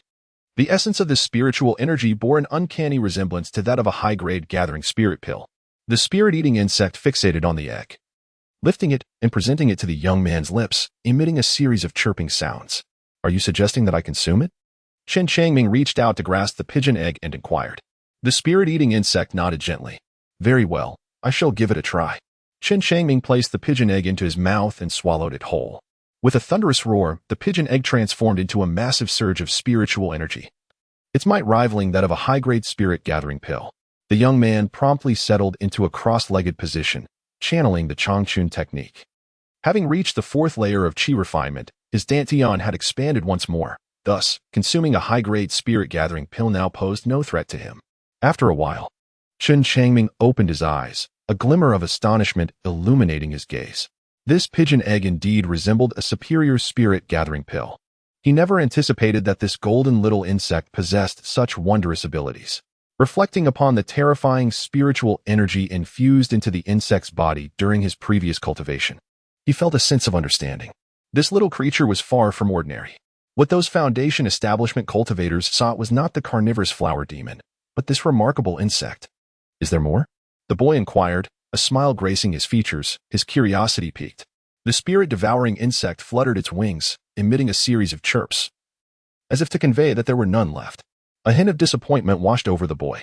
However, he soon realized that this insect was merely a mid-tier magical beast of the first level, and to produce a single essence comparable to a superior spirit-gathering pill was already quite extraordinary. Joy, however, returned the following day. On this day, the spirit-devouring insect once again extruded a pigeon egg, identical to the previous one. In that moment, the boy comprehended that this golden insect could produce one pigeon egg each day, which meant he would have a superior spirit-gathering pill to enjoy daily. No wonder so many people sought you. You were truly remarkable, the boy mused to himself. He felt immense relief, recalling how he had fled with his senior sister, racing through the night for 1,000 miles, distancing himself from the misty cloud mountain. Even if those Foundation establishment cultivators returned, they would not be able to find him. Unbeknownst to him, he had circumvented a calamity. Otherwise, those individuals, upon returning, would surely discover this little insect on him, and, to silence him, would resort to lethal measures. The mere thought of this sent a chill down Chen Changming's spine. This world was tumultuous, and a more formidable force had emerged around him. Should he return to Lingxiao sect now, he would likely be detected by this power. After all, there were too many suspicious elements at play. At that time, as a mere chi-refining third-layer cultivator, he had miraculously survived the beast tide and returned safely to the sect. Subsequently, he had vanished without a trace. It was certain that these foundation establishment cultivators suspected he had acquired this extraordinary insect. They had likely set up surveillance throughout the Lingxiao sect and even within the borders of the Yu Kingdom. The moment he stepped outside, he would be discovered. Chapter 47. A shocking secret. Contemplating his increasingly precarious situation, Chen Changming felt a growing unease. The spiritual herbs within the Ziyuan secret realm had been maturing steadily over the past few years and were nearing full ripeness. Expected to be ready in about half a year. Once matured, he would lose his value and would need to fend for himself. One clear morning, after completing a session of the Changchun Gong, a thunderous sound resonated in his mind, accompanied by a surge of warmth. Changchun Gong, 50,000 times. Breakthrough achieved. The youth was filled with exuberance as a profound revelation spontaneously emerged in his mind. After digesting the news of this enhancement, Chen Changming was left astounded. Following the fourth fortification of the Changchun technique, a remarkable qualitative leap had occurred. His capacity to absorb and transmute spiritual energy had increased by an astonishing 20-fold. This indicated that his cultivation speed would also accelerate. The persistent challenge of the 5 elements mixed spiritual roots, which had hindered his progress, was now effectively mitigated by at least half at the chi refinement stage. If he were to further utilize the spirit-gathering pills or the pigeon eggs produced daily by the small insect, his cultivation speed would likely align with that of an average practitioner of commendable aptitude. Chen Changming did not dare to compare himself with the prodigies. He possessed a certain self-awareness, content to measure himself against the majority of ordinary individuals. After years of relentless effort, he had only just managed to keep pace with the average person. Letting out a soft sigh, Chen Changming felt a wave of relaxation wash over him. Seeking to clear his mind, he stepped out of his dwelling and settled upon a piece of azure stone by the riverside. Resting his chin on his hand as he gazed at the gently flowing emerald waters, where fish leapt gracefully from the surface. Lost in thought, he reflected on the years from the age of 9 to 16, during which he had scarcely taken a moment's respite, dedicating himself fervently to his cultivation. Even so, it had taken him 7 years to reach the 4th level of chi refinement, a notably slow progression. Over the last 3 years, due to the absence of low-grade spirit-gathering pills, he had focused primarily on practicing the heavenly furnace body refinement technique. Perseverance bore fruit. He had finally mastered the 1st level of this technique, his skin attaining a golden hue, and his power far exceeding the expectations of this art. Splash! A carp leaped from the water, sending droplets flying. The sight of the plump fish ignited his appetite. After 7 years of consuming spirit rice since joining the Lingxiao sect, he had grown weary of it. Splash! The youth leapt into the water, first diving to explore the depths, then beginning to catch fish. Suddenly, a spirit-devouring bug flitted out. At first, Chen Changming paid it no mind, but as the tiny creature flew farther away in the water, curiosity piqued. He closely followed it. One bug and one person, moving upstream in tandem. Navigating around a turbulent stretch, they emerged behind a protruding boulder into a deep pool. The spirit-devouring bug dove right in. The pool was 3 fathoms deep, and as Chen Changming followed, he discovered a large carp floating at the bottom. Larger than any he had seen before, resting quietly. This carp exuded the aura of a 1st-level low-grade demon beast. The individuals from the Wambao Pavilion had claimed that there were no demon beasts within this secret realm, yet it seemed their words were exaggerated. This one carp had slipped through the cracks. In his heart, Chen Changming mused. The devouring spirit insect was inherently drawn to demonic beasts. Yet upon landing on the head of the carp, the fish remained utterly still, as if in slumber. This fish must be delectable. Chen Changming suddenly charged forward and grasped the carp firmly. However, to his astonishment, the fish offered no resistance and remained motionless, akin to a lifeless creature. A faint glimmer abruptly surged forth from the fish's head, darting towards Chen Changming's forehead. What could this be? Chen Changming instinctively activated the heavenly furnace body refinement technique, causing his entire being to transform into golden skin in an instant. Bang! A faint light collided, producing a muffled sound before being repelled once more. A body refinement practitioner. A voice of astonishment echoed, and soon after, the faint light, seemingly startled, frantically fled from the water pool. Chen Changming hesitated not for a moment, activating the dragon's glide and pursuing the radiant light. In a matter of mere breaths, he caught up with the shimmering glow. With a flick of his fingers, He unleashed a burst of spiritual energy, which struck the faint light with a resounding impact. The glimmer swayed in the water, uttering human words. Cease your attacks. If you continue, you shall slay me. Who are you? Chen Changming furrowed his brows and inquired. I am a cultivator of the golden core realm, with a fragment of my soul lingering on, concealed within the body of a carp. This glimmer manifests as an ethereal elder, whose form flickers incessantly, displaying a precarious instability. Are you a member of the medicine sect? Chen Changming inquired. No, I am not a member of the medicine sect. I once participated in the fierce battle to eradicate the sect and unfortunately fell within this Yuan secret realm. Fortunately, my spiritual consciousness is formidable, allowing me to leave a remnant soul concealed within the body of a carp. The elder replied. Rubbing his forehead, Chen Changming coldly asked, What were you about to do to me? Being merely a novice in cultivation, he did not fully comprehend the elder's previous assault. I intended to seize your body. The elder confessed candidly, then sighed with a wry smile. I never anticipated that you would be a body refinement practitioner. Your skin is so resilient and intricate that my remnant soul cannot penetrate it. What does body seizing entail? The youth inquired further. The elder felt a surge of exasperation. How could a young cultivator of such impressive caliber remain so oblivious? Reluctantly, he proceeded to explain the concept of body seizing. So, you wish to replace me, he elucidated. Chen Changming's countenance was dark and foreboding as he slowly raised his finger, poised to extinguish the life of the elder. Young man, my frail soul has been wounded by you twice. I now have but a few days left to live. The elder knelt down, fervently pleading. I am willing to divulge a secret in exchange for the chance to survive. A secret? Chen Changming felt a stir in his heart and replied nonchalantly. Speak. Let us see if this secret is truly worth your life. The old man continued. Young sir, this medicinal field was once bequeathed by the medicine sect, but it has since been usurped by the Wanbao Pavilion. You must be aware of this. Chen Changming nodded, his gaze intensely fixed upon the elder. In truth, among the guardians of the medicinal fields, at least 1/3 were affiliated with the Four Seas Merchant Alliance, who had long devised a plan to eliminate the people of the Wanbao Pavilion and seize all the spiritual herbs once the fields matured. The elder spoke with startling revelation.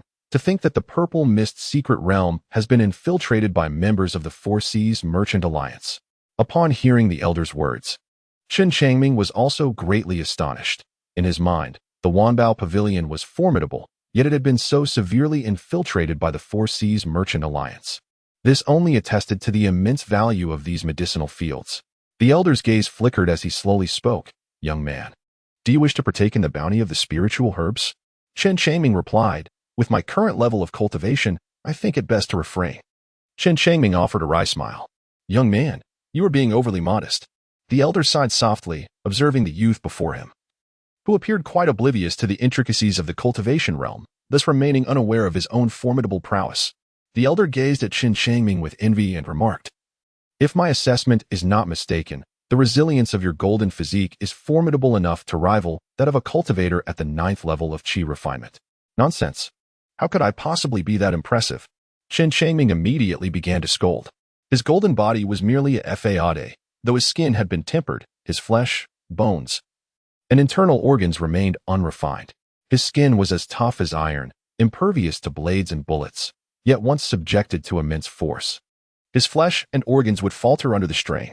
Young man, the Ziyuan secret realm is also becoming unstable, if I am not mistaken.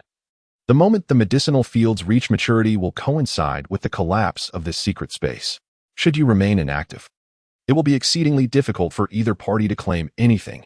Ultimately, all shall perish within this realm, the elder stated gravely.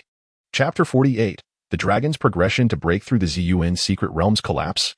Upon hearing the elder unveil one secret after another, Chen Changming was taken aback, unable to maintain his composure. Indeed, the medicinal fields were filled with spirit herbs over a millennium old, the lifeblood of the former medicine sect, meticulously arranged. Once all the spirit herbs were harvested, the fluctuation of spiritual energy would disrupt the entire realm, beginning with the disintegration of space at the medicinal fields and spreading outward, ultimately leading to the collapse of the whole secret realm. The elder spoke with utmost seriousness. This collapse will occur swiftly. Those qi refinement guardians, with their frail bodies, cannot withstand the destructive force resulting from this spatial disintegration. Are you implying that I can endure it? Chen Changming let out a cold laugh. The elderly man remarked, Young man, your physique is exceptionally robust, and your agility is remarkable. You should be able to seize a portion for yourself and then make your escape. If I were to venture out, would it not be akin to throwing myself into a net? Chen Changming shook his head. Young man, the previous pond was an ancient teleportation array established by the medicine gate, capable of directly reaching the kingdom of Yin. The old man spoke eagerly. Before I dissipate, I can assist you in activating the teleportation array. Teleport to the kingdom of Yin? Chen Changming fell into silence. Each word spoken by the old man was astonishing beyond belief. He found it hard to accept. Shaoqing, what is your intention? He inquired coldly.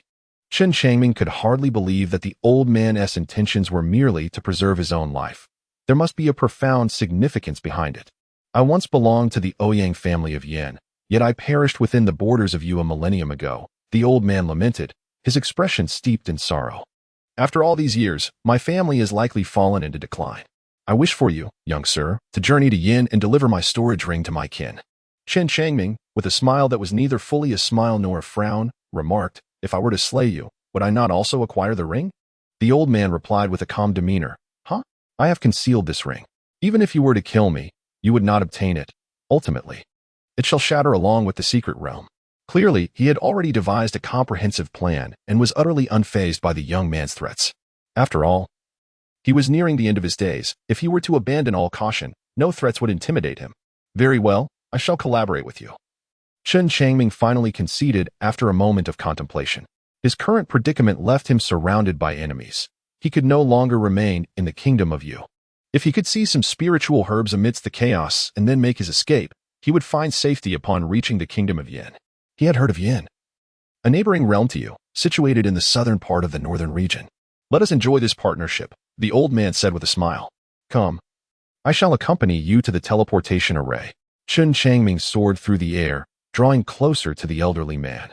The old man harbored ulterior motives and could not afford to lose sight of him. Thus, during the 3 days of his absence, Chen Changming resolved to remain in the elder's company. The young man proved to be exceedingly cautious, earning the elder's admiration. The old man then turned and flew towards the water pool, with the youth trailing closely behind. 3 days later, after the elder had completed his arrangements, he bestowed upon Chen Changming a teleportation token and a storage ring, imparting the location of the Ouyang family before his ethereal form gradually faded away. Chen Changming silently returned to his cave abode. The ring left by the old man undoubtedly concealed some secret. Regrettably, he was currently unable to unlock its mysteries. From this day forth, preparations for battle must commence. The young man gently caressed the ring, murmuring to himself, his eyes reflecting a determined glimmer. At the moment of the collapse of the Ziyuan secret realm, he intended to seize more spiritual herbs for himself. With these resources, his life in the kingdom of Yin would become considerably easier. The next 3 months would be crucial. Chen Changming visited the medicinal fields every few days, dedicating the remainder of his time to mastering the dragon's walk technique. Whether he could evade the impending collapse of the secret realm hinged upon the enhancement of his dragon's walk for the 3rd time. 1,000 repetitions. After 2 months, his dragon's walk was finally ready for its 3rd enhancement. This time, its power surged tenfold, while the consumption of spiritual energy increased only 5-fold. It appeared that the effects of enhancement varied significantly among different techniques, the youth mused to himself. The breakthrough in his dragon's walk instilled in Chen Changming a profound sense of confidence, prompting him to continue his practice of the eternal spring technique. Over the past 2 months, he had consumed a pigeon egg daily, which was comparable to a top-grade spirit-gathering pill. And he had not neglected his practice of the eternal spring technique either.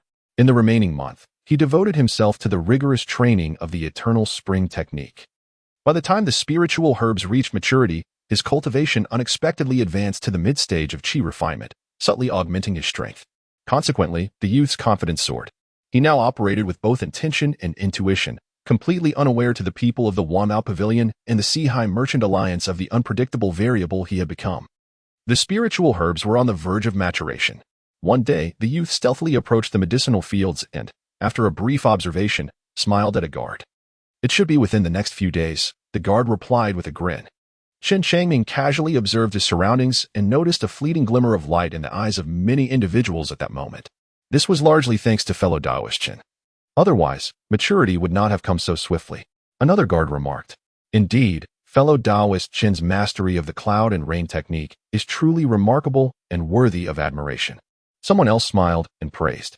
You all flatter me, esteemed friends. Chen Changming smiled and clasped his hands before gracefully departing. With the medicinal field on the verge of ripening, he resolved not to return to his cave abode, instead seeking refuge on a high elevation in a mountain range 10 miles away. From this vantage point, he could survey the entire medicinal field, ensuring that he would be acutely aware of any disturbances. 2 days later, an extraordinarily rich fragrance of herbs wafted from the field, signaling that the spiritual herbs were ready for harvest. In a burst of excitement, someone shouted, "Quickly, inform the young lady." Suddenly, a sword appeared in midair, severing the man's neck in a single stroke. His head rolled on the ground, eyes wide with astonishment, as he gasped, "Li Chanfeng," leaving his words unspoken. The surrounding guards swiftly drew their weapons, each one on high alert. "There's a traitor!" one guard exclaimed in fury. Li Chanfeng leisurely raised his sword, a sinister smile gracing his lips as he addressed the members of the Four Seas Merchant Alliance. "It is time to strike. Kill." In an instant, approximately 3/5 of the individuals turned abruptly against the remaining ones. "You despicable wretches of the Four Seas Merchant Alliance!" cried a guard as he was pierced by a sword, desperately attempting to flee. Thinking of escaping? Li Chanfeng produced a bow and arrow, drawing the string taut before releasing it with force. With a whoosh, a gleaming arrow shot forth, striking the fleeing man and creating a gaping wound in his back, leading to his immediate demise. After expending that arrow, Li Chanfeng took a few deep breaths, showing signs of exertion. A scream pierced the air as one of the Four Seas Merchant Alliance men was slain by those from Wombat Pavilion. Li Chanfeng swiftly loosed another arrow, eliminating that foe as well. At that moment, someone lunged at Li Chanfeng, and the two engaged in fierce combat. The entire valley transformed into a battlefield. Yet all participants displayed an unspoken understanding to avoid harming the medicinal field, for both Wombat Pavilion and the Four Seas Merchant Alliance sought the precious spiritual herbs. Chapter 49. Kill. In the distance. Upon witnessing this scene, Chen Changming furrowed his brow slightly. This bow was undoubtedly a treasure, yet its consumption was excessive, rendering it unusable multiple times by the members of the Four Seas Merchant Alliance. The young man remained patient, silently awaiting developments. After the span of an incense stick, the situation of the battle became increasingly apparent. The numerically superior Four Seas Merchant Alliance had completely subdued the Wombat Pavilion.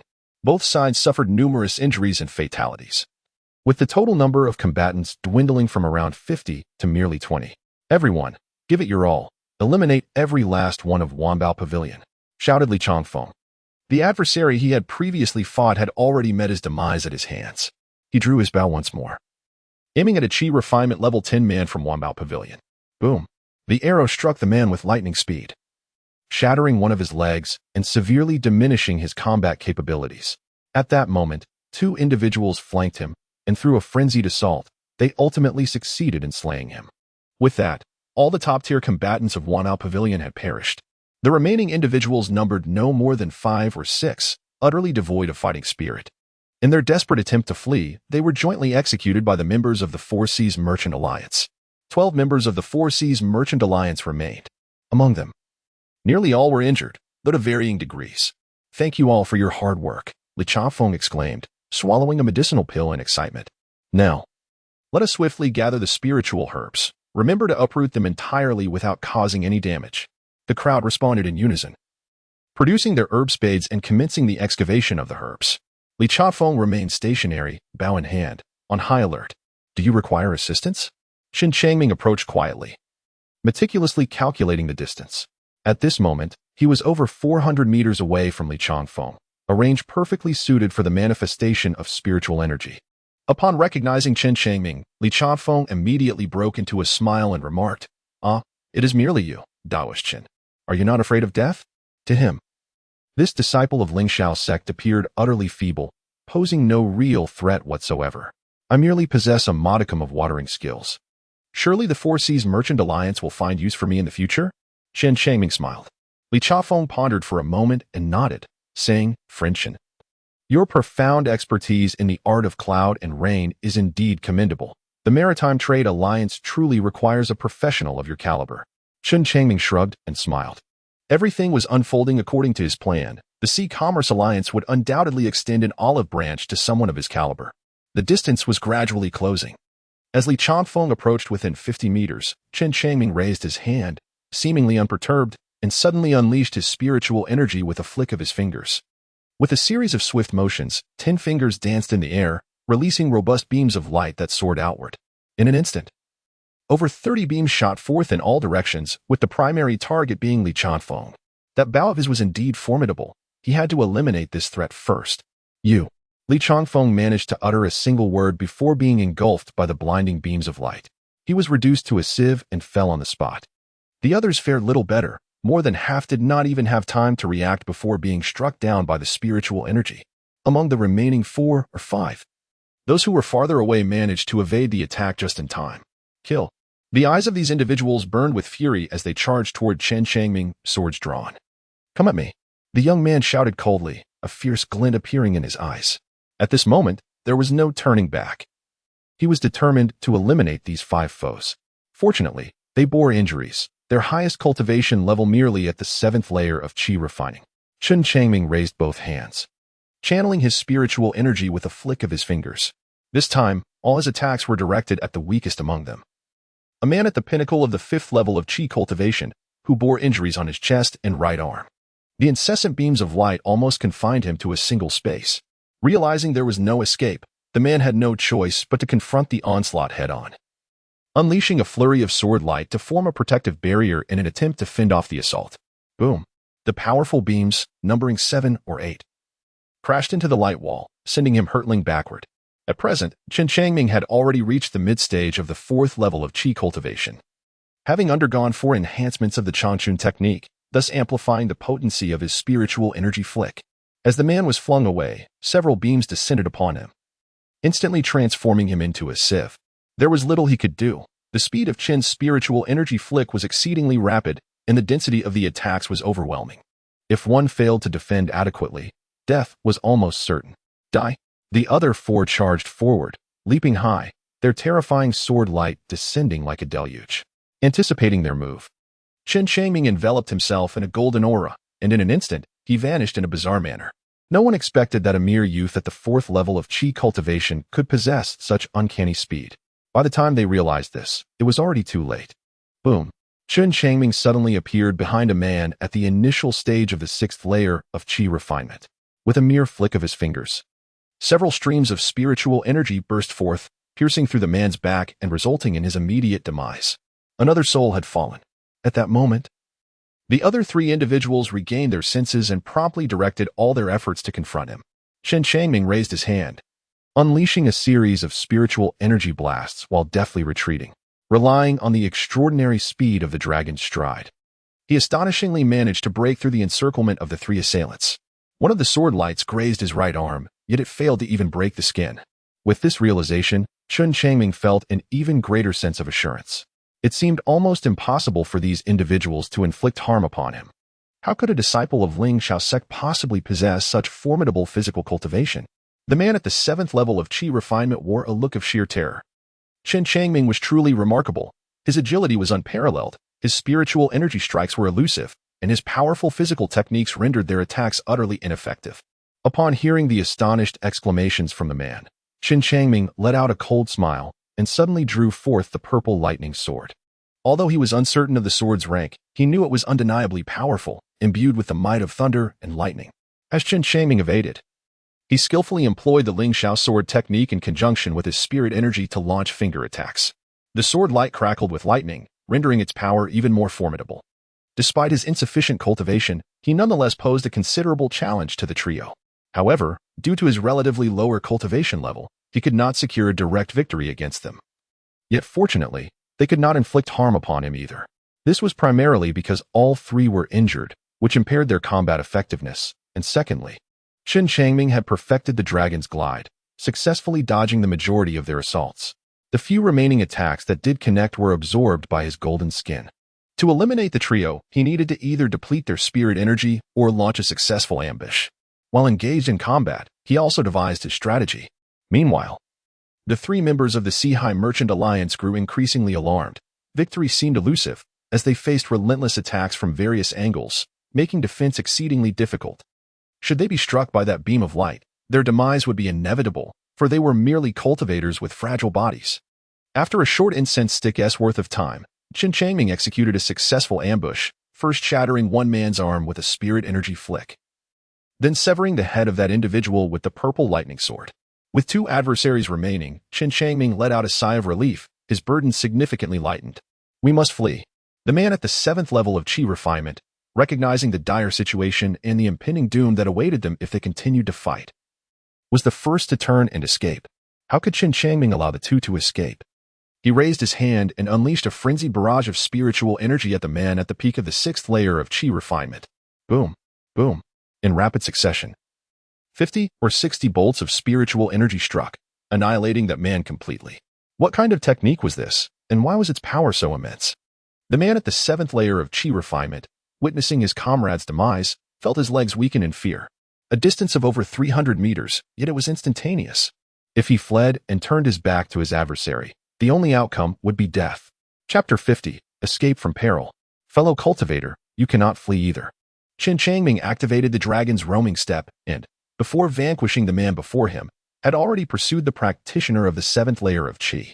At this moment, the latter stood face to face with Chen Changming, having witnessed the entire process of his companion's demise. I shall fight you to the death, he bellowed, raising his sword to attack. He understood clearly that once his back was turned to the enemy, unless protected by magical artifacts or talismans, he could not withstand those terrifying beams of light. Come forth, then. Chen Changming did not engage in a head-on confrontation. Rather, he unleashed the dragon-stepping technique, beginning a dance of evasion with his opponent.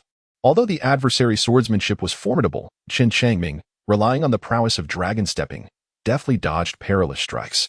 Furthermore, his ability to unleash spiritual energy at a mere flick of his fingers created significant disruption for his opponent. Even when the sword light grazed him, it could not penetrate his golden skin. This encounter granted the young man a profound understanding of the celestial furnace body refinement technique. This practice was inherently powerful, and after being enhanced twice, its might became nothing short of terrifying. As time progressed, the practitioner of the 7th layer of Qi refinement could no longer endure, suffering an injury to his left arm from a burst of spiritual energy and being sent flying. Chen Changming seized the opportunity and unleashed a flurry of spiritual energy projectiles in an instant. In the midst of the chaos, his opponent managed to deflect 7 or 8 beams of light. However, the remainder struck true, resulting in an immediate demise. Thus, all members of the 4 Seas Merchant Alliance fell to Chen Changming's prowess. How splendid! The young man stood silently on the ground, his expression a tapestry of complex surprise. He had never envisioned himself capable of slaying those beyond his level, yet today, that very feat had been realized. All thanks to his cultivation of the celestial furnace body refinement technique. The venerable Ouyang, an elder of the Golden Core stage, was indeed correct. When measured by the standards of body refinement, he could easily be compared to those at the 6th layer of Qi refinement. Coupled with the formidable dragon's roam step and the spiritual energy projectiles, he was now capable of contending with practitioners at the 7th layer of Qi refinement. Chen Changming merely sighed for a moment before plunging into a frenzy of activity. He collected the weapons and storage bags of everyone, including Li Changfeng's bow. Subsequently, he commenced the excavation of spiritual herbs. After more than an hour of relentless effort, he finally unearthed all the herbs along with the surrounding soil, carefully placing them into a separate storage bag. As he neared the conclusion of his labor, the space above the herb field began to exhibit instability. Once all the spiritual herbs vanished, the collapse of the space finally commenced. With a resounding roar, the very fabric of the herb field was violently shattered. Akin to a fragile glass bottle bursting, the fractures rapidly extending outward from a single point of rupture. At that moment, Chen Changming had long since made his escape. He was well prepared, and with the swift speed of the dragon's stride, he evaded the collapsing realm of the secret space. However, it was merely a fleeting moment. He desperately fled towards the back mountain, while the entire space crumbled with a thunderous roar, resembling the gaping maw of a colossal beast relentlessly pursuing him. Suddenly, he plunged into the river, submerging himself in the water pool. The sediment of the pool had long been cleared away, revealing an ancient teleportation array beneath. The young man retrieved the teleportation token, and as he infused it with his spiritual energy, the array radiated with resplendent light. In that instant, as the secret realm collapsed, the teleportation array fully activated, unleashing a massive beam of light that soared into the sky. Outside the Ziyuan secret realm, dozens lay in pools of blood. A battle had just concluded. The secret realm is collapsing, run. Someone shouted, and chaos ensued as others fled in desperation. Yet, some were slower, mercilessly consumed by the spatial storm. After a considerable time, a woman in white stumbled forth from behind a giant rock, gazing sorrowfully in the direction of the Ziyuan secret realm, tears streaming down her face. What a waste of effort, she lamented, feeling despondent to the point of wishing for death. Within the brilliance of the teleportation light, Chen Changming felt as though he were dreaming. However, the powerful force of spatial tearing inflicted sharp pain upon his skin, sending a shiver of alarm through him. It seemed that traversing such a long-distance teleportation array could easily lead to demise if one's physical form was not sufficiently robust. After what felt like an eternity, a sudden blinding flash enveloped him, accompanied by an immense force that nearly caused him to lose his balance and tumble to the ground. He had landed. As the light dissipated, he found himself before a deep cavern. Had he arrived in the Yingwa? Chen Changming stretched his limbs and gradually stepped out of the teleportation array. Above him, a few white stones atop the rock wall emitted a soft, ethereal glow. He glanced back at the teleportation array, feeling a pang of regret. The other end of this array was located within the Ziyuan secret realm. If the realm were to collapse, the array on that side would also be destroyed. Consequently, this teleportation array would lose its significance. Why did the medicine sect establish a teleportation array in the Yin Kingdom? Chen Changming gazed intently at the teleportation array, pondering for a moment, convinced that there lay profound mysteries within. Perhaps, at the time when the medicine sect was annihilated, something of great value had been relocated. The destination of this transfer resided within the borders of the Yin Kingdom. Ascending an ancient staircase, the young man proceeded slowly upward. And after the span of half a stick of incense, he reached the end of the passage. At the terminus, a colossal stone blocked the exit. Chen Changming attempted to shift the colossal boulder, but its weight proved insurmountable. Thus, the only recourse was to wield the purple lightning sword to carve an exit. With a hissing sound, as fragments of stone cascaded down, the young man excavated a passage measuring half a meter in diameter. A beam of sunlight, accompanied by a refreshing breeze, poured in, illuminating the youth. Chen Changming's spirit was instantly invigorated as he crawled out from the passageway. Before him lay a vast expanse of verdant jungle, where towering trees stood robust and lofty, reaching heights of several dozen meters. The ground was a tangle of various vines and weeds, and in the distance, the thundering sound of a river could be heard. The teleportation array of the medicine gate was surprisingly well concealed. Just as he prepared to slide out of the passage entirely, a piercing cry of an eagle suddenly resonated through the air. The sound was high and powerful, momentarily disorienting even Chen Changming himself. Instinctively, he looked up to behold a colossal black eagle soaring above him, its wings spread wide. The aura of foundational cultivation. Chen Changming's complexion shifted dramatically, causing him to retreat once more. This black eagle was, in fact, a terrifying second-tier demon beast. Boom! The ground trembled as a massive figure, cloaked in shades of gray and black, glided gracefully among the branches of the forest. It too was a second-tier demon beast. Chen Changming was greatly alarmed. The enormous black ape, measuring 3 zhang in length, was fortunately situated at a considerable distance from him. In a mere instant, upon encountering 2 formidable second-tier demons, the youth wasted no time retreating into the cave, swiftly sealing the passage with a massive stone. He then hastened back along the steps to the vicinity of the teleportation array. It was truly terrifying. The young man panted heavily, his heart racing, his complexion paling, and beads of cold sweat forming on his forehead. Had these 2 demonic beasts not appeared at that moment, once he exited the cave and was discovered by the beasts, he would likely have faced a perilous fate. This place must resemble Yunwu Mountain, where demonic creatures roamed freely outside. Thus, venturing out was unwise. Chen Changming murmured to himself, his gaze gradually firming with resolve. He decided to remain hidden for a time, waiting until his strength increased before venturing out in search of an escape. Within his storage bag lay several 100,000 pounds of spiritual rice, ample sustenance to last him for centuries. The only thing he lacked was water. However, not far from his refuge flowed a river. If he could seize the opportunity, he might dare to venture out and gather more water. A single foray would suffice for a considerable duration. Chapter 51. The fright of fetching water. Though he currently faced a shortage of water, Chen Changming refrained from venturing outside to fetch it. The dangers beyond were too great. Who could predict if he might encounter a second-tier demon beast while gathering water? He would not risk such a venture unless absolutely necessary. Fortunately, as a practitioner of body refinement, his physical form was robust, allowing him to endure short periods without water. Chen Changming extracted a bao, a treasured artifact belonging to Li Chanfeng. He had previously witnessed the formidable power of this weapon. which could rival the speed of spiritual energy at his fingertips, yet surpassed it in might. What a remarkable item! The young man was reluctant to part with it, for it marked his inaugural foray into the realm of ranged magical artifacts, though he was uncertain of its classification within the hierarchy of such treasures. A multitude of storage bags lay strewn across the ground as he commenced the task of sorting through his spoils. After the passage of a fragrant incense stick, a look of astonishment illuminated the youth's face. The origins of these storage bags were not solely from the members of the Four Seas Merchant Alliance, but also from the deceased guardians of the Wandao Pavilion, amounting to over 40 in total. From this bounty, he unearthed more than 4,000 spirit stones, 1,500 low-grade gathering spirit pills, over 200 hemostatic pills, a variety of gold and silver items, several articles of clothing, and 2 tomes of martial techniques. In addition, there was a battered copper plate and a weathered, yellowed book. The latter, lacking a cover, appeared to be an introductory guide to the world of cultivation, which Chen Changming tentatively referred to as a manual for beginners in the art of cultivation. His interest was piqued by the 2 tomes of martial techniques.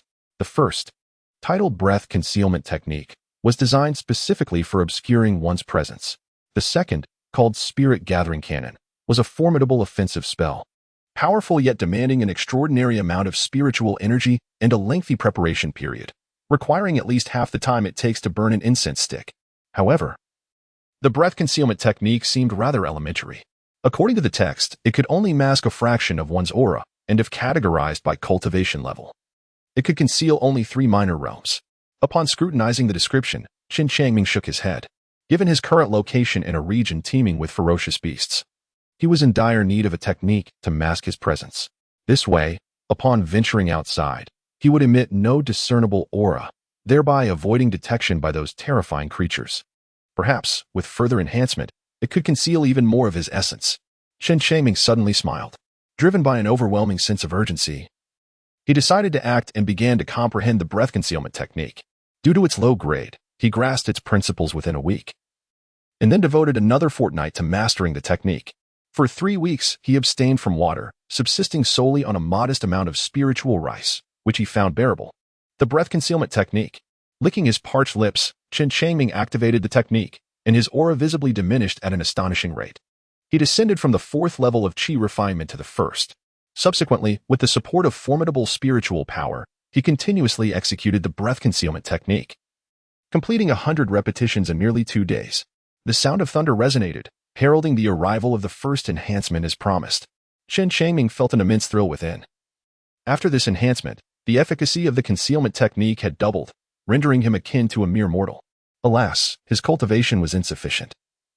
Even if a practitioner at the 6th level of qi refinement were to employ the concealment technique, they too would be reduced to a mortal state. Would the concealment technique undergo further transformation after a second enhancement? A startling thought surfaced in his mind. Chen Changming, valiantly suppressing his thirst, resumed his cultivation.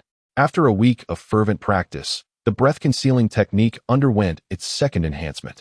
Breath-concealing technique, he exclaimed, executing several incantations in quick succession, which caused his cultivation to regress to that of a mere mortal. This time, not only did his cultivation dissipate, but his body temperature, heartbeat, and respiration were also rendered imperceptible beneath the veil of the technique. Of course, he could still breathe, and his heart continued to beat normally. It was simply concealed from external perception. Casting a glance at the passageway, a glimmer of longing sparked in the youth's eyes. He yearned for water. Having gone a month without a sip, his thirst was unbearable. He could not possibly succumb to dehydration within the confines of this cave. A single venture outside would secure him a prolonged period of safety. Chen Changming quietly stored away his satchel, employing a technique to conceal his presence. He ascended the steps and crawled out from the passageway formed by the enormous rock. Outside the passage lay a dense expanse of wild grass. Chen Changming fell into the thicket, warily observing his surroundings. After a second-tier beast flew overhead, he cautiously began to move. Instead of heading toward the riverbank, he gathered some grass and wove it together, enveloping himself completely. Thus, this guise, if not scrutinized closely, would render him indistinguishable from a mere lifeless form. Completing the silent endeavor consumed him half an hour. During this time, another second-tier beast passed nearby. Chen Changming felt a deep bitterness in his heart. Why were there only second-tier demonic beasts in this place, with not a single first-tier beast in sight?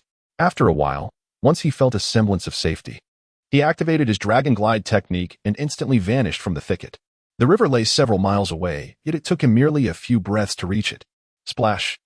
Beside the rushing waters, a patch of moss-covered stones suddenly revealed a cluster of green weeds.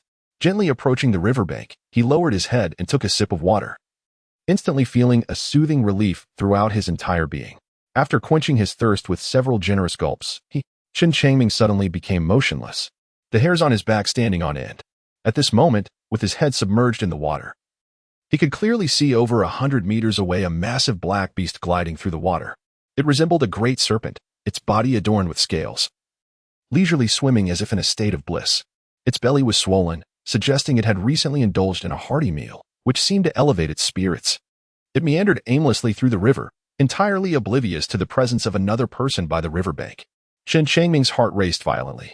He remained utterly still, employing the technique of breath concealment to evade detection by the enormous serpent.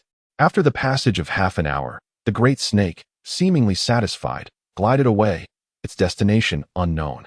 Chen Changming hastily retrieved 2 storage bags, filling them with water. Both bags possessed ample space, sufficient to sustain him for several decades. After surveying his surroundings and noting the absence of any lurking beasts, he activated the dragon's glide and made his way back. Suddenly, as he approached the entrance of the passage, it felt as though he had collided with an invisible wall, propelling him backward. Dazed and disoriented, he lay on the ground for some time, struggling to rise. What had transpired? Chen Changming gritted his teeth and rose, slowly advancing forward, extending a hand. An invisible barrier prevented his palm from progressing. Was this a restriction? Chen Changming's complexion drastically altered. He had never anticipated that beyond this passage lay an invisible barrier, one that permitted exit but forbade entry. It was over. A profound sense of existential peril enveloped him in an instant. Chapter 52, Blood Demon Worm. A remarkable stratagem indeed. Allowing passage outward yet hindering ingress, Chen Changming's countenance darkened, and a weight settled within his heart. After perusing the tattered tome, his understanding of the realm of cultivation had deepened, allowing him to discern that the invisible barrier before him was a restriction, not a formation. This restriction permitted entry but barred exit.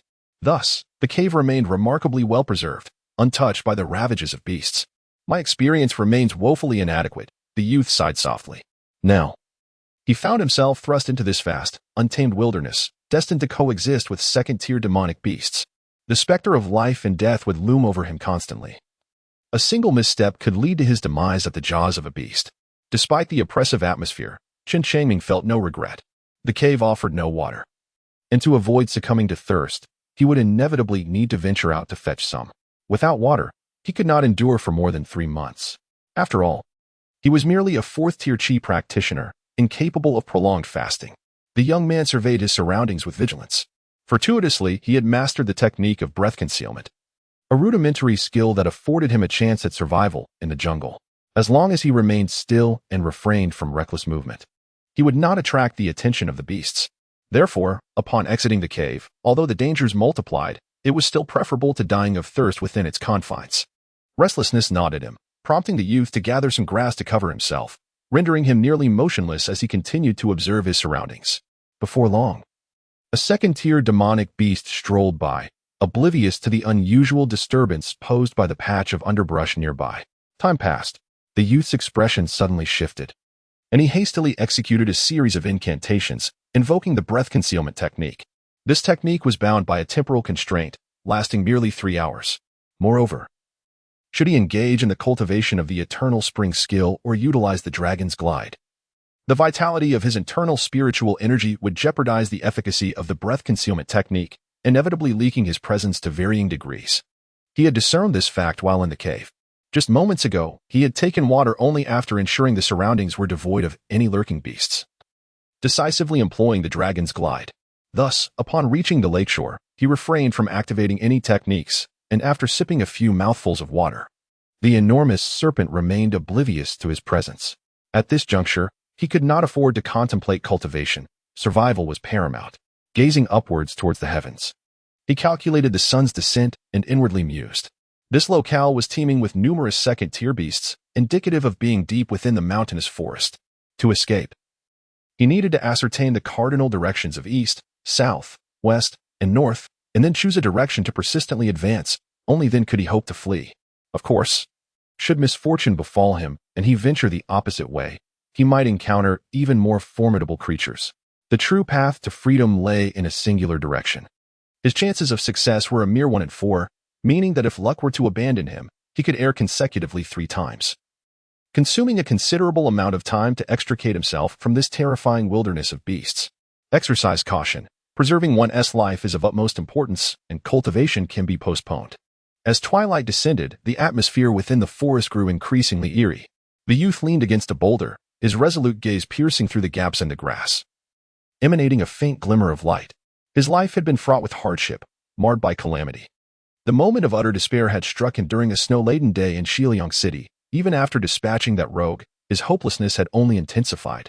The chilling winds howled as he fled through the icy expanse with his sister Linger, akin to a dog bereft of its home. Pursued by constables and their pack of blackhounds, it would not be long before they were cornered and met with execution. That was true desperation. Now, amidst the jungle swarming with beasts, he found himself surprisingly composed. After all, circumstances had shifted dramatically. He possessed numerous means to safeguard his life. And as long as he remained vigilant, death need not be his fate.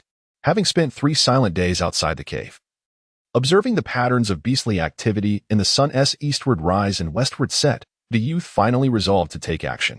He chose the eastern path, for it was the direction of the sun's ascent. Each morning, the radiant light filtering through the leaves enveloped him in warmth, a comforting sensation that illuminated the beauty of life itself.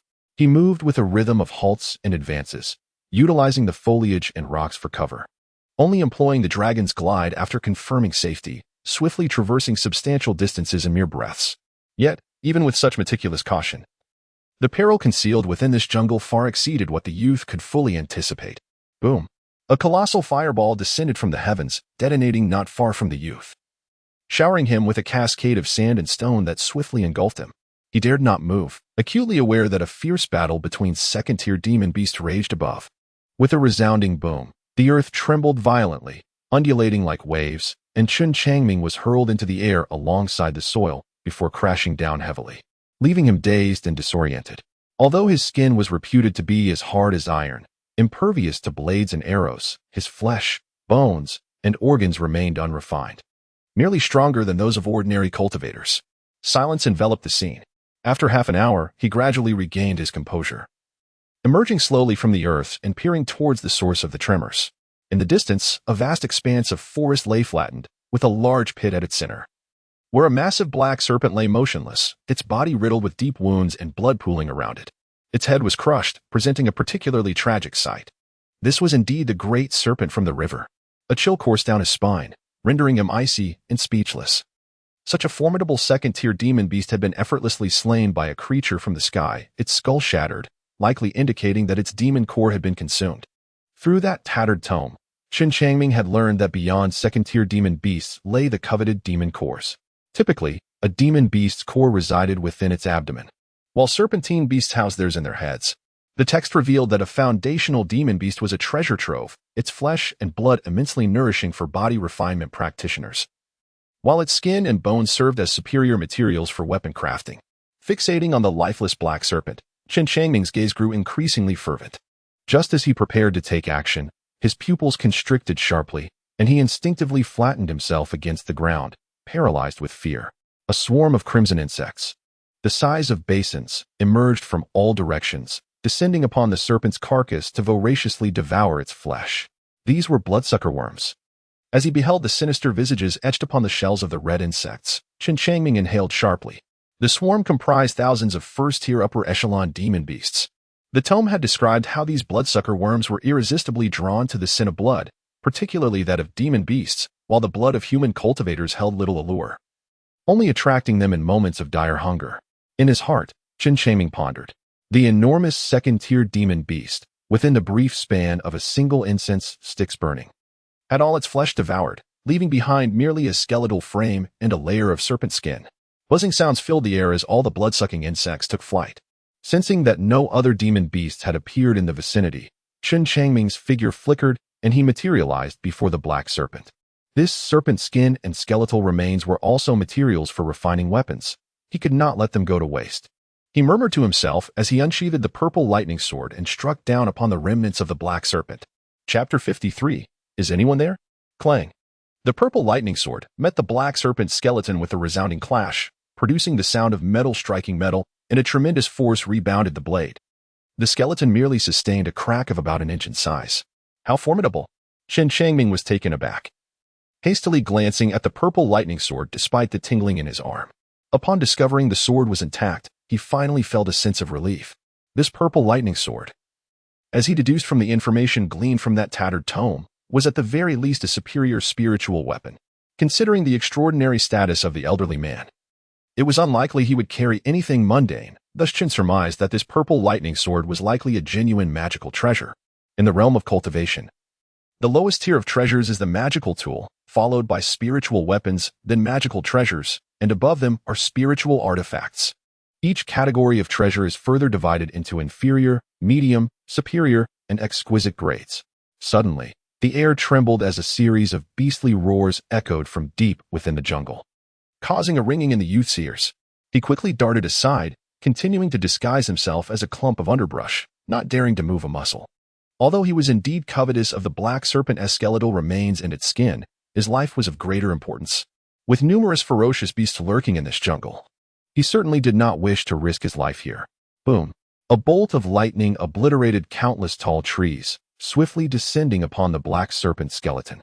The explosive force of the lightning was immensely powerful, shattering the skeletal remains and unleashing a formidable shockwave that wreaked further havoc throughout the jungle.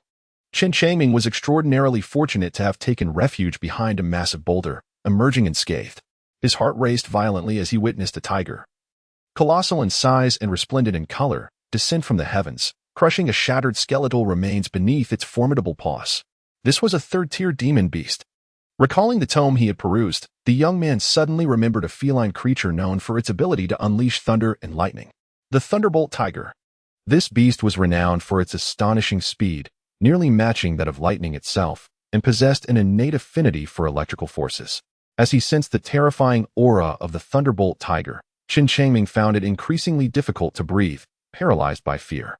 With a thunderous roar, the tiger unleashed a series of growls directed at the black serpent's skeletal remains, subsequently releasing bolts of lightning that obliterated every vestige of the serpent's bones. Only then did its fury seem to subside as it leapt into the sky. After a full hour had passed, as the day faded into twilight, he cautiously shifted his position. The serpent's bones had vanished. Fortunately, several sizable pieces of serpent skin remained, which he carefully stowed away in his storage pouch. It appeared that the thunderbolt tiger harbored a deep-seated animosity towards the black serpent, feeling compelled to annihilate even its carcass to quell its wrath. In his heart, Chen Changming pondered. Previously, he had observed the black serpent, its belly round and full, leisurely swimming in the river, instantly imagining that within its belly might reside the offspring of the thunderous tiger. As night fell, numerous monstrous beasts began to stir. He dared not proceed carelessly, instead concealing himself behind a massive boulder, quietly awaiting the dawn. At that moment, thoughts of cultivation were far from his mind. However, he still consumed a pigeon egg produced by the soul-devouring worm each day. Thus, his cultivation steadily progressed, albeit slowly.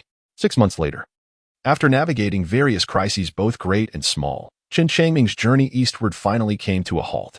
He realized that, with each step deeper into this perilous land, an increasing number of third-tier beasts had come into view. What wretched luck, the young man sighed. The east was not the path to salvation. He had erred. His only option now was to retrace his steps and, upon returning to his original position, choose a new direction, namely, to venture westward. Despite lacking exceptional aptitude for cultivation, the boy possessed a remarkable instinct for survival. Along the way, he marked trees to prevent losing his way in the dense jungle. Prepared and resolute, he resumed his journey.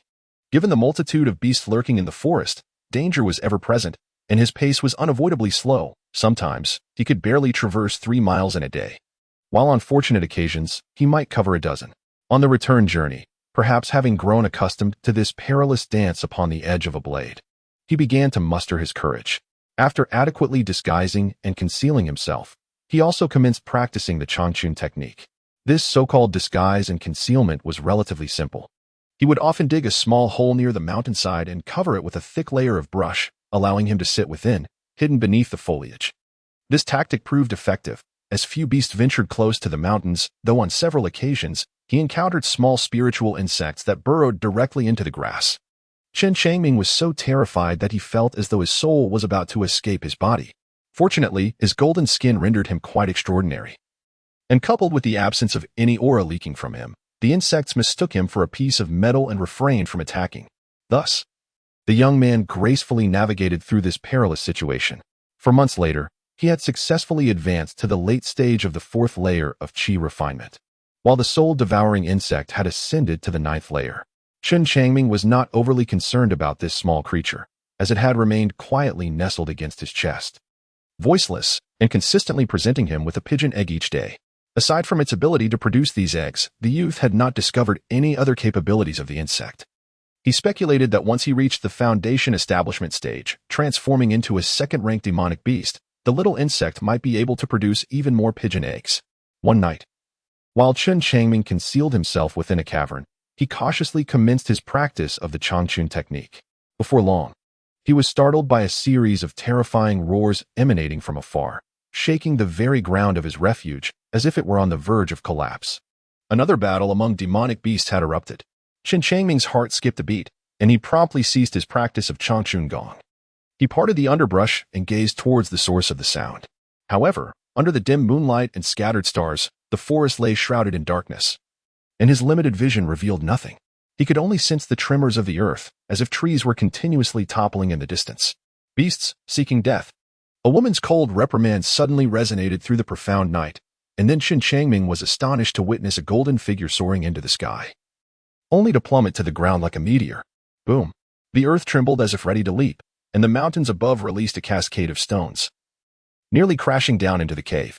Was there someone? Chen Changming was both astonished and elated. After wandering through this dense jungle for 10 long months, the sound of human voices finally reached his ears, stirring a wave of excitement within him. Who could it be, engaged in a fierce battle with the ferocious beasts? Chen Changming widened his eyes, straining to see the woman speaking in the distance. This place was teeming with second-tier demon beasts. For a woman to confront them so boldly, she must at least be a foundation-building cultivator. Just as this thought crossed his mind, a sudden change unfolded before him. A golden beam of light arced down towards the pit. With a resounding thud, an unidentified heavy object fell into the ground, shaking the surrounding earth violently. Fortunately, the thick undergrowth within the pit provided some cushioning. Who goes there? A woman's astonished voice echoed in Chen Changming's ears. Chapter 54. The foundation-building senior Du Xiaoyang never imagined that while she was engaged in a life-and-death struggle with a second-tier demon beast, a person was lurking within a nearby pit. Wait a moment. Is this a living being? Why does it resemble a golden statue of a human? The golden figure lying on the ground was proportionate to a normal person, yet it exhibited no signs of breathing, nor any aura of cultivation, and lacked any detectable body warmth, appearing as if it were crafted from pure gold. Curiosity piqued, she cautiously parted the grass and leaned in for a closer inspection. It was that senior. At this moment, Chen Changming finally regained his composure, and with the faint moonlight, he discerned the identity of the newcomer. A wave of relief washed over him. The one who had fallen into the pit was not a demon beast, but rather the very woman fighting against them. Her face was veiled, but beneath delicately arched brows, her bright, fluttering eyes sparkled like gems in the night, leaving a lasting impression. The senior was alarmingly close. Less than a foot away, he could even feel a faint, fragrant warmth emanating towards him. The gentle flow of air tickled his face, almost provoking a sneeze. In his lifetime, Chen Changming had never been so close to any woman.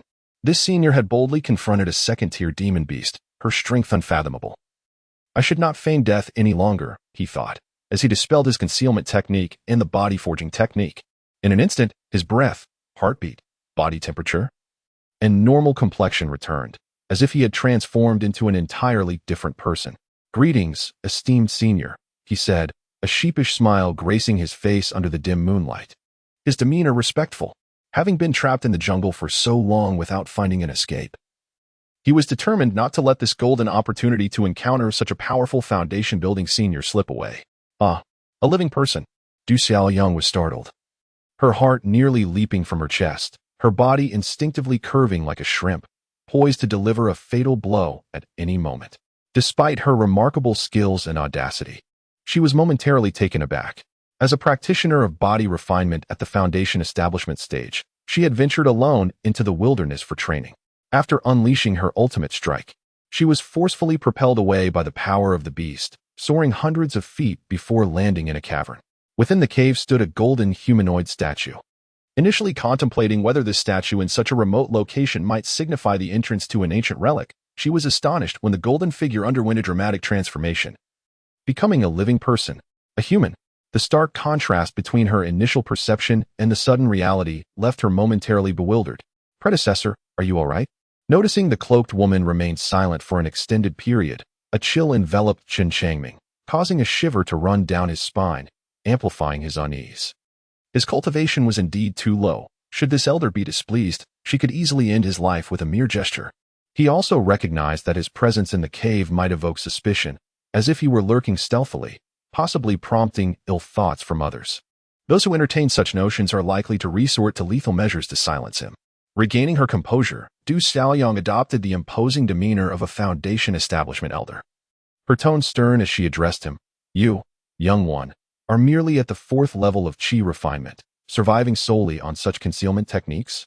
"Indeed, predecessor," he replied. Chen Changming candidly remarked, "Your breathing technique is quite impressive." Du Xiaoyang appraised the young man from head to toe and exclaimed, "You are also a body-refining practitioner." "Are you not?" "Indeed, senior," he replied. "With such limited cultivation, what emboldens you to venture into the depths of this wilderness?" Du Xiaoyang inquired with curiosity. The depths of the wilderness are places where ordinary foundation-building practitioners dare not tread. Yet, this young practitioner of the 4th layer of qi refinement has mysteriously journeyed deep within and emerged unscathed, which piqued her interest immensely. It dawned on the youth that he had unwittingly wandered into the wilderness. "Senior," Chen Changming feigned a visage of torment, sighing as he lamented, "I too have lost my way amidst the wilderness. Fortunately, I managed to elude detection by the ferocious beasts, relying on my mastery of the breath-holding technique. Typically, I dare not venture outside, confined instead to this subterranean refuge. Indeed, your survival is nothing short of a miracle." Du Xiaoyang smiled faintly, suddenly parting the underbrush and leaping forth, vanishing into the shroud of night in an instant. Within the cave, the youth was left in a state of astonishment. After finally encountering a living soul, he found himself disregarded, as the other had listened to his tale only to swiftly depart. Chen Changming, in a state of despondency, rearranged the weeds and then squatted within the hollow, his head bowed as he sighed deeply. The flame of hope he had ignited was ruthlessly extinguished by a deluge of cold water. This sensation was profoundly distressing. Fortunately, the elder of foundational establishment did not appear to be a narrow-minded individual. He refrained from exacting punishment for Chen's furtive observation from a distance. In the background, a series of faint sounds echoed, though their volume was not significant. Chen Changming found himself devoid of the inclination to listen any longer. He surmised that this accomplished Foundation establishment elder was engaged in the dismemberment of a beast's carcass, subsequently placing the pieces into a storage bag. After the passage of a brief incense stick's duration, a sudden chill enveloped him as the underbrush was swept aside, and a powerful hand seized his shoulder, lifting him effortlessly from his position. The entire sequence transpired so swiftly that he was rendered completely unresponsive. Upon discerning that it was indeed the Foundation establishment elder, a surge of joy blossomed within Chen Changming's heart. Could it be that this elder, moved by his plight in the wilderness, sought to rescue him from this desolate place? Whoosh! In an instant, he felt himself ascend into the air, soaring through the forest with exhilarating swiftness, the scenery blurring past him in a rapid retreat, rendering it indistinguishable.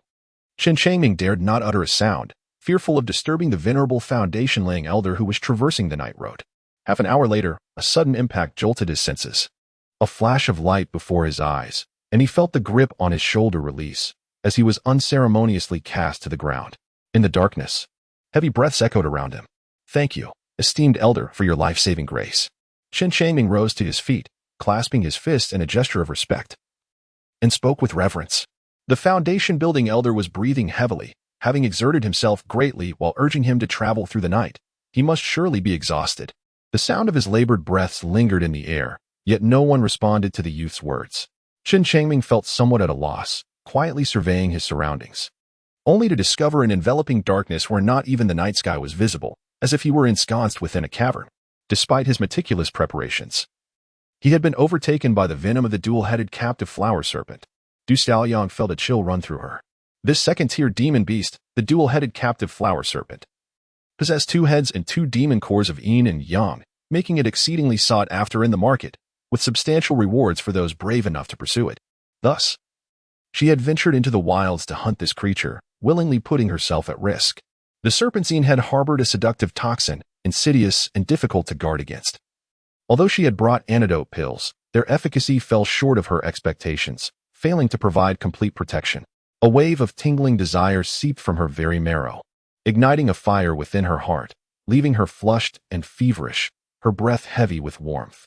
She craved the presence of a man. With a mere union, the poison could be alleviated.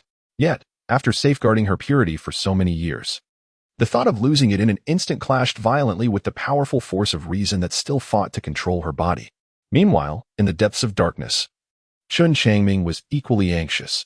A considerable amount of time had passed, yet the senior cultivator had yet to utter a word to him. The cavern was as dark as water, with increasingly heavy breaths echoing in the young man's ears. Chapter 55. Could you do me a favor? Time flowed slowly. Within the pitch-black cavern, Du Xiaoyang's expression grew strange as she increasingly lost control over the intense sensations surging from within her. Her robust physique exhibited serpentine movements, sensuous and twisting. "What is your name?"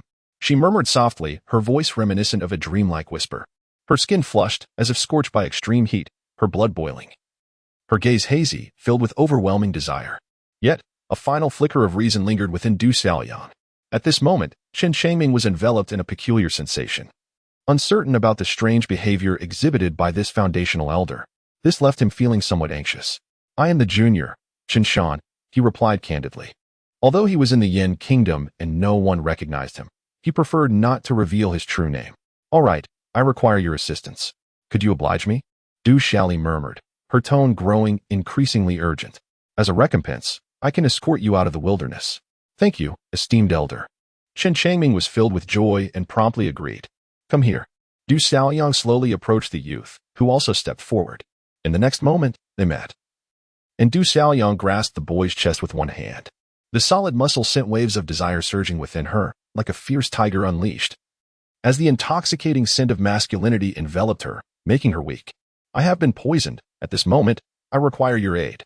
Du Xiaoyang had never taken advantage of a junior in her life, yet tonight she was determined to do so, trading her purity for this indulgence. "Senior." "What do you mean?"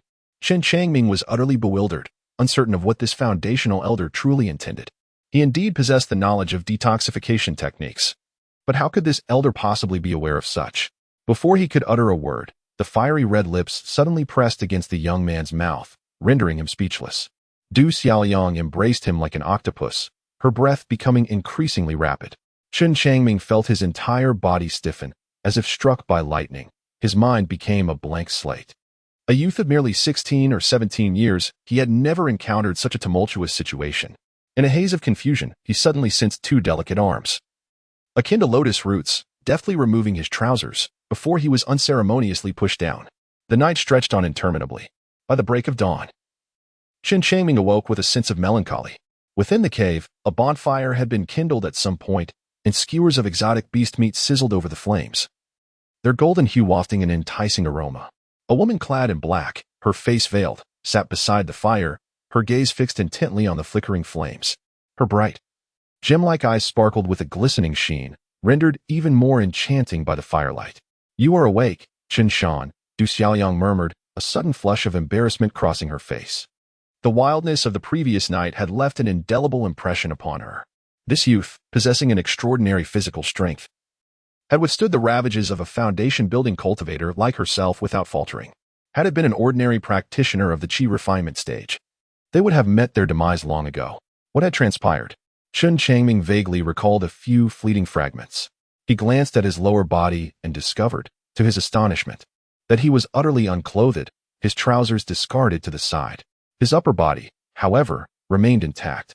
Even in his dazed state, he finally comprehended the events that had transpired. Chen Changming felt a surge of panic and hurriedly donned his trousers. A cascade of melodious laughter rang out beside him. In this secluded place, it was just the 2 of us, having recently engaged in such intimate activities. Why should you feel shy? Du Xiaoyang lifted a skewer of roasted meat and took a hearty bite, chuckling as she said, "We are, after all, temporary partners. I, as a foundational cultivator, hold no embarrassment. What reason do you, a mere chi practitioner, have to feel bashful? Chen Changming was momentarily rendered speechless. After a prolonged silence, he slowly approached the campfire. Although the woman referred to them as transient partners, he felt no such connection within himself. The cautious disposition cultivated over the years instilled in this young man a lingering wariness towards others. Du Xiaoyang offered him a skewer of roasted meat. Eat, she urged. You have expended quite a bit of energy this night. Chen Changming remained silent, quietly accepting the grilled meat and savoring its exquisite flavor. It was undeniably fragrant and imbued with spiritual energy. Upon consumption, he felt an invigorating surge coursing through his entire being. What transpired last night was my initiative. You need not harbor any feelings of guilt.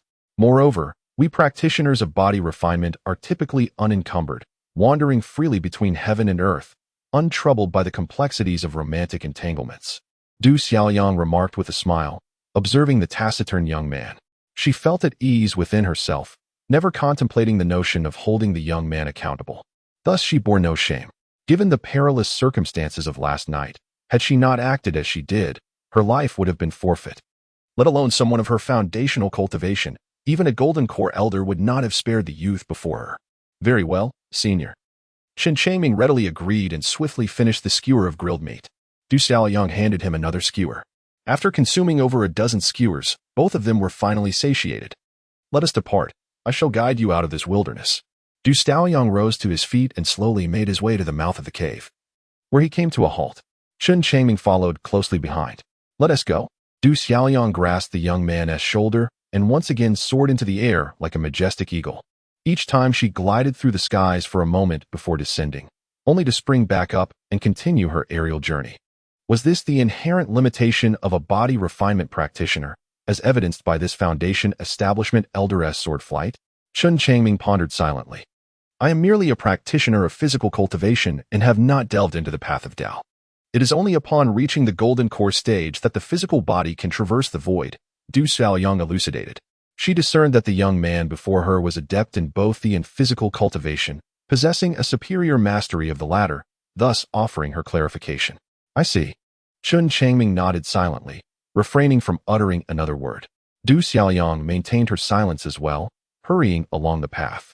Every 2 hours, the two would pause to rest for a while. Along the journey, they encountered numerous demonic beasts. However, Du Xiaoyang had no desire to engage in battle with them and skillfully evaded each one. Some of the beasts, sensing her formidable nature, dared not launch an attack. Thus, 3 days passed, and one dusky evening, Du Xiaoyang finally came to a halt, gazing in a particular direction as she spoke. Ahead lies Wielding City. Wielding City? Chen Changming felt a sense of relief in his heart and did not inquire further, as he wished to avoid raising suspicions about his identity as a citizen of Yen. Should any peril arise in the future, one could seek him out in the city of Wielding. Du Xiaoyang handed the young man a note and then gracefully vanished beyond a vast expanse of foliage, her agile figure disappearing elegantly from view. Chen Changming opened the note and discovered an address inscribed upon it. He let out a gentle sigh, his gaze lingering on the direction in which Du Xiaoyang had vanished, as if he were reluctant to divert his eyes. This masked cultivator, a pioneer in the foundational stage, had never revealed her true name. Nevertheless, he had never sensed any malice from her. Chapter 56. The City of Chaos. After a moment of contemplative silence, Chen Changming sighed softly, his expression gradually returning to tranquility. She and he belonged to disparate worlds, destined to remain unconnected in the future. He had his own path to traverse, as she had once articulated. Their brief encounter was nothing more than an ephemeral union, akin to two-kissed spouses. One sought to dispel poison, while the other yearned to depart from the wilderness, each fulfilling their own needs. Chen Changming remained vigilant as he followed the direction indicated by the elder of the foundation establishment. After traversing for half an hour, he caught a glimpse through the sparse gaps in the foliage of a distant ancient city, shrouded in darkness, rising above the horizon like a colossal beast lying low upon the earth. This was indeed the city of martial spirits. Chen Changming felt a surge of joy within his heart. After being trapped in the wilderness for such an extended period, he had finally, by a stroke of fortune, managed to escape. A cultivator at the 4th level of chi refinement? Suddenly, from the thicket nearby, emerged a young man, though he appeared to be in his early 20s. His cultivation had already reached the late stage of the 6th level of chi refinement. Chen Changming halted his steps, his gaze sharpening with alertness. Before him stood a young man, whose eyes gleamed with a palpable greed. This expression was all too familiar to him. He had encountered such individuals on his return journey from Lingyun City. "Hand over your storage bag, and you may leave unharmed," the youth declared, hands clasped behind his back. A chilling laugh escaping his lips. His eyes radiated disdain, utterly dismissing the presence of the diminutive cultivator before him. After all, his cultivation level far surpassed that of this young practitioner. "Do you dare to brazenly commit robbery outside of Wuling City?" Chen Changming inquired calmly. "This location is not far from Wuling City, yet the other party has brazenly attempted a robbery. Could it be that the order here is even more chaotic than that of Lingyun City? Young man, from whence do you hail? Are you so ignorant of the rules of Wuling City?" The youth laughed heartily. "Rules?" Chen Changming smiled lightly, retrieving a storage bag and placing it upon the ground, feigning weakness with the intent of eliciting some information. After all, he was still unfamiliar with the intricacies of Wuling City. This city, devoid of rules, operated under the principle that one could acquire anything desired, provided they possessed sufficient strength. The young man scoffed disdainfully. "Surrender all your storage bags, and then you may leave." Chen Changming responded affirmatively, and suddenly, with a flick of his finger, 3 formidable beams of light shot forth. He unleashed his spiritual energy with a snap of his fingers. The beams whistled through the air, but unexpectedly, a golden shield materialized around the young man, forcefully absorbing the impact of the spiritual attack. The golden barrier trembled incessantly. Its brilliance greatly diminished as the youth gazed at Chen Changming in astonishment, unable to fathom that a mere 4th-level chi cultivator possessed such formidable offensive capabilities. "I truly underestimated you." The youth was instantly enraged, raising his hand with fervor as spikes erupted from the ground, viciously thrusting toward Chen Changming. Earth Spike Technique. Chen Changming felt a chill in his heart and swiftly activated the dragon's glide to evade the impending danger. With a whoosh, the young man waved his hand once more. And suddenly, countless blades of wind materialized in the space around them, slicing towards Chen Changming from all directions. Chen Changming evaded left and right, continuously employing his spiritual energy to launch finger strikes against the young man. With each resounding explosion, the golden barrier surrounding the youth dissipated. His expression shifted dramatically, and like encountering a ghost, he turned to flee. He could hardly fathom that a mere 4th-layer chi-refining cultivator could wield such formidable attacks, coupled with an extraordinarily elusive movement technique that rendered all his counterattacks futile. Without the protection of his golden talisman, he was utterly outmatched by this 4th-layer cultivator. After years of robbing the weak outside Wuling City, he never anticipated that this time he would be caught off guard. A radiant aura enveloped the young man's legs as he activated a speed talisman, exponentially increasing his velocity.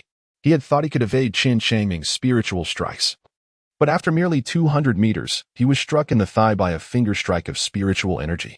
With a sickening sound, a gaping wound opened in his thigh, and he collapsed to the ground, his face smeared with blood. Chen Changming descended from the heavens, trampling the youth beneath him. Suddenly, a golden beam of light surged forth from the grass, and in the blink of an eye, it reached behind him. By the time Chen Changming attempted to evade, it was already too late. He had not anticipated the presence of another hidden within the thicket. In that critical moment, he had no choice but to activate the celestial furnace body forging technique. A layer of gold enveloped his skin. With a resonant clang, Chen Changming staggered slightly, then swiftly turned around, his hands unleashing a flurry of spiritual energy projectiles. Puffs of sound echoed as dozens of energy strikes whistled through the air, finding their mark in the underbrush, where a piercing scream erupted before silence fell once more.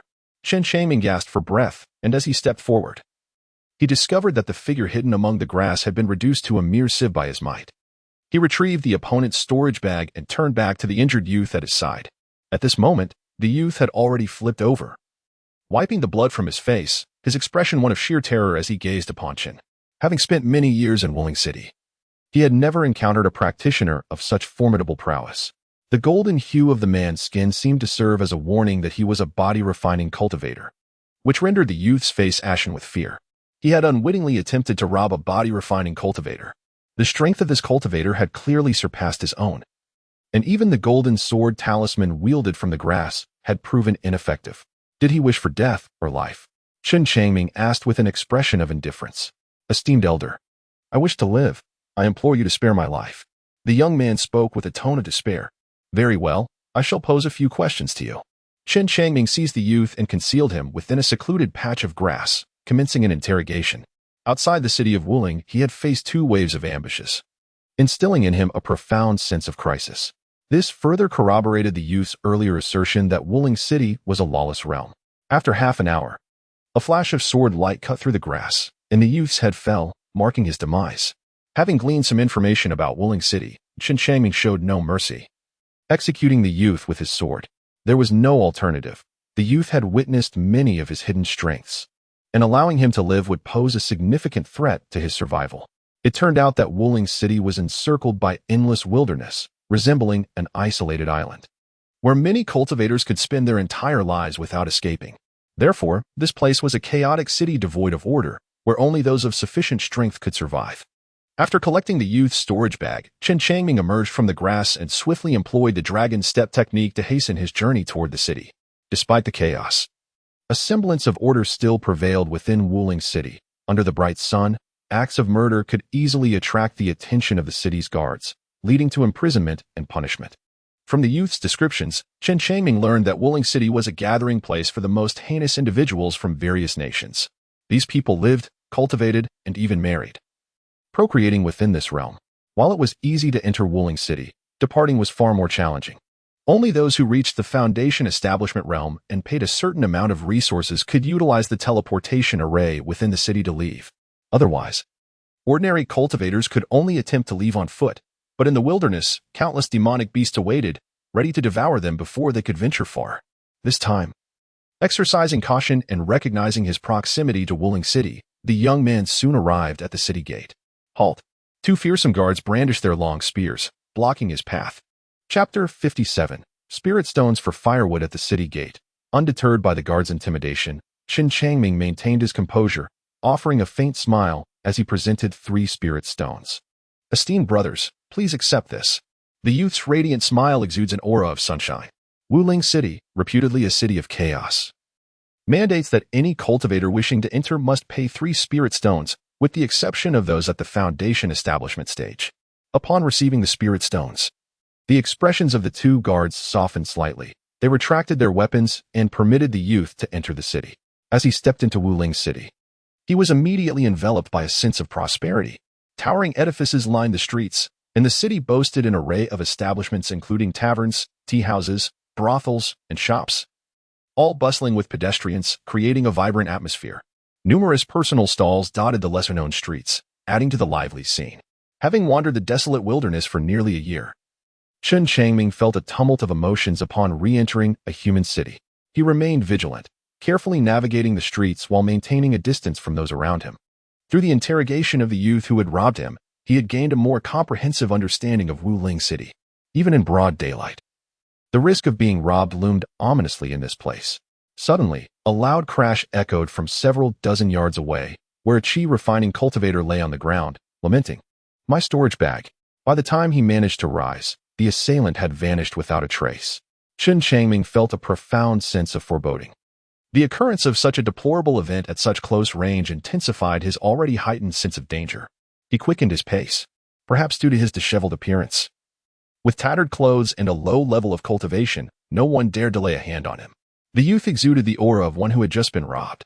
After enduring a prolonged period of wandering in the wilderness, he had become as destitute as a beggar, filthy and disheveled, with hair resembling a wild thicket. After a thorough search, he finally located the Martial Spirit Pavilion. The Martial Spirit Pavilion served as the official institution of Martial Spirit City, dedicated to renting accommodations for cultivators. These residences were guarded by the protective forces of Martial Spirit City, deterring ordinary individuals from causing disturbances within. Upon entering the city of Wielding, Chen Changming possessed quite a few valuable items, and he was reluctant to be robbed within its confines. "Greetings, I wish to rent a room," he stated. Upon reaching the Wielding Pavilion, he noticed that the attendant at the entrance paid him no heed. Thus, Chen Changming mustered his courage and approached to convey his intentions. "What type of room do you desire?" the attendant inquired nonchalantly, casting a glance at the youth who resembled a beggar. "The most economical single room will suffice," he replied. Chen Changming spoke, explaining that the rooms available for rent at the Martial Spirit Pavilion fall into 3 distinct categories. The first type is the most economical single room, spanning merely a few square meters, designated solely for cultivation. Residents must manage their own meals and water. This basic accommodation is the least expensive, costing 30 spirit stones per month. The second option is the larger suite, where meals and daily needs are attended to by staff, priced at 60 spirit stones monthly. The third category features an independent courtyard, equipped with a small-scale giant spirit array, abundant in spiritual energy, and commands a significantly higher price of 120 spirit stones per month. For how long would you like to rent? The attendant inquired. 3 years, came the response. Chen Changming pondered for a moment and remarked, in 3 years, I should be able to advance to the 6th level of qi refinement. By then, I will possess a greater measure of self-preservation. The young lad, taken aback, was astonished to discover that this small beggar held considerable worth. Chen Changming, with a stoic expression, paid a sum of 1,080 spirit stones, after which he received an exclusive token from the martial spirit pavilion. Subsequently, the young attendant guided him through the martial spirit pavilion, traversing a narrow corridor for nearly half a stick of incense's duration, until they finally arrived at a vast residential area. Within this expanse stood rows of houses, all compact single rooms, densely arranged, resembling a sprawling honeycomb. Chen Changming made a rough estimate and concluded that there were at least 5,000 to 6,000 people gathered in this place. The comings and goings were incessant, with individuals frequently entering and exiting the cramped quarters. On one particular street, there were surprisingly numerous cultivators setting up stalls. This discovery brought a sense of joy to Chen Changming. If trading were permitted in this locale, the safety of the area would be significantly enhanced. It appeared that almost all of the practitioners present were at the qi refinement stage, as he had yet to observe a single foundation establishment cultivator. Chen Changming murmured to himself as he made his way to his room, holding a token in hand. Ah, a new arrival, are you? A middle-aged man lounged casually on a bench in front of his own door, greeting him with a relaxed demeanor. Chen Changming nodded. The middle-aged man's cultivation was not particularly high, merely at the 5th level of qi refinement. I am Zhao Qianshan, young brother. How may I address you? Zhao Qianshan inquired with a smile. Qianshan, came the reply.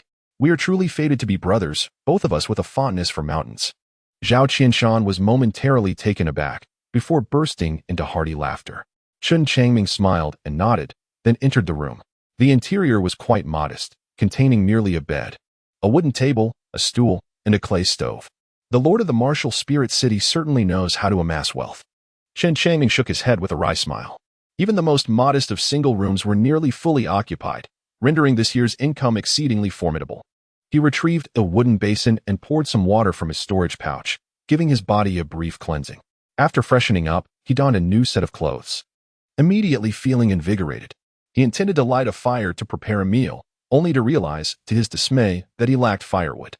Chen Changming stepped out and gazed at Zhao Qianshan. With a clasped fist, he inquired with a smile, Brother Zhao, do you have any firewood for sale in this area? Zhao Qianshan's eyes sparkled as he abruptly rose, laughing heartily. My dear brother Chen, I happen to have an abundance of firewood here. If you wish to purchase some, I can offer it to you at a favorable price. What is the cost? Chen Changming asked. 200 pounds for a single spirit stone, Zhao Qianshan replied. Upon hearing this, Chen Changming felt a pang of regret. In the wild, trees were abundant, and he had forgotten to stockpile firewood. Yet, upon entering Wielding City, he discovered that firewood had become a rare commodity. A single spirit stone could only purchase 200 pounds. I kindly beseech you, Brother Zhao, to sell me some dry firewood, Chen Changming said helplessly, extending a spirit stone with both hands. It was impossible for him to leave Wielding City again, as re-entry would necessitate the expenditure of 3 spirit stones, which would be a futile endeavor. Fortunately, this 200 pounds of firewood would suffice for a month. Zhao Qianshan, with a look of regret, accepted the spirit stone and waved his hand, causing several bundles of dry firewood to emerge from his storage bag, neatly stacked on the ground. Do you require water? Zhao Qianshan asked, gazing eagerly at Chen Changming. 1 spirit stone for 300 pounds of clean water.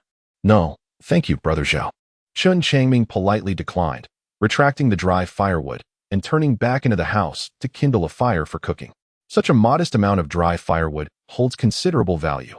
If I were to sell those spirit grains, would I not reap even greater rewards? As the flames flickered to life, a smile suddenly graced Chen Changming's face. Within his storage bag, he possessed few inferior spirit grains, yet an abundance of superior spirit grains, should he choose to sell them. He would find himself amply supplied with spirit stones. Subsequently, he rinsed the rice and began to cook, and soon the enticing aroma of the meal wafted through the air. Chapter 58. The second layer of the celestial furnace body refinement technique. After the meal, Chen Changming began his practice of the eternal spring technique. After several hours of training, he commenced his exploration of the second tier of the celestial furnace body refinement method. The first tier focuses on the skin, while the second tier concentrates on the flesh. During his wanderings in the wilderness, he had already begun to delve into the second tier, but the harsh environment and constant danger significantly hindered his progress. Nearly a year had passed, and he had only managed to comprehend half of it. One evening, Chen Changming, feeling an urgent need to relieve himself, ventured outside but could not locate a restroom. In utter desperation, he decided to knock on the door of his neighbor, Zhao Qianshan. "Brother Chen, what troubles you?" Zhao Qianshan inquired, suppressing a chuckle. Observing the youthful face twisted in discomfort, he was all too aware of the predicament at hand. "Zhao Gu, is there no restroom here? How do you manage in such matters?" Chen Changming awkwardly inquired. Previously, during his time at Lingshao sect, he resided in independent courtyards, where finding a vacant space was a trivial matter. He had never anticipated that in the grand city of Wuling, he would almost be incapacitated by a pressing need. The area was densely populated and the space was confined, making it impossible to locate a secluded spot for discreet relief. "Haha, this is quite the predicament," Zhao Qianshan chuckled, waving his hand to reveal a circular object. "Brother, do you require this?" Chen Changming focused his gaze and was immediately taken aback. To his astonishment, it was nothing but a chamber pot. "So, this place required the use of a chamber pot for convenience?" Chen Changming blurted out, his expression turning peculiar. "Haha, indeed. With so many people consuming and relieving themselves, how many restrooms would be necessary? The Wuling Pavilion has deliberately placed dozens of large vats at the northern end, specifically designed to hold waste." Zhao Qianshan laughed heartily. Chen Changming inquired, "How many spirit stones?" He took a deep breath and posed the question. At that moment, he was in urgent need of a chamber pot to attend to his pressing matter. "One spirit stone," Zhao Qianshan replied. "Here you go, brother Zhao." Chen Changming hastily retrieved a spirit stone and pressed it into Zhao Qianshan's hand, then seized the chamber pot and dashed into the room. Zhao Qianshan reclined once more on the chair at the doorway, humming a soft tune as if he were anticipating something. After a while, Chen Changming emerged with a relaxed demeanor, holding a chamber pot. "Brother, do you still require a chamber pot? Might you need another?" Zhao Qianshan remarked, now possessing an additional item. "Is there yet another chamber pot?" Chen Changming was taken aback. He had originally intended to make a dual-purpose arrangement, only to discover that Zhao Qianshan possessed a chamber pot. "My dear brother, the management in our martial spirit city is rather stringent. We must separate excrement from urine and cannot afford to mix them up. Thus, this chamber pot is an indispensable item for the cultivators here," Zhao Qianshan stated, shaking his head earnestly. "Very well, how much does it cost?" Chen Changming helplessly remarked, "A piece of spirit stone. I shall give it to you, brother Zhao." Chen Changming retrieved a piece of spirit stone and handed it to Zhao Qianshan in exchange for a chamber pot. He discarded the chamber pot at the entrance and carried the urinal, preparing to head towards the northern end. "Brother, that place isn't exactly pleasant. Wouldn't it suffice to visit there for your morning rituals?" Zhao Qianshan remarked with a slight grimace. Indeed, Chen Changming regained his senses, picked up the chamber pot at the door, and with a grim expression, stepped into the room. He set down the two pots. Chen Changming found himself in a state of bemusement as the martial spirit city perpetually challenged the limits of his understanding. He continued to delve into the second tier of the heavenly furnace body refinement technique. When exhaustion set in during the latter half of the night, he practiced the eternal spring skill. At dawn the following day, after relieving himself, Chen Changming carried 2 basins towards the northern end. Thankfully, the basins were covered, sparing him the discomfort of unpleasant odors. As he reached the street, he was astonished to see a multitude of voluptuous female cultivators, each bearing their own basins filled with waste, chatting and laughing, collectively forming a formidable procession towards the large barrels at the northern end. Overwhelmed by the foul stench permeating the air, Chen Changming swiftly turned on his heels and retreated into his dwelling, hastily shutting the door behind him, his heart racing uncontrollably. That scoundrel Zhao Qianshan intentionally sent him out to dispose of waste in the morning. It was utterly infuriating. Well, he decided, that could wait until later. Chen Changming furrowed his brow. Suddenly, a thought struck him. He procured an empty storage bag and discarded the excrement into it. He then rinsed it with clean water, pouring the dirty water into the bag as well. Subsequently, he placed both basins into another storage bag. After all, within the Ziyuan secret realm, he had acquired dozens of storage bags, so the waste of 2 for such purposes was inconsequential. This way, He would avoid the need to contend with those women over the disposal of waste. In the martial spirit city, the cultivators of qi were as pitiful as dogs on the outside. Chen Changming let out a sigh. He returned to his bed to continue practicing the Changchun Gong. It was not until noon that he kindled a fire to prepare a meal, and after eating, he delved into the second layer of the heavenly furnace body refinement technique. Thus, he remained within the confines of his dwelling, quickly acclimating to the rhythm that could be likened to that of a slum, his cultivation becoming increasingly methodical. Strangely enough, this young man truly possessed resilience, having not ventured outside for several days. Outside the door, Zhao Qianshan reclined in a chair, his eyes betraying a sense of astonishment. The occurrence could only signify one thing. This young brother had resorted to storing his excrement in his storage bag. What an audacious individual! He had even filled his precious storage bag with waste, Zhao Qianshan thought with indignation. In Wielding City, where prices were steep, storage bags were invaluable commodities, typically owned by only a single qi refinement practitioner. Who would dare to tarnish such a precious item with refuse? 2 months later, Chen Changming successfully transcended the 5th layer of the qi refinement realm. After 2 more days, he finally comprehended the second layer of the heavenly furnace body tempering technique. Now, it is time to focus on cultivating his flesh. Chen Changming's gaze hardened, filled with anticipation. Once his muscles were successfully tempered, his strength and resilience to impact would experience a significant enhancement. Consequently, coupled with his tenacious golden skin, his survivability would be greatly augmented. He positioned himself in the center of the room and sat down, after which a celestial furnace composed of ethereal energy quietly enveloped him entirely. Within the furnace, a terrifying heat surged forth as golden flames penetrated his golden skin, entering his body to commence the tempering of his muscles. This process was excruciatingly painful. On his first attempt, Chen Changming could only endure for a mere minute before succumbing. Once more, Chen Changming, filled with determination, once again activated the celestial furnace body refinement technique. The second attempt extended to 2 minutes. The third attempt. Thus, Chen Changming gradually extended his endurance within the celestial furnace, ultimately achieving the remarkable feat of sustaining himself for 3 full hours after 1 month. This signified that he had successfully executed the second layer of the celestial furnace body refinement technique in its entirety. In the ensuing days, he diligently practiced the celestial furnace body refinement technique 3 times daily, dedicating the remaining hours to cultivating the Changchun skill. Apart from meals, hydration, and necessary bathroom breaks, he spared no time for rest, immersing himself in relentless training. 2 years later, Chen Changming ascended to the 6th layer of qi refinement, and simultaneously, his muscles transformed into a resplendent gold, mirroring the hue of his skin. As he experienced the surging power emanating from his muscles, Chen Changming felt an overwhelming excitement. He now possessed a sensation akin to that of a physical cultivator. With his newfound strength, he could rend tigers and tear leopards asunder, his physical prowess surpassing that of certain ferocious beasts. Chapter 59. Breakthrough to the later stage of 6th layer qi refinement. Could my current body refinement prowess be comparable to that of a 9th layer qi refinement practitioner? After sensing the tumultuous power within him, Chen Changming pondered silently. The Golden Core ancestor of the Ouyang family in the Ziyuan secret realm once claimed that he was on par with a 9th layer qi refinement cultivator. However, Chen found this assertion somewhat inaccurate, as he had merely refined his skin in those days. His flesh, bones, and internal organs had yet to undergo such refinement. Now that he had refined his flesh, his strength had significantly increased, and at this moment, his capabilities should be roughly equivalent to those of a 9th layer qi refinement practitioner. According to the description of the second layer of the heavenly furnace body refinement technique, refining the muscles to a silver hue signifies the successful completion of the second layer.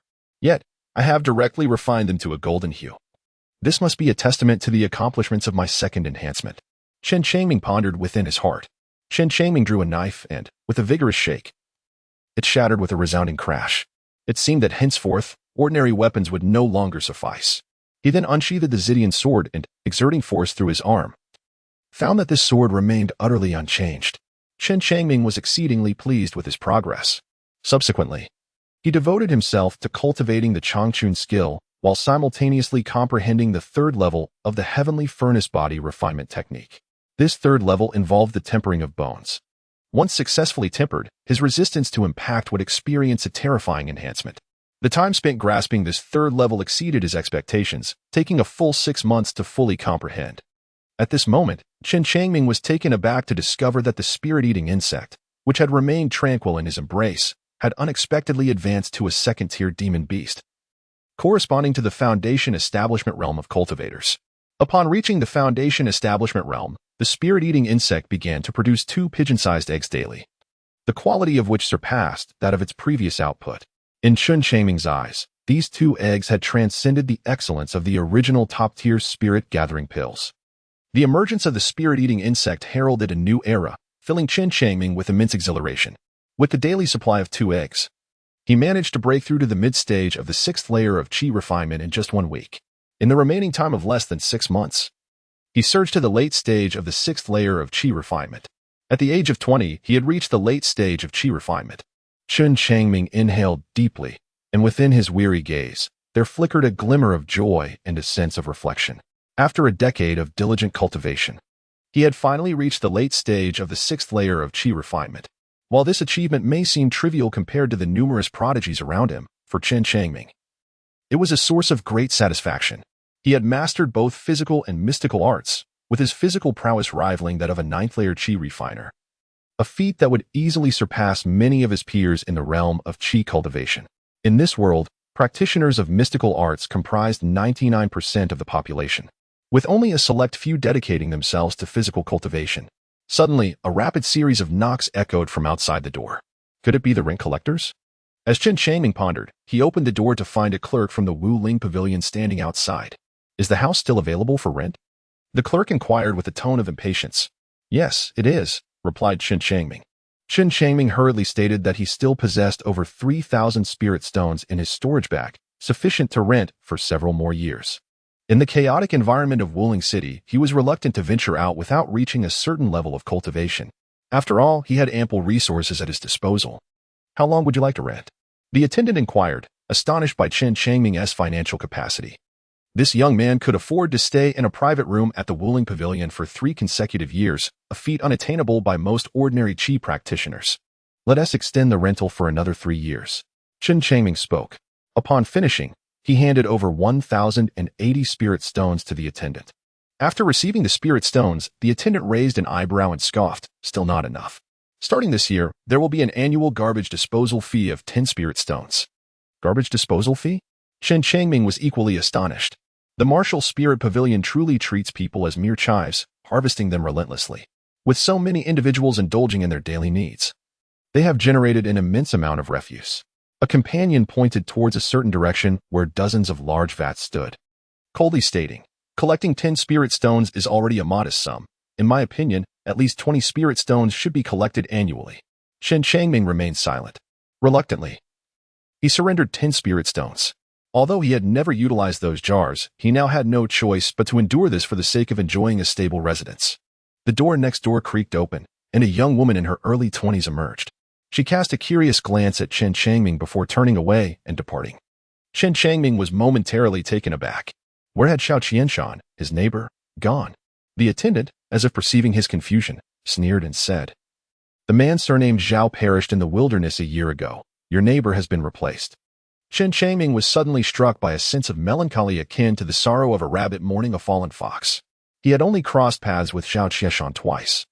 After reaping a small advantage, the latter had met his demise in the wilderness. Perhaps he perished at the jaws of a monstrous beast. Or perhaps he fell victim to the hands of a cultivator. In the chaotic and morally decayed martial spirit city, surrounded by the wilderness, it was exceedingly difficult for qi refinement practitioners to survive. At this moment, Chen Changming felt immense relief for having acted promptly within the Ziyuan secret realm, securing ample resources that would sustain him through the most arduous times in martial spirit city. So, do you wish to earn some spirit stones? The fellow scrutinized Chen Changming with a glint of satisfaction in his eyes and inquired, "Earn spirit stones?" Chen Changming was taken aback and cautiously inquired, "Elder brother, what do you mean by earning?" The assistant chuckled and replied, "Our Wielding City is expecting 2 significant figures, and we need a young lad like you to hold a welcome sign. It will only take a day, and the reward is 3 spirit stones. Are you willing?" Holding a sign?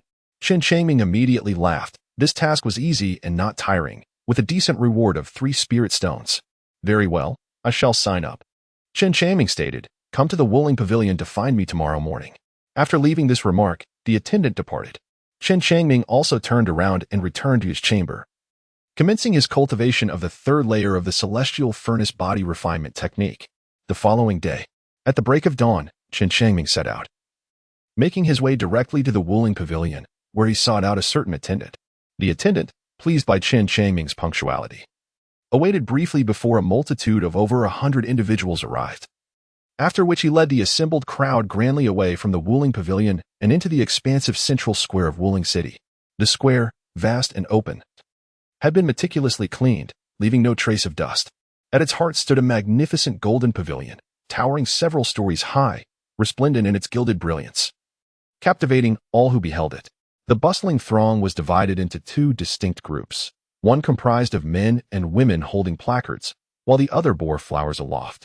Chen Changming was assigned to a prominent sign, upon which was inscribed a single character, Shang. As he observed the group of individuals holding the sign together, he swiftly pieced together the message. Welcome, celestial being, to Wielding City. Celestial being? Chen Changming was momentarily taken aback. Who could this eminent personage be, warranting such grandiose preparations in Wielding City? Hold them high. The immortal is approaching. The attendant instructed before retreating to the shade of a nearby tree to seek respite.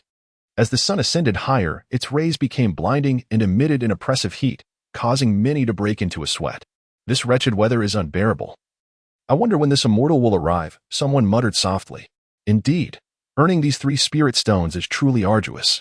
Had I known, I would not have come, another lamented. Numerous complaints echoed among the crowd. Amidst the scorching sun, Chen Changming remained unperturbed. As a body-refining practitioner, his physique was formidable, rendering him largely unaffected by the sunlight's intensity. Chapter 60. The Arrival of the Immortal Silence. A sudden authoritative voice reverberated from within the golden pavilion, startling the flower-bearing chi practitioners. You have disturbed the immortal. Present yourselves. The voice commanded. The crowd turned pale with fear, suddenly feeling that the sun's heat had diminished, and no one dared to voice a complaint. Within that golden pavilion resided a figure of undeniable significance in Wielding City. How could these lowly practitioners, akin to ants, dare to provoke such a prominent individual? It could very well cost them their lives. After an hour of waiting, the sun blazed even more fervently, yet everyone endured, unwilling to show any sign of laxity. A resplendent celestial vessel soared from the distant horizon. The bow of the vessel was shaped like a colossal dragon, while its tail mirrored the dragon's form. The body of the vessel boasted an opulent 3-story pavilion, exquisitely adorned, with 8 guards on either side, all of whom possessed foundational cultivation. The celestial vessel traversed swiftly, soon entering Wielding City. We welcome the immortal. Resounded the voices of praise from within the golden pavilion as dozens knelt to the ground. At the forefront of the crowd, a middle-aged man clad in black robes merely bowed with clasped fists, his demeanor profoundly respectful.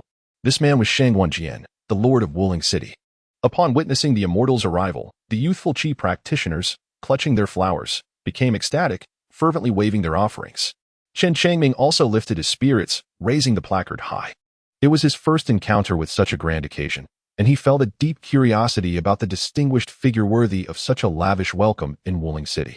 Although he had lived a mere 20 years, he had indeed crossed paths with notable individuals, such as the silver-robed immortal, the crimson bird, the enigmatic grandfather and grandson duo, and the venerable golden elixir ancestor. Lord Shangguan, you are most considerate, remarked a striking young man as he emerged from the dragon boat pavilion. Gazing at the young cultivators holding placards and flowers in the square, unable to suppress a smile. My fellow disciple and I are merely here to hone our skills in the wilderness. There is no need for such grandiosity. The matters concerning immortals are indeed significant. It is only fitting, Shangguan humbly replied. Junior sister, are you ready? Come out and meet Lord Shangguan, the handsome young man called out, turning to inquire within the dragon boat. Ready, a melodious voice responded, and a young woman clad in a white robe gracefully stepped forth. She was breathtakingly beautiful. Her skin as fair as snow, her eyes like exquisite paintings, and her aura ethereal, reminiscent of a celestial being. With her cascading hair resembling a waterfall and her long, delicate legs gleaming from the robe's slit, she exuded an otherworldly charm. Shangguan was momentarily taken aback, smiling in astonishment. He had never encountered such a captivating woman. Realizing that, indeed, as a disciple of the immortal sect, her beauty, grace, and talent far surpassed those of the cultivators from Yin country.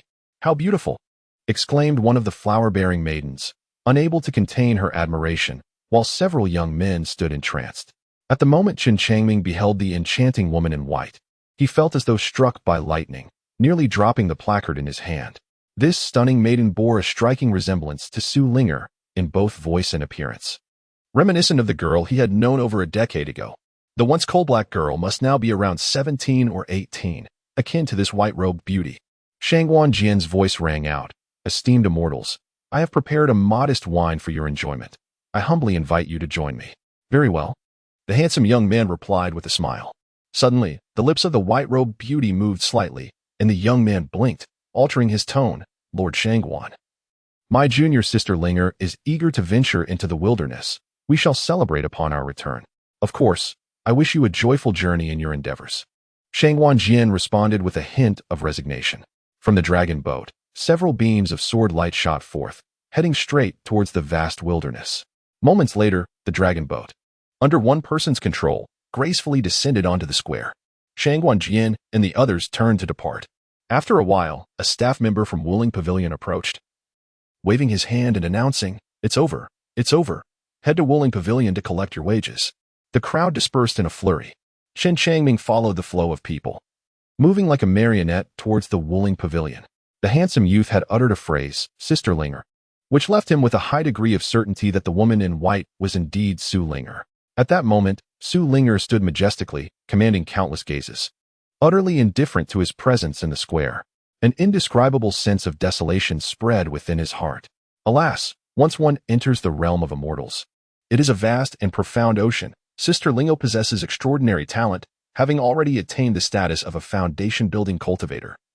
While I remain mired in the struggles of the chi refining stage, we have become inhabitants of two entirely different worlds. Chen Changming felt an overwhelming bitterness within.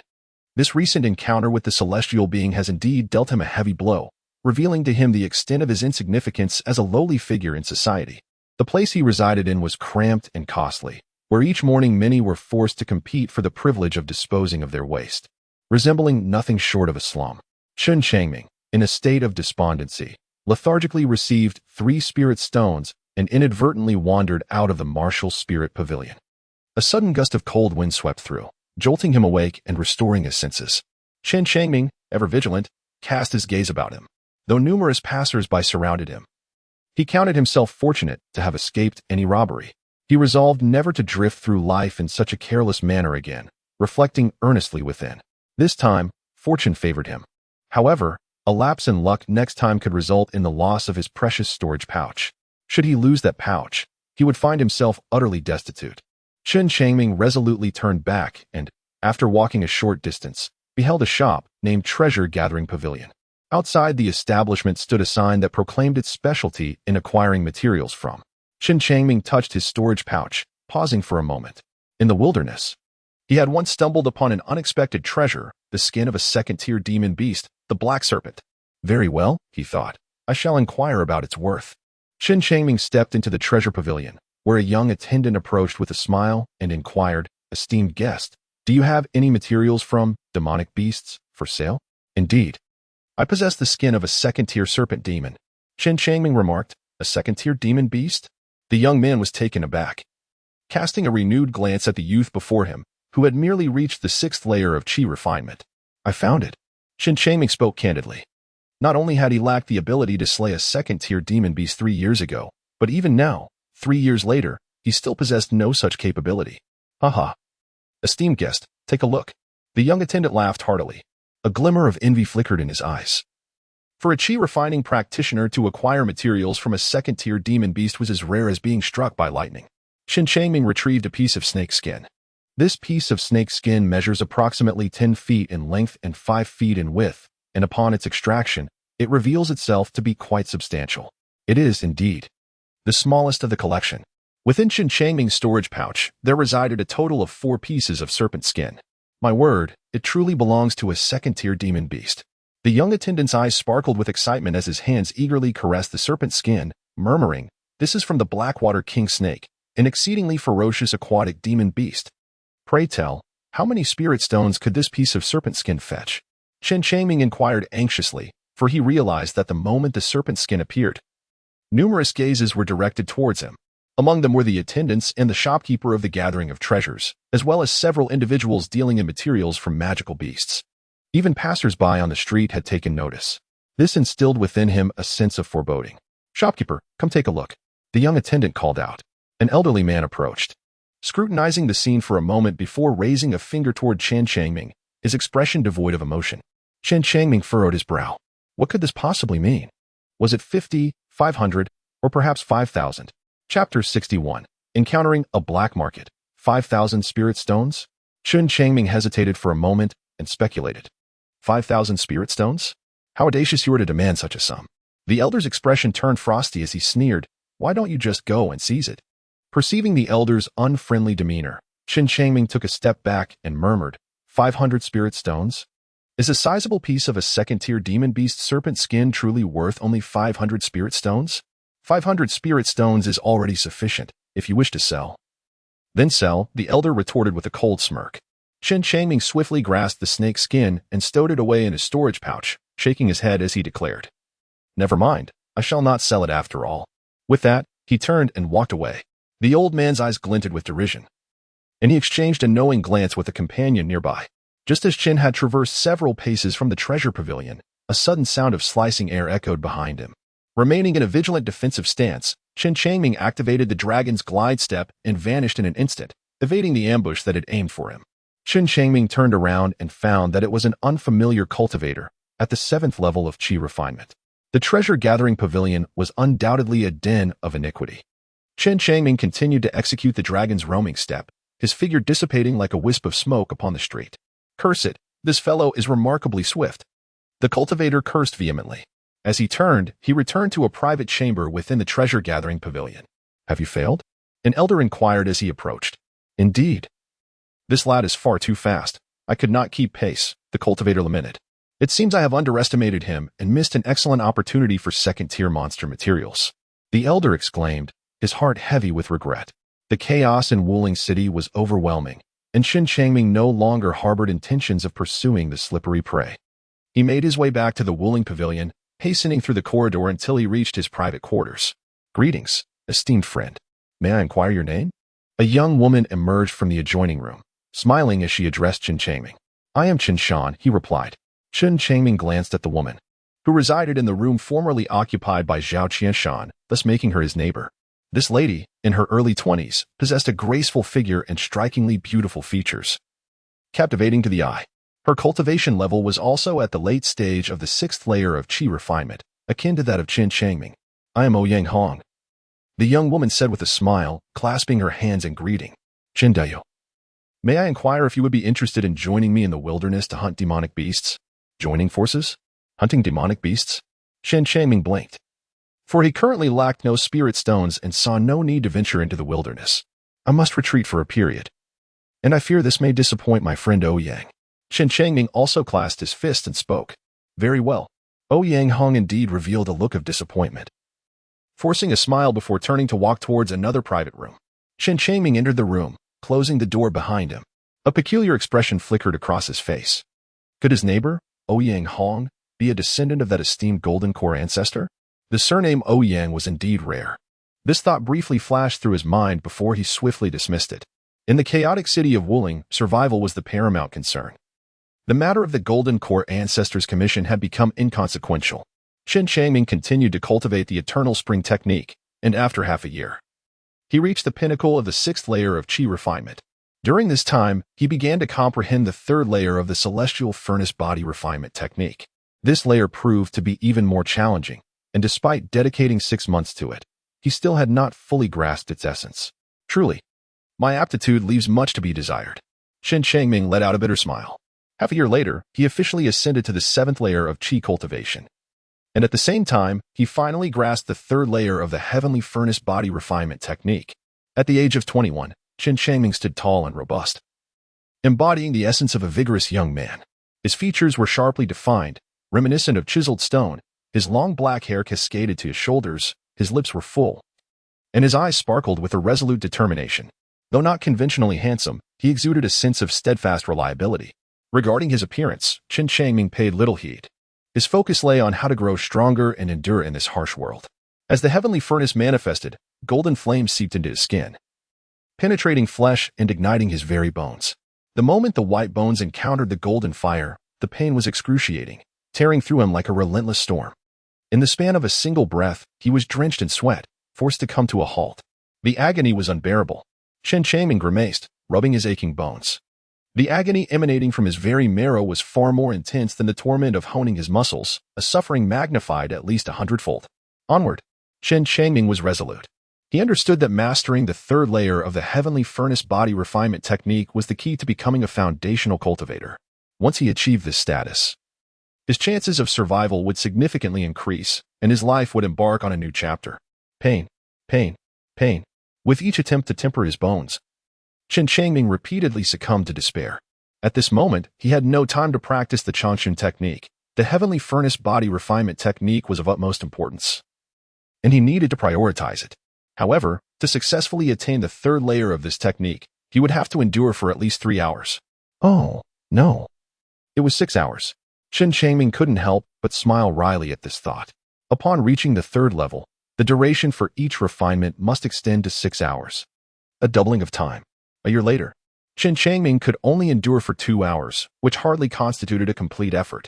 To successfully execute the third level of the heavenly furnace body refining technique required 6 hours.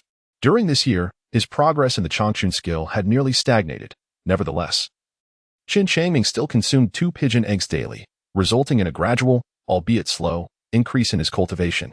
Another year passed, and his endurance extended to 3 hours.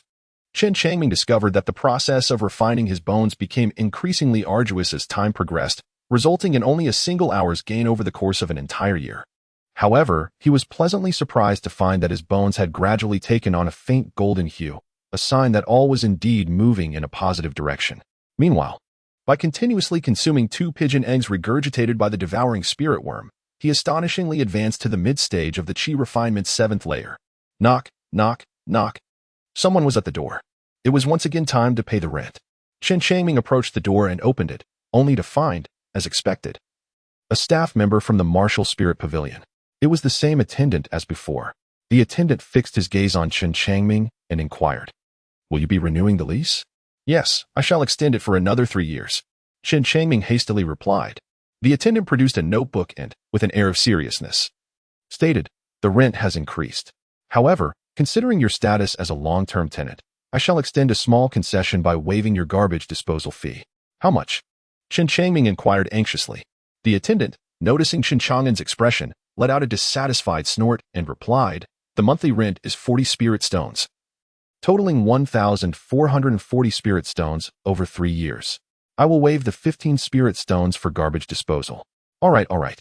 Chen Changming hastily produced the spirit stones and handed them to the attendant. The Spirit Martial Pavilion is truly extortionate. After merely 6 years, the rent has escalated so significantly. Now, he finds himself parting with over 1,000 spirit stones, and the reserves in his storage bag scarcely suffice for the next 3 years. Be content, the attendant remarked with a glance, for all the single rooms here are fully occupied. Chen Changming gazed outward, and indeed, the area had become increasingly populated. The streets were bustling with people, and numerous individuals stood at the doorways of their homes, rendering the slums even more animated. Recently, a large influx of newcomers had arrived, causing turmoil within the martial spirit city. Be cautious, his companion advised before turning away. Chapter 62, A Surge in Appetite, Encountering a Cultivation Bottleneck. Has Martial Spirit City descended into chaos? Chen Changming furrowed his brow and gently closed the door. No matter how chaotic it became, he would not venture outside. Only if the day came when he faced utter destitution would he consider stepping out to seek a livelihood. Chen Changming continued his pursuit of the heavenly furnace body refinement technique. Presently, he could endure the golden flames scorching his bones for only 3 hours. A far cry from the 6 hours he aspired to achieve. As time gradually flowed by, Chen Changming devoted himself tirelessly to the practice of the heavenly furnace body refinement technique over the course of 2 years, enduring unimaginable agony. At last, he could now sustain the intense heat for 6 hours. Simultaneously, his cultivation had ascended to the late stage of the 7th layer of Qi refinement. This breakthrough in his cultivation was undoubtedly attributed to the daily consumption of 2 pigeon eggs. His fondness for the little silver insect grew ever stronger. Now that he could endure 6 hours, it seemed time to take stock of his progress. Chen Changming pondered silently, eagerly anticipating the delightful surprise that the third enhancement of the heavenly furnace body forging technique would bring after a myriad of trials. At this moment, All the bones within him shimmered with a golden hue, deeper in shade than before, yet not quite reaching the resplendent brilliance of pure gold. A rumbling sound emanated from his belly, causing Chen Changming to touch it, his face betraying a hint of embarrassment. Over the past year, his appetite had inexplicably surged. Previously, consuming 3 to 5 pounds of spiritual rice was sufficient, but now he required at least 20 pounds, with his hunger continuing to expand. Chen Changming began to kindle a fire for cooking. During the waiting period, his hunger became unbearable, prompting him to take out some spirit rice and consume it raw. Whenever he felt parched, he would take a sip of water. In this manner, after devouring over 10 pounds of spirit rice, he finally awaited the completion of a pot of rice.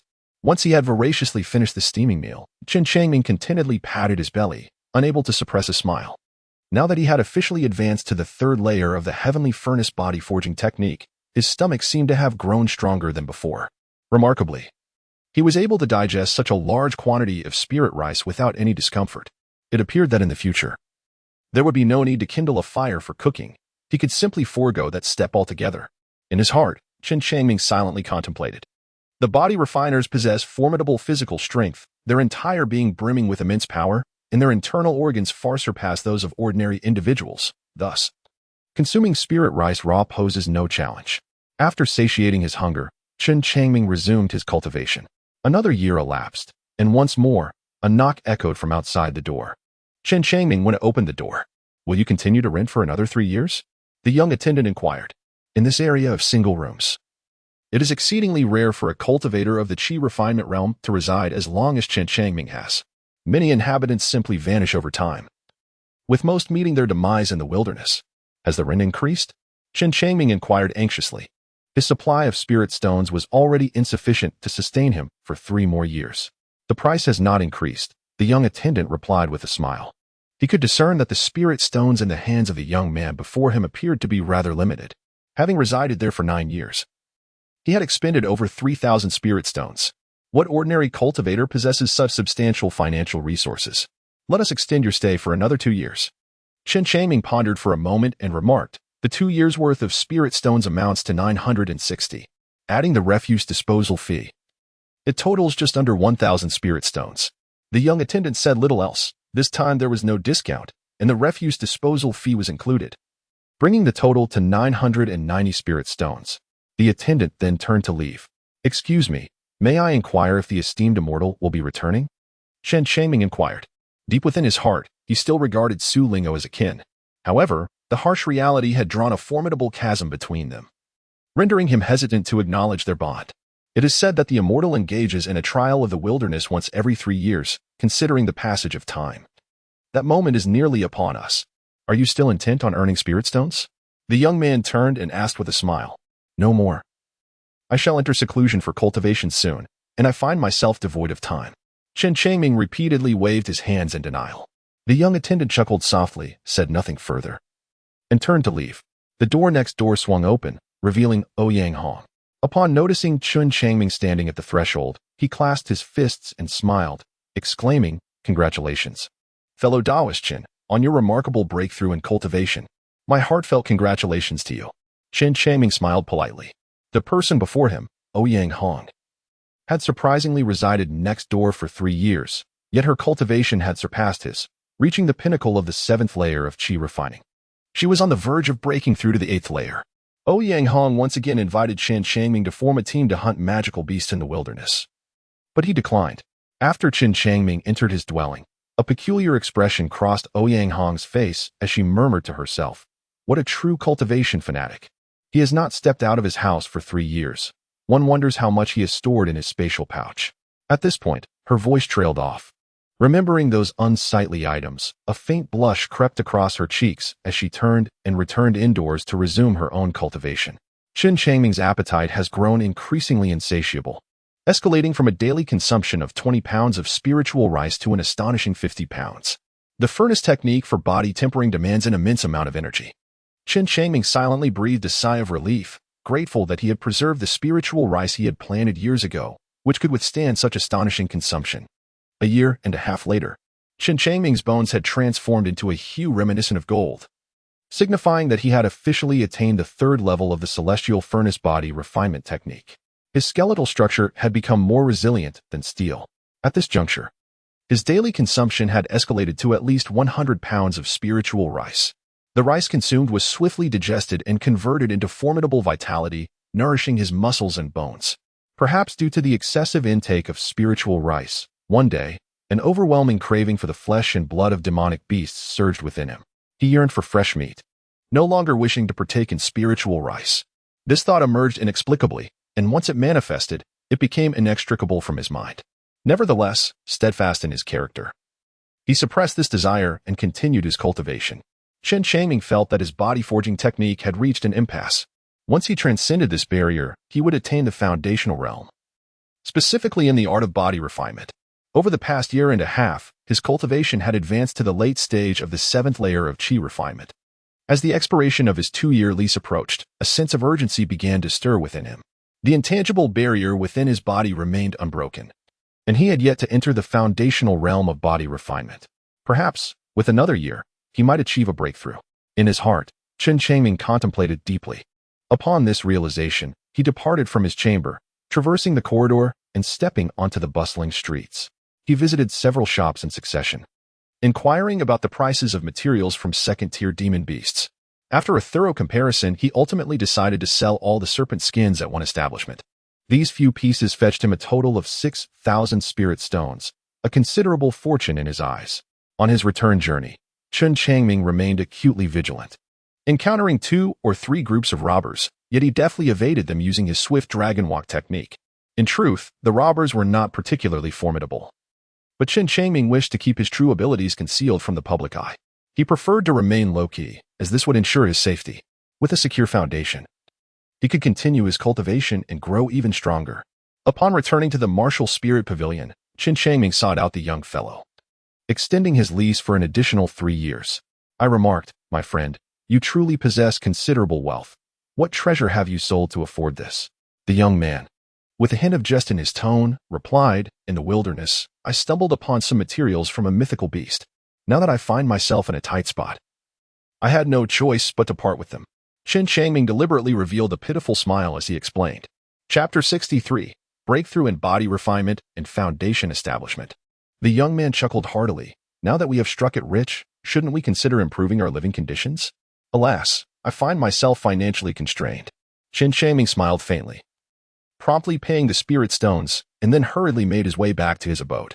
He felt quite content with the environment of his single room. Having resided there for nearly 9 years, he had always felt secure, allowing him to distance himself from the incessant strife of Wielding City and focus solely on his cultivation. Now, he had achieved a modest degree of success, with the foundation of his physical training on the verge of completion. As a cultivator with a mixed elemental root, reaching this level has not been an easy feat. It is imperative that I do not reveal my strength carelessly, lest I invite unforeseen calamities. Chen Changming pondered silently. Back in the Lingxiao sect, he merely revealed a glimpse of the true essence of the Lingxiao sword technique, even though he had held back at the time. He caught the attention of Chen Changming, who was at the foundation establishment stage and was abandoned to his fate on Yunwu Mountain. It seemed that others wished for his demise. The human heart is treacherous, and one cannot place trust in anyone, not even in Su Linger. In Chen Changming's heart, he recalled the stunning beauty who had grown from a small black coal. At this moment, he also realized that once their fates diverged, a sense of estrangement was inevitable. He cast aside his distractions. Chen Changming continued his practice of the heavenly furnace body forging technique, determined to make a decisive breakthrough in foundation establishment. One fateful night, a year later, a warm current surged beneath his feet, accompanied by a thunderous sound echoing in his ears once more. The heavenly furnace body forging technique had reached its monumental milestone of 10,000 repetitions.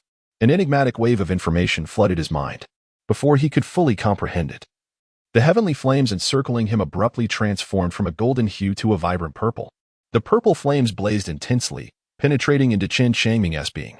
The purple fire fervently refined his skin, muscles, and bones, even extending its influence to his internal organs. Nearly a quarter of an hour passed. Boom! A resounding explosion reverberated within him, akin to thunderclaps ringing in his ears. Then, with a crashing sound, the barriers confining Chen Changming within shattered explosively. A potent essence of foundation establishment emanated from his body. He had succeeded in establishing his foundation. Overwhelmed with joy, Chen Changming reveled in the transformation of his entire being. After years of arduous training, he had finally ascended to the realm of foundation establishment. Following this breakthrough, he sensed a profound metamorphosis within himself. His physical form now exponentially more formidable, tenfold compared to before. However, sensing the leakage of his foundation establishment aura, his expression shifted, and he promptly concealed all traces of his energy. Knock, knock, knock. Someone was at the door. Is Chen Daoyu there? It was Ouyang Hong's voice. Chen Changming furrowed his brow and approached the door, opening it. Bathed in moonlight, Ouyang Hong glanced into the room and inquired, Chen Daoyu, do you have any foundation establishment cultivators in your room? Chen Changming forced a bitter smile and remarked, No, my friend Ouyang, perhaps your eyes are deceiving you? It might be that I have been under too much mental strain lately. Ouyang Hong also managed a wry smile, rubbing her somewhat darkened eye circles, and sighed. It has been difficult to form a team lately. I can see that I'm running out of spirit stones to pay the rent. Chen Changming remarked with curiosity. With so many individuals present, is it truly so challenging to form a team? Some lack the requisite strength, others are already part of a group, and still others harbor ulterior motives, rendering them hesitant to extend invitations. Ouyang Hong responded with a pained expression. I see now. Chen Changming was taken aback, as a sudden and thunderous rumble emanated from his stomach. An overwhelming sense of hunger surged through his mind.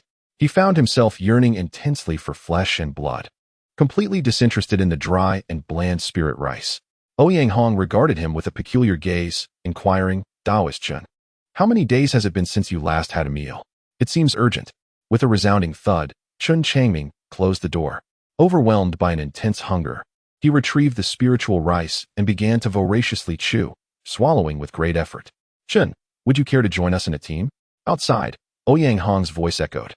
Let's discuss it tomorrow, came the indistinct response from within the room. Ouyang Hong's expression brightened slightly. Previously, this Chen had always unreservedly declined. But today his tone seemed markedly more accommodating. Finally, the gnawing hunger had subsided. Chen Changming reclined on the bed in a relaxed manner, his hands resting on his belly. Exhaling contentedly, he had just consumed a staggering 200 pounds of spiritual rice, which had finally quelled his hunger. This extraordinary amount of spiritual rice, upon entering his stomach, was swiftly digested and transformed into vital energy that nourished his entire being. The prowess of a cultivator at the foundation establishment stage is indeed formidable. Chen Changming wore an expression of profound astonishment. If he continued to consume food at this rate, his supply of spiritual rice would not endure for long.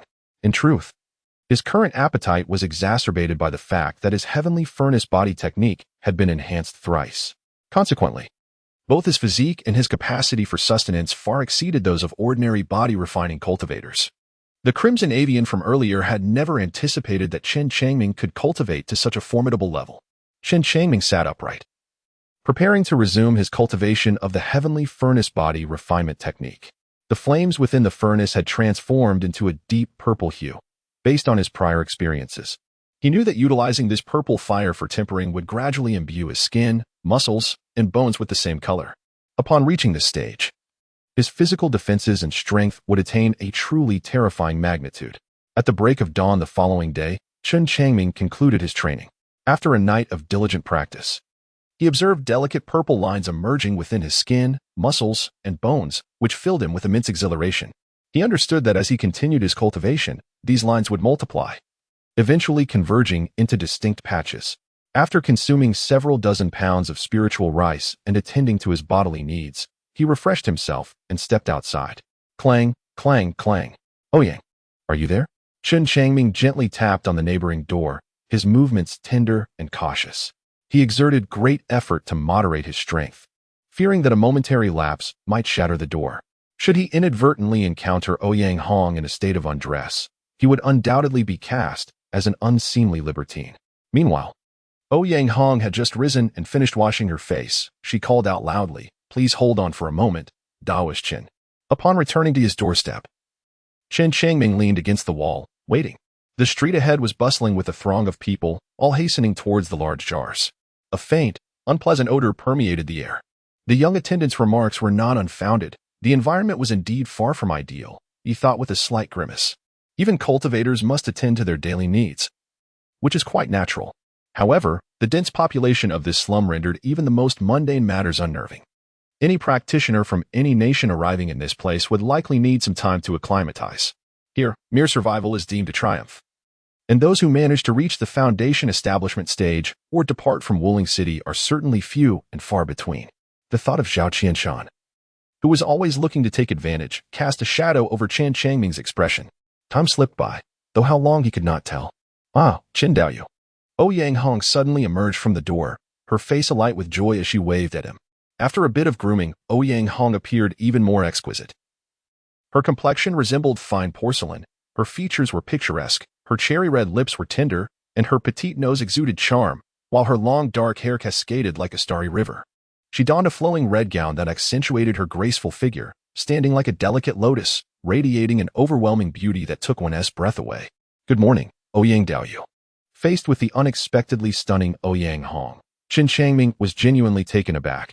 He had not anticipated that her careful adornment would yield such striking results. Could it be that she was employing some form of beauty strategy against him? A sense of caution stirred within him. In Wielding City, morality had crumbled and humanity had sunk to new lows. One could easily fall victim to robbery on the streets, and many would resort to anything for survival. Ouyang Hong, evidently in high spirits, wore a radiant smile as she inquired, Chen Daoyu, have you given it some thought? Shall we team up to hunt ferocious beasts in the wilderness? Chen Changming's expression turned solemn as he declared, I have made my decision. I shall team up with fellow Taoist Ouyang. Splendid. Ouyang Hong exclaimed joyfully. She had been discreetly observing this Chen Taoist for quite some time and had discerned that he was a fervent cultivator, rarely leaving his abode. This indicated that his presence in Wielding City was virtually non-existent, leaving him without the opportunity to engage in wrongdoing. And it was unlikely that anyone would be unaware of his background.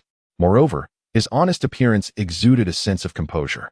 Relying on her feminine intuition, she believed that Chen Shan was a trustworthy individual. In forming a team within Wielding City, strength is one aspect, but the integrity of one's character is paramount. Chen Changming caressed his abdomen, the yearning for flesh and blood igniting a sense of impatience within him, prompting him to inquire, when shall we depart? We can set off today, Ouyang Hong replied with a smile, casting a curious glance at Chen Changming. My dear friend, you engage in diligent cultivation daily, seldom venturing outside. By all accounts, our levels of cultivation should be quite comparable, no? I possess inferior talent, he responded modestly. Chen Changming smiled wryly. When Ouyang Hong first moved in, their cultivation levels were on par. However, several years had passed, and the young lady's cultivation had progressed to the late stage of the 8th layer of qi refinement, placing her a complete small realm ahead of him. Friend Chen, may I be so bold as to inquire about your spiritual root? Ouyang Hong hesitated, her voice tinged with curiosity. A mixed spiritual root of the 5 elements, Chen Changming replied with a nonchalant gesture. What? A mixed spiritual root of the 5 elements? Ouyang Hong gasped, her eyes widening in astonishment as a tempest of emotion surged within her. Such a root was deemed the most inferior in existence. Generally, those with this type of spiritual root experience exceedingly slow cultivation progress and possess a weak comprehension of techniques, rendering it nearly impossible for them to break through to the foundation establishment stage. With sluggish advancement and poor cognitive abilities, the strength of individuals with a mixed spiritual root is naturally limited. In that moment, Ouyang Hong felt as if she had been pecked in the eye after years of hunting geese. Regret began to creep in. She had always assumed that her neighbor, Chen Shan, was a diligent cultivator of considerable strength, which is why she had prioritized choosing him when others were unavailable. Noticing the change in Ouyang Hong's expression, Chen Changming surmised her thoughts and shrugged with a smile. I must have startled you, Ouyang Taoist. Having been underestimated by many due to his mixed spiritual root, he had grown accustomed to it. He indeed possessed poor aptitude, a fact he never denied. However, his diligence ultimately bore fruit. No, Ouyang Hong shook her head, a trace of a bittersweet smile flickering in her eyes. She was a woman of her word. Despite her regrets, having extended the invitation to Chen Taoist, she would not retract it. Shall we proceed, Chen Taoist? Turning away, Ouyang Hong managed a strained smile, her heart heavy with melancholy. Chen Changming was not particularly attentive to such details, as he was never adept at interacting with women. The two walked along the street for a while before knocking on another door.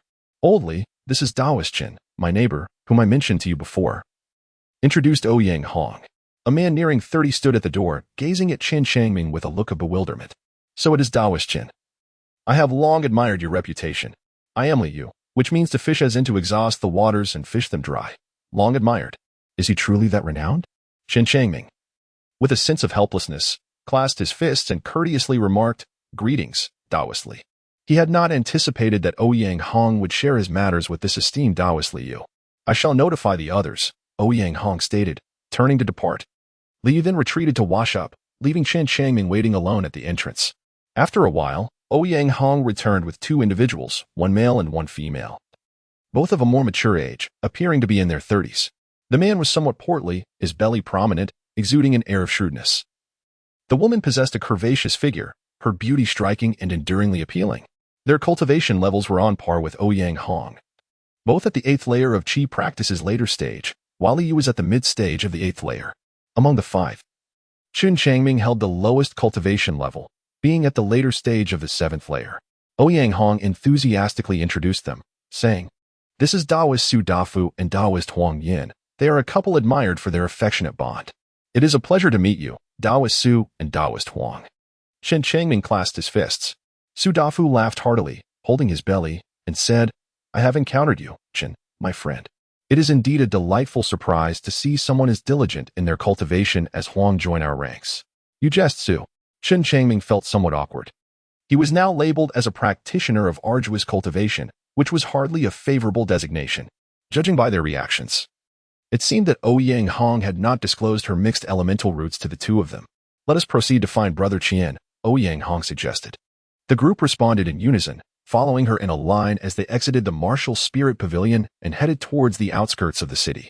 "Does Brother Qian reside outside the city?" Upon departing from the martial spirit city, as Brother Qian had yet to make his appearance, Chen Changming could not help but inquire, his expression slightly changing. "Indeed," Ouyang Hong replied, casting a curious glance at Chen Changming before adding with a smile, "Brother Qian lives in the western district outside the city." Chen Changming blinked his eyes.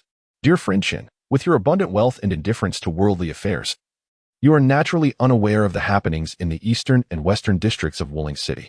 Su Dafu chuckled softly. Chen Changming clasped his fists and humbly remarked, "Brother Su, I kindly seek your guidance." He continued, "The rent for our residence is exorbitant, situated in the affluent quarter of the city. Meanwhile, there exists a significant population of the impoverished in Wuling City. With no housing available within the city, they are left to reside in the slums beyond its borders." Reflecting on his own past experiences in the slums, Su Dafu sighed with a heavy heart. The eastern and western districts accommodate nearly 200,000 residents, all under the ownership of Wuling Pavilion, yet the annual rent amounts to merely 30 spiritual stones. Chen Changming inhaled sharply, taken aback. Merely 30 spirit stones a year? Such an astonishingly low price. With his financial resources, residing in the eastern and western districts for a century posed no challenge. The four continued their strides, engaging in conversation as they approached the entrance to the western district. In the distance, a multitude of houses clustered together like a beehive, creating an oppressive and cramped atmosphere. The streets were in disarray, littered with expired food and excrement, attracting swarms of flies and mosquitoes. Every household had pots of filth piled at their doorsteps, emanating a foul stench. Many cultivators wore tattered and shabby clothing. Upon witnessing the dismal state of the slums, Chen Changming felt as if his own abode was akin to a celestial dwelling. Suddenly, a commotion erupted in the distance, followed by a flash of light, and one individual lay lifeless upon the street, blood staining the ground. "Damn it! How dare you challenge me? You are but a fledgling," exclaimed a menacing figure as he seized a storage bag and dragged the corpse towards the distant thicket. "Stop!" Several cloaked figures intercepted the ruthless man, their demeanor cold and their garments adorned with the emblem of a golden dragon. The Golden Dragon Gang? A flicker of trepidation crossed the man's mind as he sensed his resolve waning. "I have not wronged you. By what right do you obstruct me?" He had just recently joined the Golden Dragon Gang. One among them pointed casually at the lifeless body on the ground. "What?" The man gasped in shock. In a swift motion, he flicked his hand, igniting a talisman that erupted into a flurry of sword-like projectiles aimed at the assailants, allowing him to flee. The cloaked figures dodged, yet one sustained an injury to his arm.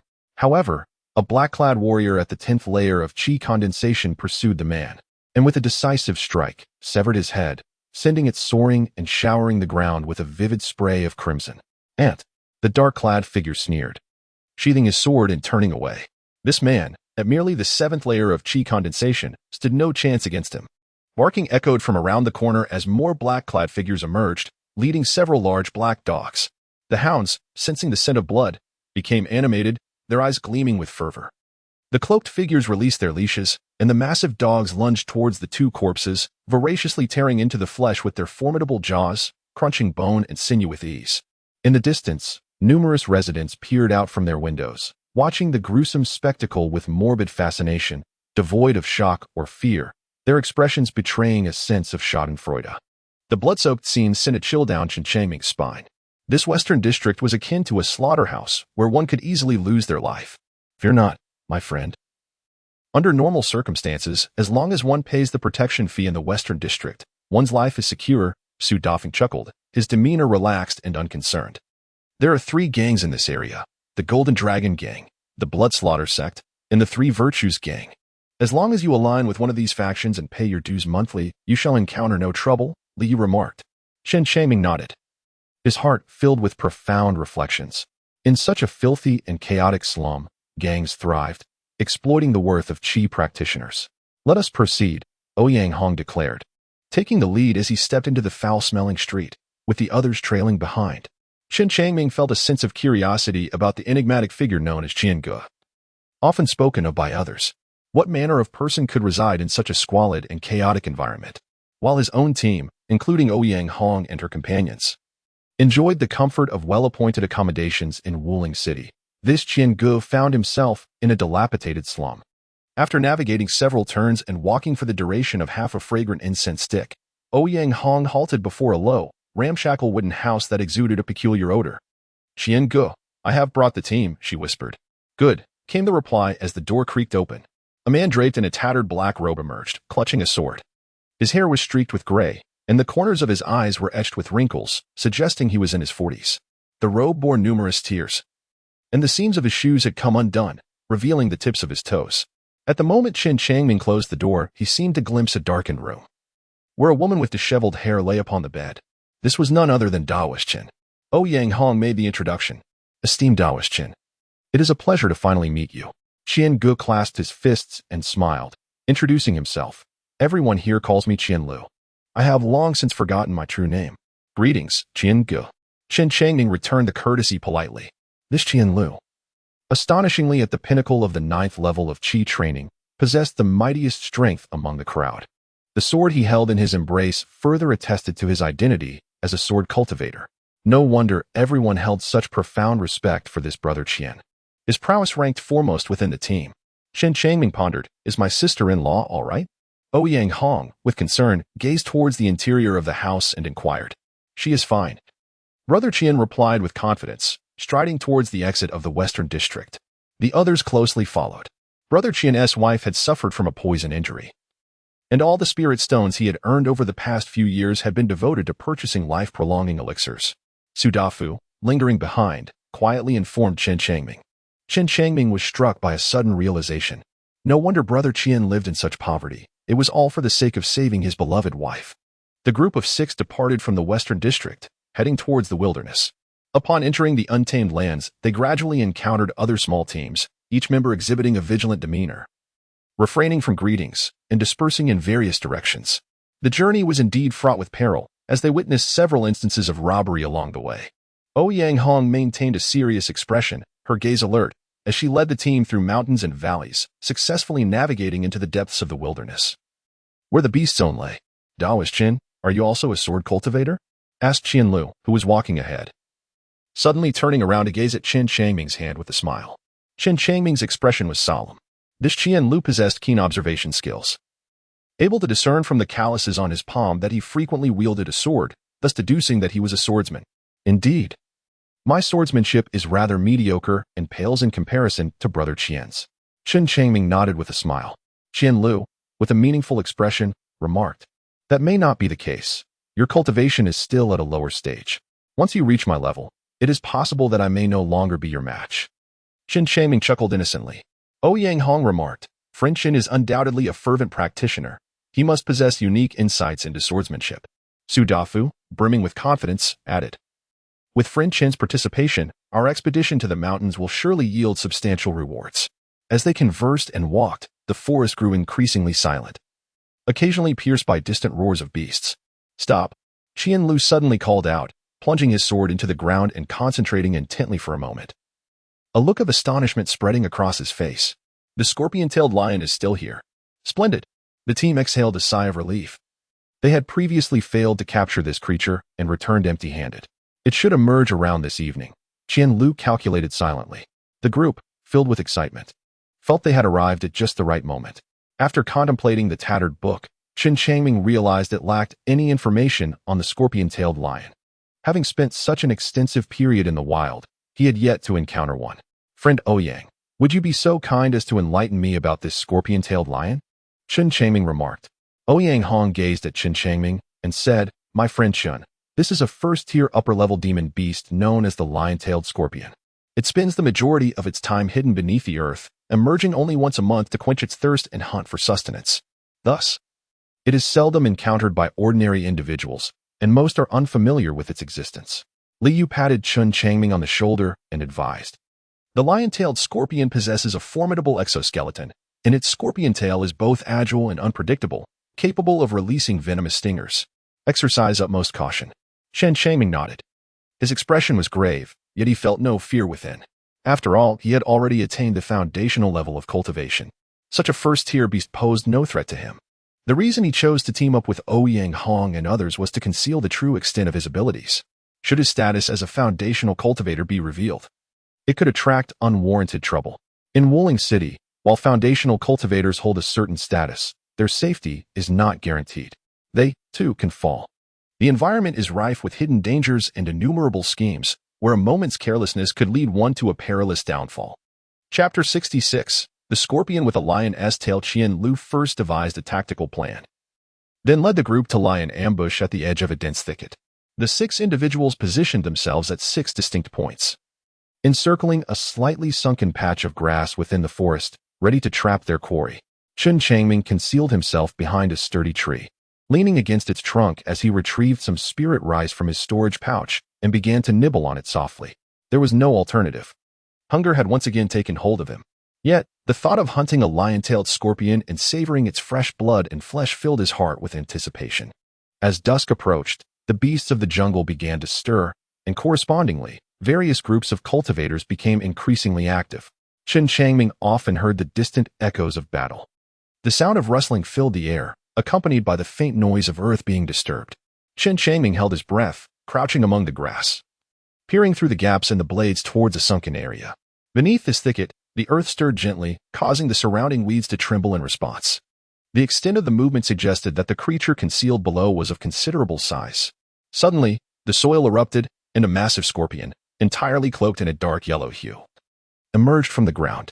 Measuring 3 to 4 meters in length, its robust pincers exuded strength, while its thick and sturdy exoskeleton imparted an impression of invulnerability. The scorpion's tail, reminiscent of a lion's, was adorned with long black hairs. Its tail stretched an impressive 8 to 9 meters, arching gracefully like a crescent moon, quivering with vigilance, poised to strike at any moment. This was the lion-tailed scorpion. Chen Changming delicately licked his lips, awaiting Qian Lu's signal. Meanwhile, the other 5 individuals anxiously fixed their gaze upon the scorpion with a lion's tail, for it was a formidable beast of the first rank, a significant threat to them. Should they succeed in vanquishing it, a substantial reward of spirit stones awaited them. Once the scorpion emerged from its lair, it remained still, surveying its surroundings. Upon discerning no immediate peril, it began to crawl toward a distant river, thirst beckoning it forth. After a few breaths, a streak of sword light pierced the tranquil night. Qian Lu made his move. Kill. The other 5, from distinct directions, unleashed their respective techniques, converging upon the scorpion. Boom. The massive scorpion tail swept through the air, shattering the sword light.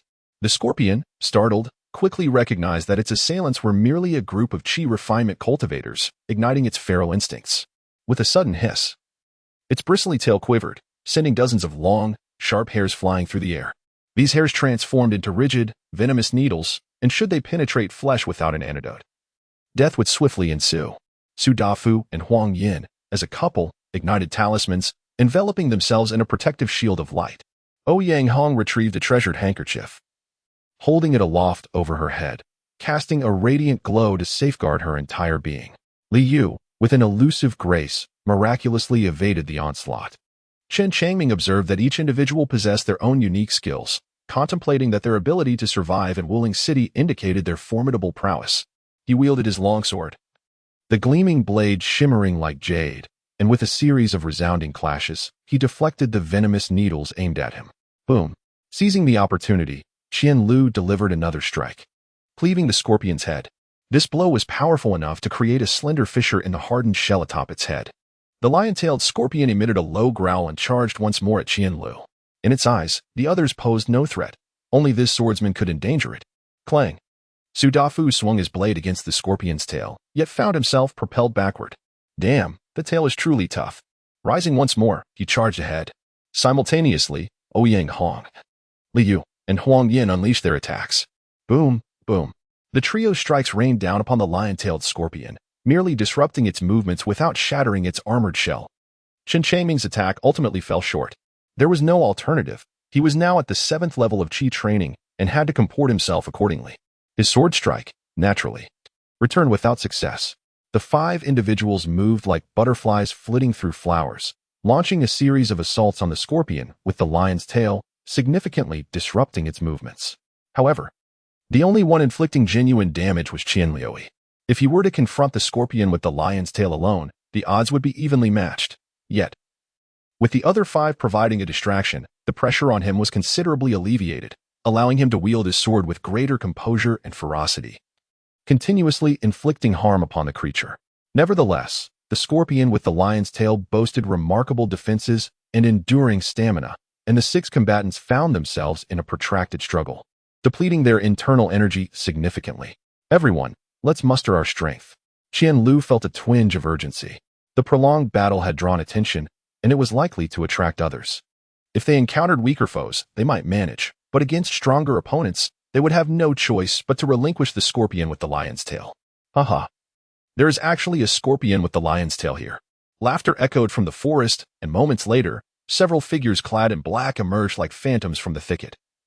Arriving at the battlefield, isn't that Qian Lu? The foremost figure crossed his arms and smiled faintly. Under the soft glow of the moonlight, Chen Changming's pupils constricted.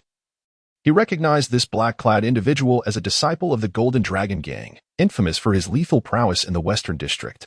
This person was at the 10th level of Qi training and also practiced swordsmanship, possessing strength that surpassed Qian Lu's by a margin. Dear friends of the Golden Dragon Gang, we have been keeping an eye on this scorpion with the lion's tail for quite some time. Might you grant Qian Lu a favor? Qian Lu spoke earnestly amidst the battle. The black-clad man sneered. What favor does Qian Lu possess? Alternatively, why not join the Golden Dragon Gang? And we can grant you a portion of this scorpion. Upon hearing this, Qian Lu's expression darkened. Let us cease fighting. Just give it to them. He withdrew from the fray.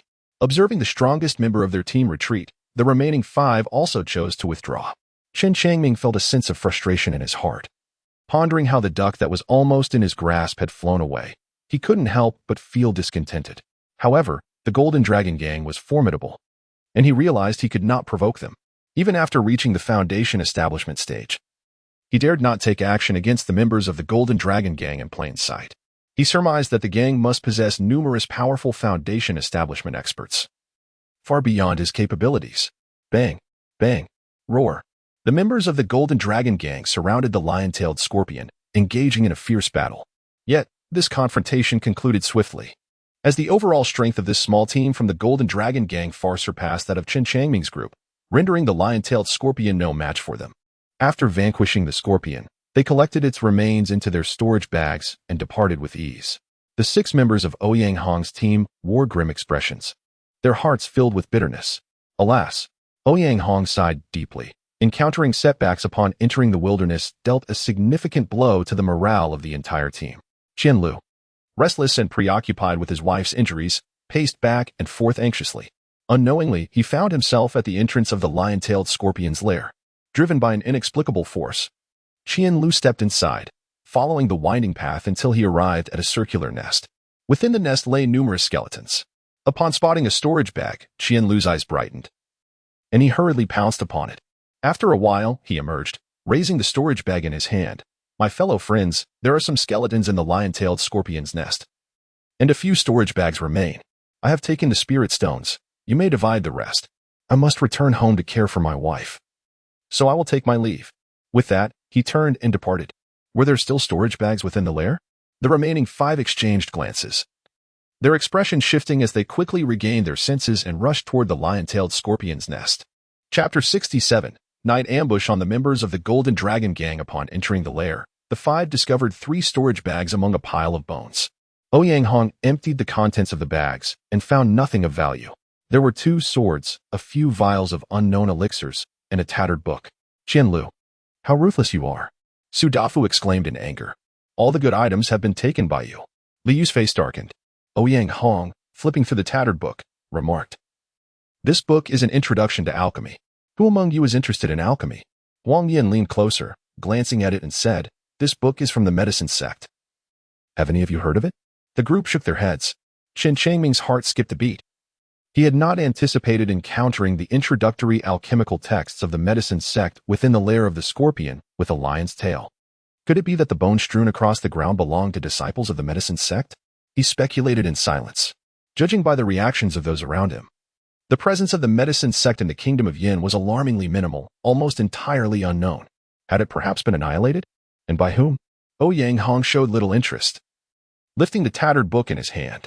Alchemy requires innate talent, yet they were preoccupied with their basic needs. Who had the leisure to delve into the intricacies of alchemy? In the entire martial spirit city, alchemists were indeed a rarity. Most of the medicinal pills here were sourced from beyond the wilderness. "Please, take it, Ouyang, my friend." Chen Changming approached and spoke. Ouyang Hong was taken aback, not expecting this fellow Taoist Chen Shan to have an interest in alchemy. With a smile, she handed over the materials and inquired cautiously, "Oh, do you wish to practice alchemy, Taoist Chen?" "Not at all." Chen Changming shook his head and candidly remarked, "I possess only a slight interest in alchemy, nothing more." "Very well, it's yours," Ouyang Hong replied, offering the tattered tome to Chen Changming without further discourse. After all, there was little of value within the lair. And since Chen Changming desired the least valuable of the items, a worn-out book, none of the others felt entitled to claim the remaining possessions. The other individuals shared a similar sentiment, resulting in an unspoken understanding that no one would contest Chen Changming for this meager volume. Chen Changming perused the tattered book and discovered that besides the foundational methods of alchemy, it also contained several introductory formulae for elixirs and descriptions of various herbs. This revelation brought him great joy, for within his storage pouch lay numerous spiritual herbs acquired from his Yuan's secret realm. While Chun was engrossed in his reading, the remaining few divided the swords and elixirs among themselves. Ouyang Hong surveyed the surroundings and suggested, "This place appears relatively safe. Perhaps we should take a moment to rest here." The group nodded in agreement, having just emerged from a fierce battle with the scorpion-tailed lion. They all felt weary and yearned for a moment of recuperation. They ignited a campfire, gathered around it, and sat cross-legged, quietly engaging in their cultivation. Chen Changming clutched his abdomen and, under the pretense of needing to relieve himself, discreetly departed from the lair. Even cultivators of qi must attend to their basic needs. Thus no one paid him any heed. Moreover, with Qian Lu's departure, their group had lost its cornerstone, leaving the others in a state of confusion, uncertain whether to continue their quest together. Thus, the protracted night became a time of contemplation for them, pondering their path for the morrow. Once outside the lair, ensuring that no one was around, Chen Changming quietly donned a black robe and the black cloak gifted by One Out Pavilion, concealing his true identity. In an instant, he activated the dragon-esque stride, vanishing without a trace. The failure of the first expedition had thoroughly disrupted his plans. Chen Changming planned to seize the opportunity of darkness to reclaim the lion-tailed scorpion. The Golden Dragon Gang consisted of merely 5 or 6 individuals, with the most formidable among them possessing only the strength of the 10th layer of qi training. This posed no threat to him whatsoever. After the burning of a stick of incense, Chen Changming traversed through the dense jungle, ultimately discovering the members of the Golden Dragon Gang. Perhaps having enjoyed a bountiful evening, they had not strayed far, igniting a fire as they feasted on meat and indulged in drink, reveling in their merriment. Chen Changming slowly approached, and when he reached a distance of 300 meters, he suddenly unleashed a burst of spiritual energy with a flick of his fingers. Whoosh! A series of thick beams of light shot forth, instantly incapacitating several members of the Golden Dragon Gang. "This is bad. There is an ambush." The man at the 10th level of qi refinement swung his sword in retaliation, deflecting the beams of light. Under the faint moonlight, he spotted a cloaked figure in black swiftly advancing towards him. 7th level of qi refinement? Upon sensing the opponent's cultivation, he was taken aback. What kind of treasure had this individual employed to dispatch so many of his companions in an instant? Eliminate him. The remaining two, sharing an unspoken understanding, flanked Chen Changming from either side. In the darkness of the night, Chen Changming's skin suddenly transformed into a resplendent golden hue, adorned with delicate purple lines that shimmered on the surface, exuding an air of nobility and enigma. With a swift motion, he grasped two long swords, shattering them effortlessly with a forceful tremor. The foundation-building body cultivator effortlessly broke the sword of the Qi refining 10th layer swordsman, leaving him utterly terrified. For any cultivator, being approached by a body cultivator is akin to the onset of a nightmare. Even a foundation-building cultivator would find their chances of survival slim when faced with the proximity of a body cultivator. Chen Changming merely struck twice, sending the two individuals on their journey to the underworld. With a swift motion, Long Yubu activated his skills, rapidly seizing 5 storage bags in his grasp. To conceal the evidence, he then placed the bodies of the deceased along with the shattered fragments of the sword into one of the storage bags. Chen Changming struck down with an open palm, extinguishing the flames in an instant. After completing this task, he meticulously surveyed the scene, erasing the final traces of battle before vanishing gracefully into the depths of the jungle. From the onset of the conflict to his departure from the battlefield, Chen Changming had expended merely 7 or 8 breaths. Upon returning to the entrance of the scorpion's lair, he entered with an expression of calm.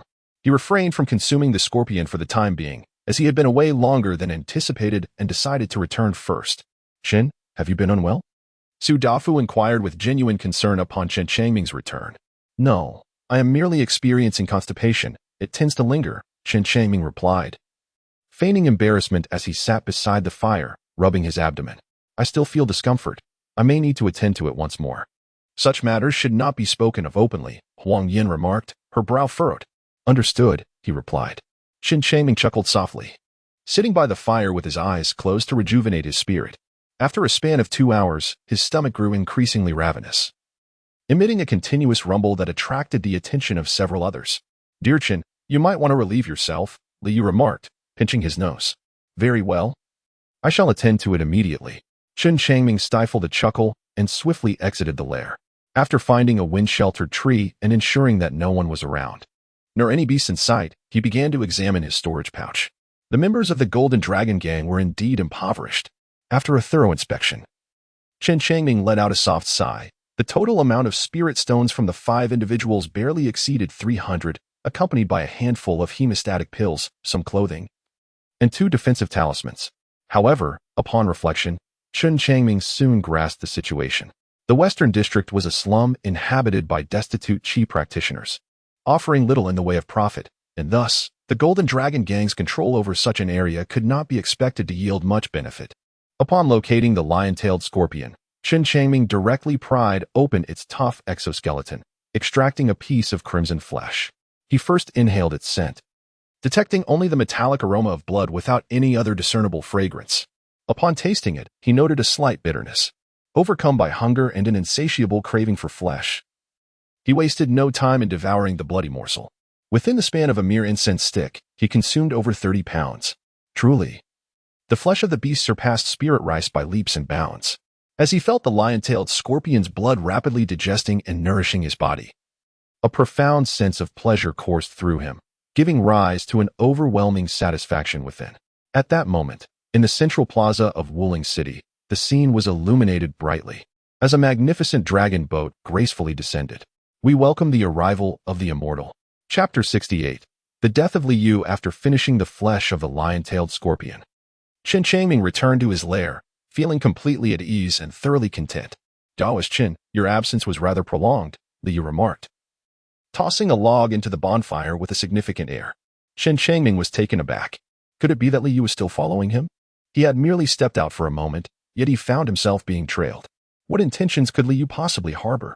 Ouyang Hong and Su Dafu, along with others, also turned their gazes towards Chen Changming. Chen Changming, unperturbed, let out a sigh and remarked, My stomach is a bit uneasy. I've been indisposed for some time. Is that so? I, too, stepped outside for a moment, yet did not encounter you, Daoist Chen, Liu replied leisurely, tending to the kindling as the flames began to blaze. With a faint smile, he added, I thought you had made your escape. Observing Liu's genuine intent to investigate him, Chen Changming felt a flicker of irritation and deliberately feigned anger, saying, "Escape? Where could I possibly flee? In the dark of night, I have no desire to become prey for a demonic beast." Li Yu chuckled and remarked, "That old tome of yours must be quite a treasure, Daoist Chen." Chen Changming increasingly disliked Li Yu, for the latter's words dripped with an unsettling malice, evoking a sense of ulterior motives. He found himself perplexed by Li Yu's inexplicable animosity towards him, reflecting that he had not wronged the man in any discernible way. Infuriated, he exclaimed, "How has a mere introductory book on elixirs transformed into a treasure? Li Yu, if you have something to say, speak plainly instead of being so cryptic." At that moment, Chen Changming felt compelled to assert his stance vehemently. With Qian Lu having departed, the team faced potential dissolution, leaving him unencumbered by Li Yu's disposition. Ouyang Hong expressed her astonishment, stating, "Indeed, I have perused that book, and it bears no remarkable qualities. Li Yu, your behavior today is quite unreasonable. What is the matter?" Huang Yan furrowed her brow. "It's nothing, merely a jest." "Please do not take offense," Li Yu replied, gently stoking the fire, which blazed brightly. His countenance remained impassive, and his gaze was deep, obscuring his thoughts. Noticing the swift change in Li Yu's demeanor, Chen Changming was equally astonished. What hidden motives lay beneath this man's peculiar and enigmatic speech? Feeling lightheaded, Ouyang Hong touched her forehead and suddenly collapsed onto the ground, unconscious. What a turn of events. Li Yu remarked, casting a glance at Su Dafu and his wife, smiling as he did so. "You." Su Dafu uttered a single word before he and Huang Yin simultaneously succumbed to unconsciousness. Chen Changming felt slightly dizzy, though not severely. As he gazed at Li Yu, a sudden realization dawned upon him. Li Yu intended to strike against the entire team, leaving no one unscathed. This was why he had been following Chen, fearing that he might escape and thwart his meticulously crafted scheme. "Li Yu, you have poisoned." Chen Changming staggered, his eyes unfocused, as he glared at Li Yu with a voice laced with resentment. "Huh, it is merely rosemary. It only causes one's internal spiritual power to spiral out of control, resulting in a brief fainting spell." Li Yu chuckled heartily, rising to his feet, a sword materializing in his hand. "Why have you chosen to strike against us?" Chen Changming slowly collapsed to the ground, his eyes gently closing. "How impoverished I am. I am on the verge of bankruptcy. Is this reason sufficient?"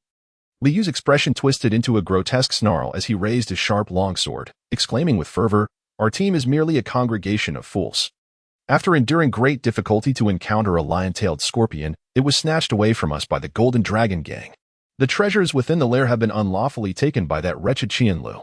I have gained nothing from this, and how am I to survive henceforth? Should I descend into the slums, living a life of squalor and uncertainty? No, I shall not bow to fate. Therefore, I shall eliminate you and seize your resources." Li Yu advanced slowly towards Chen Changming, his eyes bloodshot and his gaze insatiably greedy.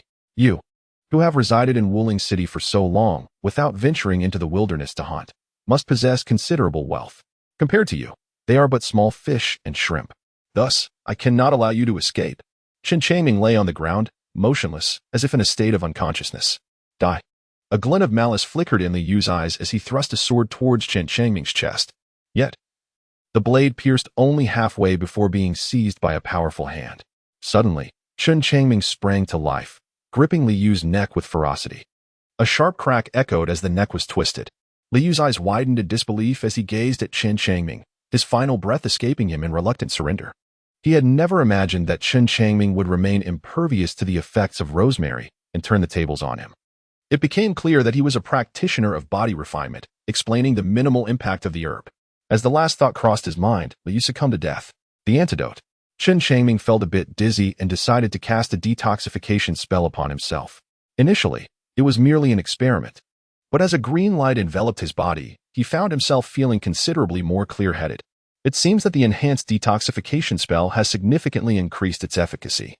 Chen Changming felt a surge of joy within his heart. He consecutively performed several detoxification techniques, completely neutralizing the poison of the rosemary. He seized Li Yu's storage pouch. Inside, there were only 3 spirit stones remaining, 3 hemostatic pills, and a vial of leftover rosemary. It appeared he had purchased the rosemary long ago. Gazing at the 3 spirit stones, Chen Changming fell into contemplation. During his very first expedition as part of a team, he encountered various treacherous hearts.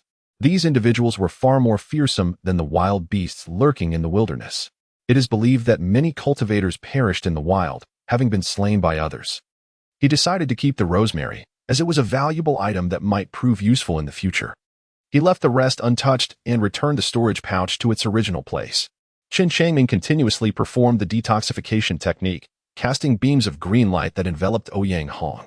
After a while, Ouyang Hong gradually awakened. What transpired? Who administered the sedative? Upon regaining consciousness, Ouyang Hong gazed at Chen Changming and inquired. Li Yu. Chen Changming pointed with his hand. Subsequently, he performed the detoxification technique on Su Dafu and Huang Yin, who soon regained consciousness. Li Yu's behavior tonight was peculiar. I never anticipated he would turn against us. Ouyang Hong let out a deep sigh, rising to her feet. She bowed respectfully to Chen Changming and solemnly expressed her gratitude, saying, Thank you, Daoist Chun, for saving my life. Su Dafu and Huang Yin also approached to convey their thanks. My esteemed friends need not be overly courteous. I merely sensed that Li Yu was not in his right state of mind. I had taken an antidote pill in advance, which spared me from his treachery, allowing me to strike him down when he let his guard down. Chen Changming clasped his hands and spoke. Chen, my friend. Your swift strike to the throat. Might you be a practitioner of body refinement? Su Dafu's eyes brightened. Not at all, in my youth. I practiced martial arts and acquired some rudimentary skills. Chen Changming shook his head. Upon hearing this, the three individuals exhibited expressions of realization. As practitioners of qi cultivation, their physical forms bore no distinction from those of ordinary people. Thus, when confronted by a martial expert launching a close-range ambush, they could easily meet their demise if unable to utilize their techniques in time. Ouyang Hong remarked with a smile, Friend Chen, your expertise in detoxification is indeed remarkable, capable of neutralizing the poison of rosemary. It is merely a basic spell, nothing to boast about, he replied modestly. Chen Changming smiled. This time, his detoxification skills had proven effective, and he planned to enhance them to a third level in the future. Thus, when faced with poisoning situations, he would possess an additional means of survival. Now, only the four of us remain, sighed Ouyang Hong. How about this? We cannot return empty-handed. Let us try our luck and search for first-level mid-tier beasts, suggested Su Dafu, rubbing his hands together. Chapter 69. I thought you were dead. It's not that easy. Ouyang Hong shook her head and sighed.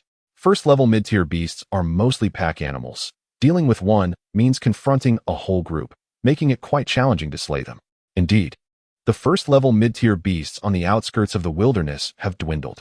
To encounter a solitary beast, we must venture deeper into the wilds, where the chances of an encounter significantly increase, Huang Yin thoughtfully remarked. Then let us proceed, Yinner. Our supply of spirit stones is limited. We must secure some gains this time, Su Dafu declared, gritting his teeth. At that moment, this rotund cultivator's eyes gleamed with a trace of ferocity, akin to a cornered wild dog ready to bite at the sight of a person. I too am in a tight spot. Ouyang Hong's complexion turned uneasy. If this trip yields no rewards, I shall have to resort to drinking the northwestern winds. Listening to the conversation among the three, Chen Changming fell silent. He could discern that Ouyang Hong and the others were genuinely impoverished. When a person is destitute, desperation drives them to take risks. The outskirts of the wilderness indeed had few beasts left, while the depths were teeming with them. However, there were also second-level beasts there. And if luck were to abandon them, these qi-refining cultivators could easily meet their demise.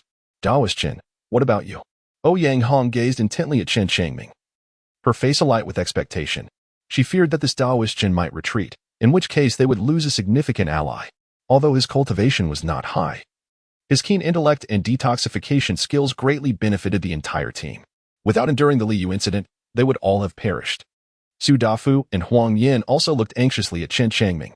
I too have been experiencing financial strain lately, so I shall join you all in venturing into the depths of the wilderness to test our fortunes.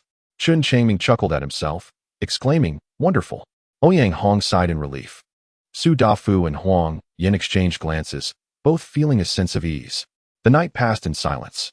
The following morning, Su Dafu took Chen Changming by the arm and led him out of their hideaway, leaving the two women behind. Chen Changming vaguely understood. Humans have three urgent needs, and Ouyang Hong and Huang Yin are not ethereal beings untouched by the mortal world. Thus, they must attend to their necessities in the morning. Chen Changming, seeking convenience, found a secluded spot. After indulging in the flesh and blood of the scorpion-tailed lion, he took care of his needs and returned with a look of satisfaction. It must be said that the flesh and blood of this beast was indeed a potent tonic for him. After consuming it the previous night, He felt as though his physical form had been invigorated by the nourishing essence, rendering him slightly stronger than before. This change, though minuscule, led Chen Changming to suspect it might merely be a psychological effect, and thus he chose to disregard it. After a while, the four of them finished their ablutions and gathered together. Under the guidance of Ouyang Hong, they ventured deeper into the wilderness. By midday, they had yet to encounter a solitary beast, but instead stumbled upon a pack of iron-clad wolves, numbering in the hundreds, which sent them fleeing in terror. As Chen Changming ventured deeper into the untamed wilderness, he observed a noticeable decrease in the number of cultivator teams, even when they did encounter others. Most possessed relatively high levels of cultivation. He had previously seen a few foundation establishment cultivators who soared majestically through the air on their flying swords, instilling a profound sense of envy in those of them still in the chi refinement stage. I wonder when I will ever attain the level of a foundation establishment cultivator. Su Dafu lamented enviously. Establishing a foundation is exceedingly difficult, with a remarkably low success rate. For cultivators like us, without foundation establishment pills, the chances of success are nearly non-existent, Ouyang Hong replied with a wry smile. Indeed, foundation establishment pills are exorbitantly priced, and even consuming them does not guarantee success. Su Dafu sighed, shaking his head. I've heard that possessing 2 foundation establishment pills significantly increases one's chances of success, Ouyang Hong remarked. There may be some enhancement, but it varies from person to person. I heard that last year in Wielding City, a wealthy senior attempted to consume 3 foundation establishment pills and still failed. Rendering himself incapacitated, Su Dafu said, a look of horror crossing his face. Listening to their conversation, Chen Changming felt a weight in his heart. After all, with his mixed elemental roots, his path to breaking through to the foundation establishment stage would be far more arduous than that of others. After a moment's contemplation, he suddenly inquired, what if one were to possess even more foundation establishment pills? Su Dafu shrugged his shoulders and replied with a bitter smile, theoretically. It would enhance the success rate. But who possesses such vast financial resources? Chen Changming nodded silently. Let us depart, Ouyang Hong said. The others nodded in agreement and quietly followed in Ouyang Hong's footsteps. It seems that if I wish to advance in my foundation, I must prepare several foundation establishment pills. In his heart, Chen Changming mused. Although he had cultivated both body and technique, having transcended the foundational level in physical refinement, he was far from content. The realm of physical cultivation was merely his greatest trump card, one he could not afford to reveal lightly. He yearned to elevate his mastery of the Tao as well. Only with the dual support of these 2 formidable systems of cultivation could he hope to survive in a chaotic world. An hour later, the group still had not located the solitary beast, and their spirits began to wane. Nearby, a herd of wind-chasing horses were drinking from a stream. After walking a while longer, Ouyang Hong suddenly made a discovery, quietly pointing to a distant site concealed among the grass. Several hundred feet away, a great river flowed, where dozens of white horses grazed leisurely by the water's edge. As for the wind-chasing horses, it's best to let them be, Su Dafu lamented. Though their offensive capabilities are weak, they possess unmatched speed. He sighed. Unless a foundational cultivator flies on a sword, we chi refinement practitioners stand no chance of catching them. A sudden gust of wind swept through, and a figure descended like a hawk, exuding an aura of pressure that only a foundational practitioner could command. The startled herd of wind-chasing horses fled in a panic, vanishing in an instant. A foundational elder. The few individuals hidden in the grass trembled with trepidation. The figure landed gracefully on a green stone outside the thicket. Greetings, esteemed elder, Ouyang Hong and Su Dafu quickly bowed in respect. Chen Changming remained silent, his entire being frozen in astonishment, for the veiled woman before him evoked an overwhelming sense of familiarity. She possessed a delicate and statuesque figure, and beneath her willow-like brows, her eyes sparkled like precious gems, leaving a profound impression on him. This was indeed the senior he had encountered in the cave, during a fleeting springtime encounter. Du Xiaoyang gazed at the young man amidst the grass and remarked with a hint of nostalgia, in all these years without seeing you, I had thought you perished. It has been 11 years. She had searched for him both in Wielding City and the wilds, yet found no trace. The likelihood of a nascent chi practitioner surviving for 11 years amidst the chaos of Wielding City was exceedingly slim, leading Du Xiaoyang to believe Chen Changming had met his demise. She had mourned his loss, each Qingming festival pouring out a jug of wine towards the direction of the wilds, expressing her inner sorrow. I am well, senior. Chen Changming felt a surge of excitement, an indescribable joy blossoming within him. Although their relationship was merely transactional, she represented far more to him than just a mere foundation-building senior. Upon overhearing their conversation, Ouyang Hong, Su Dafu, and the others were left astounded, their eyes widening in disbelief, rendered speechless. None could have anticipated that this devoted cultivator from Wuling City, Chen Shan, would have an acquaintance who was a foundation-building elder.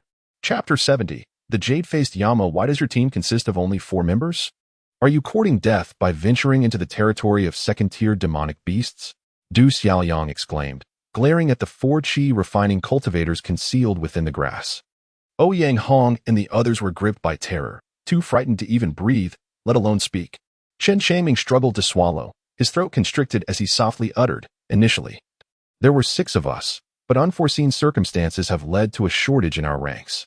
Now, with everyone facing hardships, we have taken the perilous risk of venturing into the depths of the wilderness. Remember to prioritize your safety. If fate allows, we shall rise again. Du Xiaoyang turned away, her toes barely touching the ground as she soared upward like a majestic eagle. Should you encounter difficulties in the future, come to Wuling City and seek me out. Suddenly, a woman's earnest voice resonated in Chen Changming's ears. He was taken aback by the attention from this foundational stage senior, feeling a surge of emotion as he nodded appreciatively, watching the small black dot in the sky swiftly vanish. After a considerable pause, Su Dafu finally gasped, exclaiming, "Oh dear, that truly frightened me." Ouyang Hong chuckled wryly, remarking, "Indeed, the foundational stage senior is quite formidable." Su Dafu shot her a glance, retorting, "This is no ordinary foundational stage senior. Are you aware of the constant assistance they provide?" Ouyang Hong nodded in acknowledgement. Chen Changming also turned his gaze towards Su Dafu, eager to glean some insights about the foundational elder. The eastern district of Wuling City stood in stark contrast to the western district, for the former was solely governed by a single faction, the Yiguan Gang. This esteemed foundational elder was none other than the illustrious vice leader of the Yiguan Gang, known as the Jade-Faced Yama. Su Dafu spoke with gravity. "Jade-Faced Yama?" Ouyang Hong exclaimed in astonishment. "I have heard of Jade-Faced Yama. It is said that this individual is a body cultivator and the most formidable member within the Yiguan Gang. With her presence, even the factions of Wuling City dare not provoke them." Su Dafu continued, almost in a trance. "Indeed, Jade-Faced Yama is a formidable figure, and she is the strongest foundational body cultivator in our Wuling City. Not only as qi cultivators, but even those foundational cultivators tremble at the sight of her." "Dafu, how do you know so much?" Huang Yin cast a sidelong glance at him. "I once encountered her in the eastern district, where I overheard the members of the Yiguan Gang discussing her," Su Dafu replied. He then turned to Chen Changming, expressing envy. "Daoist Chen, I never imagined you were acquainted with such a remarkable foundational elder." "It was merely a fleeting encounter. I cannot claim to be particularly familiar with her," Chen Changming responded. Chen Changming awkwardly replied, "This senior seems to speak to you with a rather unusual tone, don't you think, Chen Daoyu?" Huang Yin blinked and smiled. "Is that so? I didn't notice." Chen Changming scratched his head, feeling somewhat overwhelmed by Huang Yan's perceptiveness. Her intuition was remarkably sharp. The more he attempted to explain, the more likely he was to expose his own inconsistencies. Thus, he resolved to feign ignorance. Su Dafu approached, giving him a friendly pat on the shoulder, and chuckled. "Friend Chen, you must navigate this relationship with care. In the future, anyone who dares to provoke you in Wuling City must first contemplate whether they are prepared to face the wrath of the Jade-Faced Yama." He. Chen Changming could only smile faintly. Born into a tumultuous era, he believed that relying on oneself was far more dependable than seeking solace from others. True security could only be attained through personal strength. Having recently established a foundation in his cultivation, he acknowledged that while there was still a gap between him and Du Xiaoyang, he was confident that with diligent effort, this disparity would gradually diminish.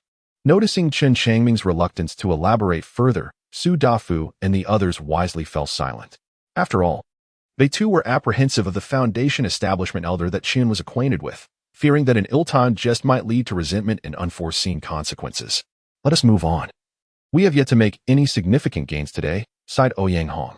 The group, somber in demeanor, continued their journey. Half an hour later, they spotted a second-tier demon beast from a distance, prompting them to quickly conceal themselves. After a while, once the creature had wandered off, they dared to emerge. "Look over there. Another dragon boat is approaching," exclaimed Huang Yin, her face alight with excitement as she pointed toward the horizon. "That must be the dragon boat of an immortal, right?" Su Dafu squinted, observing for several seconds before exclaiming, "Indeed. Who else but an immortal could afford such a grand vessel? In the entire martial spirit city, who else possesses such opulence? It is said that these immortals venture into the wilds for training every few years," Ouyang Hong added. "Yes. I've heard that a prominent figure has come to the wilderness to hunt demon beasts, hence the dragon boat's accompaniment. Rumor has it, there are many experts aboard." Su Dafu remarked with envy. "Just look at the way they live. That is true elegance. We, mere mortals, live far beneath such standards," Huang Yin sighed. Her words resonating deeply within each individual present, plunging them into silence, including Chen Changming. He too had recognized the familiar dragon boat. Recalling the time it first arrived at Martial Spirit City, when he had eagerly held up a sign to welcome it. On that very vessel, he had laid eyes on Su Linger. Now, at the age of 27, Chen Changming had long since shed his youthful self, having undergone numerous trials in the cultivation world. His mindset transformed. Thus, as he observed the dragon boat approaching, he felt an unusual calmness. He understood that he and Su Linger now inhabited entirely different realms. If she were a dragon in the river, he was merely a small shrimp amidst the mud. On the dragon boat, clad in a flowing white robe, Su Lingo stood gracefully at the prow, gazing out at the verdant wilderness, searching for worthy demon beasts to engage. "Junior sister, this area is teeming with second-tier demon beasts. You are on the verge of breaking through to the 6th level of foundation establishment. You should seek out some third-tier beasts to hone your skills," commented a handsome young man in white beside her. Su Linger smiled lightly. "Brother Bai, I am merely here to casually admire the scenic beauty of the wilderness. Indeed, the raw beauty of the wilds possesses a unique charm." The young man in white nodded. Inside the dragon boat, 2 middle-aged women clad in black stood side by side, gazing through the window at the 2 ethereal figures below. Su Lingo truly deserves her reputation as the finest genius of our Liuli sect. It seems that before reaching the age of 30, she will undoubtedly achieve the status of a gold core cultivator, remarked one woman with an oval face. Her eyes reflected both admiration and respect, for once Su Linger became a gold core cultivator, her status would naturally surpass that of the woman speaking. Indeed, a prodigy with a heavenly spiritual root. The other middle-aged woman in black responded with a sense of melancholy. In just a few years, Su Linger will attain the gold core, while we will still be mired in the foundation establishment stage. A swarm of reckless ants. On the celestial boat, the young man in white gazed at the figures in the forest below, a flicker of disdain crossing his eyes. Indeed, they dare to intrude into the territory of second-tier demon beasts with merely chi-refining cultivation, Su Linger remarked with a faint smile, her attention fixated on the silhouettes below. Her tone nonchalant. However, before she could finish her sentence, her gaze suddenly froze. Among the 4 chi refiners, one man struck her as eerily familiar. Chapter 71. The Immortal's target seems to be us. "Junior Sisterlinger, what are you looking at?" By Yutong. Noticing the intense shift in Su Lingo's demeanor as she fixated on the several chi-refining cultivators in the wilderness, felt an inexplicable tension and could not help but ask quietly, "Did you discover a soil-type demon beast?" "No, one of them resembles my elder brother Changming," Su Linger replied. Her exquisite face now grave, her eyes reflecting a complexity of emotions. The previously warm skies above the wilderness seemed to have turned chillingly cold.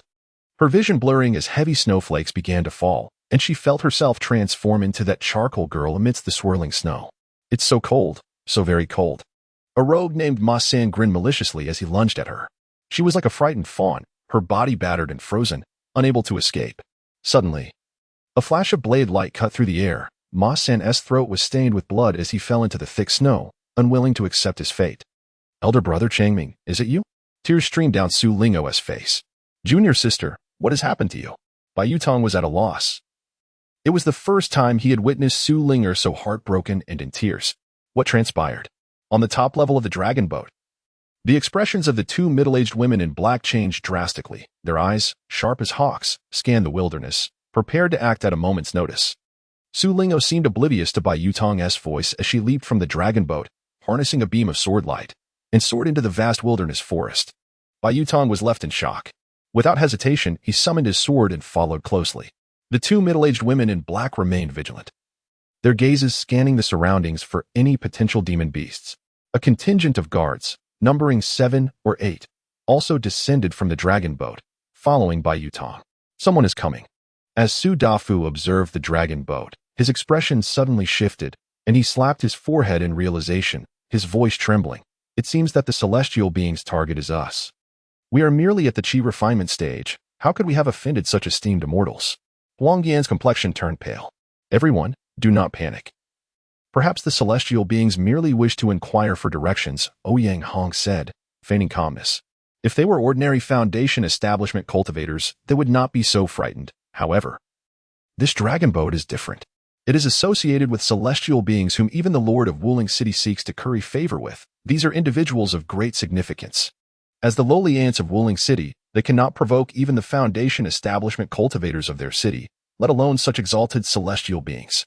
Chen Changming's expression was intricate, his lips trembling incessantly. After a few seconds, he finally regained his composure. The once convoluted look on his face underwent a sudden transformation.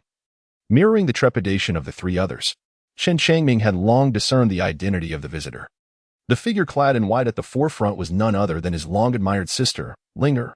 Following closely behind her was a throng of individuals, all foundational cultivators. He could perceive the profound respect they held for Su Linger, as if fearing any misfortune might befall her.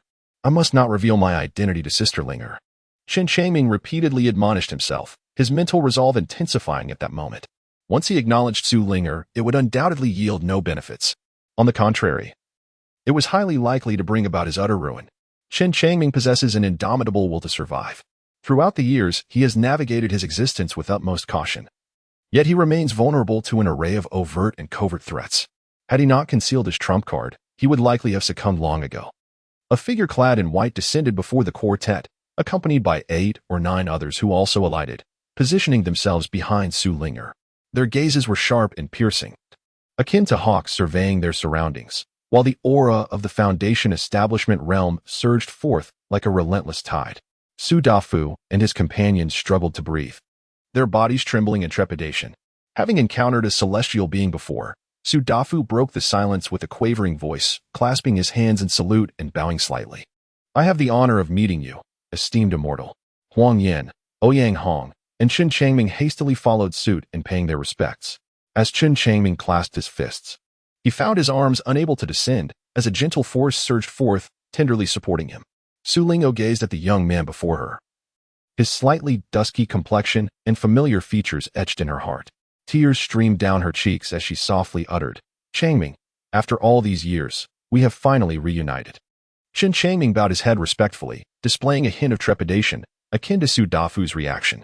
Observing the 4 young Qi practitioners' expressions of terror, Bai Yutong furrowed his brow and inquired, Junior sister, have you perhaps mistaken him for someone else?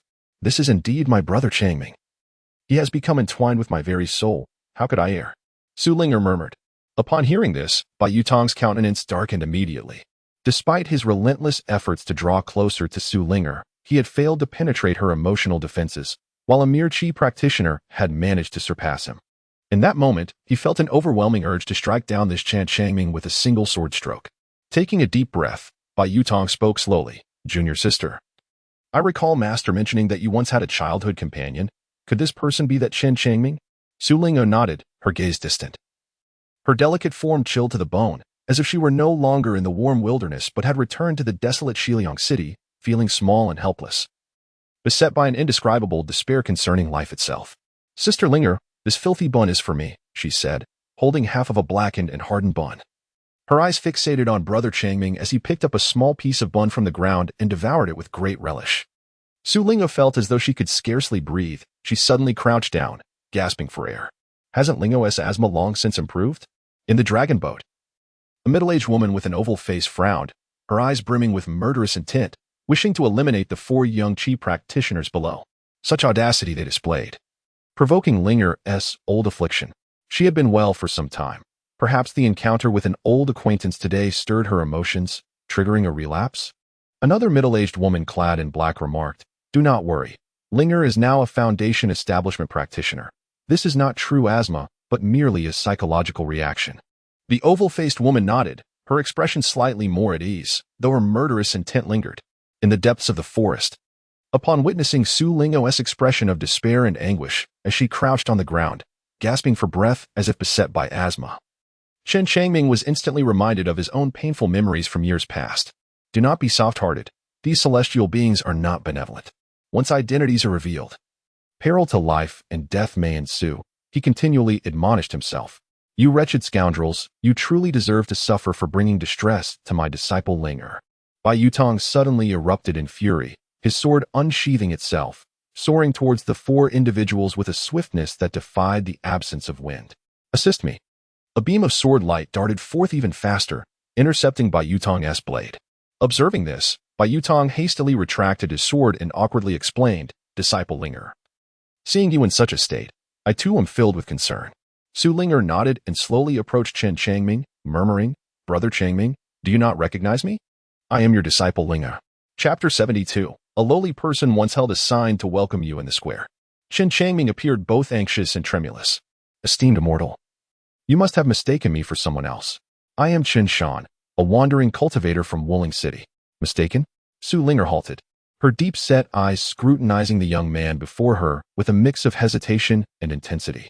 His facial features bore an uncanny resemblance to her long-lost brother. Yet his demeanor and expression were entirely different.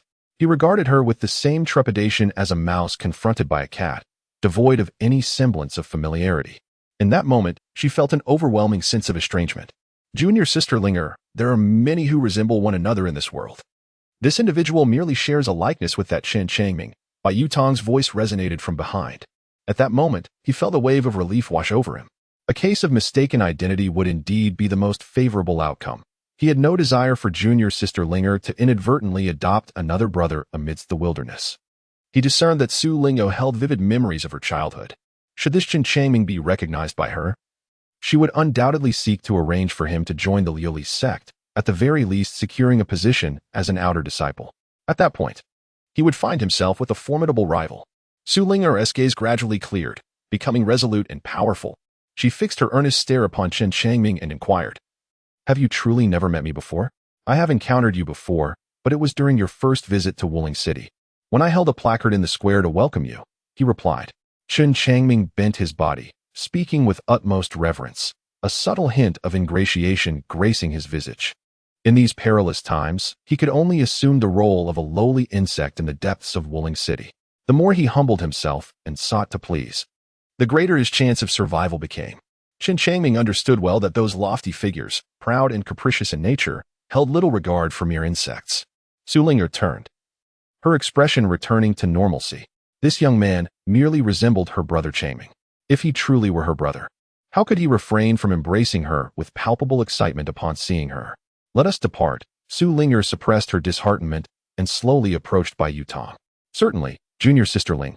Bai Yutong replied with a surge of joy, eager to comply. On the dragon boat, the two middle-aged women clad in black also relaxed somewhat, as guardians.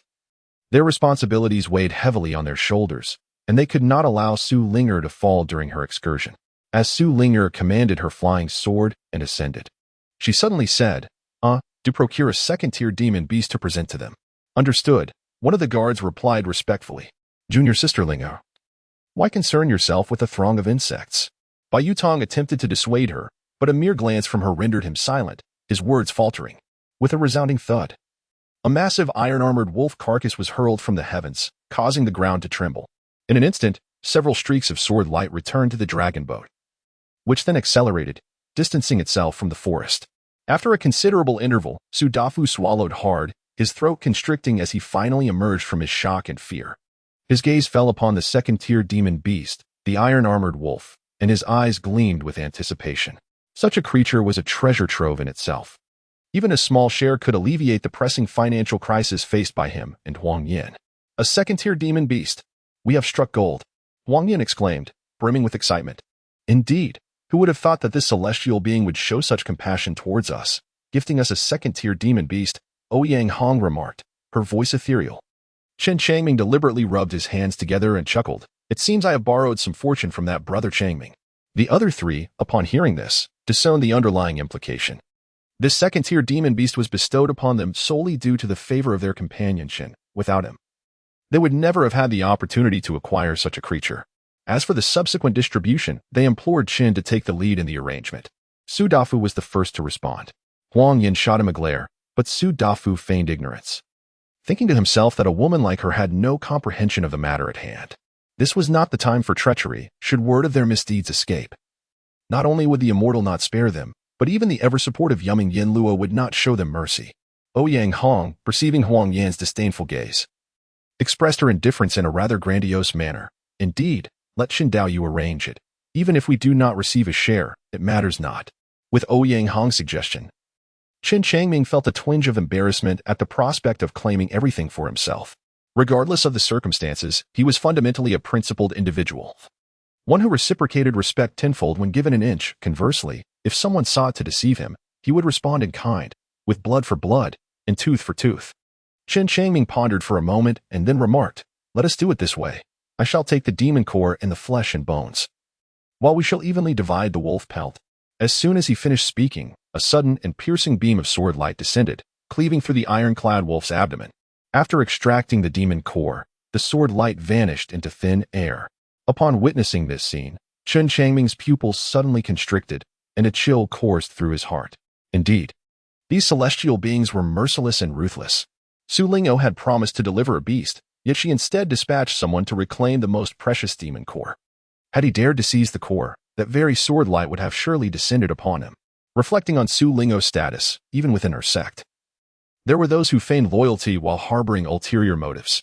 Had he acknowledged her just moments ago, he might have already been a lifeless corpse, akin to the iron-clad wolf. The celestial Su Dafu licked his parched lips, a wave of trepidation washing over him. Ouyang Hong and Huang Yin wore equally grim expressions.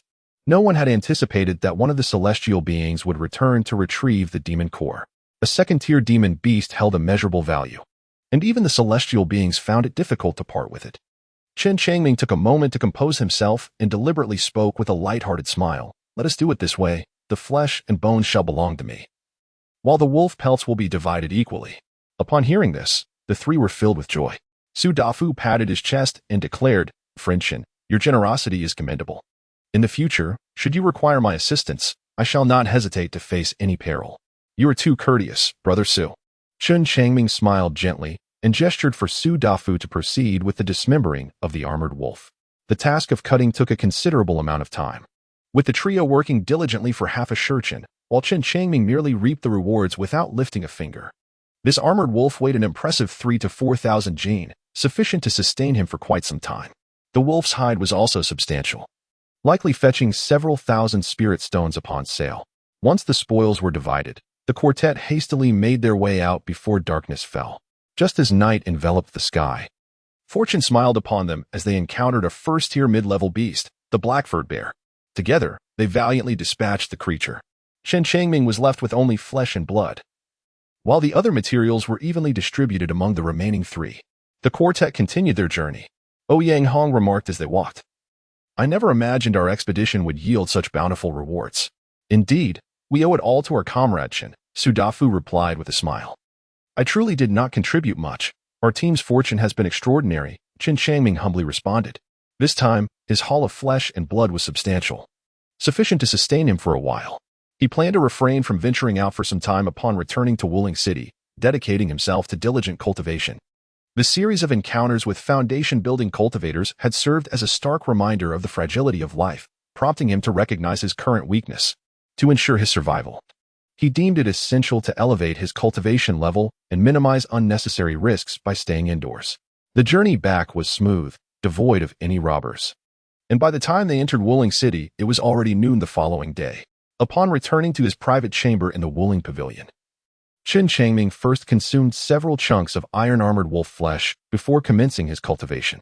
The effects of the flesh from a second-tier demon beast are remarkably beneficial.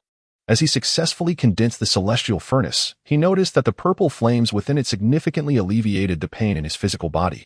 This was all thanks to the nourishing properties of the demon beast's flesh, which transformed into vital energy to fortify his corporeal form. A month later, a dragon boat returned to Lioli's sect. Two guardians entered the main hall of the sect leader, dutifully reporting the entirety of Su Linger's experiences during her expedition to the wilderness. "What? A youth resembling Chen Changming?"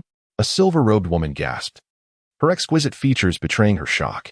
Chapter 73. Bring me his head. The silver-robed woman closed her beautiful eyes, and a chilling wind swept through, bone-chillingly cold. The swirling snow danced frantically around her, and in the darkness before her, a scene from the past gradually unfolded, a ragged, emaciated youth, wielding a blood-stained hatchet and carrying a coal-black little girl on his back, trudged through the thick snow. His body was frozen stiff, and each step he took in the snow demanded immense physical exertion. Despite this, he relied on his indomitable willpower, striving to lead his sister to safety. It's him.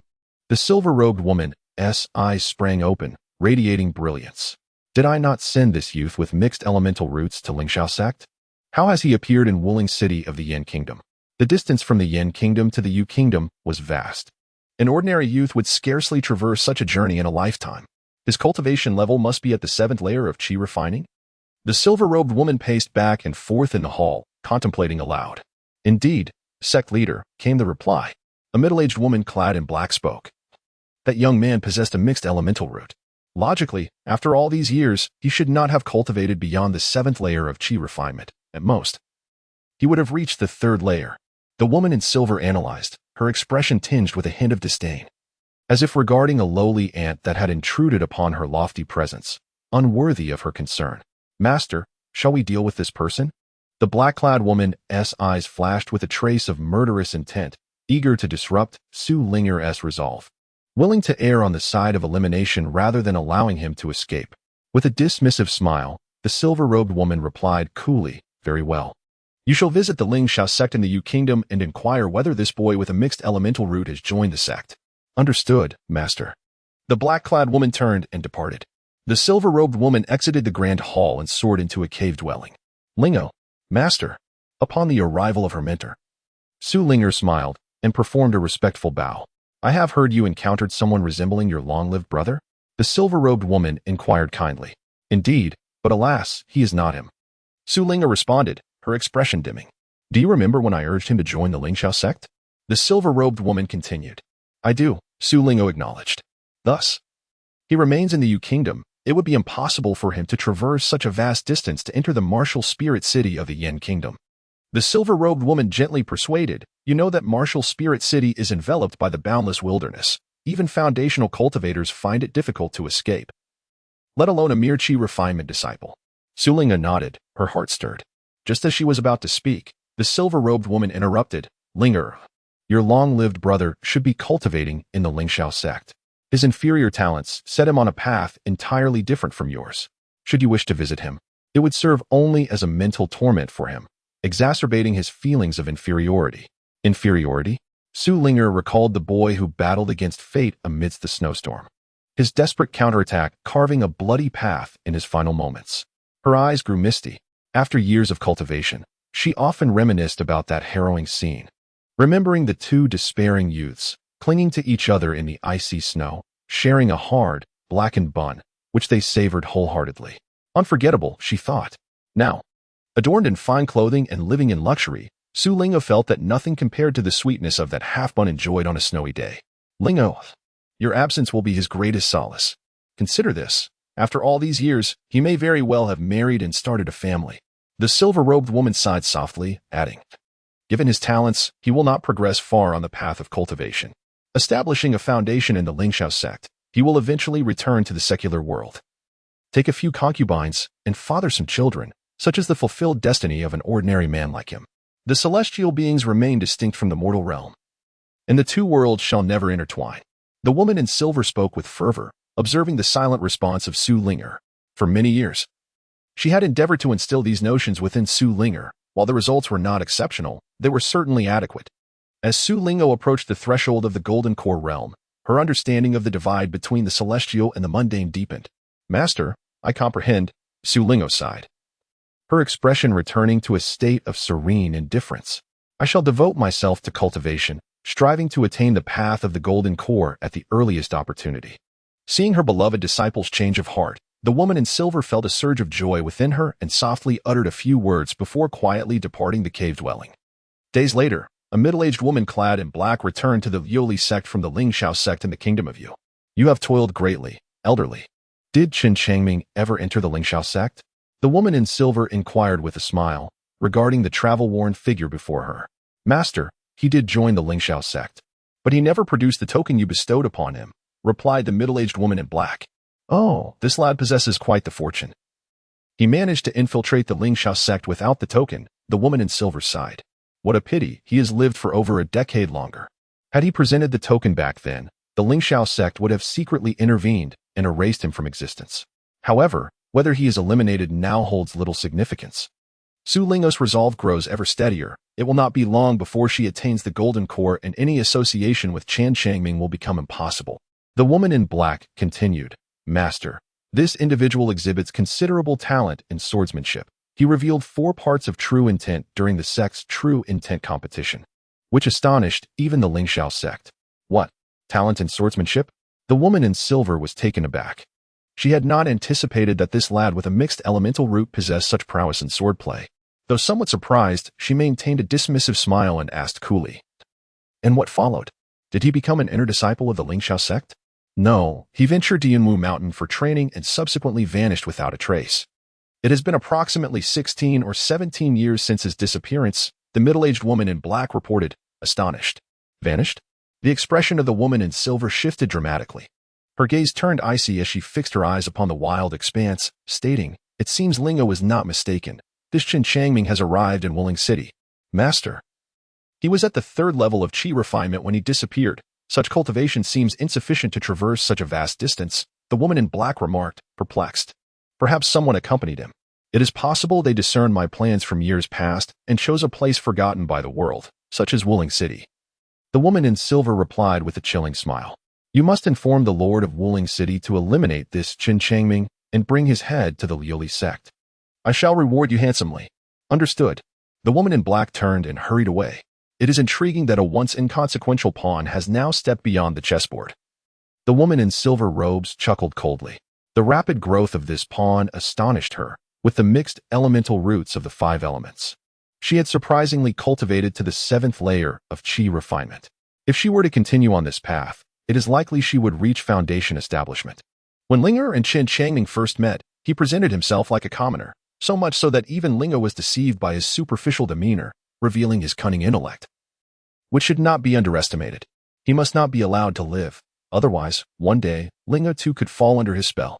The thought that if Su Linger were to cultivate to the Golden Core realm, or beyond, gaining control over the entire Liuli sect, and if Chen Changming were to suddenly reappear, he could easily manipulate her. At that moment, the entire Liuli sect would be in peril. The woman in silver robes felt increasingly horrified, a fine sheen of cold sweat breaking out upon her back. This Chen Changming is exceptionally cunning and fearsome. She absolutely must not allow him to survive. Chapter 74. Arranging another foundation establishment cultivator. As night fell over Wielding City, the woman in black from the Liuli sect, hands clasped behind her back, with a countenance shrouded in frost, slowly entered the city lord's residence. City Lord, an immortal has arrived. A guard from the city lord's mansion hurriedly announced outside a cultivation chamber in the rear courtyard. An immortal? Shang Wanjian's heart skipped a beat. The immortals had only just departed a few days prior. Why had they returned? He sensed that something significant was amiss and hastily pushed the door open. How many immortals have come? City Lord, there is one immortal, the guard stammered. Speaking hesitantly, I noticed that this immortal's expression is quite grim. A grim expression? Shang Wanjian was taken aback. He had always shown utmost respect to the immortals, serving them diligently, and had never offended the powerful beings of the Liuli sect. The guard swallowed hard, hesitating to speak further. Speak your mind, Shang Wanjian said impatiently. The guard cautiously replied, City Lord. I sensed a heavy aura of killing intent from this immortal. Killing intent? Shang Wanjian was alarmed. What could have transpired to provoke such anger from an immortal? He reflected on his own respectful demeanor towards them, maintaining a relatively calm mindset. Suddenly, he quickened his pace and hurried into the city lord's mansion. Upon the arrival of an immortal, I regret not greeting you properly. Please forgive me, he called out from a distance, clasping his fist in a gesture of respect. His face adorned with a smile that seemed overly obsequious. The woman in black fixed her gaze upon Shang Wanjian, her expression unyielding as she stated, City Lord. I have come to Wielding City on behalf of the sect leader. Please enlighten me, esteemed immortal. With a heavy heart, Shang Wanjian braced himself, his mind a whirlwind of anxiety as he pondered where he had erred to incur the displeasure of that esteemed figure within the Liuli sect. He recalled the cunning young man and the enigmatic woman in black, whose piercing gaze had coldly commanded, seal off the entire city and locate this individual. With a swift motion, she unfurled a scroll, revealing the likeness of Chen Changming, an image she had painstakingly rendered herself. Gazing at the portrait, Shang Wanjian remained baffled. unable to discern the nature of the young man's transgressions that warranted such a personal directive from a high-ranking member of the sect. Quick to react, he promptly responded, "I shall obey the immortal's decree." This individual, who goes by the alias Chen Changming, resides in Wielding City and has reached the 7th level of chi refinement.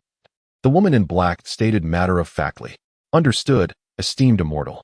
I shall dispatch someone to investigate immediately," Shang Wanjian replied. His forehead beaded with sweat as he accepted the scroll and hurriedly exited to mobilize the guards under the jurisdiction of the city lord's office. The woman in black closed her eyes slightly, her fingers tapping rhythmically on the table.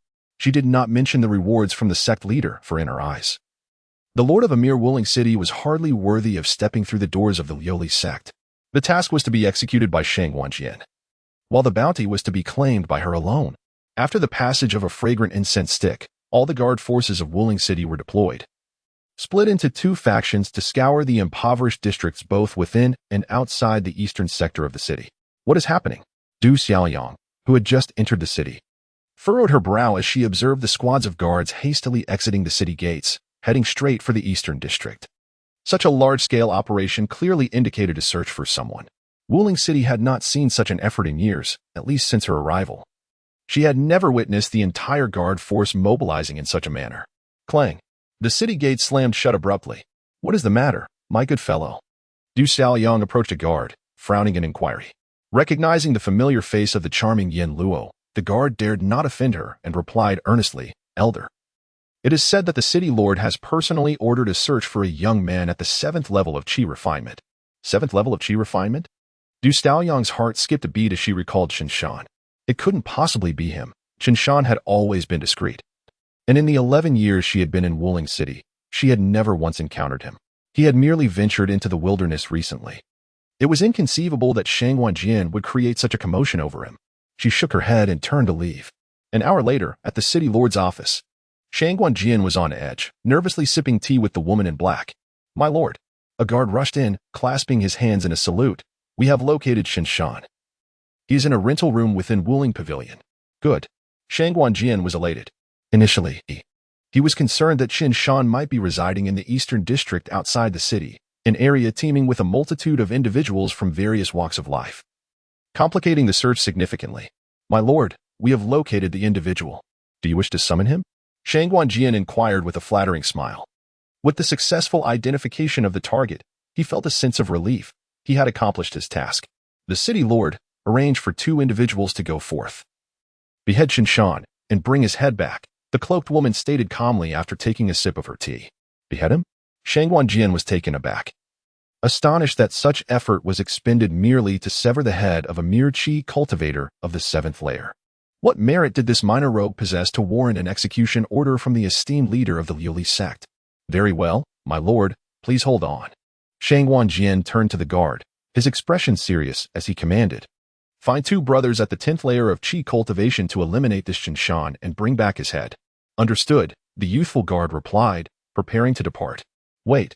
The cloaked woman suddenly rose, her gaze fixed upon the profound, shadowy night enveloping Wielding City as she spoke in a low voice. "Additionally, arrange for a foundation establishment cultivator to accompany them."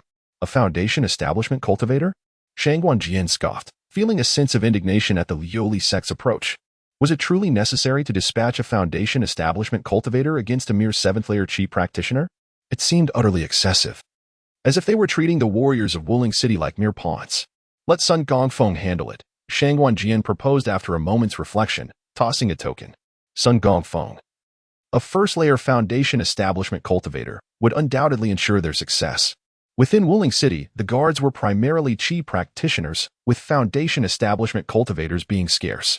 To bolster the city's defensive capabilities, Wielding City employed several foundation establishment cultivators, known as Gongfeng. These cultivators were beholden only to the city lord's orders, earning a substantial monthly stipend without needing to exert themselves, only intervening in times of dire need. "Yes, my lord," the guard affirmed. Upon receiving the token, the young guard turned and departed. Observing the involvement of foundational cultivators in the pursuit of Chen Changming, the woman in black relaxed her demeanor, lifted her teacup for a sip, and closed her eyes to rejuvenate. Shang Wanjian cautiously accompanied her. Above the rental area of the Wielding Pavilion, a sudden flash of sword light appeared, hovering in midair. Sun Gongfeng stood atop the flying sword, arms crossed, his expression one of indignation. To slay a mere 7th-layer Qi practitioner required the presence of a foundational cultivator like himself. This was utterly preposterous. Yet, recognizing it was the demand of an immortal, he found himself unable to vent his fury and had to endure in silence. He lowered his gaze slightly, peering below. Clang, clang. 2 men of the 10th layer of Qi cultivation stood outside Chen Changming's room, gently rapping on the door. Brother Taizan, but there is a foundational cultivator present. We must not underestimate this Chen Shan. Once we enter, let us feign a search to lower his guard, and then we shall strike simultaneously, whispered a square-faced man. Understood. This seems the most prudent course. After all, we do not need him alive. We only require his head, replied the bearded man in kind. In an instant, the two devised a nearly flawless plan for murder. The 2 10th-layer Qi practitioners intended to join forces in a surprise attack against a 7th-layer loose cultivator, ensuring a decisive strike. Inside the room, Chen Changming, deep in meditation, was momentarily taken aback by the knocking. Who could it be at this late hour? Rising from his bed, he remained still and vigilant, softly inquiring, "Who is it?" "We are the guards of Wielding City. Ordered to search for a suspect involved in a murder in front of the Jubao Pavilion," the square-faced man replied solemnly. With that, he exchanged a knowing glance with his companion. The bearded man, understanding the cue, menacingly barked, "Stop with the nonsense, open the door quickly. If you delay, you'll regret it." Their dialogue flowed seamlessly, a perfect collaboration. Upon hearing the words, Chen Changming's expression merely flickered slightly. When did the guards of Wielding City become so diligent in apprehending murderers? Having resided here for over a decade, he had never heard of such incidents. A sense of unease stirred within him, taking a deep breath. He stepped forward and opened the door. 2 men clad in the uniforms of Wielding City guards forcefully entered, one of them slamming the door shut to deter the curious onlookers from afar. After all, the presence of a foundation establishment cultivator hovering above this rental area had certainly attracted numerous cultivators' attention. By closing the door, they aimed to prevent Chen Shan from discerning any clues. The room was quite sparse. The man with the scruffy beard glanced around and asked nonchalantly, "Have you seen a man in his early 30s? "No," came the reply. Chen Changming shook his head. What lay upon the bed? The man with the square face suddenly cast a look of astonishment towards the head of the bed. Upon the bed, Chen Changming instantly became alert. His room was devoid of anything, and the guard's sudden remarks were evidently designed to capture his attention, compelling him to turn around and expose his back to the 2 assailants. Without a moment's hesitation, he pivoted, deliberately revealing his back to them. The square-faced man and the bearded individual shared a silent understanding, simultaneously springing into action as 2 beams of sword light surged forth, aimed directly at his back. They anticipated that these strikes would deliver a fatal blow to Chen Changming, but unexpectedly, 2 luminous shafts shot out from a lower angle, descending swiftly upon the heads of the assailants.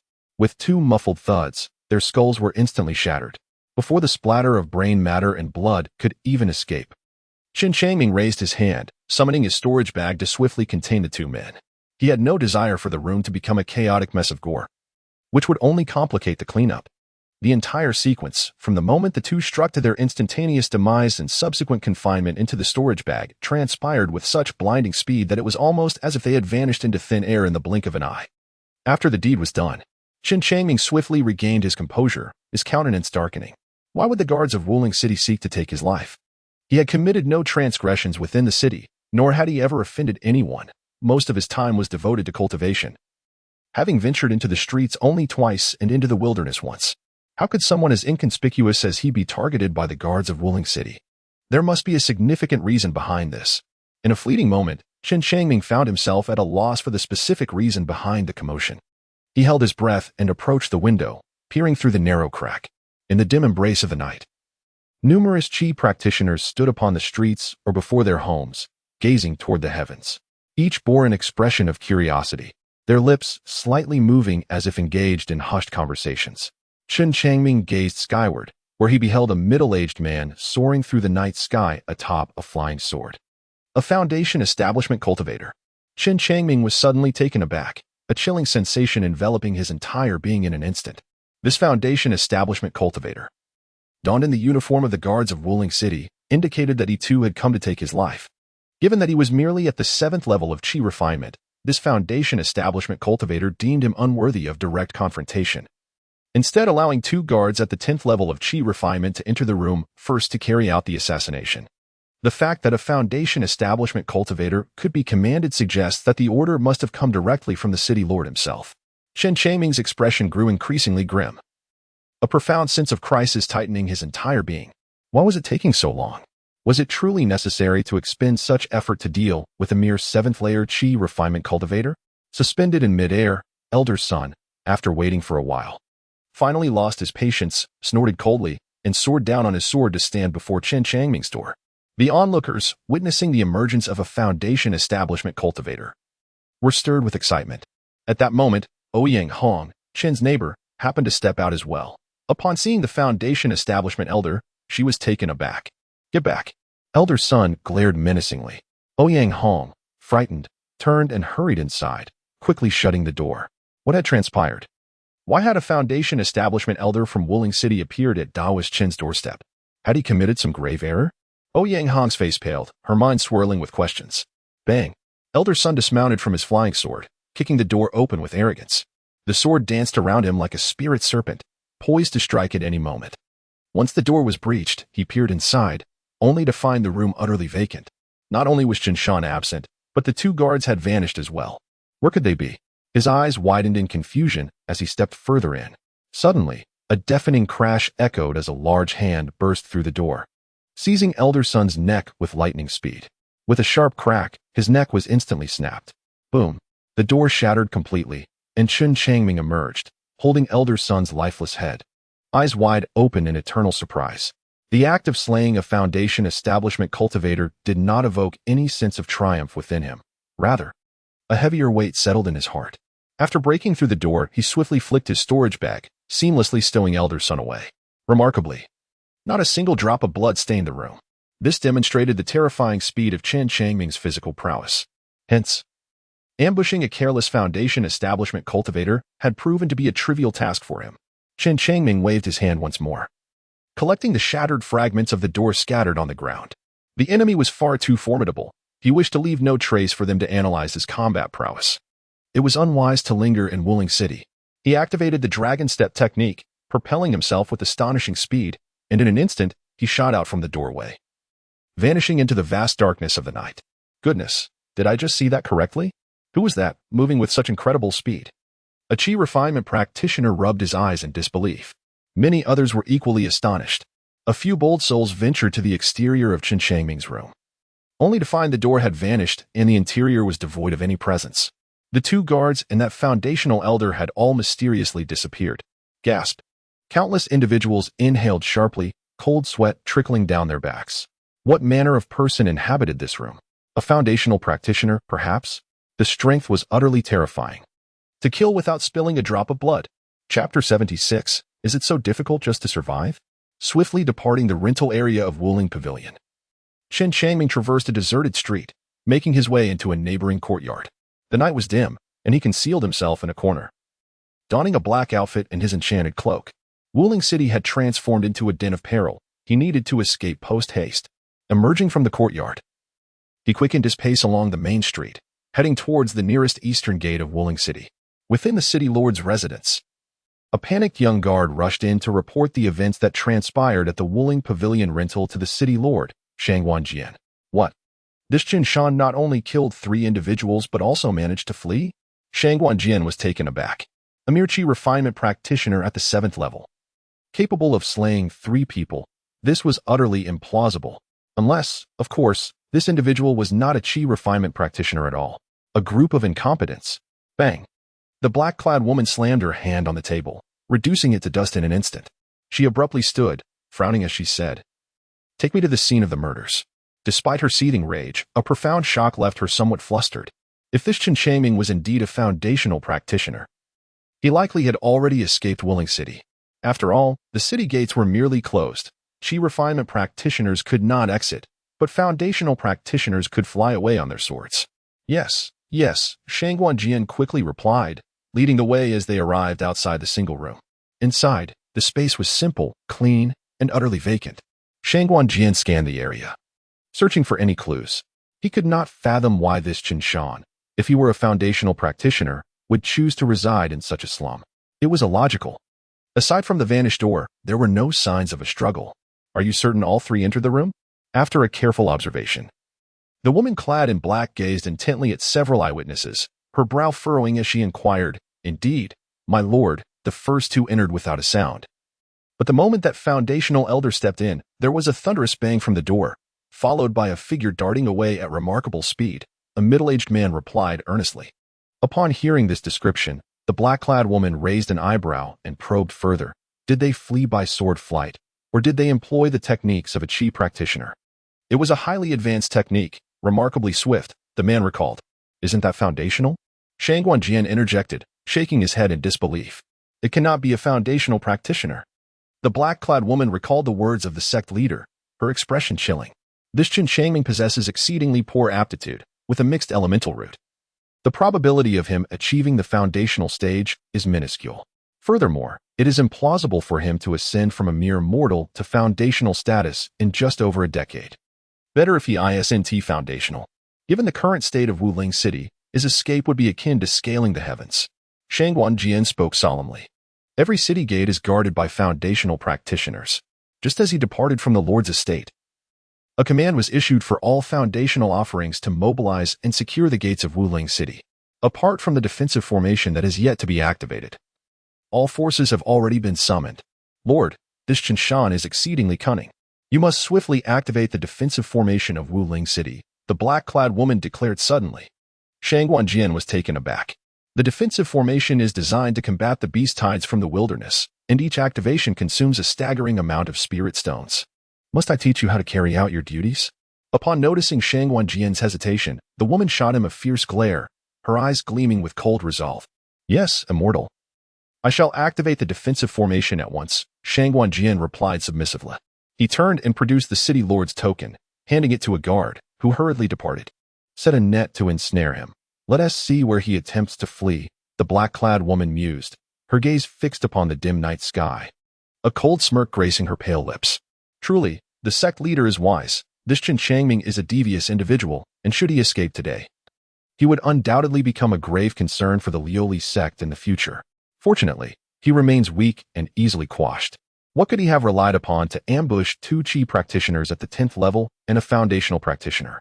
She paced the room, continuously simulating Chen Changming's methods of murder in her mind. A few hundred meters from the city gates, a cloaked figure in black approached slowly. The gates are closed? Chen Changming gazed at the tightly shut door, a tightness gripping his heart. It seemed as though the enemy had meticulously arranged various strategies in anticipation of his escape from Wuling City. He stood in the shadow beneath the eaves, casting his eyes towards the distant city gates where a contingent of guards gathered, silently calculating his next move. There were a total of 50 to 60 men, the vast majority being chi practitioners, alongside 4 foundation establishment cultivators. Among them, 2 were at the first level of foundation establishment, 1 at the second level, and another at the 3rd level. This formidable force presented a considerable challenge. If he were to attempt a forceful breach of the city gates, he would inevitably be drawn into a fierce battle against this formidable strength. Should a protracted conflict ensue, attracting the attention of additional guards, his chances of success would dwindle to naught. Chen Changming let out a bitter laugh. Suddenly, a tremor shook the ground of Wuling City, and a semi-transparent barrier materialized, enveloping the entire city. The defensive array had been activated. My heavens, is the beast tide upon us? People on the streets turned pale, scrambling in panic to hide. The beast tide in Wuling City occurs every few years, with ferocious beasts launching assaults on the city. At times, a corner of the defensive array is breached, allowing savage beasts to storm in. This is dire. Gazing at the defensive array, Chen Changming's heart grew colder. What beast tide? Activating the defensive array is merely a trap for him. Only the Lioli sect possesses the power to manipulate Wuling City in such a manner. A thought flickered in his mind. Upon reflecting on this matter, Chen Changming suddenly comprehended everything. When he first encountered Su Ling, he believed he had donned the guise of invulnerability. Yet, he was still perceived as a threat to Su Lingo's path by the Lioli sect. In order to eradicate this perceived danger, the members of the Lioli sect descended upon Wuling City, orchestrating a personal assassination attempt against him. Chen Changming slowly retreated, turning to enter a narrow, dimly lit alley. At that moment, an unprecedented sense of crisis enveloped him, akin to a colossal mountain pressing down upon him, causing a tightness in his chest and making it difficult to breathe. as if he were on the brink of suffocation. Sometimes, the mere desire to survive felt insurmountably difficult. With a bitter expression, he trudged forward through the shadowy street. He was merely a lowly chi practitioner at the 7th level, possessing minimal talent, living his life with caution, as insignificant as an ant. Yet, despite his humble existence, the lofty figures above still offered him no path to survival. Halt. A patrol squad of over a dozen guards emerged, confronting Chen Changming directly. Chapter 77. Escape from Wielding City. Chen Changming halted his steps, his muscles subtly tensing, his gaze growing profound. Before him stood a patrol team consisting of 12 individuals, all practitioners of Qi. The patrol hastened their pace, advancing closer. Removing his cloak, the squad leader spoke with a piercing glance. The others had already drawn their weapons, encircling the man in black. Crack! Chen Changming suddenly lunged forward with lightning speed, seizing the squad leader by the neck and snapping it with brutal force. With his other hand, he unleashed a series of powerful beams of light, which struck with astonishing swiftness. The guards, taken by surprise, had not anticipated that Chen Changming could execute such formidable light-based attacks while engaged in the act of murder. Thud. Thud. Each guard was pierced through the chest, succumbing instantly. With a swift motion, Chen Changming activated the Dragon-S Walk, spinning like a whirlwind and ensnaring all the bodies within his storage pouch. Despite his remarkable speed, the sheer number of foes resulted in some blood spilling onto the ground. In the face of imminent danger, he could afford no further delay. He swiftly darted into the adjacent courtyard and proceeded to traverse through over 20 courtyards, finally pausing in a tranquil little enclave. In these times, with Wielding City under an impenetrable lockdown, fleeing was no viable solution. The most prudent course was to find a relatively secure hiding place, suppress his aura, and evade detection. Although foundation-building cultivators possess spiritual awareness, they lack the capacity for extensive citywide scanning. Comprehensive searches rely heavily on numerous Qi refinement guards. Who goes there? A vigilant female voice suddenly resonated from behind him. The moment he heard the voice, Chen Changming felt a surge of terror, as it indicated that the individual could approach him silently, suggesting their cultivation was superior to his. However, the absence of an immediate attack implied they were not affiliated with the Yoli sect. Predecessor, I mean no offense, he responded. Chen Changming slowly turned around, his voice dry and hoarse.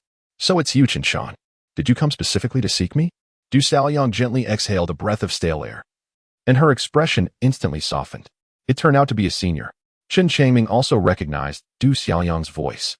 Earlier, he had been overly tense and on edge, which prevented him from immediately discerning her voice. He had not anticipated that he would inadvertently enter Du Xiaoyang's courtyard. Du Xiaoyang examined Chen Changming's attire from head to toe and, with an inscrutable smile, remarked, "Have you offended the immortal? Is the entire Wielding City now in pursuit of you?" "Yes." Chen Changming offered a bitter smile. "I will assist you in your departure," Du Xiaoyang stated without a moment's hesitation. Upon hearing this, Chen Changming was taken aback. If this esteemed Foundation establishment elder were to save him, it would inevitably forge enmity with the Yoli sect. Could it be that during their brief encounter in the cave, this elder truly regarded him as a husband or a companion in the Tao, thus extending a helping hand? Chen Changming felt a weight upon his heart and spoke softly. "Senior, the immortal hails from the glazed sect." His intentional mention of the glazed sect was to gauge Du Xiaoyang's reaction. No matter how formidable the glazed sect may be, they cannot wield absolute power. Rest assured, it will not be so easy for them to take my life. Du Xiaoyang scoffed, her tone laced with a hint of pride. "Then I thank you, senior." Chen Changming clasped his hands in gratitude and spoke earnestly. He found himself in a perilous situation and without external assistance. It was only a matter of time before the guards of Wielding City discovered him. "Follow me," Du Xiaoyang said, turning swiftly and entering the side room, with Chen Changming trailing closely behind. Inside the chamber, she gently pressed a spot on the wall, and a dark opening materialized. Upon witnessing this unexpected passage, Chen Changming was momentarily taken aback, realizing that Du Xiaoyang's room concealed a hidden tunnel leading outside the city. It seemed that this deputy leader of the Yiguan gang, residing within Wielding City, had long prepared an escape route. With a quick motion, Du Xiaoyang darted into the opening. Chen Changming followed closely behind. The tunnel meandered and twisted, stretching into the distance. It led to the Eastern District, a place teeming with a multitude of individuals, where your concealment would render you difficult to locate. Du Xiaoyang, with his hands clasped behind his back, spoke as they walked. The two moved swiftly, emerging from the tunnel in less than the time it takes to burn half a stick of incense. Once outside, Du Staoyang guided Chen Changming into a room adorned with numerous talismans. Here, one could shield themselves from divine perception. Du Staoyang patted Chen Changming on the shoulder, advising him, "Lay low for a few days until the situation calms down." Chen Changming nodded quietly. Du Staoyang sat beside him, closing her eyes to enter a state of meditation.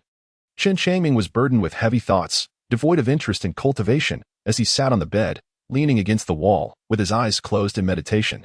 Within the city of Wielding, a woman clad in black produced a jade vial, releasing a small black insect. This insect, no larger than a fingernail, flitted about the room for a few moments. "Is this not the renowned fragrant insect?" Su Guanjian inquired, his expression shifting as he spoke with reverence. The fragrant insect possesses an acute sensitivity to scents. Once a scent is identified within 1,000 miles, it can be tracked. You possess a modicum of discernment. The woman in black replied with a faint smile. Rare and difficult to rear, only 3 fragrant insects existed within the entire Yoli sect. She had specifically brought one with her upon leaving the sect, never anticipating its utility. "City Lord, we have discovered Chen Shan's whereabouts on Guishi Street. He has slain a patrol team and is now missing." A guard rushed in to report. "What? Chen Shan has killed again?" Su Guanjian's eyes blazed with fury as his fists clenched audibly. In the brief span of time, over a dozen Shi refinement cultivators and a foundation establishment cultivator had fallen at Chen Shan's hands. "Take me to the scene," the woman in black commanded coldly. Su Guanjian promptly complied, and the group departed from the rental district of Wielding Pavilion, making their way to Guishi Street, gazing at the bloodstains on the ground. All present wore grim expressions. The woman in black surveyed her surroundings and spoke slowly. Chen Shan must have headed towards the east gate.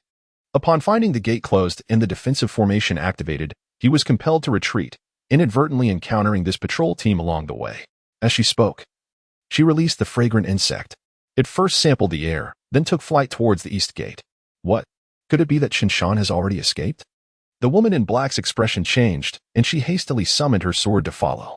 The fragrant insect hovered near the edge of the formation, its wings buzzing incessantly. "He truly has fled." The woman in black suddenly turned to Su Guanjian, her gaze chilling. "Chen Shan must have accomplices. They escaped through the underground passage." "Underground passage?" Su Guanjian was taken aback, wiping the cold sweat from his brow. He quickly instructed the guards beside him, "Hurry and investigate where there are underground passages." "No need." The woman in black interjected with a wave of her hand, her demeanor icy. "City Lord Su has worked hard this night. All you need do is deactivate the defensive formation. I shall personally venture forth to claim the head of this Chun." Chapter 78. Have you, wretched commoners, ever heard of this? The immortal is personally taking action? Su Guanjian felt overwhelmed, engulfed in deep remorse. In the pursuit of Chen Shan, Wielding City had repeatedly faltered, leaving him humiliated in the presence of the immortal. This rendered him unable to hold his head high. "City Lord Su, did you not hear my words?" A chilling voice echoed. Shang Guanjian shivered and promptly replied, "I shall faithfully obey the decree of the immortal." With that, he turned and departed to personally deactivate the grand formation of Wielding City. The woman in black observed him with a cold smile, a fleeting glimmer of triumph flashing in her eyes. Upon returning to the sect to report, she would say that Wielding City was too weak, which had allowed Chen Changming to escape repeatedly. Out of necessity, she would take matters into her own hands, slaying Chen Changming and bringing back his severed head to the Yoli sect. Thus, the generous rewards bestowed by the sect leader would fall into her grasp.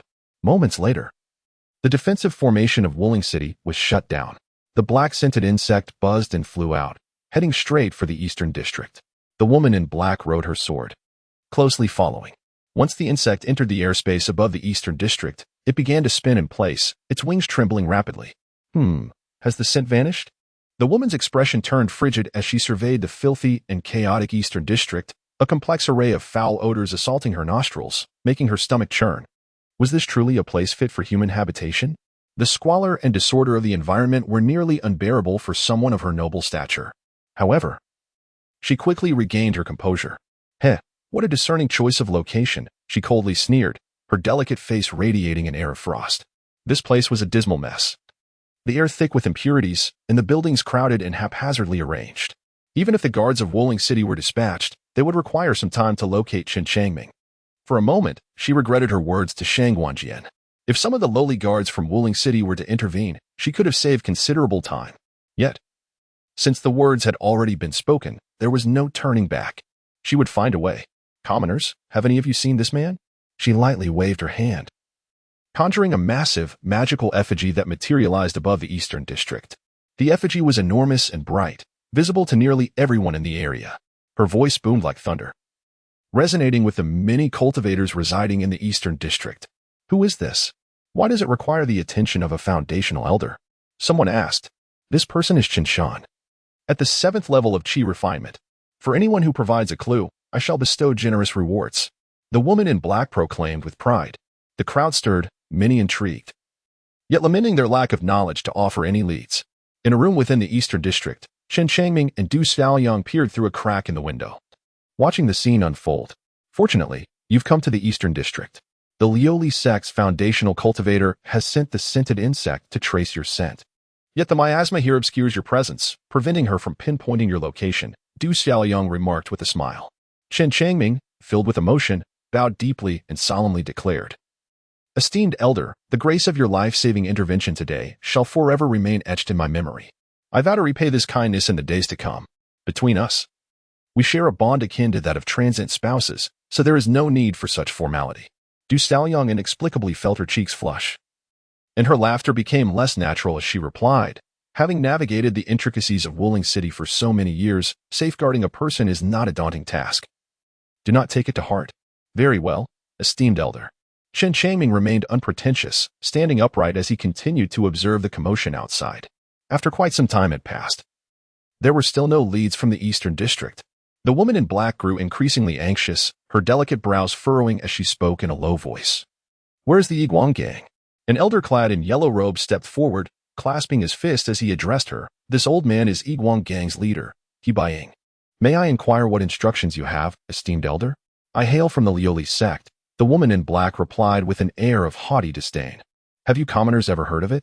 Hebaying felt a jolt of alarm. The Lioli sect was an immensely powerful force, far superior to all the cultivation sects across the entire Yin kingdom combined. It is indeed a senior from the immortal realm. I have been disrespectful. Hebaying bowed deeply, his expression betraying a sense of ingratiation. The woman in black cast a glance at Hebaying, noting his cultivation was rather mediocre, merely at the 3rd layer of the foundation establishment stage. Go search for Chen Shan, she commanded. Understood, Hebaying replied, not daring to delay, as he promptly directed the members of the Yiguang gang to commence a thorough search of the entire Eastern District. In an instant, chaos erupted throughout the Eastern District, teeming with activity. Chen Changming gazed upon the scene with a tinge of concern in his heart. Du Xiaoyang smiled lightly and reassured him, there is no need for worry. This room belongs to the leader of the gang, who would not dare to conduct a search. Chen Changming nodded. It has been over a decade since we last met, and your cultivation has only reached the 7th layer of Qi refinement. That seems rather slow, does it not? Have you been focusing on body refinement? Du Xiaoyang assessed Chen Changming with a smile. Indeed, senior. Chen Changming spoke honestly, acknowledging that Du Xiaoyang was aware of his background as a body refinement practitioner, and thus he refrained from concealing the truth. You indeed possess a remarkable talent for body refinement. Du Xiaoyang recalled the absurd scene in the cave, and her delicate face beneath the veil flushed slightly. Had it been anyone else, they would have perished under her relentless onslaught. Have you reached the foundation establishment stage? Du Xiaoyang inquired softly. Chen Changming nodded, acknowledging the younger generation possesses limited aptitude and has only recently begun the process of body refinement and foundation establishment. Recalling the golden, statue-like skin of his youth, Du Xiaoyang expressed his envy, saying, that is quite impressive. Your body refinement technique must have a remarkable origin. If I am not mistaken, it should be the heavenly furnace body refinement technique, correct? Chen Changming felt a flicker of surprise within, not anticipating that Du Xiaoyang would see through him.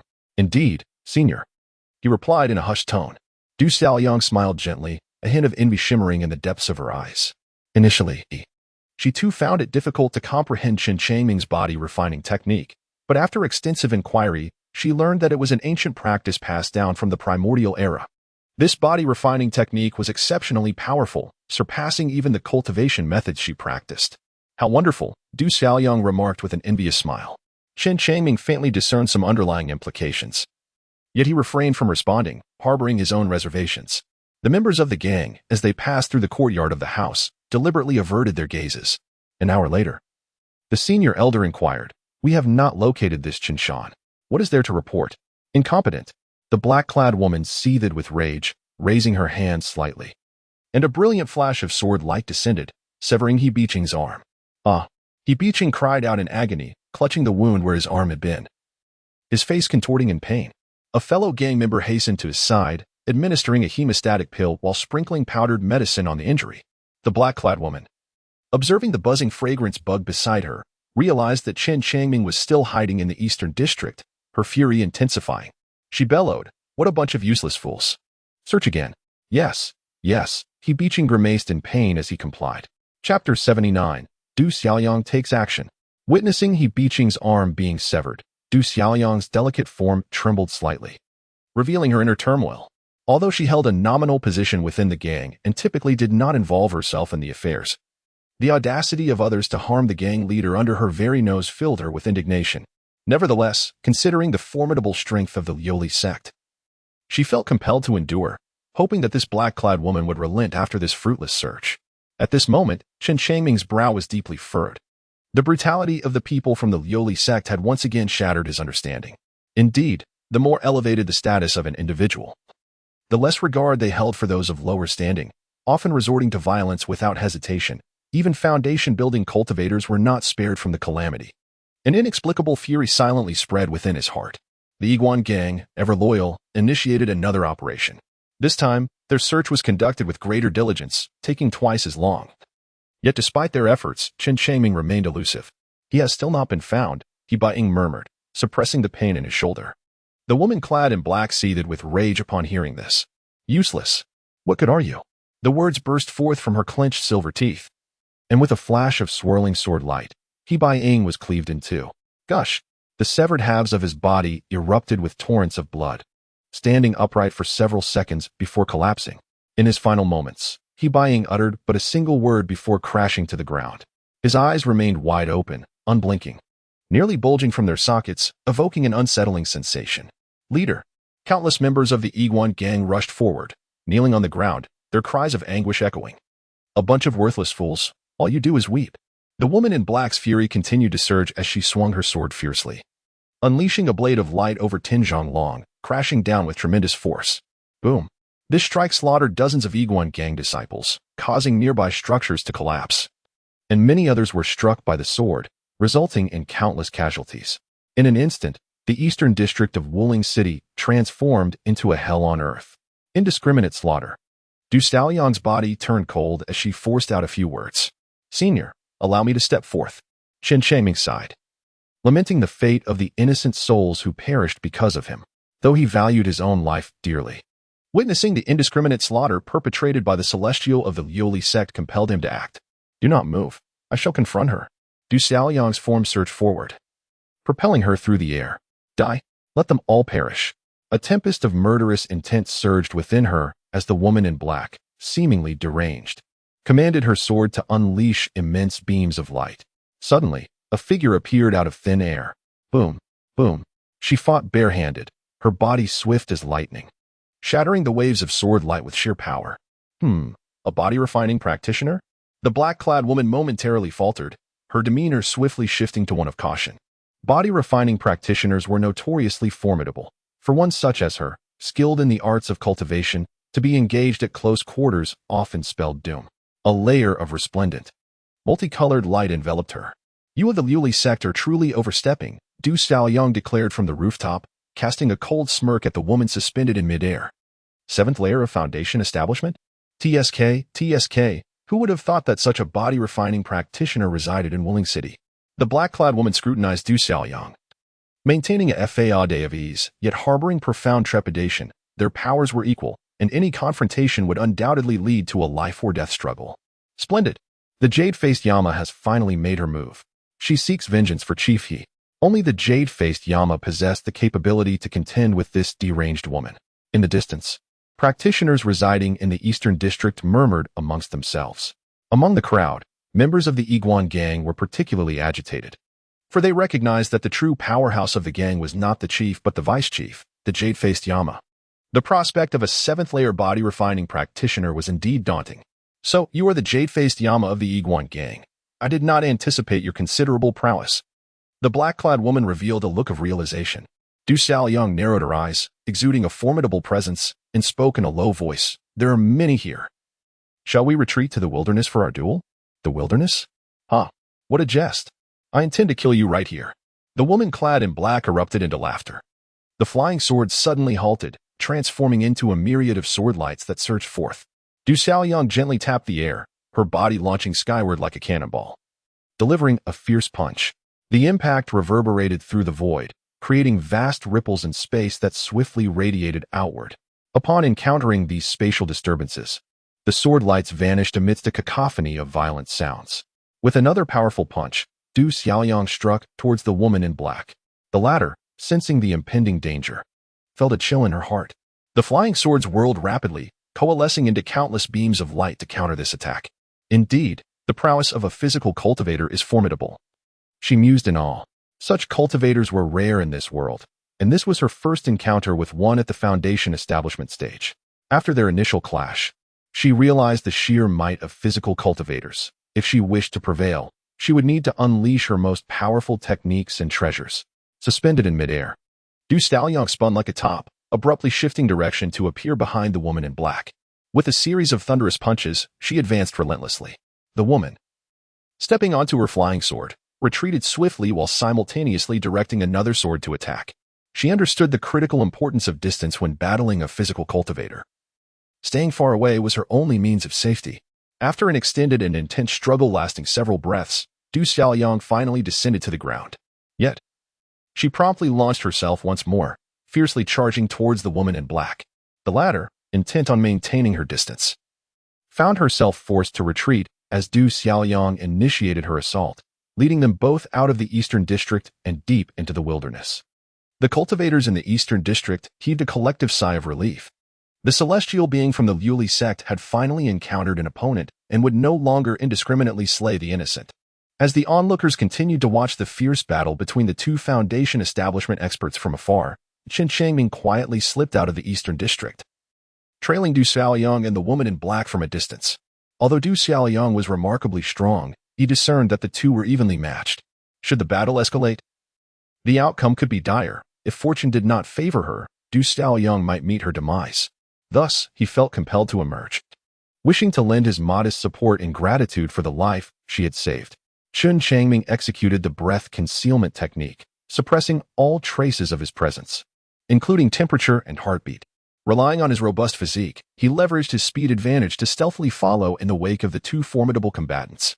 The night was shrouded in darkness, the starlight dim, and sparse clouds enveloped the sky. Such conditions rendered Chen Changming's movements exceedingly difficult to detect. The woman in black, oblivious to his presence, could hardly fathom that the very target she sought to eliminate was lurking right beneath her nose. Chapter 80. Today, you shall die. Boom. Boom. In the air, astonishing sounds resonated intermittently as tremendous shockwaves cascaded down, shattering countless towering trees. Even some demonic beasts were caught off guard, meeting their demise in the aftermath of the battle between the two foundational experts. A shadow flitted through the jungle like a specter, and yet another prize was claimed. Chen Changming raised his storage bag, swiftly collecting the fallen beast with the swiftness of lightning. Along the journey, he had amassed 7 first-tier beasts. However, no second-tier beasts were present, as those of such caliber fled quickly, evading the tumultuous aftermath of the battle between two formidable Foundation establishment experts. Yumi and Yinluo, are you truly willing to fight to the death with me? In midair, the woman clad in black fought while retreating, her voice piercing the air with shrill cries. After half an hour of fierce combat, both combatants were significantly drained, and continuing this way brought no advantage to her. If I do not eliminate you, how shall I avenge my ever-loyal gang master and my brothers? Du Xiaoyang wiped the blood from her shoulder, a cold smirk curling her lips. Despite sustaining minor injuries from the relentless barrage of her opponent's sword light, her formidable physique had already formed scabs over the wounds, allowing her to continue fighting unabated. You are a dignified 7th-layer Foundation establishment body cultivator. Is it truly justified to risk your life for those insignificant insects? The woman in black furrowed her brow. The aura emanating from this Foundation establishment body cultivator felt profoundly unsettling, leaving her momentarily perplexed. Die. Du Xiaoyang propelled herself from the ground, soaring into the air like a cannonball, her fists raining down with ferocity upon the woman in black. Boom. The void trembled as if boiling water was unleashed, the tremendous destructive force radiating outward in a fan shape. The woman in black's gaze turned fierce. She recognized that if she did not eliminate this body cultivator today, she would remain entangled by her, should she succeed in killing her. Parading her severed head to the eastern district of Wielding City would surely devastate the morale of those insignificant beings, compelling them to assist her in the pursuit of Chen Changming.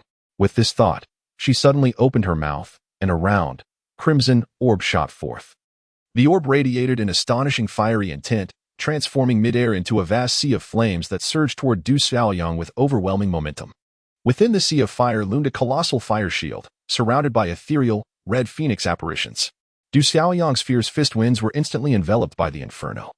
This is the Vermilion Bird's mystic fire shield. A surge of alarm coursed through her as her form froze in midair. The mystic fire shield possessed exceptional resilience. The more one attacked with brute force, the more easily it could be neutralized. With a whoosh, the sea of flames descended, the massive mystic fire shield looming over her. Du Xiaoyang unleashed a series of relentless strikes, causing the shield to tremble, yet no matter her efforts, she could not breach this formidable artifact. Crude body cultivators can never rise to prominence. The woman in black observed with a cold smile, her laughter laced with derision. In this world, body cultivators stood at odds with mainstream cultivation systems, having long been marginalized, with few practitioners among them. Thus, the true powerhouses of this realm were those who pursued the path of mystical arts. Not good. The elder is in danger. Chen Changming concealed himself in the shadow of a grand tree, gazing anxiously at the immense inferno that illuminated the pitch-black night sky. His physical cultivation was still in its nascent stage. He could scarcely engage in such a fierce battle. It was only when the two adversaries had reached a grievous state, severely wounded, that he might seize the opportunity to eliminate the dark-clad woman from the Yoli sect. His presence at the rear was fueled by this very intention, to patiently await the perfect moment to strike and deliver a fatal blow, thereby vanquishing the black-clad woman in the depths of the wilderness. Suddenly, as the dark-clad woman believed that the Vermilion Bird's profound fire barrier could ensnare Du Xiaoyang, a brilliant sword light erupted, slicing through the inferno and shattering the barrier, soaring towards the heavens. This was the essence of the Xiantian sword intent. Who could you possibly be? The dark-clad woman exclaimed in astonishment, her mind reeling with disbelief as she beheld the astonishing sword light. Merely an unnamed pawn, Du Xiaoyang declared, as she broke free, akin to a ferocious tiger once more pouncing upon the dark-clad woman. At that critical juncture, she had also resorted to a precious trump card, successfully averting the impending crisis. Chen Changming exhaled deeply, feeling an immediate sense of relief wash over him. Indeed, a cultivator who had reached the 7th layer of foundation establishment possessed numerous hidden trump cards. The two had just employed their treasures, resulting in a stalemate. The battle raged on, with the woman clad in black continuing to fight while retreating, deftly evading Du Xiaoyang's close-range assaults. The two engaged in a relentless pursuit, delving ever deeper into the heart of the wilderness. As Chen Changming gradually fell behind in the pursuit, he was fortunate that the sounds of the fierce battle echoed from afar, allowing him to maintain his direction based on the auditory cues. In a desolate valley shrouded by the inky night sky, a sudden violent tremor shook the ground, as if the very mountains had been struck by a colossal hammer. The earth shattered, releasing wisps of ominous black mist that billowed forth from the valley. This dark vapor moved swiftly, catching an unsuspecting second-tier demon beast, which fell to the ground, incapacitated. The creature quivered incessantly, black mist rising from its mouth and nostrils, revealing strange, dark patterns across its massive form. With a sudden twist, it managed to rise and plunged into the black mist, never to emerge again. The immense black fog, originating from this nameless wilderness valley, rapidly expanded, resembling a vast ocean of darkness flowing toward the direction of Wielding City. The dawn's light began to shimmer over the eastern mountains. The battle endured throughout the night. Both Du Xiaoyang and the woman in black bore wounds, and their confrontation had reached its climax, losing much of its former intensity. Those who cultivate the body are all madmen. The woman in black cursed as she tossed a pill into her mouth. Did you just realize? If you provoke a body cultivator, your fate is sealed. Du Xiaoyang grinned, though her injuries were far more severe than those of her adversary. Her body was marred by ghastly sword wounds, her robe tattered and drenched in blood. Madwoman, the woman in black retorted, unleashing another barrage of sword light. Du Xiaoyang, fierce and unyielding, leaped forward, shattering the sword light with astonishing might. and delivered a powerful punch that struck the colorful barrier enveloping the woman in black. Boom. The punch was so unexpected that the woman had no time to evade. The barrier flickered ominously before it shattered. Alarmed, she immediately retreated, summoning her sword. Du Xiaoyang relentlessly pursued her. Not far into their flight, the two clashed once more, blood raining down from the sky. Several hours later, a resounding thud echoed as two figures plummeted from the air. Du Xiaoyang landed heavily, breaking a tree in her descent, collapsing to the ground, gasping for breath. Her complexion pallid. She bore 2 deep wounds. One sword had pierced her right chest, while another had created a gaping hole in her abdomen. In contrast, the woman in black, though bloodied and exhausted, bore fewer visible injuries. However, her internal organs were gravely harmed, and numerous bones were shattered. She lay on the ground, unable to rise. "Today, you shall die." Du Xiaoyang licked her lips and grinned fiercely. Chapter 81. Slaying the Foundation Establishment Immortal. Ah. It is not certain who will perish first. The woman clad in black sneered coldly, and under the control of her consciousness. A flying sword trembled and hovered protectively around her like a spectral serpent. Her mental strength had waned. Yet fortune favored her as her opponent was also gravely wounded and temporarily incapacitated, resulting in a fleeting equilibrium between them. She incessantly ingested various elixirs, yearning for a swift recovery. Time drifted slowly. After half an hour, the woman in black sensed a slight revival of her mental strength. With a mocking glance at Du Xiaoyang, she manipulated her long sword to launch an attack. Bang! Du Xiaoyang raised her hand and was sent flying by the sword strike. Die. Yet, astonishingly, Du Xiaoyang managed to rise unsteadily and stagger towards the woman in black. The latter was struck with terror. Unable to fathom how rapidly Du Xiaoyang was recuperating, should she be approached, her demise would be inevitable. Thud. After merely 2 steps, blood erupted from her wounds, and she collapsed back onto the ground, gasping for breath. "Huh, you are merely at your last gasp." The woman in black laughed heartily, her heart considerably lightened. Du Xiaoyang merely responded with a chilling grin, secretly channeling her energy to mend her body. In the ensuing 2 to 3 hours, both sought each other's lives as they regained a modicum of strength, yet their injuries only deepened. Hundreds of feet away, Chen Changming emerged slowly from behind a grand tree. He had concealed himself in this spot for a considerable duration, and after careful observation, he finally resolved to take action. Although the woman in black still possessed some degree of power, she should pose no significant threat to him now. "Senior, are you unharmed?"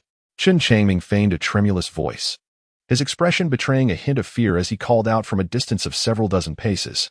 Du Xiaoyang was closer to him, while the woman in black was still far away.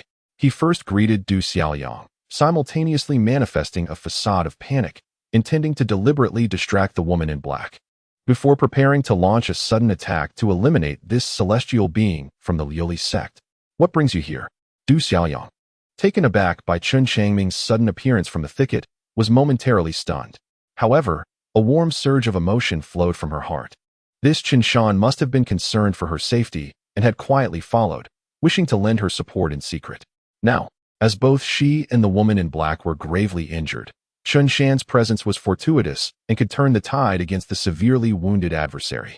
"You, Chen, actually followed me. Ha, truly, the heavens are aiding me." The woman in black was instantly elated upon seeing Chen Changming, unable to suppress her laughter. A flying sword trembled into the air, its tip aimed directly at Chen Changming, poised to strike at any moment and claim his life. Noticing the woman in black manipulating the flying sword, Chen Changming felt a surge of trepidation, his body tensing slightly. He whispered to Du Xiaoyang, "Senior, she is nearing her limit as well. Allow me to assist you in disposing of her." Whoosh! A flying sword shot forth. Despite her injuries, the woman in black was confident that no cultivator below the foundational stage could withstand her strike. Chen Changming drew the purple lightning sword and struck down with force. Bang! The tremendous power unexpectedly sent the flying sword hurtling away. How could this be possible?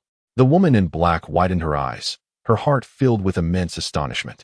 Chen Changming suddenly activated the dragon's roaming step, covering a distance of 100 zhang in the blink of an eye, and in an instant, he appeared before the woman in black. The woman in black was taken aback. She desperately summoned the remnants of her inner magical power, forming a thin layer of iridescent light around her body. Boom! Chen Changming's arm, along with his fist, suddenly transformed into a deep shade of purple.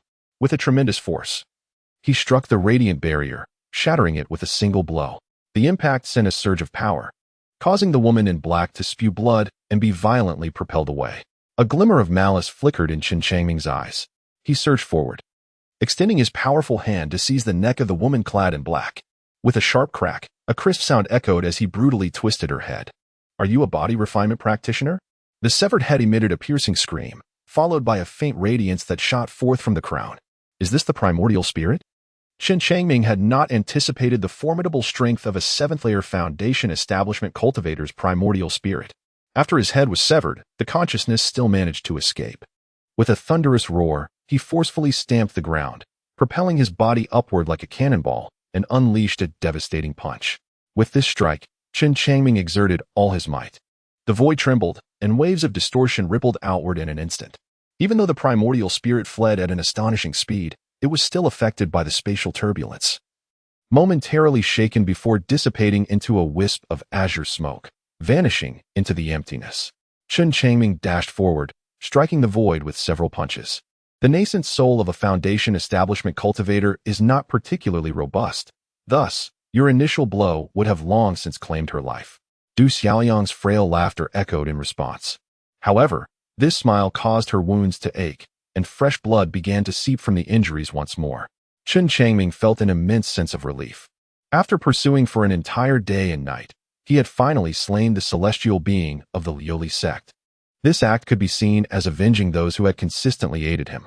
He swiftly returned to the lifeless body, retrieved the storage ring, and hurried to Du Xiaoyang's side. "Senior, this must contain exceptional healing elixirs," he said, handing over the storage ring. "Let me see," Du Xiaoyang replied as she took the storage ring.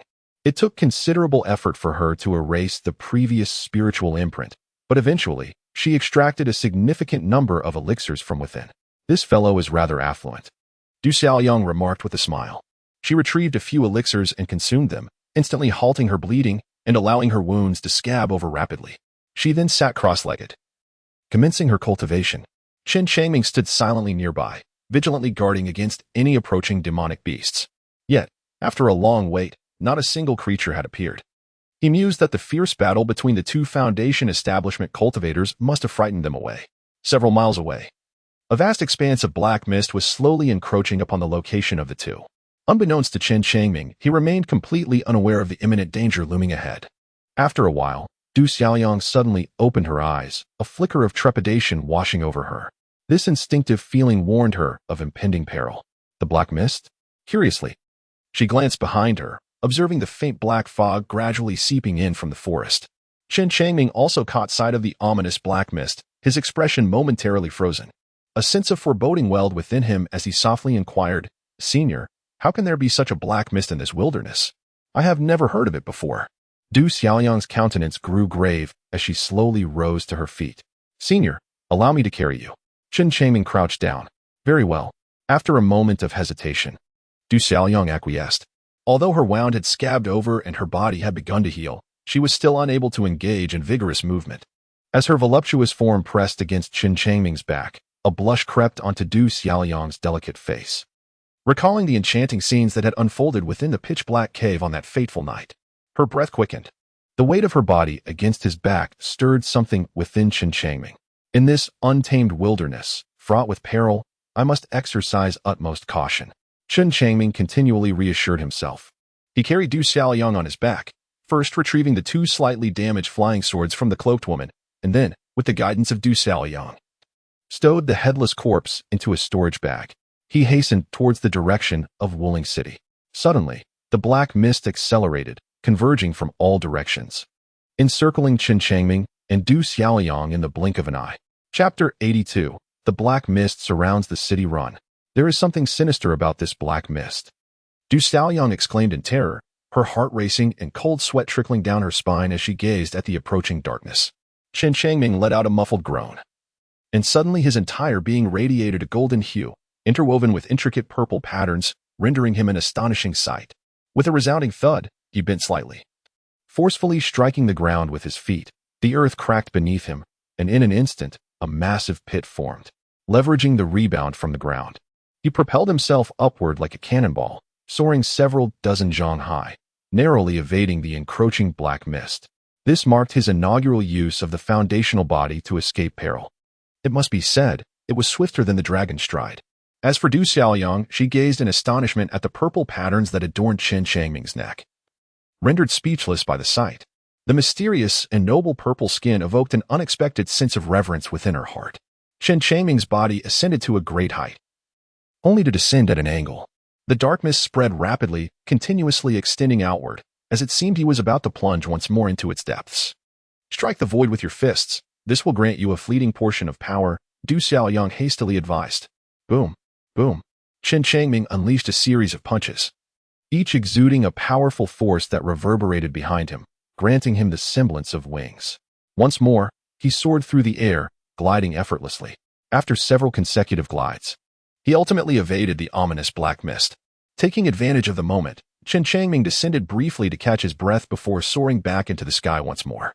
After several consecutive ascents, he finally extricated himself from the clutches of the ominous black mist, which seemed to lose interest in him and redirected its malevolent focus onto other beasts lurking within the jungle.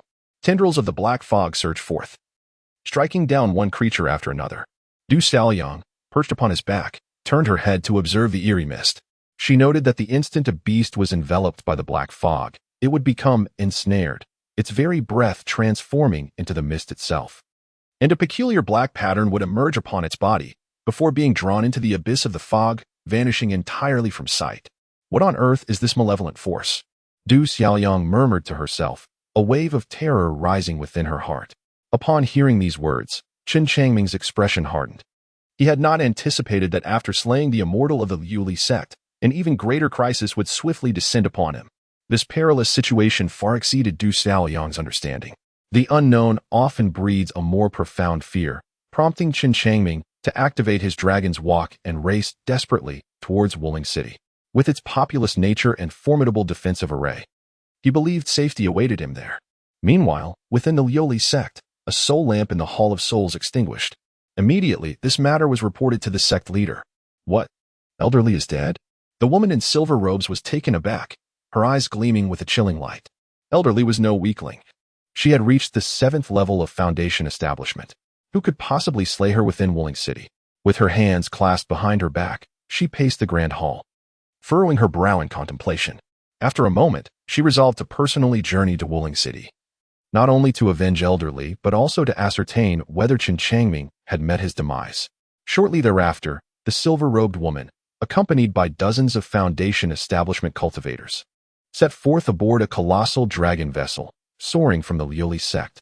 In the wilds, a figure darted like a shooting star. In his haste to escape the encroaching black mist, Chen Changming disregarded the advantage of his abundant spiritual power, sprinting relentlessly towards Wielding City. As the sun dipped below the horizon, he ran. Throughout the night, he continued unabated, seemingly tireless. By the dawn of the next day, carrying Du Xiaoyang upon his back, he finally reached the outskirts of Wielding City. He halted, catching his breath and wiping the sweat from his brow. A gentle hand unexpectedly emerged from behind, delicately offering a handkerchief to wipe his sweat. Senior, there is no need. Chen Changming was somewhat taken aback. Are you truly at the 7th level of Qi training, Chen Shan? The amount of spiritual energy within you is astonishing, Du Xiaoyang murmured in a dreamy tone. Throughout their journey, she had been astonished countless times. Each time, she believed that Chen Shan would falter, requiring rest or perhaps a restorative pill for his spiritual energy. Yet, to her amazement, he had run tirelessly for an entire day and night without consuming a single pill, reaching Wielding City. Moreover, Chen Shan's speed was nothing short of extraordinary, far surpassing that of a practitioner at the 10th level of Qi training. A 7th level Qi training cultivator executing techniques that exceed the speed of a 10th level practitioner, sprinting at an astonishing pace for a full day and night without a moment's pause, was beyond the capabilities of the vast majority of cultivators in the world. In Du Xiaoyang's mind, no one could rival Chen Shan's strength.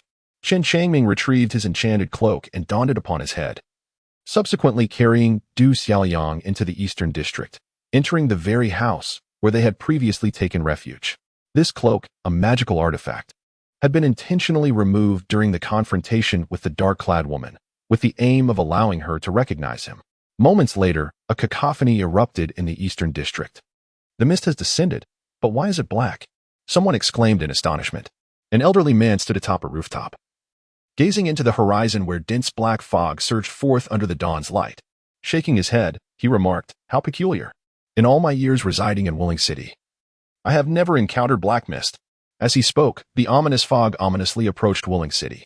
The black mist paused momentarily and then gradually dispersed, releasing even more of itself, encircling the entire city.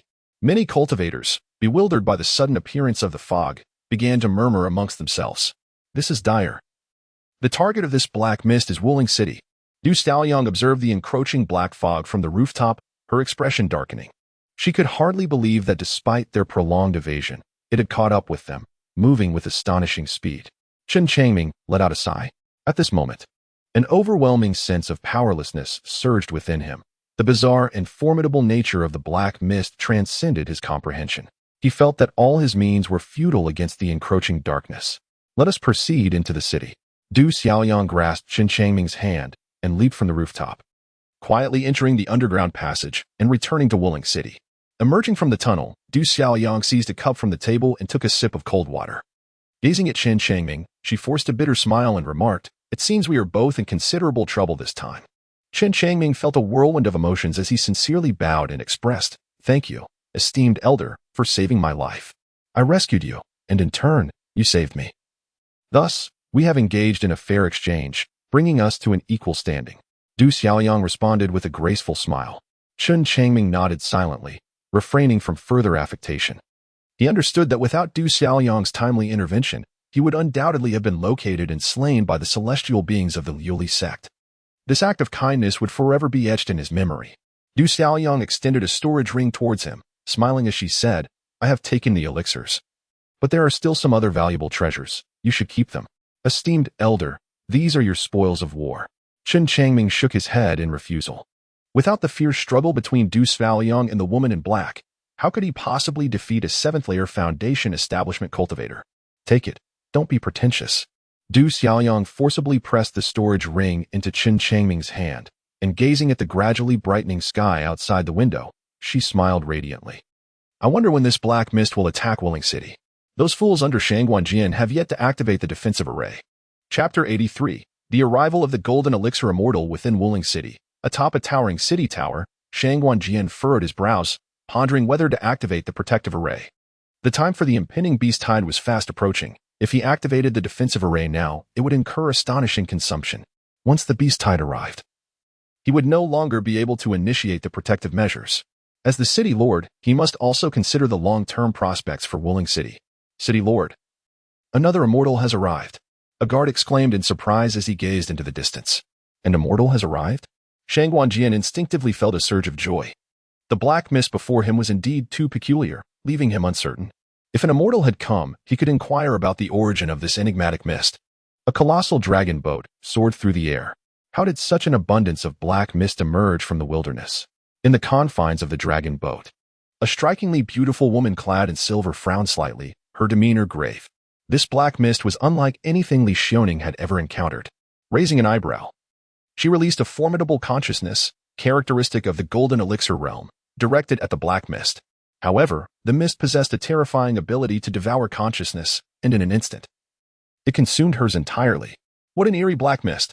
Li Xiaoning's brow furrowed deeper as an unsettling feeling began to rise within her. "Master, could Elder Li's death be related to this black mist?" A foundation establishment elder beside her inquired. "Upon our arrival at Wielding City, we shall ask Shangguanjian." Li Xiaoning replied solemnly. After several breaths, the dragon boat entered Wielding City. Yet, the black mist continued to encircle the city, refraining from launching an assault. "What? The aura of the golden elixir?"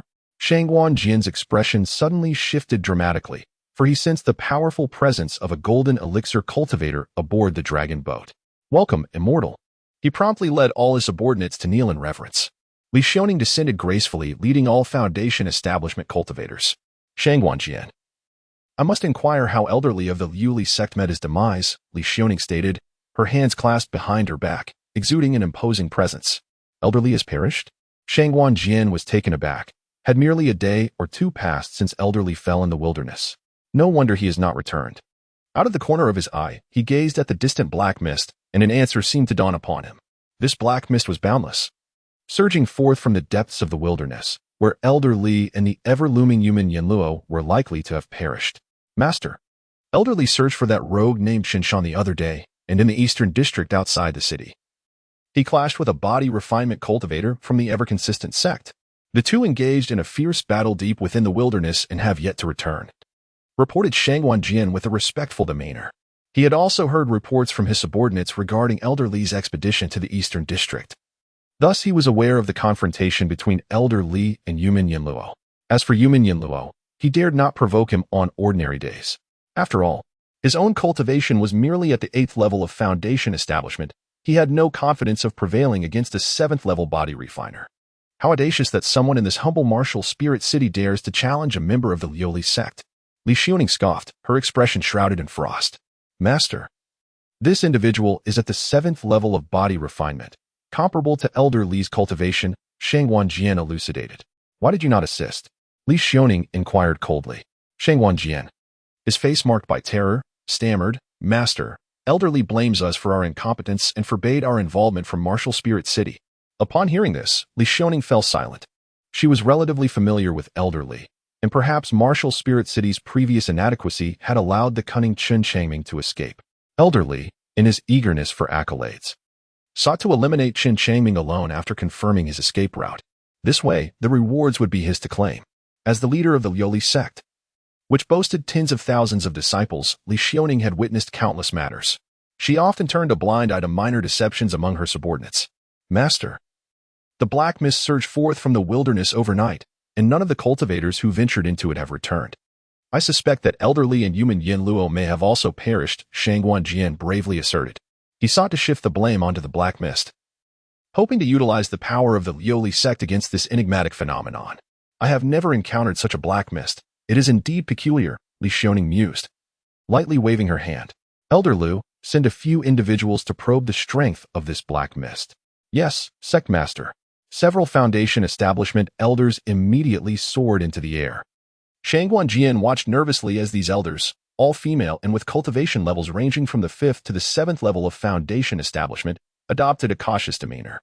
They enveloped themselves in a radiant barrier and maneuvered their flying swords to assault the black mist. Swish! The flying swords unleashed a tremendous brilliance, striking fiercely at the black mist.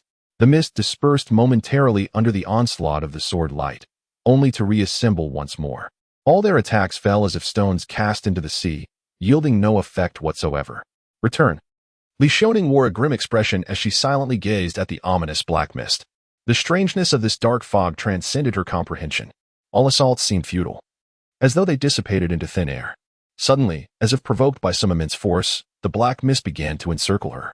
The first to bear the brunt of this menace were the slums in the east and west districts outside Wielding City.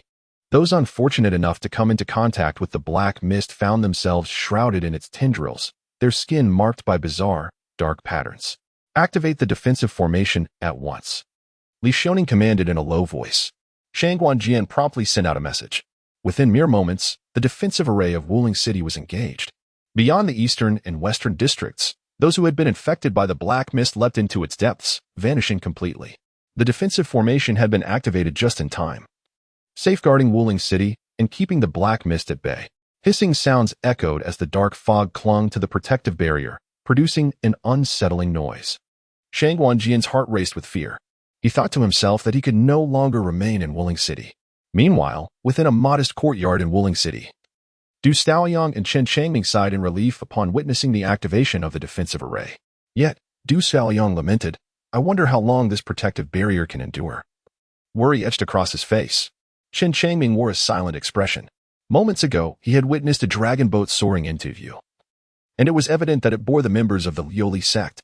This time, the Liuli sect had indeed come as a blessing in disguise. For a formidable Golden Core expert was aboard, presumably their sect leader, Du Xiaoyang remarked. No sooner had she uttered this statement than an unsettling chill ran down her spine. The wall behind her suddenly fissured, and a torrent of black mist erupted from the underground passage. Chapter 84. Do not worry about me, run. Run. Du Xiaoyang forcefully pushed Chen Changming, hurling him out of the window, and she followed closely behind. Yet, she was a moment too late. The dense black mist enveloped her, sweeping over her back. In an instant, a strange pattern of black markings surged across Du Xiaoyang's body, and the air flowing in and out of her nostrils transformed into the ominous mist. Chen Changming turned around, intending to take Du Xiaoyang away. Don't worry about me. Flee swiftly, Du Xiaoyang shouted, clinging to the last vestige of clarity in his consciousness.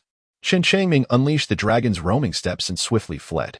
At that moment, the inky mist surging from the underground passage was sparse, allowing him to depart with ease. Merely a few seconds later, Du Xiaoyang entered the black fog, vanishing from sight. After traversing dozens of courtyards, Chen Changming abruptly halted atop a roof, casting a glance back in the direction he had come. The black mist coiled like a dark dragon, soaring towards the heart of Wielding City. From Du Xiaoyang's small courtyard, an incessant stream of black mist emerged, causing the dragon to grow ever more formidable.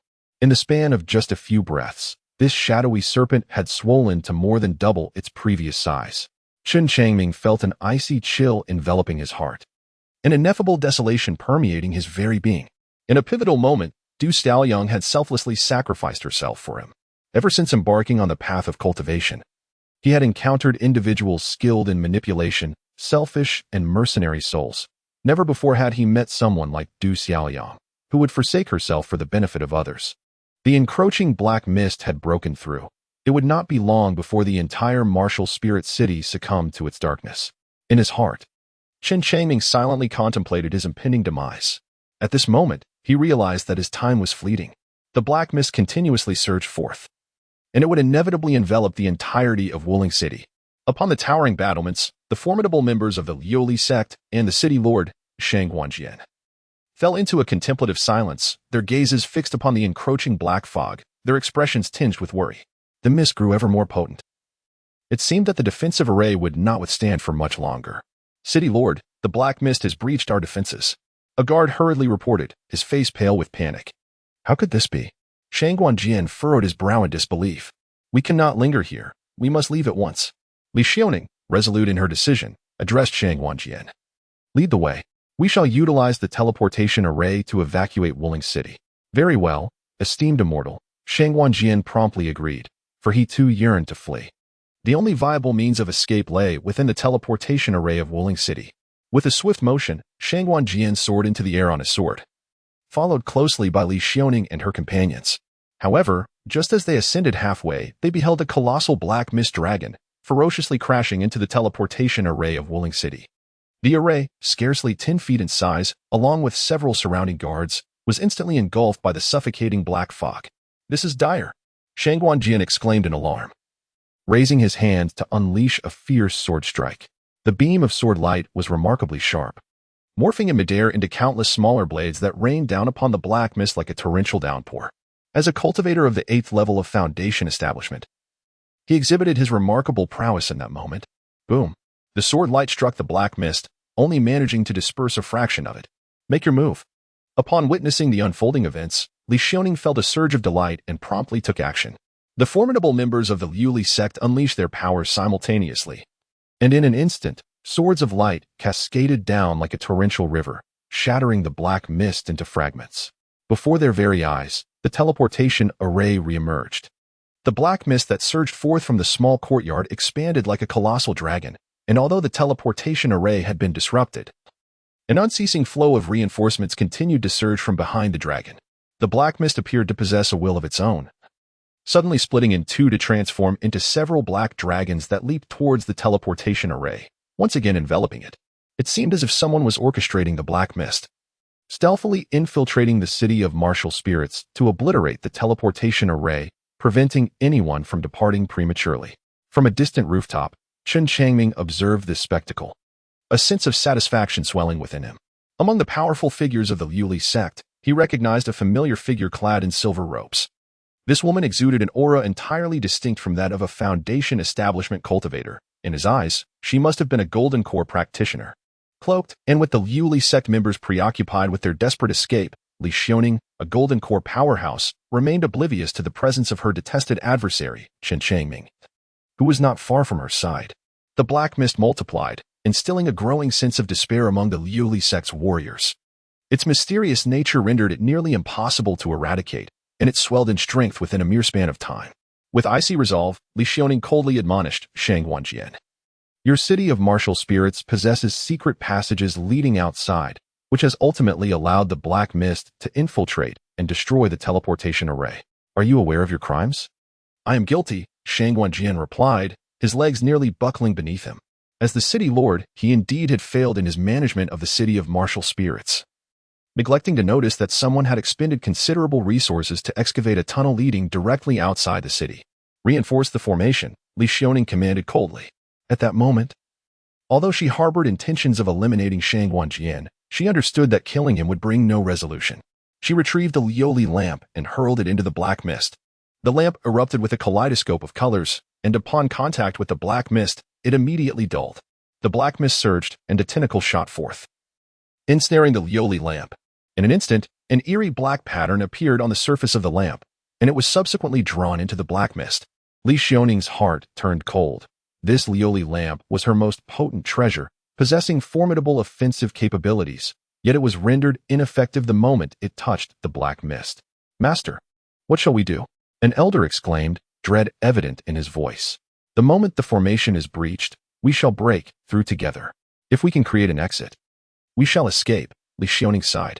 At this juncture, even she, a golden core cultivator, found herself devoid of options. The black mist was overwhelmingly powerful, and she dared not act recklessly.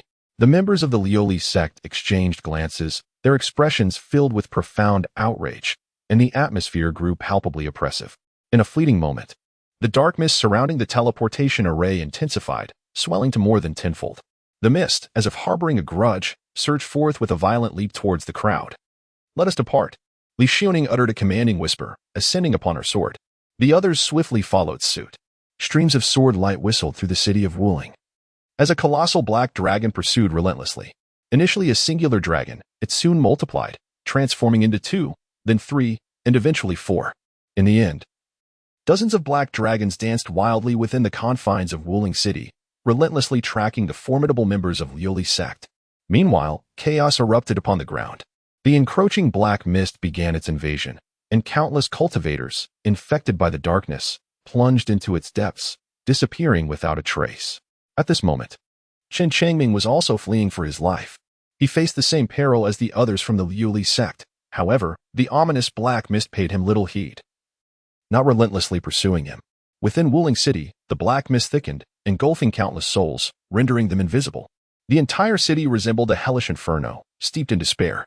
Blades of light, swift as the wind, traversed the increasingly confined space, with Li Xiaoning at the forefront, her expression darkening. An hour had passed, and a third of her followers had perished. Suddenly, her gaze caught a glimpse of a man cloaked in black. With a sweeping thought, her formidable consciousness pierced through the cloak, revealing his visage. Chen Changming. Li Xiaoning gasped in astonishment, never expecting that he still lived within Wuling City. His tenacity was remarkable. This fellow moved with astonishing speed, narrowly evading the attacks of the black mist. "This boy truly possesses a long life," she thought with a sinister smile, preparing to seize the opportunity to end Chen Changming's existence. Boom. At that moment, the defensive formation shattered, and an infinite expanse of black mist cascaded down from above like a turbulent wave, a sight both awe-inspiring and terrifying. What a pity, she sighed internally. The formation's collapse presented a prime opportunity for escape. If she lingered, she would be utterly ensnared by the black mist within Wuling City. "Follow me." Li Xiaoning radiated a brilliant spectrum of colors, as a flying sword before her transformed into a formidable torrent, surging upwards against the relentless downpour of black mist. The others joined in the assault. In that instant, every member of the Lioli sect unleashed their magical prowess without reservation, determined to break free. The black mist was swept away by the torrent of sword light, and the group hastened toward the exit. Yet, from within the mist, countless tendrils resembling branches emerged, reaching out to ensnare them. "What is this?" Li Xiaoning's sword light struck the tendrils, leaving only a fissure in their bark-like surface, failing to sever them. Witnessing this scene, her heart was filled with profound shock. Cries of anguish echoed as, in mere moments, several foundational elders were seized by the branch-like appendages, dragged into the black mist, vanishing without a trace. Li Xiaoning darted left and right, striving to escape, yet her efforts proved futile. In just a few breaths, she and the others were captured by the tendrils, pulled into the black mist, and were lost forever. Beneath the ground, as the overwhelming black mist descended, Chen Changming ceased his evasions. At this moment, he felt like a tiny ant facing a deluge from the heavens. There was nowhere left to flee.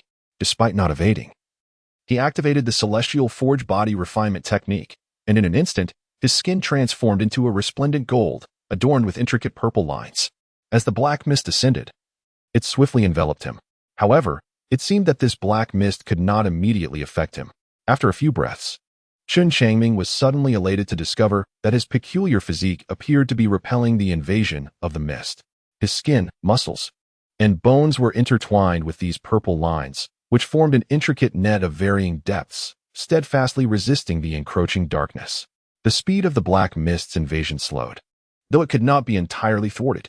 Nonetheless, this was already sufficiently gratifying, as it afforded him a reprieve, allowing him to survive a while longer.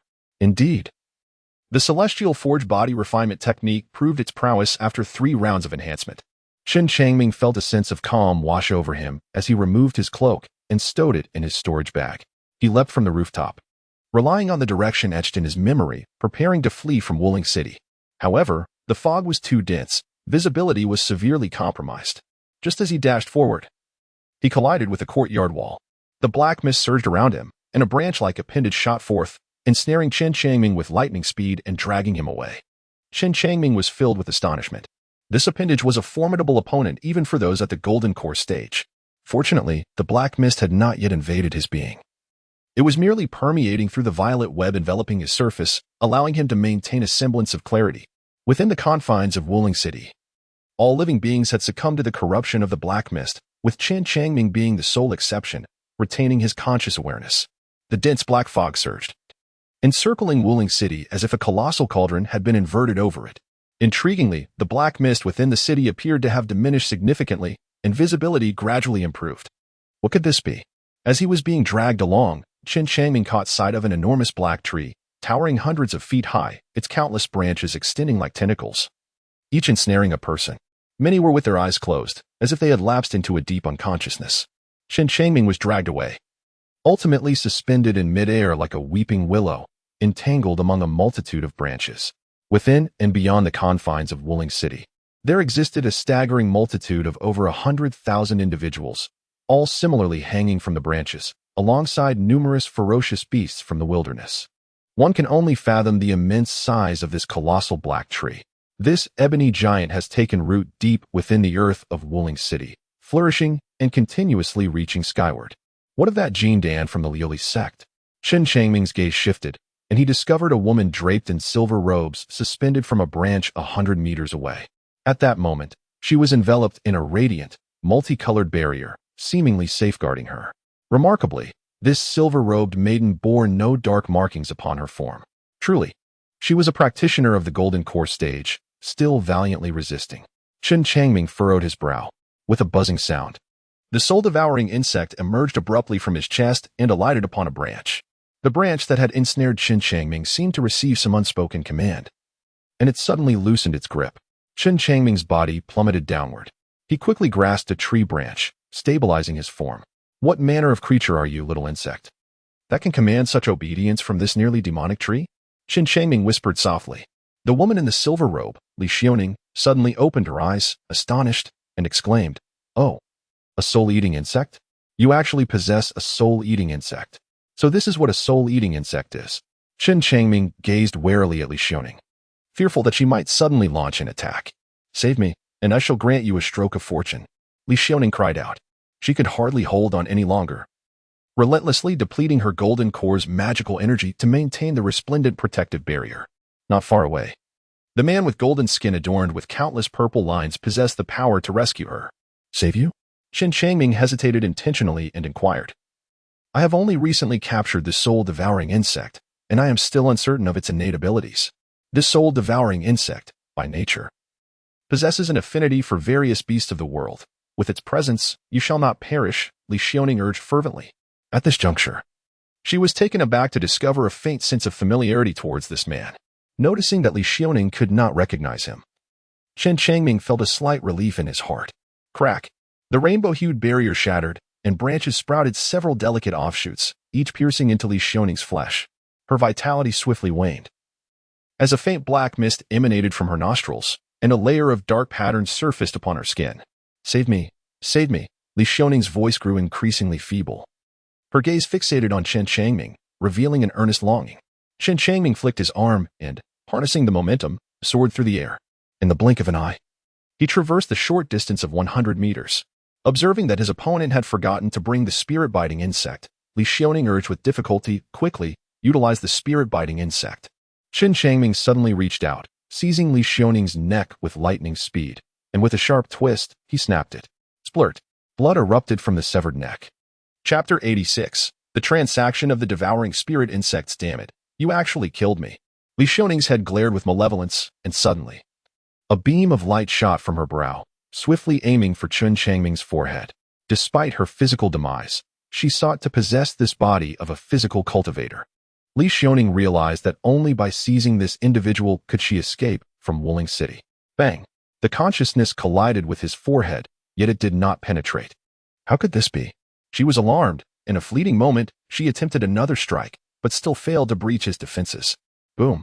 Chen Changming suddenly unleashed a powerful punch, striking directly at Li Xiaoning's spiritual consciousness. Even in the Golden Core realm, spiritual awareness remains exceedingly fragile, and thus, this blow shattered Li Xiaoning's consciousness. After discarding her head, Chen Changming swiftly seized the storage ring from her hand and quickly distanced himself. Whoosh! A branch descended from above with lightning speed, ensnaring Chen Changming in an instant.